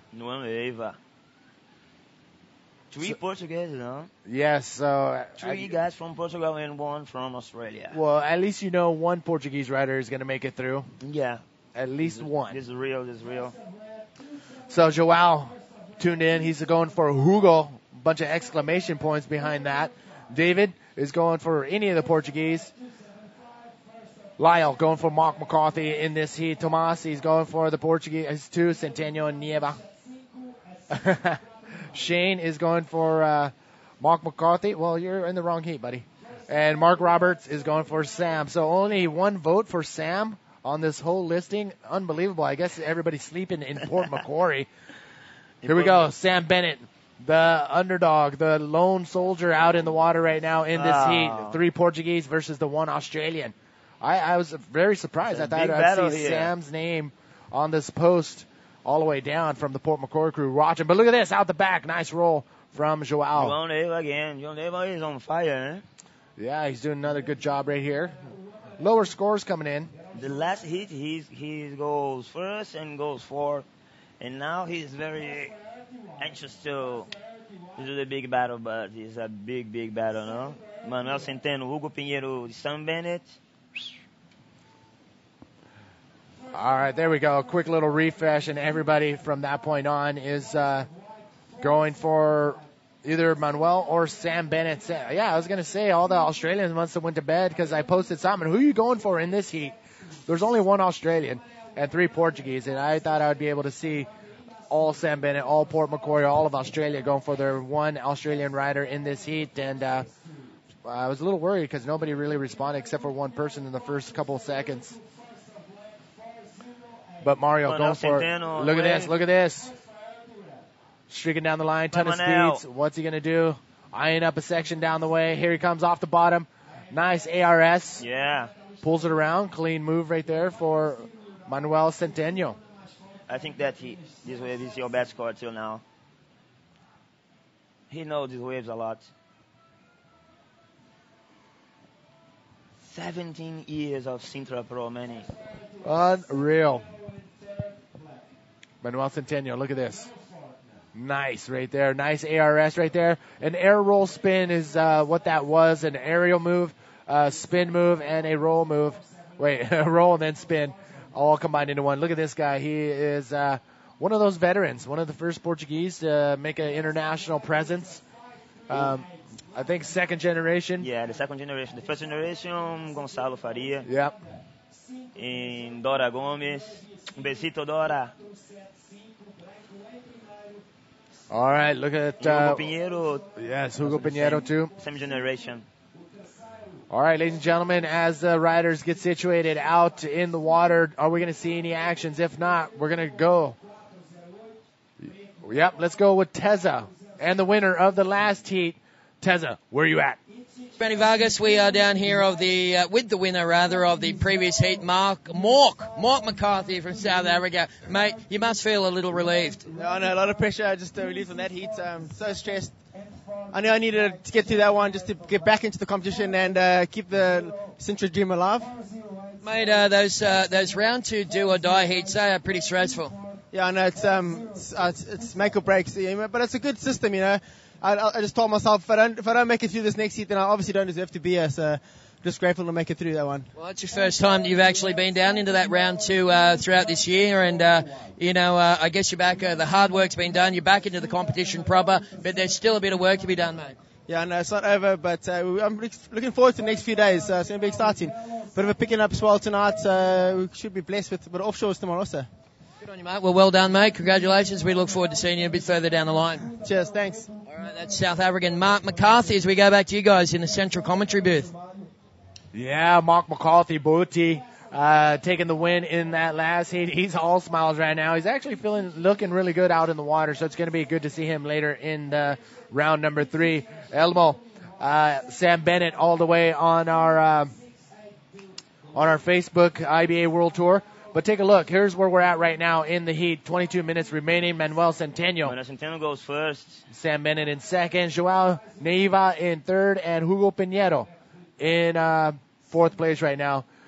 And Pitasa says, what's up? Big hug from Pitasa. Yes. Big hug, my friend. I think we're going to see them tomorrow. Saturday. Yeah. We stay together on New Buy sound system. Boom, boom, boom. Yes. Let's go. Reggae party. Yes. New Buy Sound will be in town in... we have three bodyboard parties on Saturday. Oh, my God. It's a challenge, you know? I'm gonna let you handle that one. I need to sleep.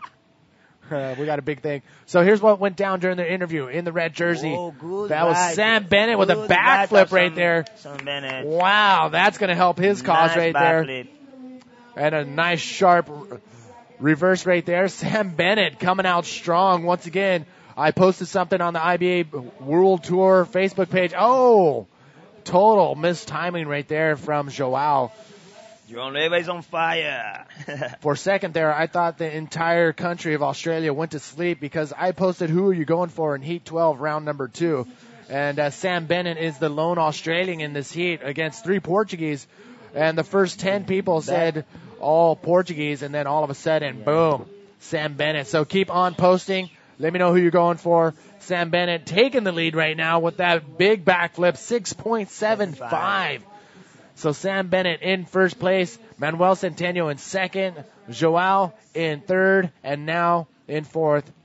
Look at that. Give it a second. João needs 5.5 to go second. There it is. Sam Bennett jumping into the first place. Manuel Centeno needing a 6.82 for first.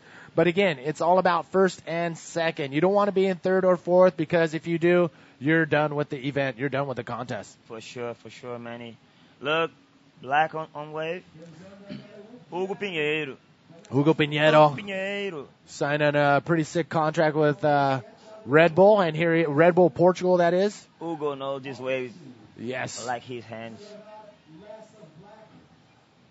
I don't know if they're watching the live feed downstairs, but if they are, I think Homan or somebody down there has some helpers that can bring us some small drinks. Look at this. Another look. Good idea.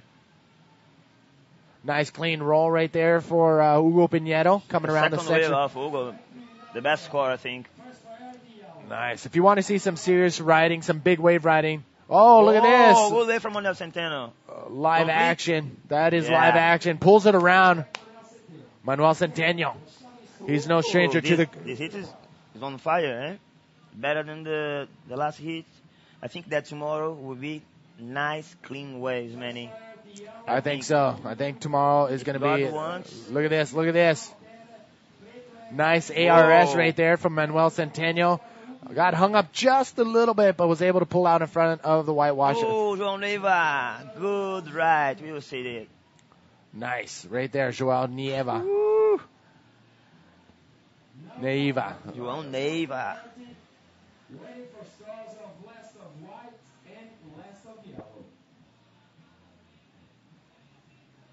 Look, João Neiva, right? Yes, no. talk us through it. Talk us through it. Boom. Clean, nice roll. I think that's the best score of João Neiva, Manny. Unreal. And we have 18 minutes to go. Looking at the scores right now on the scoring system right in front of us. We have 18 minutes remaining in this heat, and it's going to come down to the wire. Everybody's starting to get those high scores towards the second half of this 30-minute heat, so it's going to be interesting to see where it pans out. But Sam Bennett holding strong with that giant backflip that we just saw earlier. Bennett goes first. Manuel Centeno, white shirt, goes second. Hugo Pinheiro with your second wave, 6.13, go third, and needs 5.84. It's not so difficult. João Neiva goes fourth, yellow jersey, needs a 6.78 to go second. All right, looks like getting ready to come up. Joanna Schenker is German, but he lives here with his family in Portugal. There's a few German bodyboarders. I would never thought of seeing the day. Oliver Rinder, yes. Alexander Rinder. It's crazy. I love it. They're coming up next, but look at this out the back right now. Sam Bennett coming around the side. Big roll right there for the big man. Nice spin on the open face. This wave is shaping up to be a big scoring wave coming in inside. Oh, he opts not to go for that last ending maneuver, whether it be a roll or a spin. But nice clean wave. It is a nice clean wave nonetheless. So coming up next, we're going to see round number 4 of the ladies. Look at the replay. The first maneuver roll. So clean, nice spin, control, water. I remember the Jefferson Urdan. Yes. From Brazil, and he loves the style, and he wants to do a special competition to who gives more water on a maneuver. Who sprays more water? Sprays a lot. Oh. I'm going to say Ben Severson with the double hand, double nose grab cutbacks. I remember it at Pipeline, and more at pipeline, no? After the tube, they be cut back. Yes. Wow, I think you're just going to need a lot of speed and control. That's what it comes down to. Do you remember a guy called Paulo Esteves? The same time that Xandinho Alexandre Pontes competes. Yes. Paulo was the first guy that did this reverse with a lot of sprays at pipeline. Abraço, Paulo Esteves. I saw him. When did I see? I saw him today. Isn't he here? No. He's in Paulo Brazil. Esteves from Brazil. Okay. Oh, I'm thinking of the different Paulo. Paulo. Paulo Barcelos. No, the one lives here. Oh man, I'll get back to you on that. But check it out. Here we are. 15 minutes, 20 seconds remaining. Sam Bennett. 6 points for Sam Bennett. Wow, 6 points for that last wave. So here he is, clocking in some good scores right now, but it is about that second place position. That's the one that's serious up for battle because you don't want to end up in third or fourth place. Again, these are 30-minute heats. Top 2 waves will be scored, and I believe there is a 15-wave maximum, and what's going on here is round number 2. This is your second chance in the showdown round in the main event, which means the people here got third or fourth in that first heat in round number 1. And round number 2 is pretty much the last chance. First and second, advance on. Third and fourth, that's all she wrote. Check it out. A couple people paddling. You can hear, I don't know if you can hear the beach commentator right now, but he is actually naming off all the scores right now, and that's what the riders are doing. They're listening in on what is going on paper here on the judges area. Ooh, you want the sumo? Yes. Me too. All right. Let me see. You're going to try to grab one? Yes.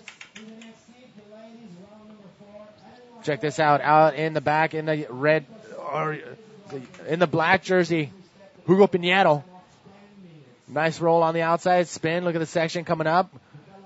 Going for an ARS on that little section right there, but cannot pull it off. Oh, my. Hugo Pinheiro. Again, all these names are, it's going to be an upset, whoever doesn't make it out. All these names are some fierce competitors. Sam Bennett holding strong, though. Centennial in the white jersey. Who'll go first now? Sam Bennett still first. 30 minutes. And Cecile. Coming up next in the red jersey, running down there, Anne Lacoste from France. From France. Bonjour. Comment allez-vous? Merci beaucoup. I think we need to brush up on our French before this next heat. But that's coming up next in heat number 1, round number 4. Gracias, obrigado. Yes, we got a couple of bottles of water. Wet the palate. Saúde. Saúde.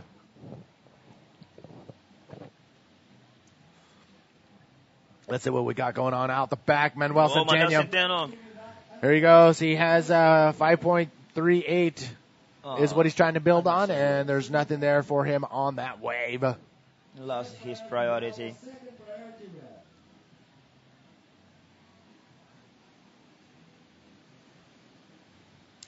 All right, getting her jersey, getting ready for the next heat. She actually did really well in her last heat, so we're going to see her for sure. That was Teresa Duarte.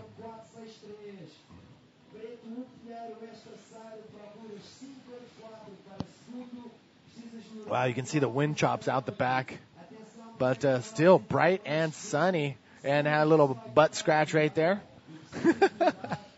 Oh, man, the candid shots, you got to love them.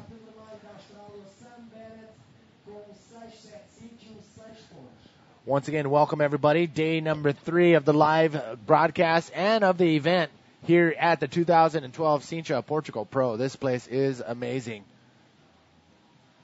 Beautiful waves, beautiful scenery, and is actually on the UNESCO. What is? UNESCO. I'm going to find what that means, but it's it's one of those places where if you're on that list, it's one of those places. There's only 952 of these locations around the world that have been deemed to offer culture, heritage, and tradition through the beauty of the landscape and everything around it. And that Sintra is on that. Patrimonio de la UNESCO, sí. Yes, and Sintra is on that list. And if you come here, you will know why. Castles are all over the place. Palaces. You can see palaces all over the joint. It's pretty amazing here in Sintra. Some spots are the dinosaurs walking here on this beach. Yes. The first locals was dinosaurs. Yes, the first locals of Sintra were dinosaurs. And if you walk down the beach here to the south, there's actually a trail that takes you straight to the footprints, but they closed that trail off because so it's not stable. So they closed the trail off, but it's amazing that is here. It just tells you how amazing. It's very full of energy. Comes to Portugal, comes to Sintra, and enjoy this. Enjoy this time. This summer is special, especially this summer. Yes. And the sunset. Oh my. No words, but I saw the moonset. You know the moonset? You told me about that. Amazing. On the ocean at night, yellow and red, beautiful, beautiful, unforgettable. So if you want to have a very romantic, The capital of the romanticism. Yep, the romanticism. This is the capital of the romanticism, and they hit it right on the dot. So much energy, and if you come here with your lady, guaranteed you're gonna have a good time. I need to come back here with my family, with my wife and with my kids. Yes. Enjoy this amazing place. Wow, a little lull in the action right now. I think the tide is starting to switch, and that's where it's starting to slow down a little bit for these competitors. It was almost back-to-back waves right in the beginning of the heat, and look at Alessandra Rinda. Alessandra Rinde. Yes. How old is she now? 16? He's 15. She's 15. Okay, 15 she's coming years up. old. He's German, but he lives in Tenerife. Yes. In Islas Canarias. He's a big talent. Big talent. And his brother also, Oliver. Oh, out the back, Manuel Manuel Centeno. Centeno. Trying to hold on to that second place spot, and to grab that first place spot, he needs a 6.18. I don't know. This probably won't be in that 6-point range, but it's still going to be solid. Coming all the way to the inside, Manuel Centeno. Look at him. Centeno goes second. See, But that's how fierce of a competitor he hit his board. Go. Hugo Pinheiro goes third and needs 5.884. I think that for this, Manuel Centeno is looking for changing your second wave. There's a replay of Manuel's last wave. A roll off the top. Nice selection.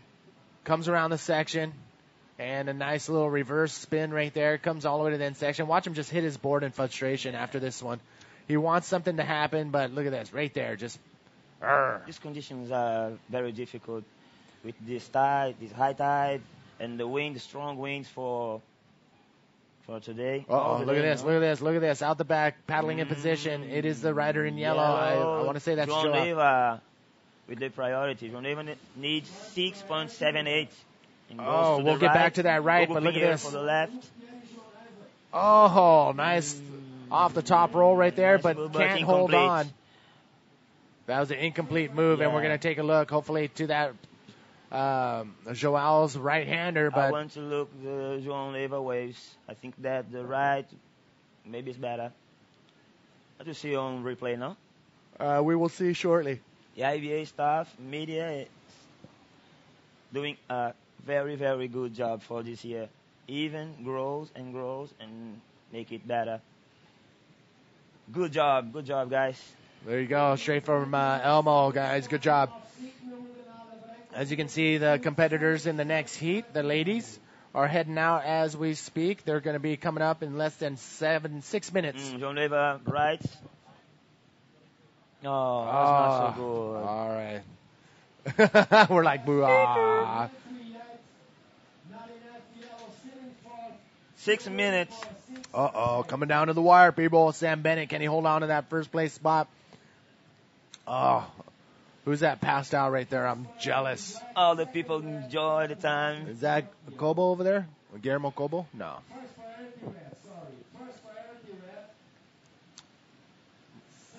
That's just torture right there. Everybody watching wants to be on that beach right there just taking a nap. But unfortunately, we all have to work. Oh, yeah. I'm very proud when see the image of the event for this year, no? With Uri Valadão that won the event. Yes. 2011.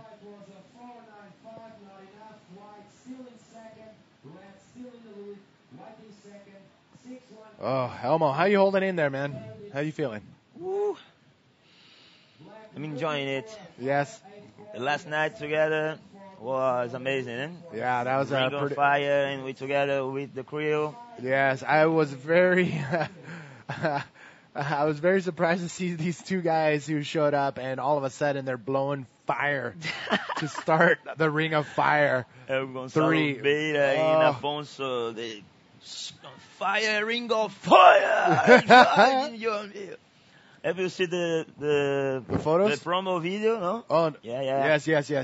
For the next week, I think that I will put online on likebodyboard.com and readybaby.com. It's a big surprise for the crew. Oh, I lost it. Oh my God. Nice. Look at this, little paddling out the back. We are running out of time. It's about 4 minutes, 20 seconds remaining. Here we go. What's he going to do? Hugo decides to go around the section, but what's he going to find on the other side of the rainbow is nothing. Goes for a roll, and it's just the timing's not there. 4 minutes. Wow, that's a great shot right there. So at the very end of the beach, you're going to get to these cliffs. Yeah. It's so magical and beautiful. The dinosaur? The dinosaur footprints? Yeah, footprints on this rock upstairs. Up, down, huh? Amazing. Too much energy. You remember Itacoatiara? Yes. The rocks are Yes. very impulsive, very strong. These energy are special. That was a great shot. Special. Thank you for bringing us back over to the cliffs. Thanks God for the nature. Yes. All right, ladies and gentlemen, we're going to have Luz Marie coming in here into the hot seat when the ladies start up. Elmo, thank you for hanging in here. We got 3 minutes remaining, though. Whoa. So anything is possible. Again, it's all about that second place spot. When you want. Manuel Centeno sitting in that second place spot Manuel with Centeno a goes total second. combined score of 11.96. Hugo, it's up to Hugo. Hugo. There it is. Hugo Pinheiro go third. Hugo Needs Pinheiro. 5.84. Oh, totally doable. Less than 3 minutes. And then Joao in the yellow jersey needs a 6.78 to get into that second place spot. Again, first and second place is where you want to be. Third and fourth, that is pretty much saying you are done with the contest. Look at this out the back. Sam Bennett. Sam Bennett again. Coming into the inside section and punches through with a roll.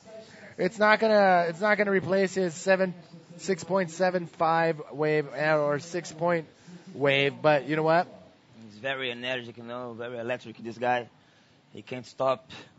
I wonder if he had priority and if he should have just stayed out in the water for the last 3 minutes and sat on people to make sure that they didn't catch any waves. But we'll go back to the highlight reel and see what he should have done if anything were to happen in these last 2 minutes. Yeah, but if nobody surfs, action. We need action. And these guys are superheroes, If you saw some maneuvers and with this score, some Bennett 6.75 and other 6 goes first. The red jersey from Australia. And second, Manuel Centeno, white jersey. Here we go. And Hugo Pinheiro. Hugo Pinheiro, can he do it? Big roll off the top. Oh, is he going to hold complete. on? Oh, he pushes through right there on the inside. Hugo needs 5.84. I don't know if What that's do you going think? to. I don't know if that's going to cut it. It'll probably be in the 4 or 5 point range, but more than a 5.84. But you know what? We've seen a lot of things go down today in the very last minute of And the the heat, time, and you this know? is time one is of those running. situations.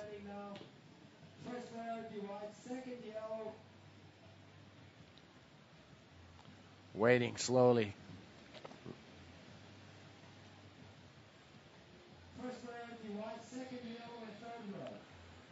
Uh-oh. We're under the 1 minute mark. 30 seconds remaining. Well, Sam Bennett looking very strong. There's pretty much no way these guys can catch up to him, so he's going to probably hold on to that first place spot. Here we go, 30 Joao. seconds. Oh, no. Oh, Manuel Centeno goes second. Hugo Pinheiro goes third, needs 5.84. Sam Bennett goes first with 2 good scores. There you can hear it in the background right there. Sam Bennett crushing that last heat. No. 6.75. Oh, and that so last score from 4.23. Hugo Pinheiro, 4.23. So Hugo, one last ditch effort, couldn't pull through. Joao. Hugo and Joao, see you at the party tonight. Yes. Sam Bennett and Manuel Centeno. Yep. Advance on to round number 3. They're going to go out tomorrow and come back tomorrow. We're going to see round number 3 of the main event. And I think we're going to be plugging along tomorrow in the women's and men's division. Oh, the women's. Yeah, and that's what you see on your screen right here is the final results, the official results. Sam Bennett in first, killing it with 2 solid waves. And Manuel Centeno holding steady midway through the heat. Hugo and Joao put together a solid performance coming into this, but it just wasn't enough. We have one Portuguese on the next round. It's very, very important. Yes. And Sam Bennett reached a lot. We knew one Portuguese was going to make it out of there. Sam Bennett. And recording that Manuel Centeno won the Sintra Pro in another editions. Oh. So he's a very, very good talent from here. All right, ladies and gentlemen, we are going to start this 30-minute. Angela Costa, Kiko Saito, Teresa Duarte from Portugal, and Joanna Schenker from Portugal. Joanna Schenker is German but lives here in Portugal. Kiko Saito, the last year, goes good rounds. And Cécile Lacoste from France, Francesita. All right, let's get these papers situated right here. So, yes, we are starting round number 4. Again, this is an elimination round for the ladies. Round number 4, first and second advance on to the next round. And then third and fourth will get equal 17th and 21st and walk away with some points and cash in their pocket. Yeah. But it's about advancing on, getting closer, one step closer to the finals. Out in the water currently is in the red jersey and Lacoste from France. And Cécile Lacoste from France. Akiko Sato. Yes, from Japan. From Japan. Ohio daimasu. Sayonara. Teresa Duarte. A big kiss from our super friend, Aoi Koike. Oh, that's right. Hello, Aoi, if you're watching. Aloha. I'm sure she is watching and supporting all the Japanese riders in the event. Sam Bennett coming in for the interview with Terry McKenna.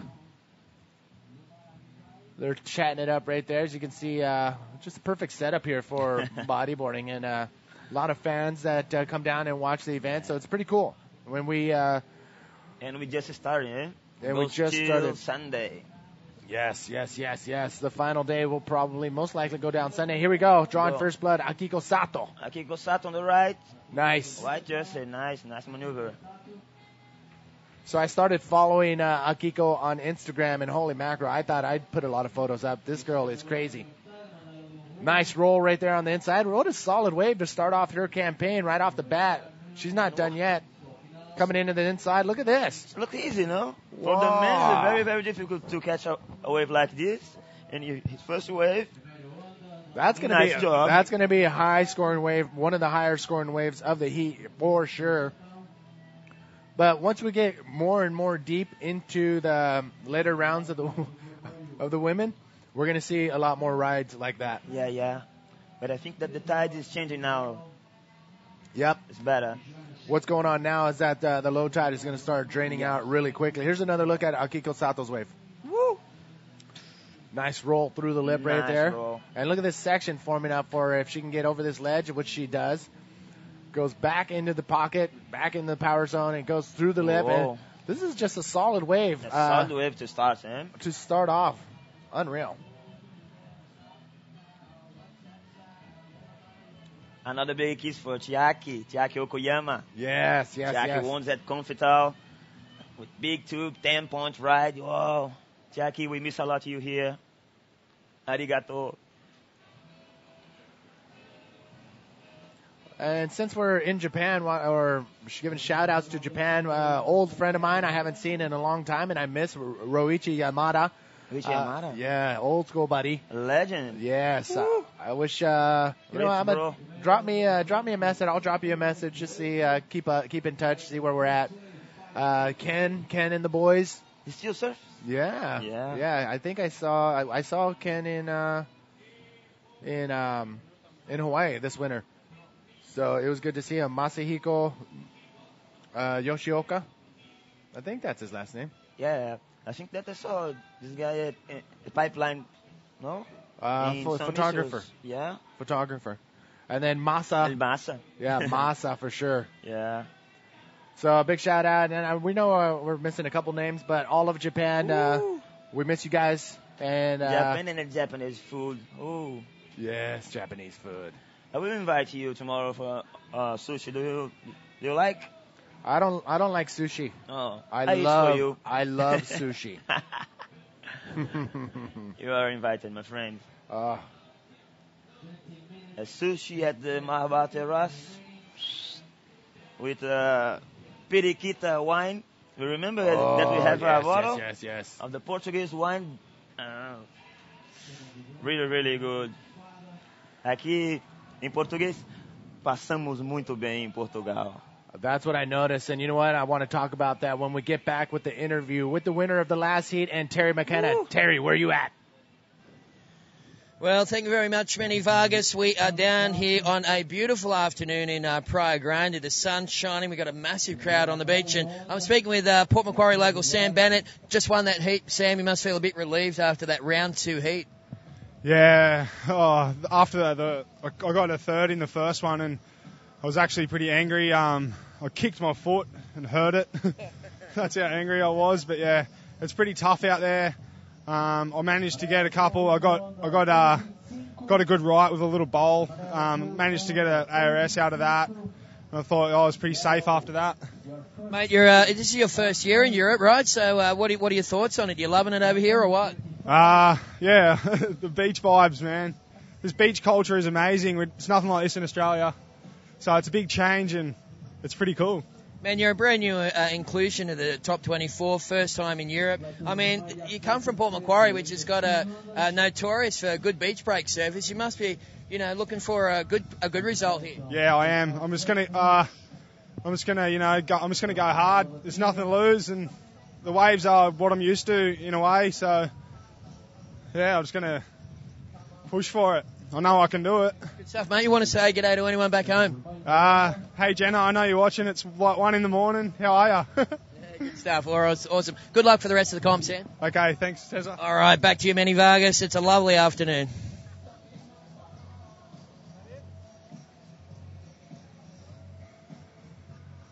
And congratulations to Sam Bennett, Port Macquarie. Margot, if you're still watching, I know it's very late out there in Australia.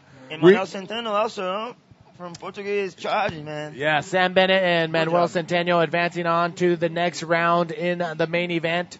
Round number 3, I believe. Yep.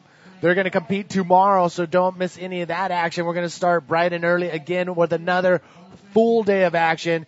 We have tomorrow, Saturday, and hopefully finish off early on Sunday morning. So don't go anywhere for the next few days. Again, Elmo sneaking in a photo over there. If you Paparazzi never stops. If you haven't seen Elmo's website, he's actually a media mogul when it comes to bodyboarding. It's writeitbb.com. And here's what happened during the interview.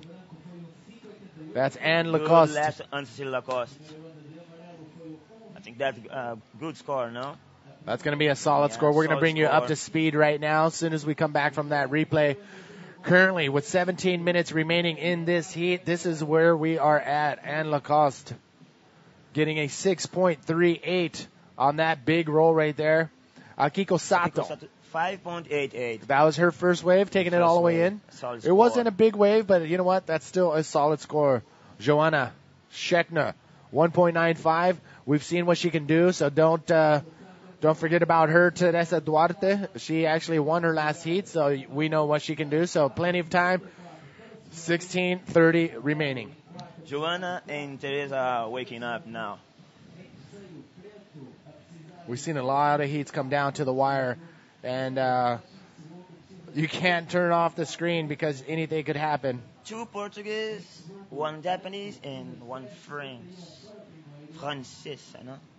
Francesita. Our sirens. You know what? Luz Marie is supposed to be up here. Yes. Luz Marie. So if you want to say any last words, and if you can find, bring her in here so you can take a break and get some good photos. Any last words before you take off? Positive vibrations and good job for all. See you. Let's ride it. Big hug for all. There you go, Elmo. Thanks again, brother. See you at night, eh? Salvemos Porto campaign at Malabar Terrace, upstairs Malabar. We are waiting for all the crew. The last night, a big hug until the next year, if God wants, with another international movie and short films festival. It's pretty amazing what this guy does. He puts together video premieres throughout the week while we're all here, and it's been pretty cool. We saw the Ring of Fire last night. The first night, Dinero León, de España. Yes. Second night, Addiction from Brazil. And another extra, Sumo Nazaré Special Edition 2011. Nice. Big waves, Nazaré. Nice. Pumping a lot. And the last night, Ring of Fire 3. Ring of Fire 3, bumping and pumping. And this night, the last night, the big party. And yes. IBA. The community supported by IBA and Ride It. So come tonight if you're anywhere in the area. Free to get in. We're going to watch a couple of the IBA documentaries, and that was Teresa Duarte trying to put something together there. Free to get in. Bring a donation if you want for the Salvamos Porto cause, and we will see you tonight. Thank you, Elmo. Big hug, my friend. All right, brother. Abraço a todos, a toda a comunidade de bodyboard de Portugal, do Brasil. Portuguesa, acessem livebodyboard.com para ficar ligado em tudo que está acontecendo e os demais. Brasileiros angolanos, cabo-verdianos, grande abraço. Inshallah para meus amigos de Marrocos. I don't know if you can hear him. The microphone's not by his mouth anymore. He took it off. All right, brother. All right, we're going to make room right here for Luz to get in here. And we'll set up the microphone on her as soon as she gets in here. Oh, incomplete move on the inside right there and out the back. Sets are still rolling in. Elmo trying to hunt down Luz.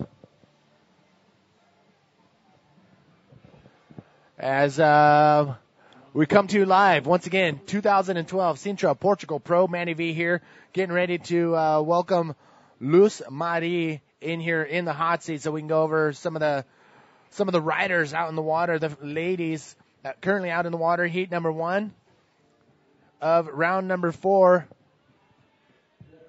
Anne Lacoste, Akiko Sato, Teresa Duarte, and Joanna Schechner. Sorry about that. Woo! Coming up next, we're going to see Lumad, Guitar, Ana Asergao, Sari Ohara and Mayumi Tone. Look at the view of that. That's where we are right now, currently out in the water. Akiko Sato holding it steady in first place, 12 minutes remaining. And Lacoste in second place, Teresa Duarte. 2 low-scoring waves, and Joanna only having 1 wave under her scorecard there. So you can see how windy it is here in Sintra from the flags just flapping in the wind. But a great view no matter where you are on the seaboard. Trying to locate right now, Luz Mari. Oh my, big roll out the back, but just getting annihilated on that landing as the glare starts to come in, and I believe that was, that was a huge roll. That was Joanna Schenka. Yellow, Teresa Duarte, unable to make those spins on the inside. Making her way back out. This is part of it right here, is paddling back out. You need energy to duck dive under all these waves, and in stormy conditions like this, it's very consistent, and you feel like you're not even going to make it out at some points. But let's take another look at this roll. What was it? Was it the timing? Let's take a look. Looked like everything was good, golden, but it just hit that inside bank right there, and she was more traveling more laterally than getting projected out in front of the wave, and that pretty much just caught her right there, and she wasn't able to pull that off. That was the rider in blue, Joanna Schenka, out the back in red. Nice clean bottom turn. Look at that clean turn coming around the section, and Lecoste, the French woman, drawing a nice clean line, coming back into the section. So, and driving all the way across. This is going to be definitely a high-scoring wave coming into the inside. Look at this section. Ends it with a nice roll all the way to the inside. Great wave right there. Get a little closer. Luz has finally made it. Come closer. Are you, you're not going out anytime soon, are you? No, you're in round, yes. So we don't have anything to worry about. Here you go. It goes over the ears, boom, and this has to be very close to your ear, your mouth. Bingo. Welcome. Welcome. Do you want to take you're good? Yeah. Okay. Get comfortable because you're going to be here for. Thank you, Manny. Yeah, no worries. All right, let me spell your name correctly for our production guys. Look at this. Another replay of Anne Lacoste's solid ride. I mean, this is going to be probably one of the highest scoring waves of the heat so far, coming in all the way to the inside. And she'll end it with a roll on the inside. So, Luz, what's up? How you doing? Fine, and you? Pretty good. I can use a little nap. I want one nap too. Today is a long day in Portugal, huh? Oh, my God. These days are long. But you know what? We got to do what we got to do because there's swell in the water. There's a lot of competitors. So these 8-hour live broadcasts, somebody's got to do it. But it's okay. It's funny. It's a good job. Yeah, but you know, I wish I had a bucket of sand so I can put my feet in the sand. So later, Manny. Yes, later. So you've been watching the contest. What do you think so far as the conditions? Well, the condition is gonna be better now. It's very tricky. The wave is hard. Look, the much white water, but it's okay. If you're waiting, you can take one good wave. All right. If you guys don't know, Luz Marie is a competitor. She comes from Puerto Rico. Yes. I wanted her to say it because they have that flair of saying Puerto Rico. Only the people from Puerto Rico know how to do it. But the Puerto Rican contingent, very strong, always solid riders coming out of there, males and females. But one of the standouts for sure, Bobby Quinones. Yeah. If you haven't seen any of his photos online, dropping in God, on like 20, 30-foot waves in Puerto Escondido, it's amazing. Google search Bobby Quinones. But welcome, and you got amazing a heat coming. Wave. Yes, you're coming up in heat number 5. And what do you do in preparation in conditions like this? Okay, you need look the wave, meditation, and enjoy the time, what time the set coming on, and that's it. And enjoy you practice. I practice in my country, in another place. So So you come before your heat. How many minutes before you heat do you say, okay, nobody talk to me. I want to look at the waves and study the waves. How many minutes do you need? maybe 30 minutes after the contest, and push the music and disconnect for everything. So 30 Only minutes. me, beach, and my things. 30 minutes before her heat, and I think that's probably standard with a lot of riders. Give them 30 minutes before their heat. Don't ask for autographs. Don't bother them. Let them do their thing. And then water. Yes. Relax. Let them oh, get look prepared. At that wave. All right, here we go. Back to the live action. Akiko Sato on the inside. What's she going to do? Is it going to shape up for her is the question. Very difficult wave. It's tricky. But she's really good. Good reverse, good spin, good line. Hapangi have a good team, huh? Good roll. Wow. Good wave. Another good wave solid wave. Oh, comes all the way to the inside, all the way to the sand. Right now, here's the situation. Akiko Sato has a 5.88 and a 1.33. To get into that first place spot, she needs a 5.91. Let's take another look and see if this could have been higher than a 5.91. I think it's the good score for she. Of course, better the 1.33. So she... Yes.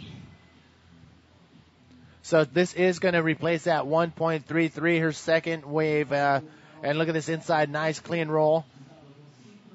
It comes in the inside and then all of a sudden gets smashed onto the sand. And that was a nice clean replay. Akiko Sato.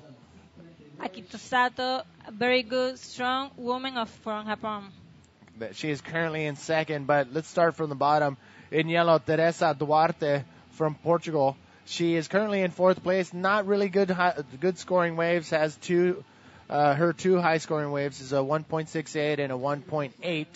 But definitely Teresa Duarte is a really good ripping girl. So she need only a good wave and she make that. And this is what she just did. Here's a replay of her wave that just passed. Nice roll through the lip. Did she pull it off? Yes. Oh my God, she did. Yes. Good.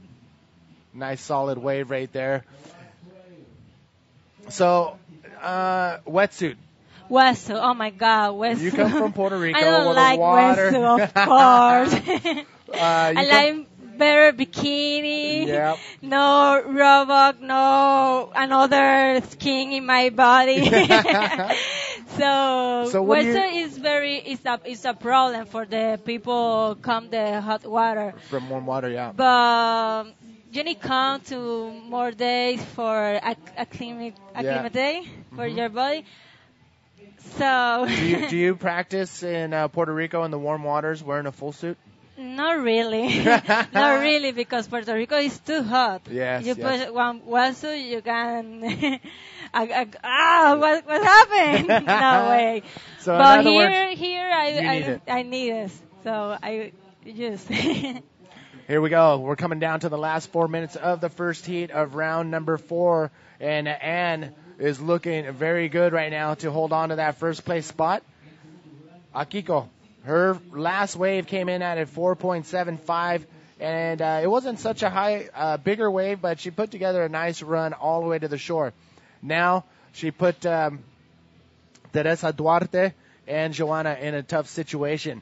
Teresa has to come up with a 6.43 for second place. She has 3 minutes and 40 seconds remaining. I don't know if that's going to happen. Oh, my God. And Joanna, she's almost in combination land. She needs an 8.38. Definitely, the wave is very, very difficult because you can see very important good riders need with that point. It's hard. Look that, Yes. In another wave, that rider make a better point. Talk to us about Anne. What do you know about Anne? Anne Lacoste in the red jersey. Anne Lacoste. I like heat. very much Anne Lacoste because she's very radical. She is very good person. She is new in the tour, so it's good. It's good. She has a very good point, 6.38 and 5 point. It's very consistent. When you two talk, when you guys are hanging out, do you talk in French or do you talk in Spanish? Spanish. Spanish? Yeah. Okay. But she teach me, learn me French. She teach me say father, grandpère, mother, grandmère. So I learned French with cheese. Well, that is the good tour. You made relationship with other country, other language, other cultures. That's cool. Yeah, I like that's it the so beauty much. about this venue. Look oh, at this. look at that. Oh my God, really Wow. good Rolo. That's what she needed right there for one of her top scorers. But will she have enough time? 2 minutes to get back out there. Teresa Duarte. She's actually going to take this wave all the way in. And I wonder if that's going to be a smart good move and roll. a big roll out the back. And another one for Teresa Duarte coming all the way to the inside. Uh-oh. Is that a 6.43 or more? Akiko Sato. Wow, she may get knocked out of that second place spot if the judges like Teresa Duarte's last wave. She needs a 6.43 or better. Oh, what do you think? She make it? I'm going to say it's going to be pretty close. I know it's going to be in the 5 or 6 point range, but Ann, Oh my God, look her. at that Rolo. Good. She make it. Oh, yeah, how'd she cool. come out of that? Go, Anna. So that is Anne Lacoste. She's currently in first place. She's looking good, but again, this is an elimination round. Top two riders advance on to round number 5. And here's another look right here of Teresa Duarte. Is this wave a 6.43 or better? So far, so good. Really that good was a big roll. Big roller, the leap, very silky, really good roller. Yeah, and she took that all the way to the beach. So if we can get those scores on the screen and just give the people watching the instant situation change. But first, another look at Anne Lacoste. Wow. Nice roll right there from roll. Anne.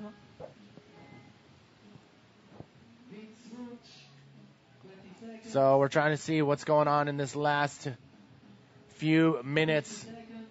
Less than a minute to go. We're waiting for Teresa Duarte's last wave to come in. But as that was going down,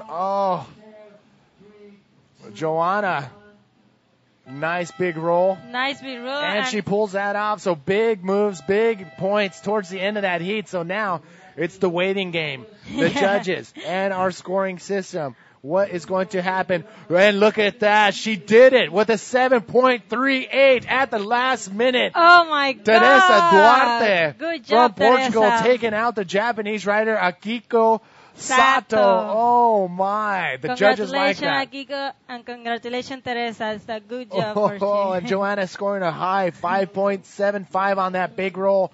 But that was enough. She needed another solid wave. And again, I'm guessing there's about 5 or 6 of these heats where it comes down to the last minute, and this is one of them. Teresa Duarte taking out Akiko Sato in the last minutes of the heat. Unofficially, stand by. We're going to give you the A-OK to see if that is really what went down. A whole doctor. Cool. That is the reason why the competitor no lost the energy after the end the contest, because in every moment can change the situation. So the competitors every time need believe in your Never give up. Never give up. That's what it comes down to. Never say never. Wow, I thought she was. I don't want to say I gave up on her, but I didn't think she was going to be able to pull it off with that less of time. But you know what? It ain't over till it's over. And Teresa Duarte pulling it out at the last few seconds of that heat. Unreal. Cool. Good. All right, Teresa. that is it, ladies and gentlemen. What you see on your screen is the actual official results. Congratulations to Anne Lacoste and Teresa Duarte. Wow, that was exciting. Wow. Holy mackerel. So, Manny, Yes. now speaking a little in Spanish. Sí, claro, mire, tú estás aquí, tú tienes el micrófono. Because now is Lumar Guitar in the heat, and Lumar is venezolana. Tenemos right. una venezolana en el heat.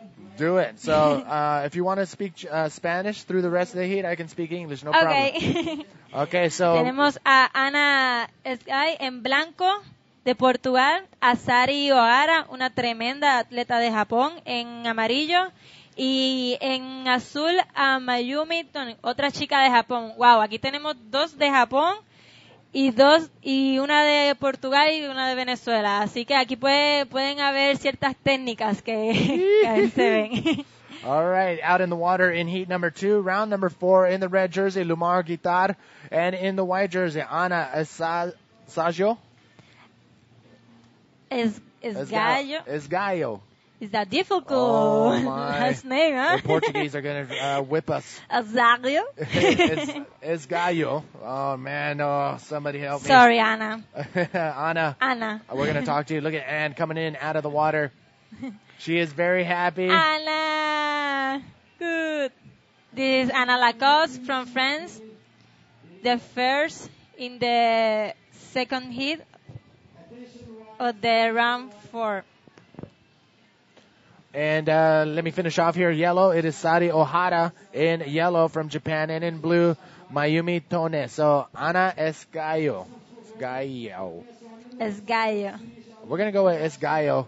You know what? Este iba a estar muy bueno. Tenemos muy buenas competidoras aquí. Así que no perdamos de vista esto. Las olas están un poco difíciles, pero igual tenemos grandes atletas que saben trabajarlas. Es lo bueno de estar en un circuito mundial, que nos exponen a muchos tipos de oleaje. Entonces tenemos que trabajar en todo tipo de oleaje, no tan solo las olas buenas como Pipeline. También tenemos que practicar en este tipo de oleaje. Así que aquí vamos a ver los resultados de las prácticas. Y a ver.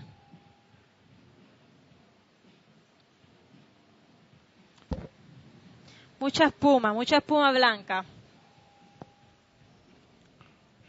Waiting patiently on the outside is our riders in heat number 2. This is a 30-minute heat. Top 2 waves will be scored. 15-wave maximum. There you have it. So I'm putting something on Facebook for all the Portuguese viewers. Please, the correct pronunciation. We didn't have time to study this morning, so give it to us. Yeah. Give it to us. Give it to us. We know you're watching IBA World Tour Facebook page. Where are you at?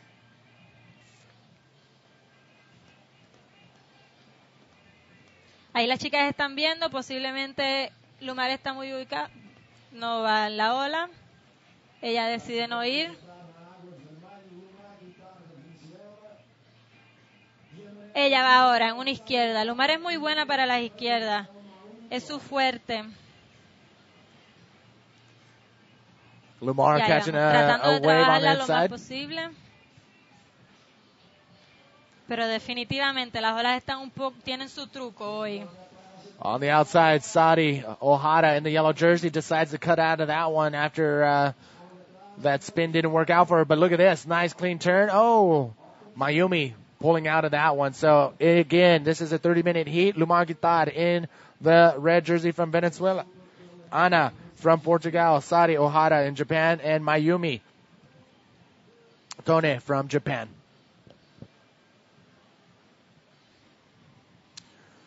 Oh, my Lord. Ladies and gentlemen, here we go. We got the winner of that first heat downstairs.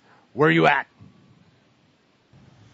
Yeah, thank you very much, Manny Vargas. We are down here right on beach level, Praia Grande, and it's a wonderful afternoon down here, mate. It's the sun is shining. We've got a big crowd, and I'm speaking with the winner of the previous heat, Anne Lacoste from France. Congratulations. Thank you. You must be feeling a little relieved. Everything's going according to plan at the moment. You're currently ranked number 7 in the world. That's a very good position to be in. You must be pretty happy. Yeah, I'm very happy. It's my first time on the tour, and I'm very happy to be at this ranking, so all is good. Yeah, well, you just were saying to me then that you're going to head off to Venezuela and to Brazil. Sitting in number 7, it's pretty important for you to get a good result here. Yeah, it was very important for me, and I was very stressed, but I would like to pass this round, and I'll pass on now. It's just enjoying. We're gonna see. Yeah, good stuff. Look, what's the women's bodybuilding scene like in France? Is there many young girls coming through? Not many, but I hope to see that is possible. They're gonna do, and maybe. Well, look, with performances like this today, you're going to inspire a whole new generation of girls. So, do you want to say hello to anyone back home? I want to say hello to all my friends and thank you for all the support they give to me because it helped me so much and I give them a lot of kiss and love. I love you all. Good on you. That's Anne Lacoste. She just won the last heat, Manny. We're going to go back to you, buddy. There you have it. Congratulations to Anne. She's happy. Sí, yo estoy feliz por ella. Estoy muy feliz. All right. Once Muy buen again, trabajo. Manny V here coming to you live from the Sintra Portugal Pro. And with me is from Puerto Rico, Luz Marie. She is competing as well. She is in round number 5, seated way high. So congratulations on that. Thank you. But she's going to give us the lowdown here in heat number 2.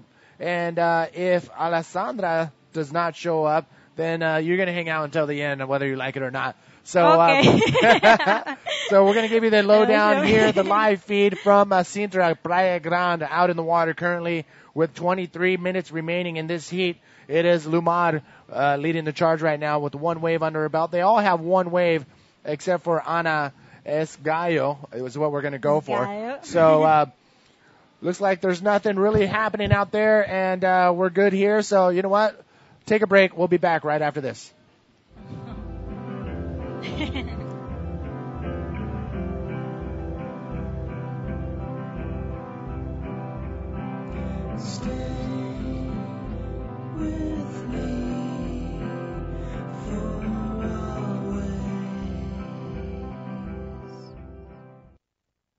Welcome back, everybody. Manny V here with Luz Marie, coming to you live from the 2012 Sintra Portugal Pro.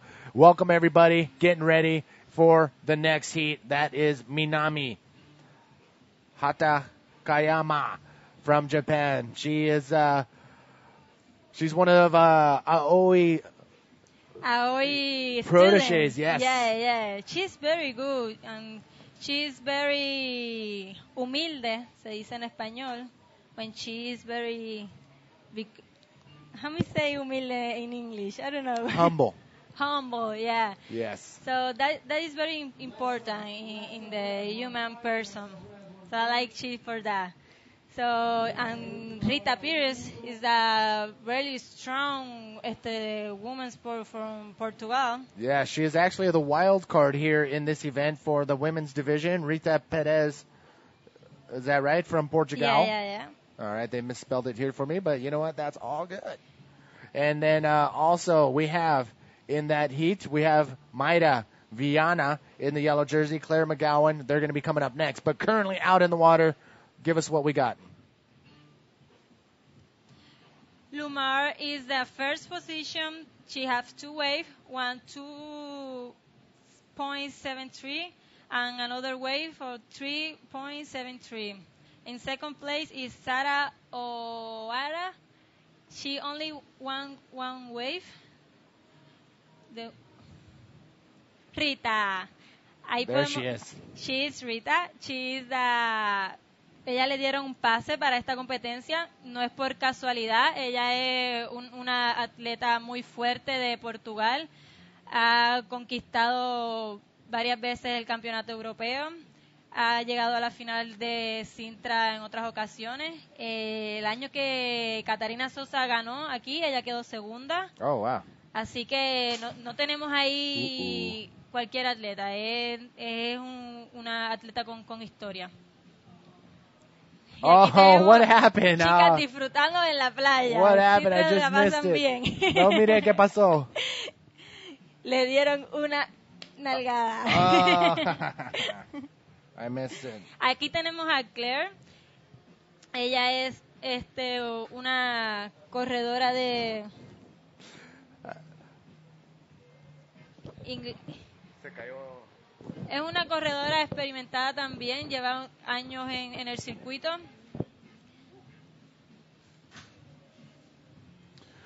All right, taking a look at what's coming up. That is Claire McGowan. She's kind of shy of the camera, actually. We try to get her in the commentator's booth, but she'd rather not. She'd rather concentrate, which is fine, totally fine. And then we saw her trying to watch her stretch, but she was trying to hide from us. Look at this, out the back in the yellow jersey. Sadi Ohara, nice big roll right there. Nice roll. Whoa. Nice little bailout right there, but a nice clean roll for Sari. And on the other side of that wave, Mayumi Tone in the black jersey, also from Japan. Not much there for her on that one. So coming up, we got 2 more heats, and then we finish off today with the last 2 heats of the ladies. I'm jotting down the names coming up in the last heat. Marta Fernandez and Alessandra Rinder are filling those last 2 spots in round number 4. They're coming up next, so don't go anywhere. Let's take another look at these waves. Replay. Very good Rolo. Amazing Rolo. Too radical, and she make it.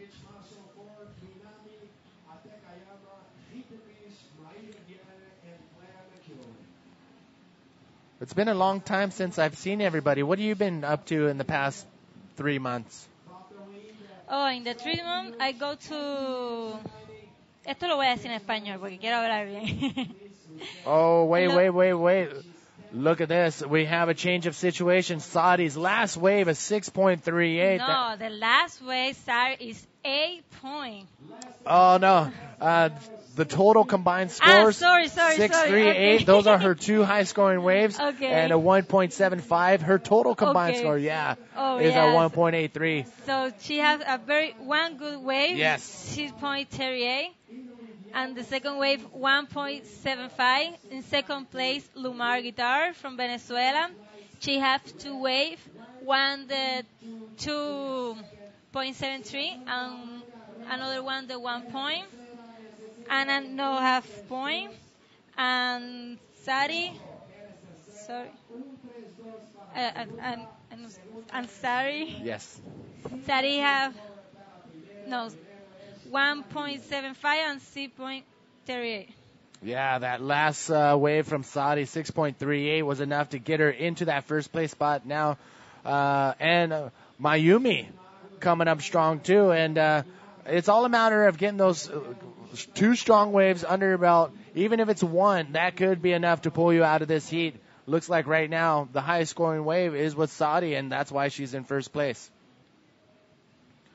Trying to find out the situation here before we go any further on my score sheet. That's good right there. All right, so ladies and gentlemen, that is what's going on in the water. Big comeback from both Japanese riders in the last half here. This is the second half of this heat, 16 minutes remaining. And after this, we got 2 more heats, and then we're going to call it a complete day here on the 3rd day of the live webcast and competition. And check out the diving board over at the pool way down the beach. You want to go to that pool, Manny? Oh, I would want to right now. Good pool, huh? We stayed there last year, and I don't think I even went in that pool the whole time. No way. I think I was in the ocean the whole time. The biggest pool in the world. But it's too long pool, huh? Yeah, it's a pretty awesome pool. And is this guy going to do a backflip? I think that the water is the salt water, no? Is it? Yeah. Just question. I think that. I don't know. We're going to have to go over there, break in, and find out for ourselves. Okay, me preguntabas que qué hice los últimos 3 meses. Los últimos 3 meses me preguntaste. Casey said, what did you do these last 3 months? I haven't seen you guys since, I think, Hawaii. In Hawaii, yeah. That was the last time I seen the whole crew. You not go to Australia? No, the Port Macquarie, no. So I didn't see you guys. So Hawaii. So what have you been doing for the past 7 months? Oh my God, 7 months. Just give me the last month. What did you do the last month? Okay, the last month. Por primera vez voy a Indonesia. You went to Indo? Yeah. It's amazing place, very beautiful. Water, people. Did you get waves? I love to. Yeah. All right, look at that wave. Oh, really good what? rivers. Like spring, good combination.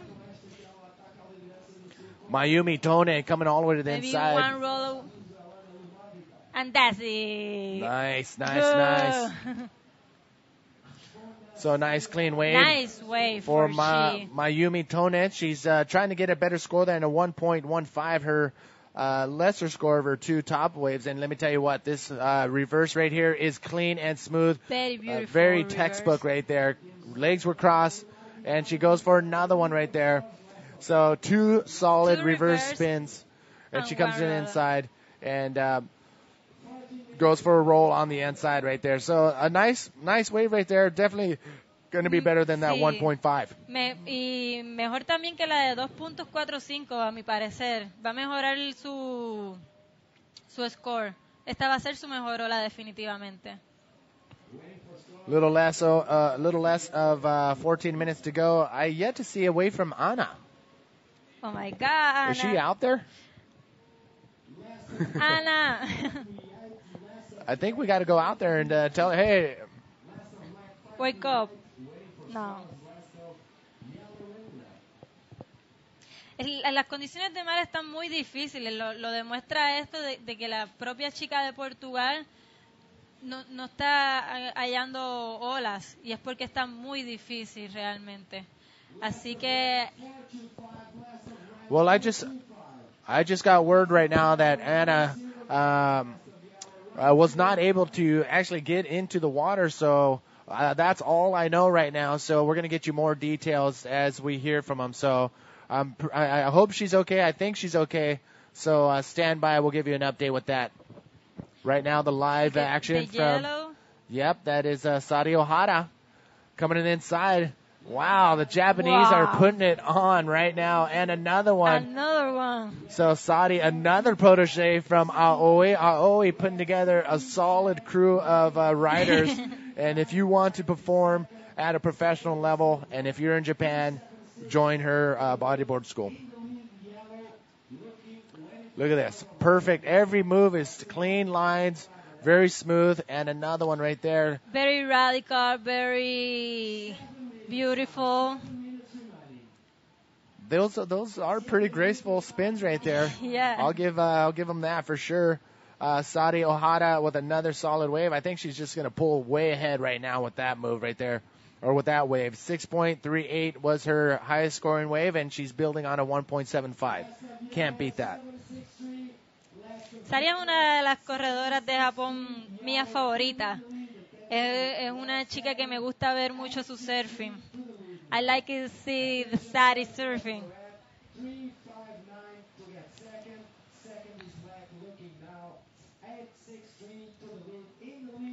We're trying to hear some of the voices going down from the beach commentary. The beach commentary person gets the luck to be right next to the judges, so he gets everything firsthand, and we need to move this right next to the judges so we can see what's going down instantly. Okay. But it's probably not going to happen. All right, so let me see. What do you know about Lumar? Give me the lowdown on Lumar, because she has a chance to get into that second place position and advance on. She only needs a 3.59 Lumar. Definitivamente Lumar puede hacer 3 puntos para avanzar. Así que son 3.59. Así que casi 4 puntos los puede hacer. Nos queda todavía tiempo. En el hit anterior vimos que todo puede pasar. Así que nada, a no perder la fuerza ni las esperanzas. Lumar, vamos allá. Pasar el hit, a disfrutar. Lumar Guitar lleva años también practicando en este circuito, participando de este circuito, así que tenemos aquí una corredora con mucha experiencia, sabe que debe esperar una buena ola. All right, now in English. Oh my God, in English. Lumar is the good athlete. She participated in the IVA World Tour a lot of years. So she knows she knows what is the option for pass the heat. Perfect. And what has she done for the Venezuela team? Venezuela team, Venezuela become a big team. Yeah, in but Sintra. what is Lumar part? ¿Qué hizo ella para ayudar a ese equipo a estar donde está? Lumar es, en español, Lumar es como quien dice la que comenzó a participar del circuito, les dio alas a las corredoras porque les enseñó más bien el camino de cómo llegar aquí. She look the straight. I don't know. She knew how to direct the team to the right way. It's a good team, you and me, huh? In Spanish and English. Yes, indeed. So what Lumar has actually done, she played a very integral part on directing the Venezuela team on how to get them a bigger presence and to how to compete on the international level. So Lumar doing a great job. But right now she's in a tough situation. 3 minutes and 25 seconds coming up. Lumar, she needs a 3.59. But look at this. The capital of romanticism. This is Sintra. Oh, my God. Sintra wave. I'm money. So, yeah, if any of you couples want to come, bodyboarding couples want to come to an event together, this is the one. Because you will fall in love again. Currently out in the water, 3 minutes, less than 3 minutes remaining. 3 minutes is time. It's time. You look at another heat in 30 seconds. She changed the situation. Exactly. So in 3 minutes can change also. So Lumar, she can Mayumi, she's in second place. It's all about Lumar and Mayumi right now, because Sadi, she's way ahead, 6.38 and 7.73. It's all about Mayumi and Lumar. They're going to be battling it out for that second place spot because first and second advance on, third place will not advance on. So Lumar, she has to come up with a 3.59. Can she do it in these last 2 minutes of this heat? Oh my, I'm holding my breath. God. Don't go anywhere. We got 2 more heats underway, but this is it coming down to the wire in heat number 2. Again, they are going for points and money, so they want to advance on, get closer to that final, and out the back. Here we go. Look at that. Coming down to the bottom. That is Mayumi. Oh, no. It's tricky wave. So that was Mayumi's last wave. Now, will she do it? Will Lumar in the red jersey get one of those waves? Where's she at? I'm trying to look for her on the screen, just like you are. The red jersey rider. She's out there somewhere. I see black. I see yellow. I see white. I think the white is from the next heat. But as you can see on the screen right now, Lumar, she is hunting for a 3.59. She can totally do it. She can do it. Explica en español qué está pasando ahorita por el segundo. Okay, lo que está pasando ahora es que Lumar necesita solamente una ola de 3.59 para pasar de ronda. Queda solamente 1 minuto. Estamos todos en tensión. Todos estamos en tensión, pero no perdemos la fe porque ahorita en el hit anterior una chica pasó su hit faltando solo 30 segundos. Así que vamos, Lumar, a todo el mundo enviarle fuerza para que salgan olas. Coming down to the wire. Is there any way we can find the color red cameraman? I don't know what camera would be able to hunt down Lumar in the red jersey. I don't see her on our screen, but she is out there. We're going to hunt her down. She has 20 seconds.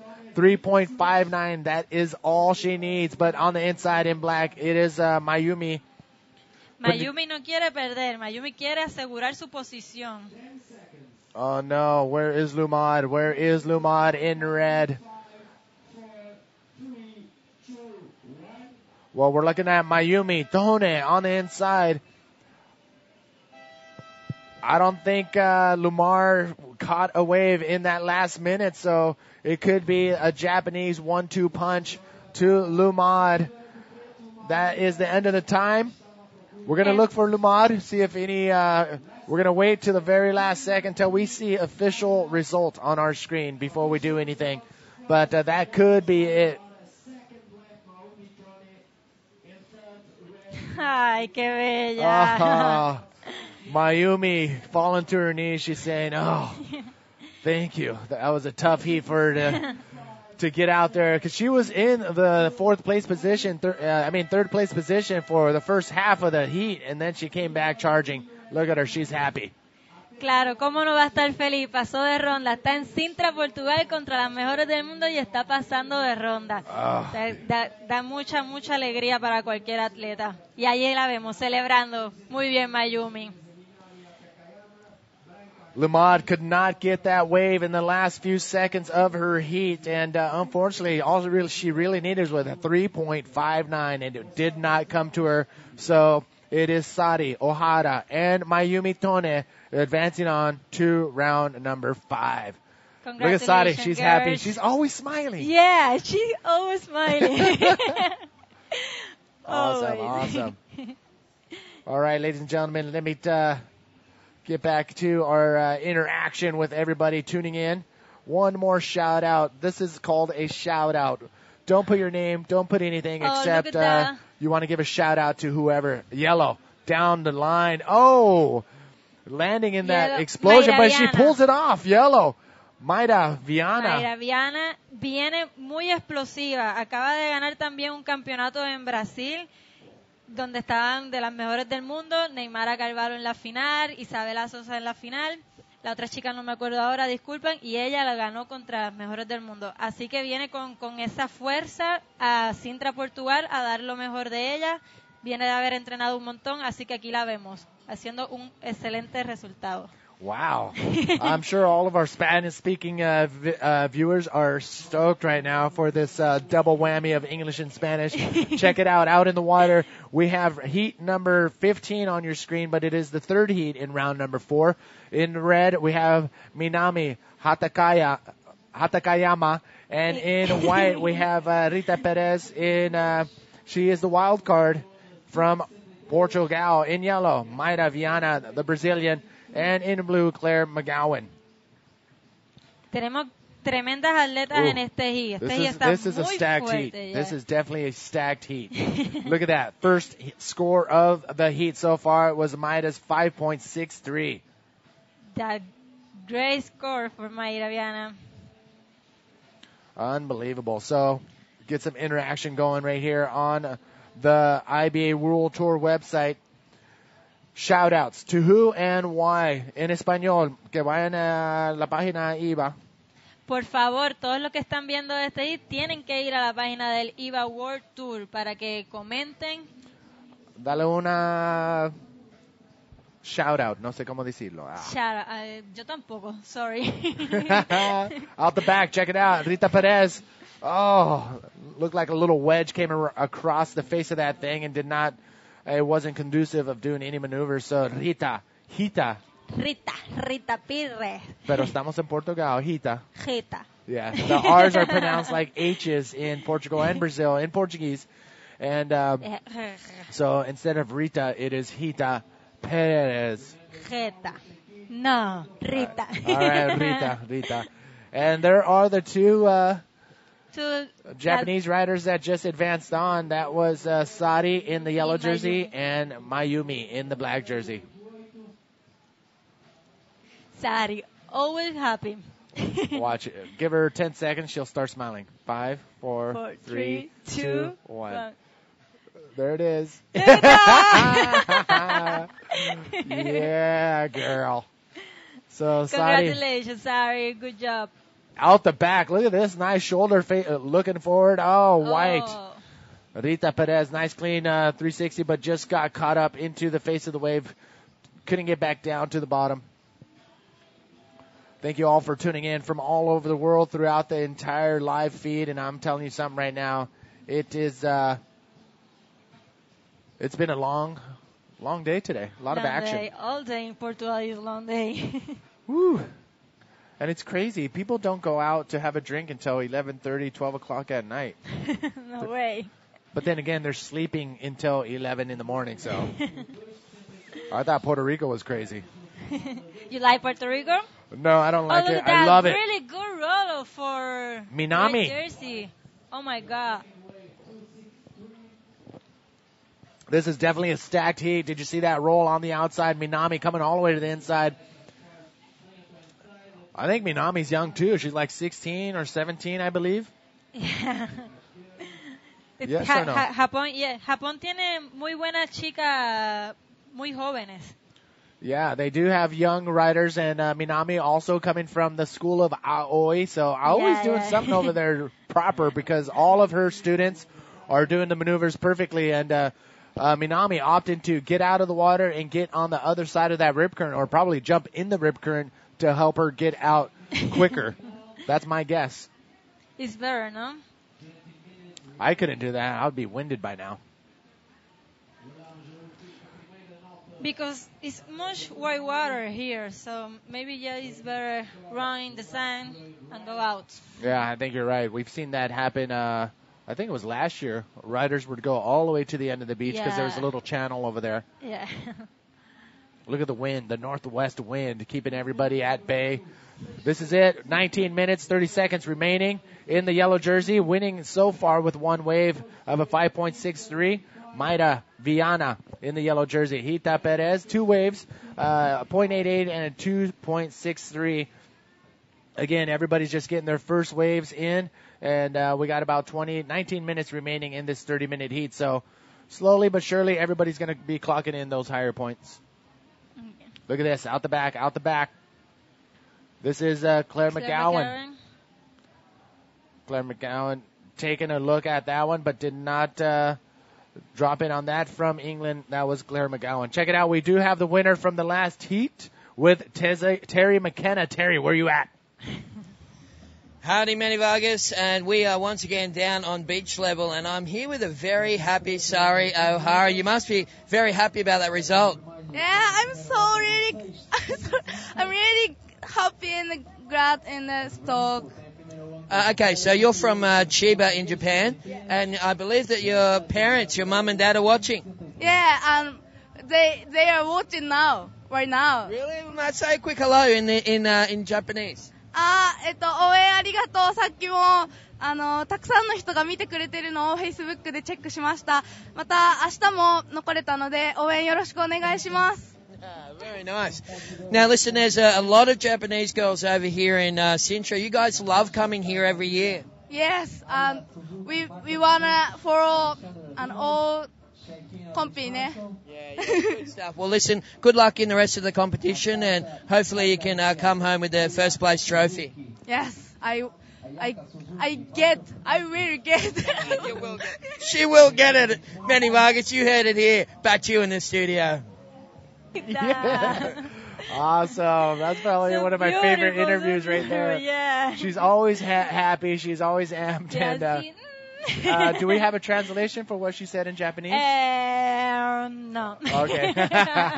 Well, she was giving shout-outs, I'm sure, to her friends and family watching in Japan. So congratulations to Sari and Mayumi advancing on to round number 5 in that last heat. The conditions are pretty tough out there right now. I mean, we do have 3 to 4 foot, occasional 5 foot wave coming in, but this north wind is causing some trouble on some of the sections on the inside, and the tide is draining out very quickly. So a lot of these waves are going to have just one maneuver waves on the outside.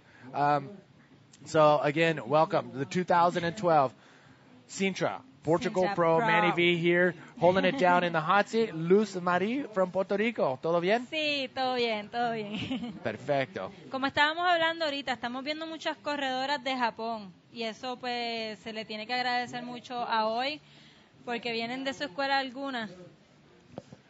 Mayra Viana in the yellow jersey, nice carving. She's a fierce competitor. What do you know about Mayra as far as on the personal level? Because you guys travel together, you guys see each other, and tell me about Mayra. Pues Mayra es tremenda corredora. Viene de Brasil.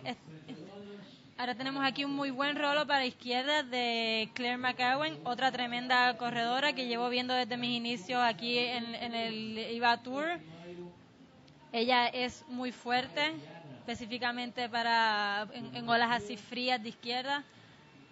Así que... Nice. Here's a little quick replay of Claire McGowan un rolo muy fuerte que definitivamente le darán una muy buena puntuación.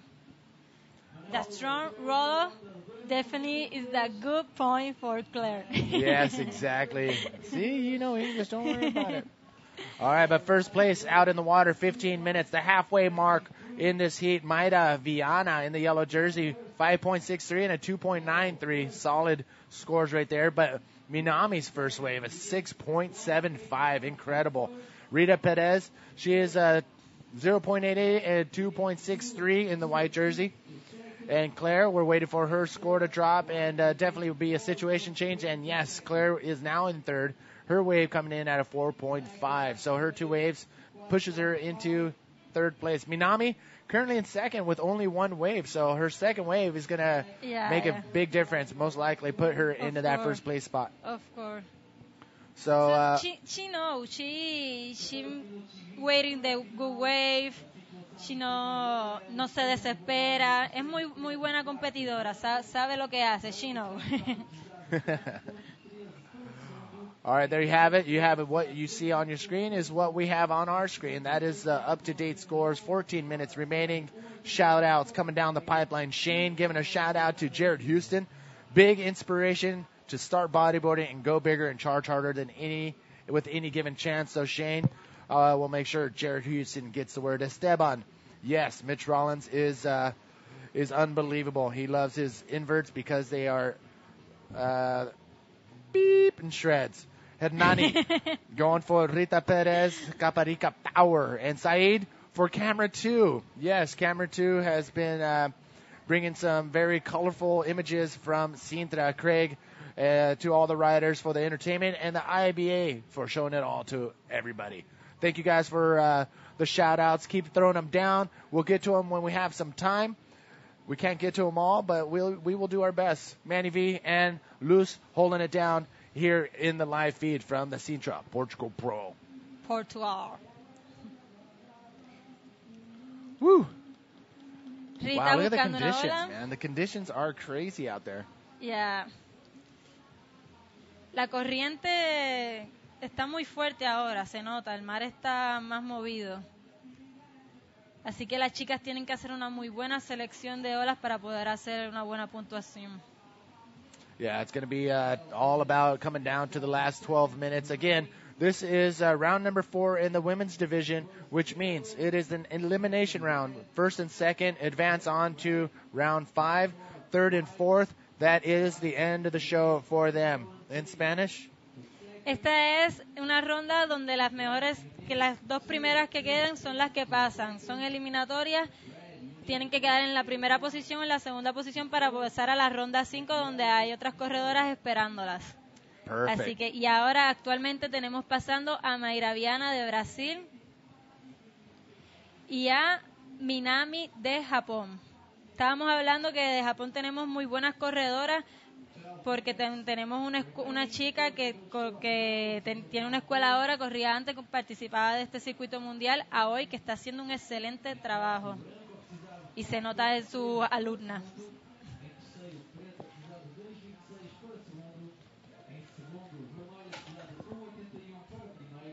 Oh, my. Luz, I can't thank you enough for hanging in here. Alejandra, I guess didn't get the memo to come in here for the last 2 heats, but do you mind hanging out for the last 2 heats? Yeah. You do mind or you don't mind? Yeah. Me estás tratando bien. Okay. Well, so she doesn't mind, but she's going to stay here, right? Yeah. Okay, she's going to hang out for the last 2 heats. Thank you. You're welcome. Gracias. All right, so 11 minutes remaining in this heat. Heat number 3, and there's your scores. Mayra in first place. Nice score of a 5.63. She can better her 2.93 easily.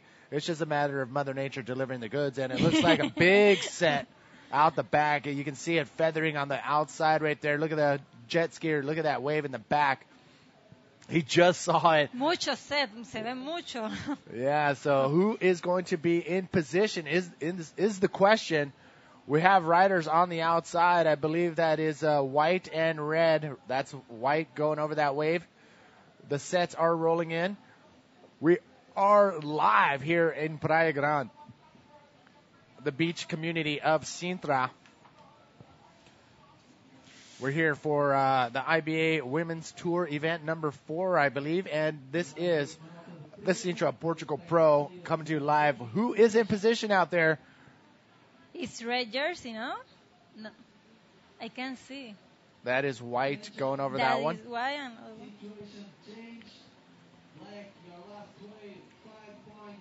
We're looking for waves coming down the pipeline. Claire McGowan caught one on the inside and was able to pull off a clean and solid move. We're going to see what the situation change as it comes down. We're both listening in on the beach commentary, and look at the scores dropping. Claire McGowan under the radar getting a 5.25, and it was obviously good enough to shoot her into first place. Now, Mayra Viana with replay, 2 waves. please. Yes. She is in, Mayra is in second, and Minami is in fourth place, but third place. Aquí puede pasar de todo, porque todas son muy buenas corredoras. Rita está en cuarta posición, pero también es una de las favoritas de Portugal. Minami es una tremenda corredora de Japón, entonces todo puede pasar. Estamos en suspenso hasta que suene la corneta. That's right. And what you see on your screen right now is where we are. Minami, you can see she only has 1 wave. And her next wave to get into first place is a 3. So for her to get a 3-point wave is obviously doable. But she needs to do it. It's not that 0 next to that 6.7 is not going to help her at all. So she has 8 minutes to do so. And here we go, up and riding. I believe that is white. Well, you see Rita Perez. Yes, Rita Perez. Really good spin, and that's it. The way is really tricky. Rita currently in the 4th position. She only has a 2.63 and a .88. So that .88 is going to get scratched out of there. And some of the locals right there. Hola. Bon dia. Hi. Long day also. Yeah, he has a long day too. So Kevin Dayton wants to give a shout out really quick to Jeff Hubbard for inspiring him to charge on big waves. He loves his style, and he is, I will agree, a freak of nature. Paulo Sosa going for Hita in this heat, but Hita, she is currently in 4th place, so she needs to get ready, get on the horse, and rock and roll. Coming down to the wire, 7 minutes remaining. Her last wave, 3.38. That'll help her, but now she needs a 5.19 to get in that 2nd place spot. Ella lo puede hacer. She can make. So, Minami, puede. She needs another wave.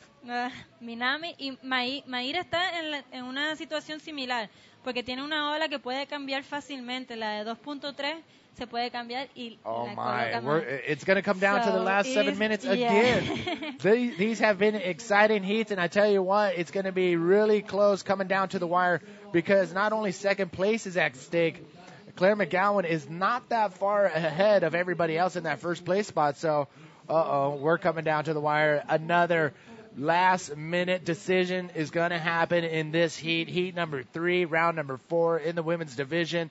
Oh, my. Keep your eyes on the water. Oh, no. It's going to be another nail biter. No sé coming. Oh.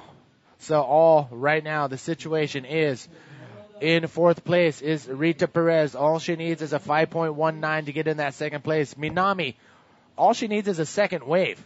A 2nd wave of a 3 points will get her into the 1st place spot. A 2nd wave of a 1.8 or higher will get her into a 2nd place spot. Mayra Viana in the yellow jersey, she only needs a 4.12 to get into that 1st place spot. Totally doable. Claire McGowan, she cannot put her guard down because she is within striking distance, or she's within being stricken from the other riders. So, Claire, don't let your guard down. Here we go. Last 6 minutes to go. Do you want to give the lowdown from the bottom up? So. Yeah, do you want to say what is happening in Spanish, starting with Rita in the white jersey? Rita está en la 4ª posición con su licra blanco. Ella tiene prácticamente 2 olas de 2.63 y 3.38. olas que ella puede mejorar las dos. Es una tremenda corredora que nos puede sorprender en cualquier momento, así que no quiten los ojos del televisor. En la tercera posición tenemos a la licra roja y nos queda muy poco tiempo, con 5 minutos. Ella solamente necesita una ola de 3 puntos. I just heard 3 puntos and I hear 3 points. She must be talking about Minami Hatakayama in the red jersey. All she needs is 3 points on her next wave and she goes straight to first place. I hope she can hear that. Yeah. Ella lo sabe, ella lo escucha. You're right. Tiene que estar muy nerviosa también y muy ansiosa de Look at que this. ahora. That is Rita Perez coming around the section. Oh, nice roll right there. And a nice spin. Wow. This is what she needed. She needed a 5.19. That could be it. Nice, clean move around the section. Yes, this could be it. But look at this. Coming down to the wire. Oh, my. Definitivamente mejora una de sus olas y posiblemente le dan los 5 puntos. Vamos a ver lo que deciden los jueces. Necesita solo 5.59 para pasar a la segunda posición. Look at this nice instant replay. Look at that bottom turn. Just goes Very around that good accession. roll. Yeah. Really cool roll off the top. And a spin right there. Wow. Rita Perez. The wild card. Well deserved right there, obviously. Ella está demostrando por qué le dieron el wild card. Exactly. That she's demonstrating why she was given the wild card to compete here in round number 4. We're waiting for the scores to drop. And Rita Perez could be, look at that, a 5.88. Now, look, that's what I'm telling you. It's coming down to the wire, and it's not over yet. Within 3 minutes, Maida, all she needs now is well, hold on. Let me make sure it's right here. Maida needs a 3.64 to get in that second place spot. And again, Minami, a very low score is what she needs, but she needs that second wave. We've seen it before. I remember Hermano Castro last year. He had a solid score, 1 wave, but could not get a second wave. It was incredible, and I could not believe it. Minami, is she going to do that here? That's the question. 2 minutes, 50 seconds remaining. Oh, my God, the time. No. Look at Rita Perez. She says, you know what? I'm not going to go in. I'm going to get back out there. I might have a chance to get back out there. And ella puede mejorar otra de sus olas. Oh, no. Coming down to the wire. Look at this. Out the back. Could be a situation change from this wave, but cannot get into it. No se pudo ir. Oh, my. Brett Thompson. Yep, the 805bbr.com forum. Only go there at your own risk. Brett, you know what that's all about. Ladies and gentlemen. Puede pasar todo. Todavía no ha sonado la corneta. A Mayra Viana solamente le faltan una ola de 5 puntos. Y lo puede hacer. No. Ladies and gentlemen, 2 minutes remaining. And Minami in the red jersey. She only needs 1 wave. Aoi must have taught her saying, hey, you need 2 waves. That's what you're going to get scored on. So that is probably one of the top priority rules is show up for your heat, get 2 waves. Those are the primary rules of engagement when you're competing. Can she do it? Where is she? Is she down the beach? Can I see her? Wow, this glare once again is not in our favor. Once we get around this time in Sintra. Ella nos va a sorprender. Cuando falten solo 30 segundos, la vamos a ver ahí agarrando la ola. Oh, you're right. Okay, so let's see it again. We're coming down to the minute and a half. Are we going to see Maida, Viana, and Minami take out Rita Perez from that second place spot and or Claire McGowan from that first place spot? Keep your eyes on the screen. We got sets out the back. 1 minute remaining. It could change here, ladies and gentlemen. Keep your eyes on the screen. Waves will be ridden. Qué ansiedad a esto, Dios mío. Oh, here we go. Minami, no! That is not going to help her, but she still is kind of close to the outside. Las olas están muy difíciles, están con mucho truco, entonces hay que seleccionarla muy bien. Minami, all she needs to do is catch a wave and do a clean spin or a roll for a 2.51 to get in that second place spot. Sí. I can't believe it. Tenemos a Rita que agarró otra ola. Vamos a ver qué puntuación le dan los jueces porque puede ser mejor que 3.38. No pienso, pero Rita on that wave, not going to get a better score. Here we go, Minami in the last 20 seconds. Oh, no. Uh-oh, is she going to catch it? She's the only one right now that could make a difference. Actually, Maida, 10 seconds. She has to go. She has to go. Cameraman, get back there. Just take it all the way in. Do something. Don't fall. Minami, you still have a chance. 2.51. That's what you're going for. A 360. Looking for a section on the inside. Minami looking for that open face section. Is it going to happen? She's going down to the right. Here it comes. Opening face. Is it going to happen? Oh, no. Is it going to be a whitewash all the way? She goes for a roll. She knows what's at stake. Just every last-ditch effort. Going for a 2.51. Coming all the way to the inside. Are the judges going to give it to her? Are they going to be nice? Are they going to... Oh, no. The flag getting in the way. What was Maida doing out there is a question as well. So, oh, no. The waiting game once again. Qué intenso, Dios mío. ¿Cómo puedes, Manny? Oh, I don't know. I don't know. A lot of energy is being expelled by the riders and us in here. I can't take it any longer. Woo. Stand by, ladies and gentlemen. The scores will remain on your screen until all the scores have been dropped. So take a look at Minami, take a look at Maida and Rita. But take a look at all the names. We're going to see scores dropping, and it could affect every single one of them. Rita Perez doing a nice performance towards the end. She is going to be waiting patiently as well. Oh, my. Luz, what do you think? Oh, my, look at that. Their judges have given her, Minami, a 3.13, shooting her straight to first place. Wow. Oh, my. Solo nada de segundos. 2 segundos tomó la bola antes de que no, era como 20 segundos. No, you're right. It was it was under 10 seconds where Minami Hatakayama from Japan grabbing that wave. She is Aoi le mandó las energías. That's right. Aoi sending the vibe saying, do what I taught you.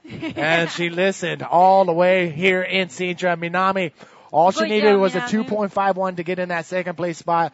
But a 3.13 is what she got. Claire McGowan drops to second. Rita Perez. There you go, ladies and gentlemen. That is the final official results.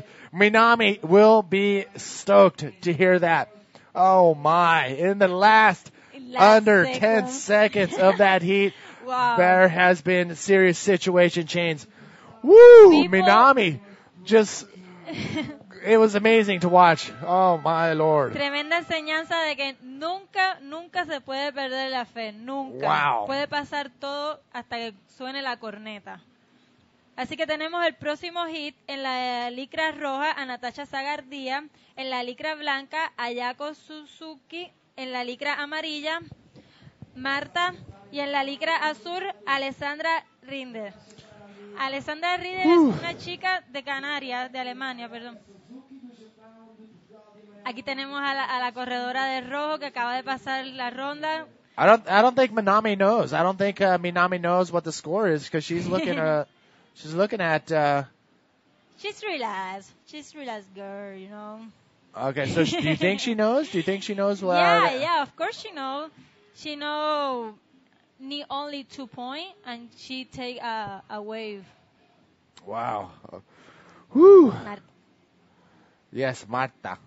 So, out in this heat right now, who do we got and what colors?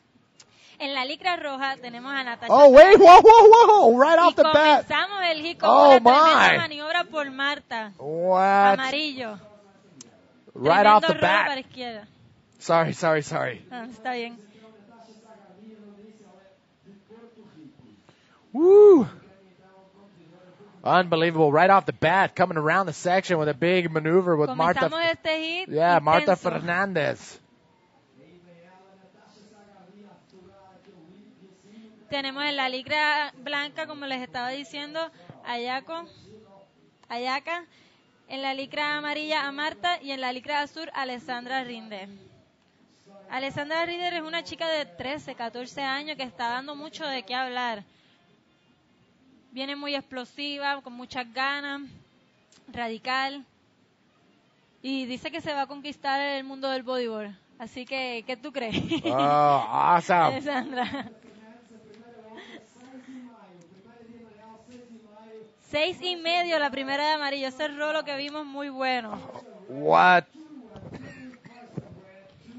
Ladies and gentlemen, thank you for tuning in and staying with us till the very last heat of the day. This is the last heat of the day, round 4, heat 4 in the women's division. One more look at what went down in the last heat. That was Minami. She is happy. Look at her.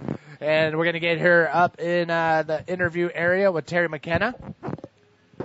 I told you. She just heard right now that she got first. Look at Sadi in the background. Is that Sadi? I don't know. Yes. I can't see. You've got a glare on the TV. not Either way, Sadi. but Minami just found out she just, with her last wave, won that heat. But they're all smiles right now with the Japanese rider. She's stoked. Look at her hair still all sandy. Oh, Maida taking a shower, trying to figure out what just happened out there. So, Marta Fernandez is de Portugal, si mal no estoy. Ladies and gentlemen, currently Sí, Portugal. Currently out in the water. Here we go. Marta Fernandez with that first wave, a 6.5. Right off the bat with, less than 5 minutes into the heat. Da mucha seguridad comenzar con una maniobra así de fuerte el hit. Ya le permite a Marta estar un poco más tranquila. Igual no se puede dormir porque está compitiendo con tremendas atletas.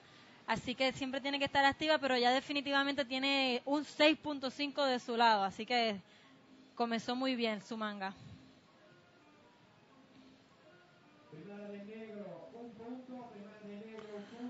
Oh, my. What a long day and an intense day. A lot of the heat's coming down to the wire the last few minutes, even seconds, and made all the difference. Minami right there just proving that it's not over till it's over. I mean, you have so many minutes, so many seconds in a heat. It's who is the best rider in that time. And Minami showed her skills from the Aoi School of Bodyboarding. Is there any? Oh, wait, out the back, punching through the lip. Nice roll right there. Very nice and cylindrical. I'm going to say that was a dark color. Yep, that was Alessandra Rinder. You can tell by her 360s. I mean, her spins. I told you, she won a world championship. She said that. So Alessandra have a very good performance for me. Oh, you're saying that she has a good chance of becoming a world champion. Yeah. Oh, yeah, she's young. She gets to hang out with some top riders in Canary Islands, and she gets to hang out with all you guys when she's on tour. So, yeah, I definitely, if she stays, becomes a little bit more mature in her contest riding, a little bit more focused, and give it the dedication that competing at a high level takes, she can definitely do it. Yeah. And I think Mom will be very happy too. Check it out. We do. And the brother. Yeah, the mom and the brother would be very happy. Check it out. We do have the winner of the last heat with Teza. Teza, where you at? Arigato, Manny Vargas, my friend. Ohayo gozaimasu. Yeah, well, we are down here. It's been a big afternoon for the Japanese girls. And Minami Hatakayama is another winner. Congratulations. Thank you so much. Wow, it looks very difficult, the waves here this afternoon. The wind and the tide is making it very strong. Yes, but very powerful waves. Sorry. It's okay. We know you only have limited English. What about there's a lot of girls from Japan here. They love to come to Portugal, yes? Yes, I like Portugal. So nice place. Yeah, beautiful. You must have some friends back in Japan you want to say hello to in Japanese. Go ahead. ライブ中継見てくれてる人ありがとうございます。結構波も難しくて風も入っててパワフルんで結構ゲットもハマっちゃったりしたんですけど、今回自分は負けたと思ってたんですけど勝ち上がることができたので、気を引き締めてもっといいライディングできるように頑張るので応援よろしくお願いします。ありがとうございます。Okay, thank you. Good luck in the rest of the competition. They're so sweet and they're so beautiful, these Japanese girls. Manny, one more heat, mate, and we're going to call it a day down here in Praia Grande as we go back to you.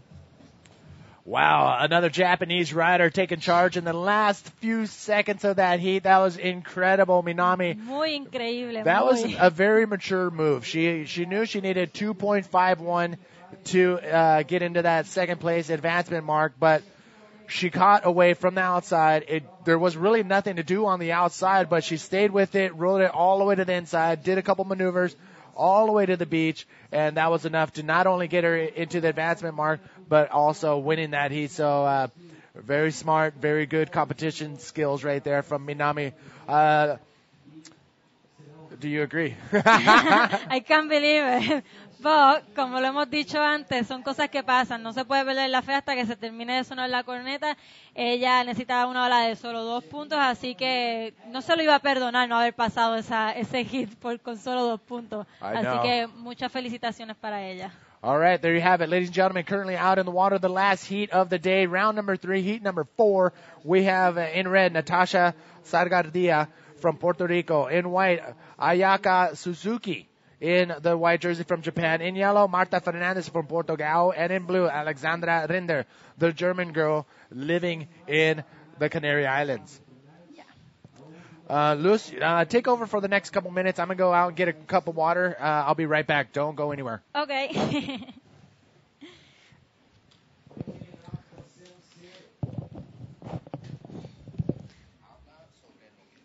En España.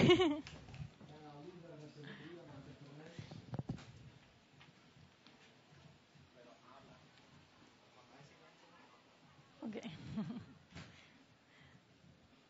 Que aquí tenemos a los chicos en la playa viendo las olas, mandándole energía a los corredores que están dentro participando. Estamos en el último hit del día de hoy y tenemos en la primera posición a Marta Fernández, quien nos abrió la batería del hit con una tremenda ola de 6.5. En segunda posición tenemos a Alessandra Rinder, quien comenzó el hit con 4 puntos. En la tercera posición tenemos a Natasha Sagardía con una ola de 2.3 y en la cuarta posición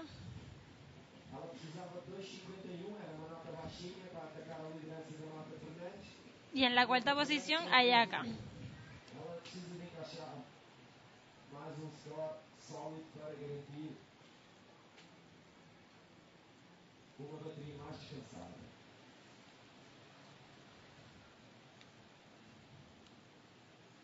Como han podido ver, hemos tenido un día súper largo aquí en el Sintra Portugal Pro. Nos quedan 15 minutos para terminar y tenemos aquí a Natasha Sagardía en una izquierda. Una muy buena ola. Infelizmente no completó ese rolo. Si hubiera completado ese rolo le hubieran dado una muy buena puntuación porque fue una muy buena ola. Un buen 360 en la cresta de ola y un rolo en una parte crítica. Aquí tenemos que han cambiado las posiciones. Tenemos a Alessandra Rinder ahora en la primera posición, a Marta Fernández de la licra amarilla en la segunda posición, Natasha Sagardía de la licra roja en la tercera posición y Ayako Suzuki en la cuarta posición. Tenemos 4 grandes atletas en este hit que nos cierran la playa.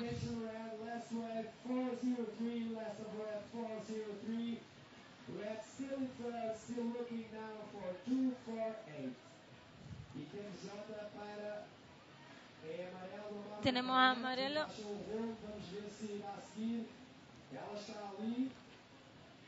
Uy, las condiciones están sumamente difíciles. Ya se nos metió la corriente mucho. Hay mucho oleaje blanco. Entonces lo que dificulta más la selección de las olas para las corredoras que están participando ahora.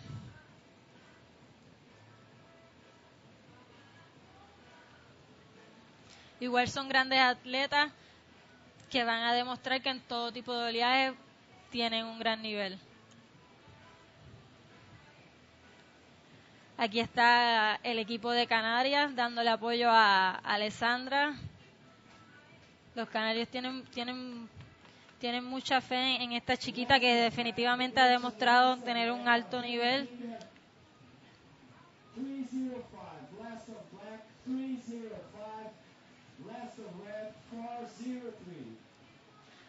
Y aquí vemos en la ola amarillo.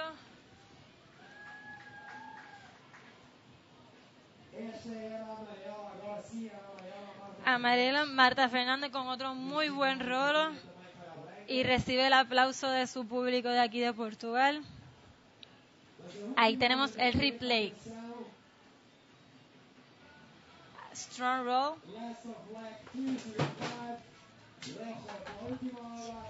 Y chimake.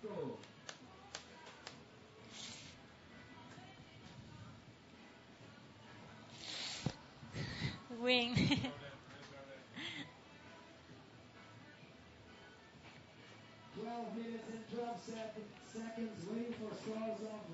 Estamos esperando el score de la corredora de amarillo, que nos volvió a hacer otra tremenda maniobra.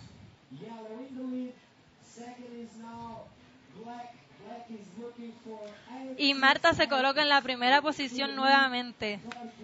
Tiene dos puntuaciones muy sólidas, demostrando su alto nivel y que es local.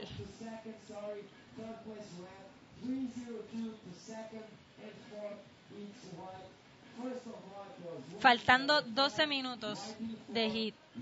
Tenemos a Marta en la primera posición con puntuaciones muy sólidas, 2.6, 6.5 y 6.18. En la segunda posición tenemos a Alessandra Rinde con 4 puntos y 3.5. En la tercera posición tenemos a Natasha Zagardía de Licra Roja con 4 puntos y 2 puntos. Y en la cuarta posición tenemos a Yaka con 1.75 y 0.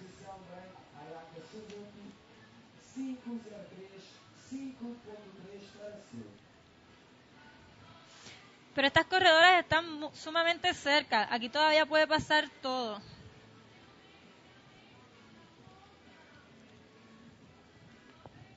Natasha Zagardía solamente necesita 3.2 para colocarse en la segunda posición y 8.65 para colocarse en la primera posición. Ayaka solo necesita una ola de 5.3. Así que todavía todo puede pasar. Y nos restan 10 minutos de hit para finalizar el día en Sintra Pro, Portugal.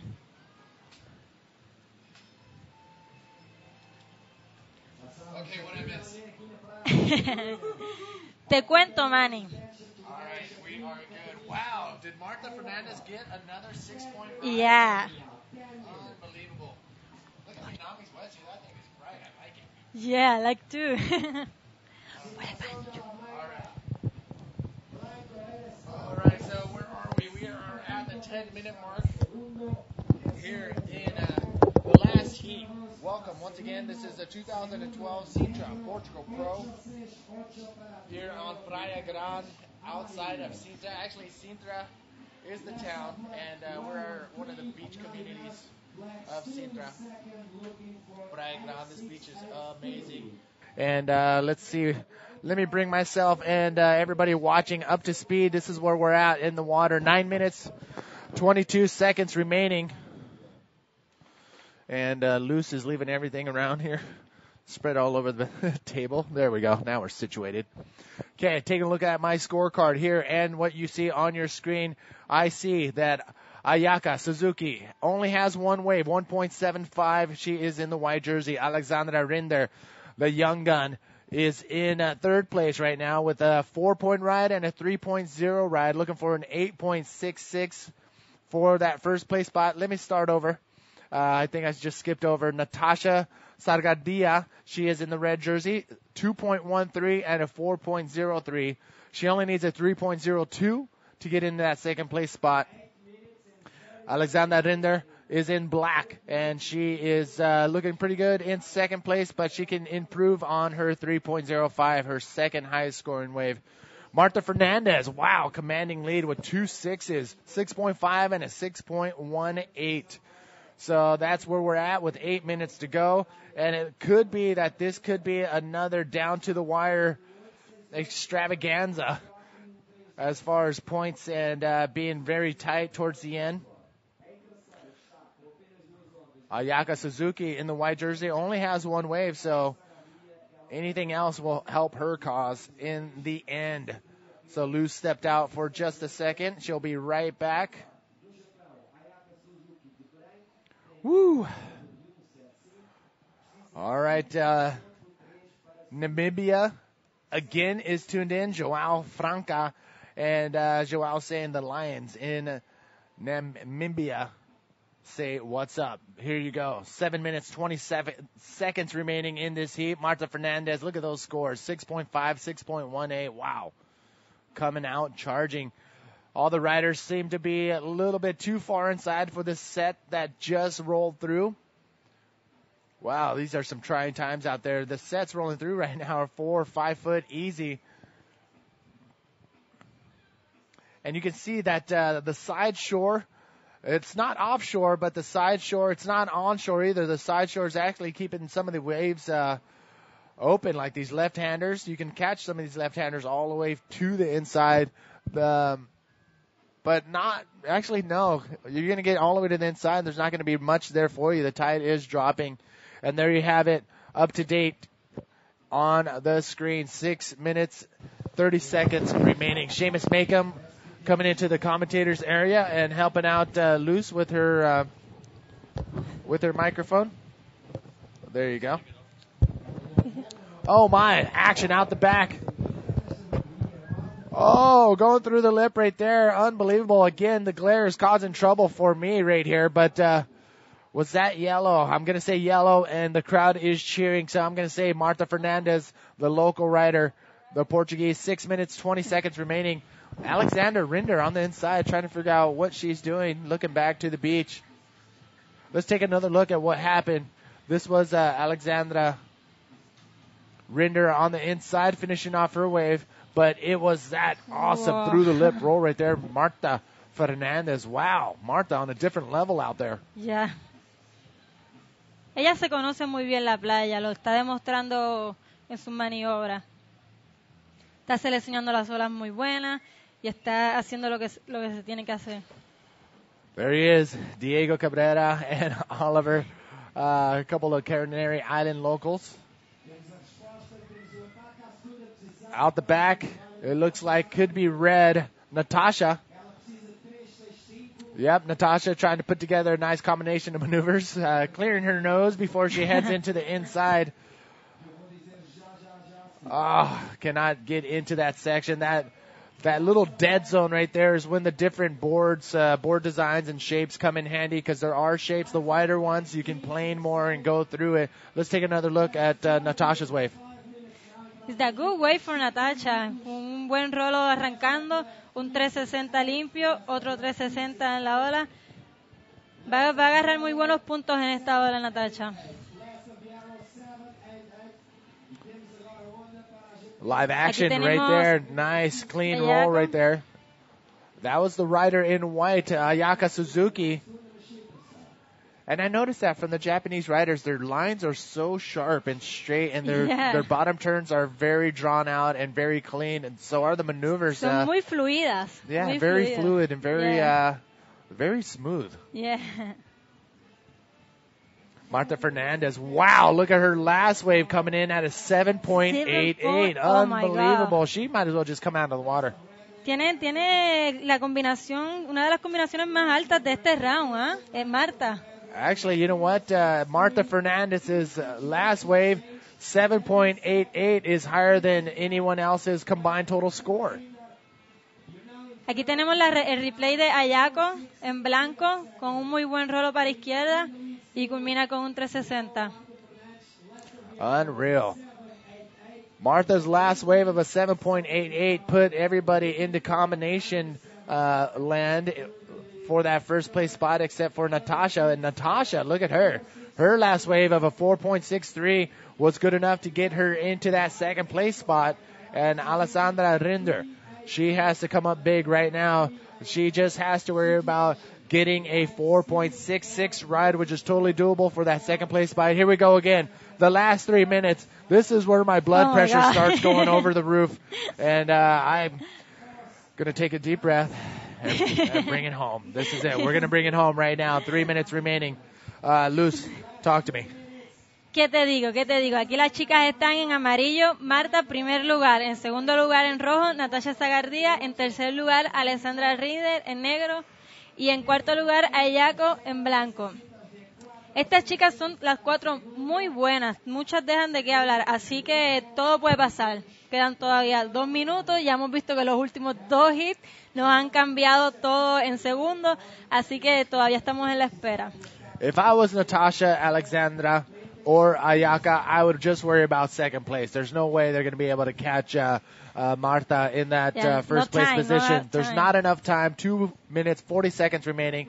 So Alexandra, now she only needs a 4.66, and Ayaka, she needs a 4.66 to get into that second place spot. Oh my. Too close, huh? Too close to call right now. 2 minutes, 20 seconds remaining. Anything happening outside? Look how big that little suck-up section is. There's actually some sets still coming in. Sintra es así. Sintra es muy cambiante. Siempre está cambiando. Así que todo puede pasar. Te puede agarrar una corriente, llevarte para atrás. De repente te puede salir una ola buena en donde no pensabas que salía. Por eso es que nosotros los corredores tenemos que estar todo el tiempo mirando la playa, todo el tiempo para poder estar preparados cuando vayamos a nuestro hit.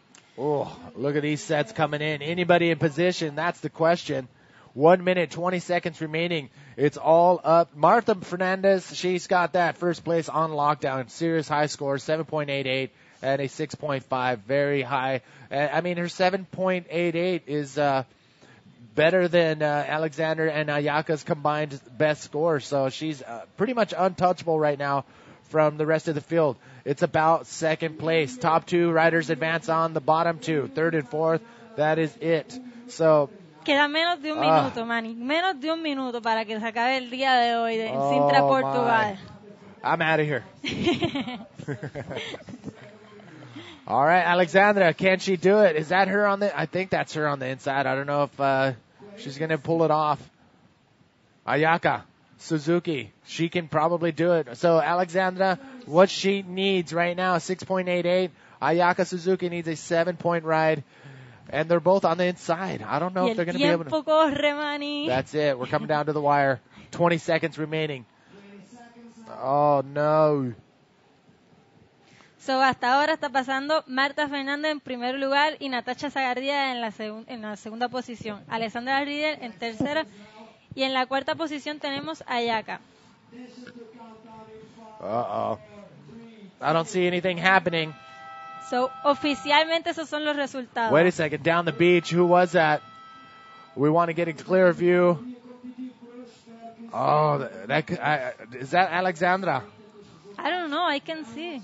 I know the glare has been an issue here at the Sintra Portugal Pro ever since we get to that when we get to that 4 o'clock time.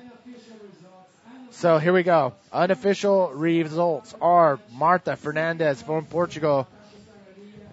In second place, Natasha Sargadia from Puerto Rico. And in third place, Alexandra Rinder. And in fourth, Ayaka Suzuki.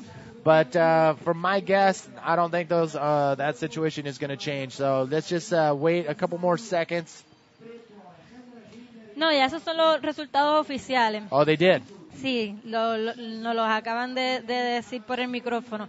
Así que a esperar el día de mañana ahora, ¿verdad? Yeah, tomorrow is going to be a action-packed day. Let me see what is in store for tomorrow. I think I have that email open. Y dicen que mañana las bolitas van a estar más colocadas, ¿verdad? Más ubicadas. Uh-oh. It's going to clean up a little bit more. Yeah. Ya yo estoy con muchas ansias. Quiero entrar al mar, Manny.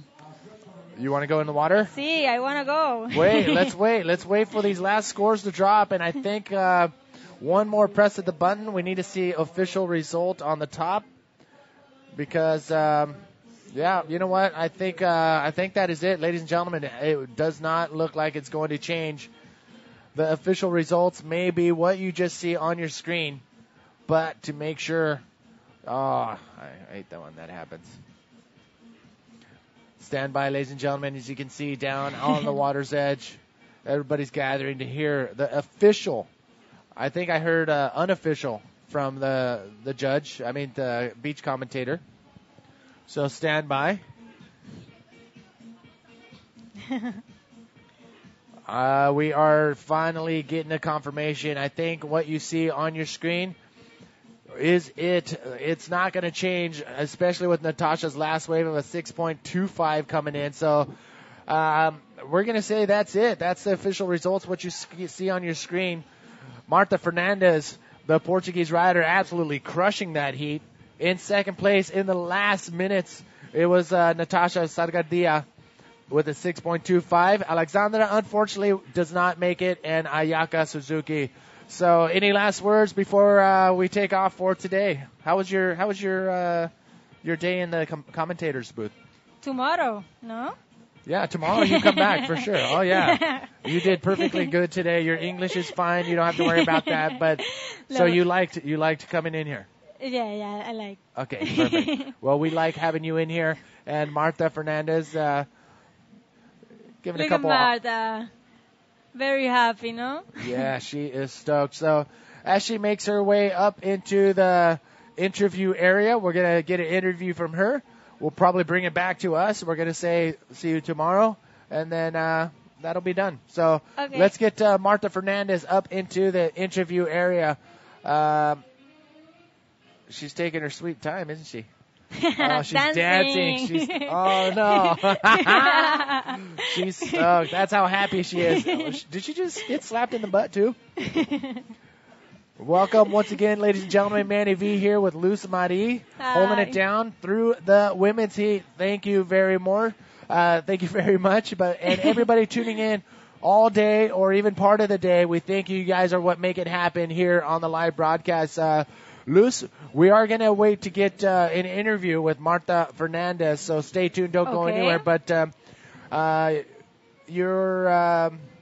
your opinion on how the women did today in these very hard conditions. Las condiciones estaban muy difíciles. The condition is very hard. But ellas demostraron su alto nivel de ser unas corredoras de potencial mundial. Están aquí las mejores del mundo y lo están demostrando ahí en todo tipo de oleaje. In English? In English. In that contest in Sintra Portugal, I have the best of the best women of the world. The Portugal, the Japan, the Brazil, and she make in many ways, not only good condition. So it's good for the women's sport. It's great. Sigue creciendo. In other words, the girls are kicking butt, and they did awesome out there in the trying conditions here in day number 3 of the live broadcast of the 2012 Sintra Portugal Pro. You can read it right here. Actually, it's over here. I love the design, little calligraphy action. But we're setting up the interview with Terry McKenna and the winner of that last heat, domination from Marta Fernandez, the Portuguese rider. So you guys stay tuned for a second. And you know what? Let me tell you really quick what we got in store for tomorrow. Actually, I don't have that open, but we are going to come back tomorrow. You don't want to miss any of the action. From this point on, it's all going down. Continuing with the showdown format in the men's main event rounds. We're going to continue on with the women's division as well. And I think the wind's going to calm down. The waves are going to get a little smaller, but this is my guesstimation from all the stuff that I've been talking to with all the boys. So better conditions, still some sizable contestable waves, and we're going to be chopping away at getting closer to the finals. I can't wait for go to competing. I know. You go out in heat round number 5. The first, is it the first one? I don't know if it's the first or the second. All right, well, we'll hunt that down, but you're going to see her perform. I go to Carla Costa. You're going against Carla Costa? Yeah. Oh. All right, so she already has a stacked heat. And this paper, I remember the bartender over at the bar down the road, Senora del Rio Nuno, I think it's Social? Bordal. That is the kiss and hug. No, that's not a kiss and a hug. Yeah. That's not a kiss that is a kiss and hug. No, it's his nickname. But anyways, this is Nicholas Rosner's really good friend, best friend, and he bought me a couple beers last night. But the second beer said, you know what? Don't ever estimate Nicholas Rosner again. That is my best friend. Take this drink. That's for Nick. And I just went, oh, damn. So never again. I apologize, Nuno. And yes, Nicholas did kill it. He won the trials yesterday. And we're going to see more of him tomorrow, too, I believe. Yeah, he advanced on in the second place position. So that's it. How's our interview setting up, going downstairs with Terry and the winner of that lassie, Marta Fernandez? Speak to me. Are you there? What? All right. You know what? No. You ask and you ask and you shall receive. So it is the Natasha interviewing Marta Fernandez. Natasha, where are you at? So we are on the air. Perfect. I'm pretty tired, but I have to say that Marta has an incredible heat. The conditions are pretty hard, but I'm going to ask some questions to her, and then she's going to ask some questions to me. Thank you for beating me. Oh, come on.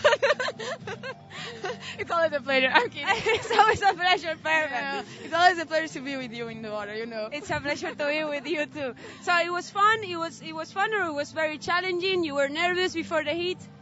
Oh, I should say that I was quite nervous before the heat, but I saw some good waves coming, and a little bit hard, but it was nice. It was really nice. I had like a star with me.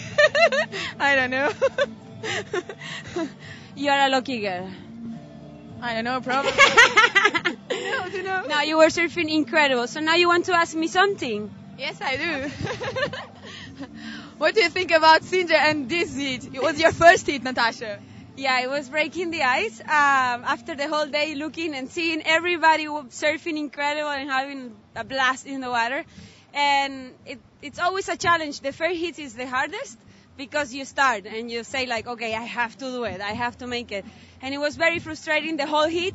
But then I got a wave and I was like, okay, I just want to make it. And I want to congratulate you because you did an incredible job. For me, it's a big pleasure competing with you every hit in Sintra, in Aveiro, and every time we have the opportunity. Me too, Natasha. And now we're going to give a kiss. Perfect. Thank you very much. And until tomorrow. I think that was the first that we've ever seen. First and second interview each other, so that was pretty awesome. So how was it for you today? It was great. It's a really good day. Good time. All right. Would you like to come back tomorrow? Yeah, of course. I want to come tomorrow. All right. You're going to see Luz Marie not only compete, but she's going to come back into the commentator's booth to help out with the women's division heats. And again, a lot more action going down in the men's and women's division tomorrow, bright and early. I think we'll have an 8 o'clock check-in, about an 8:30 start time. So make sure you stay tuned on ibaworldtour.com to get the latest and greatest on what's going to happen tomorrow. And thank you all for tuning in. Manny V for Luis Marie. We will see you guys tomorrow. Ciao. Peace.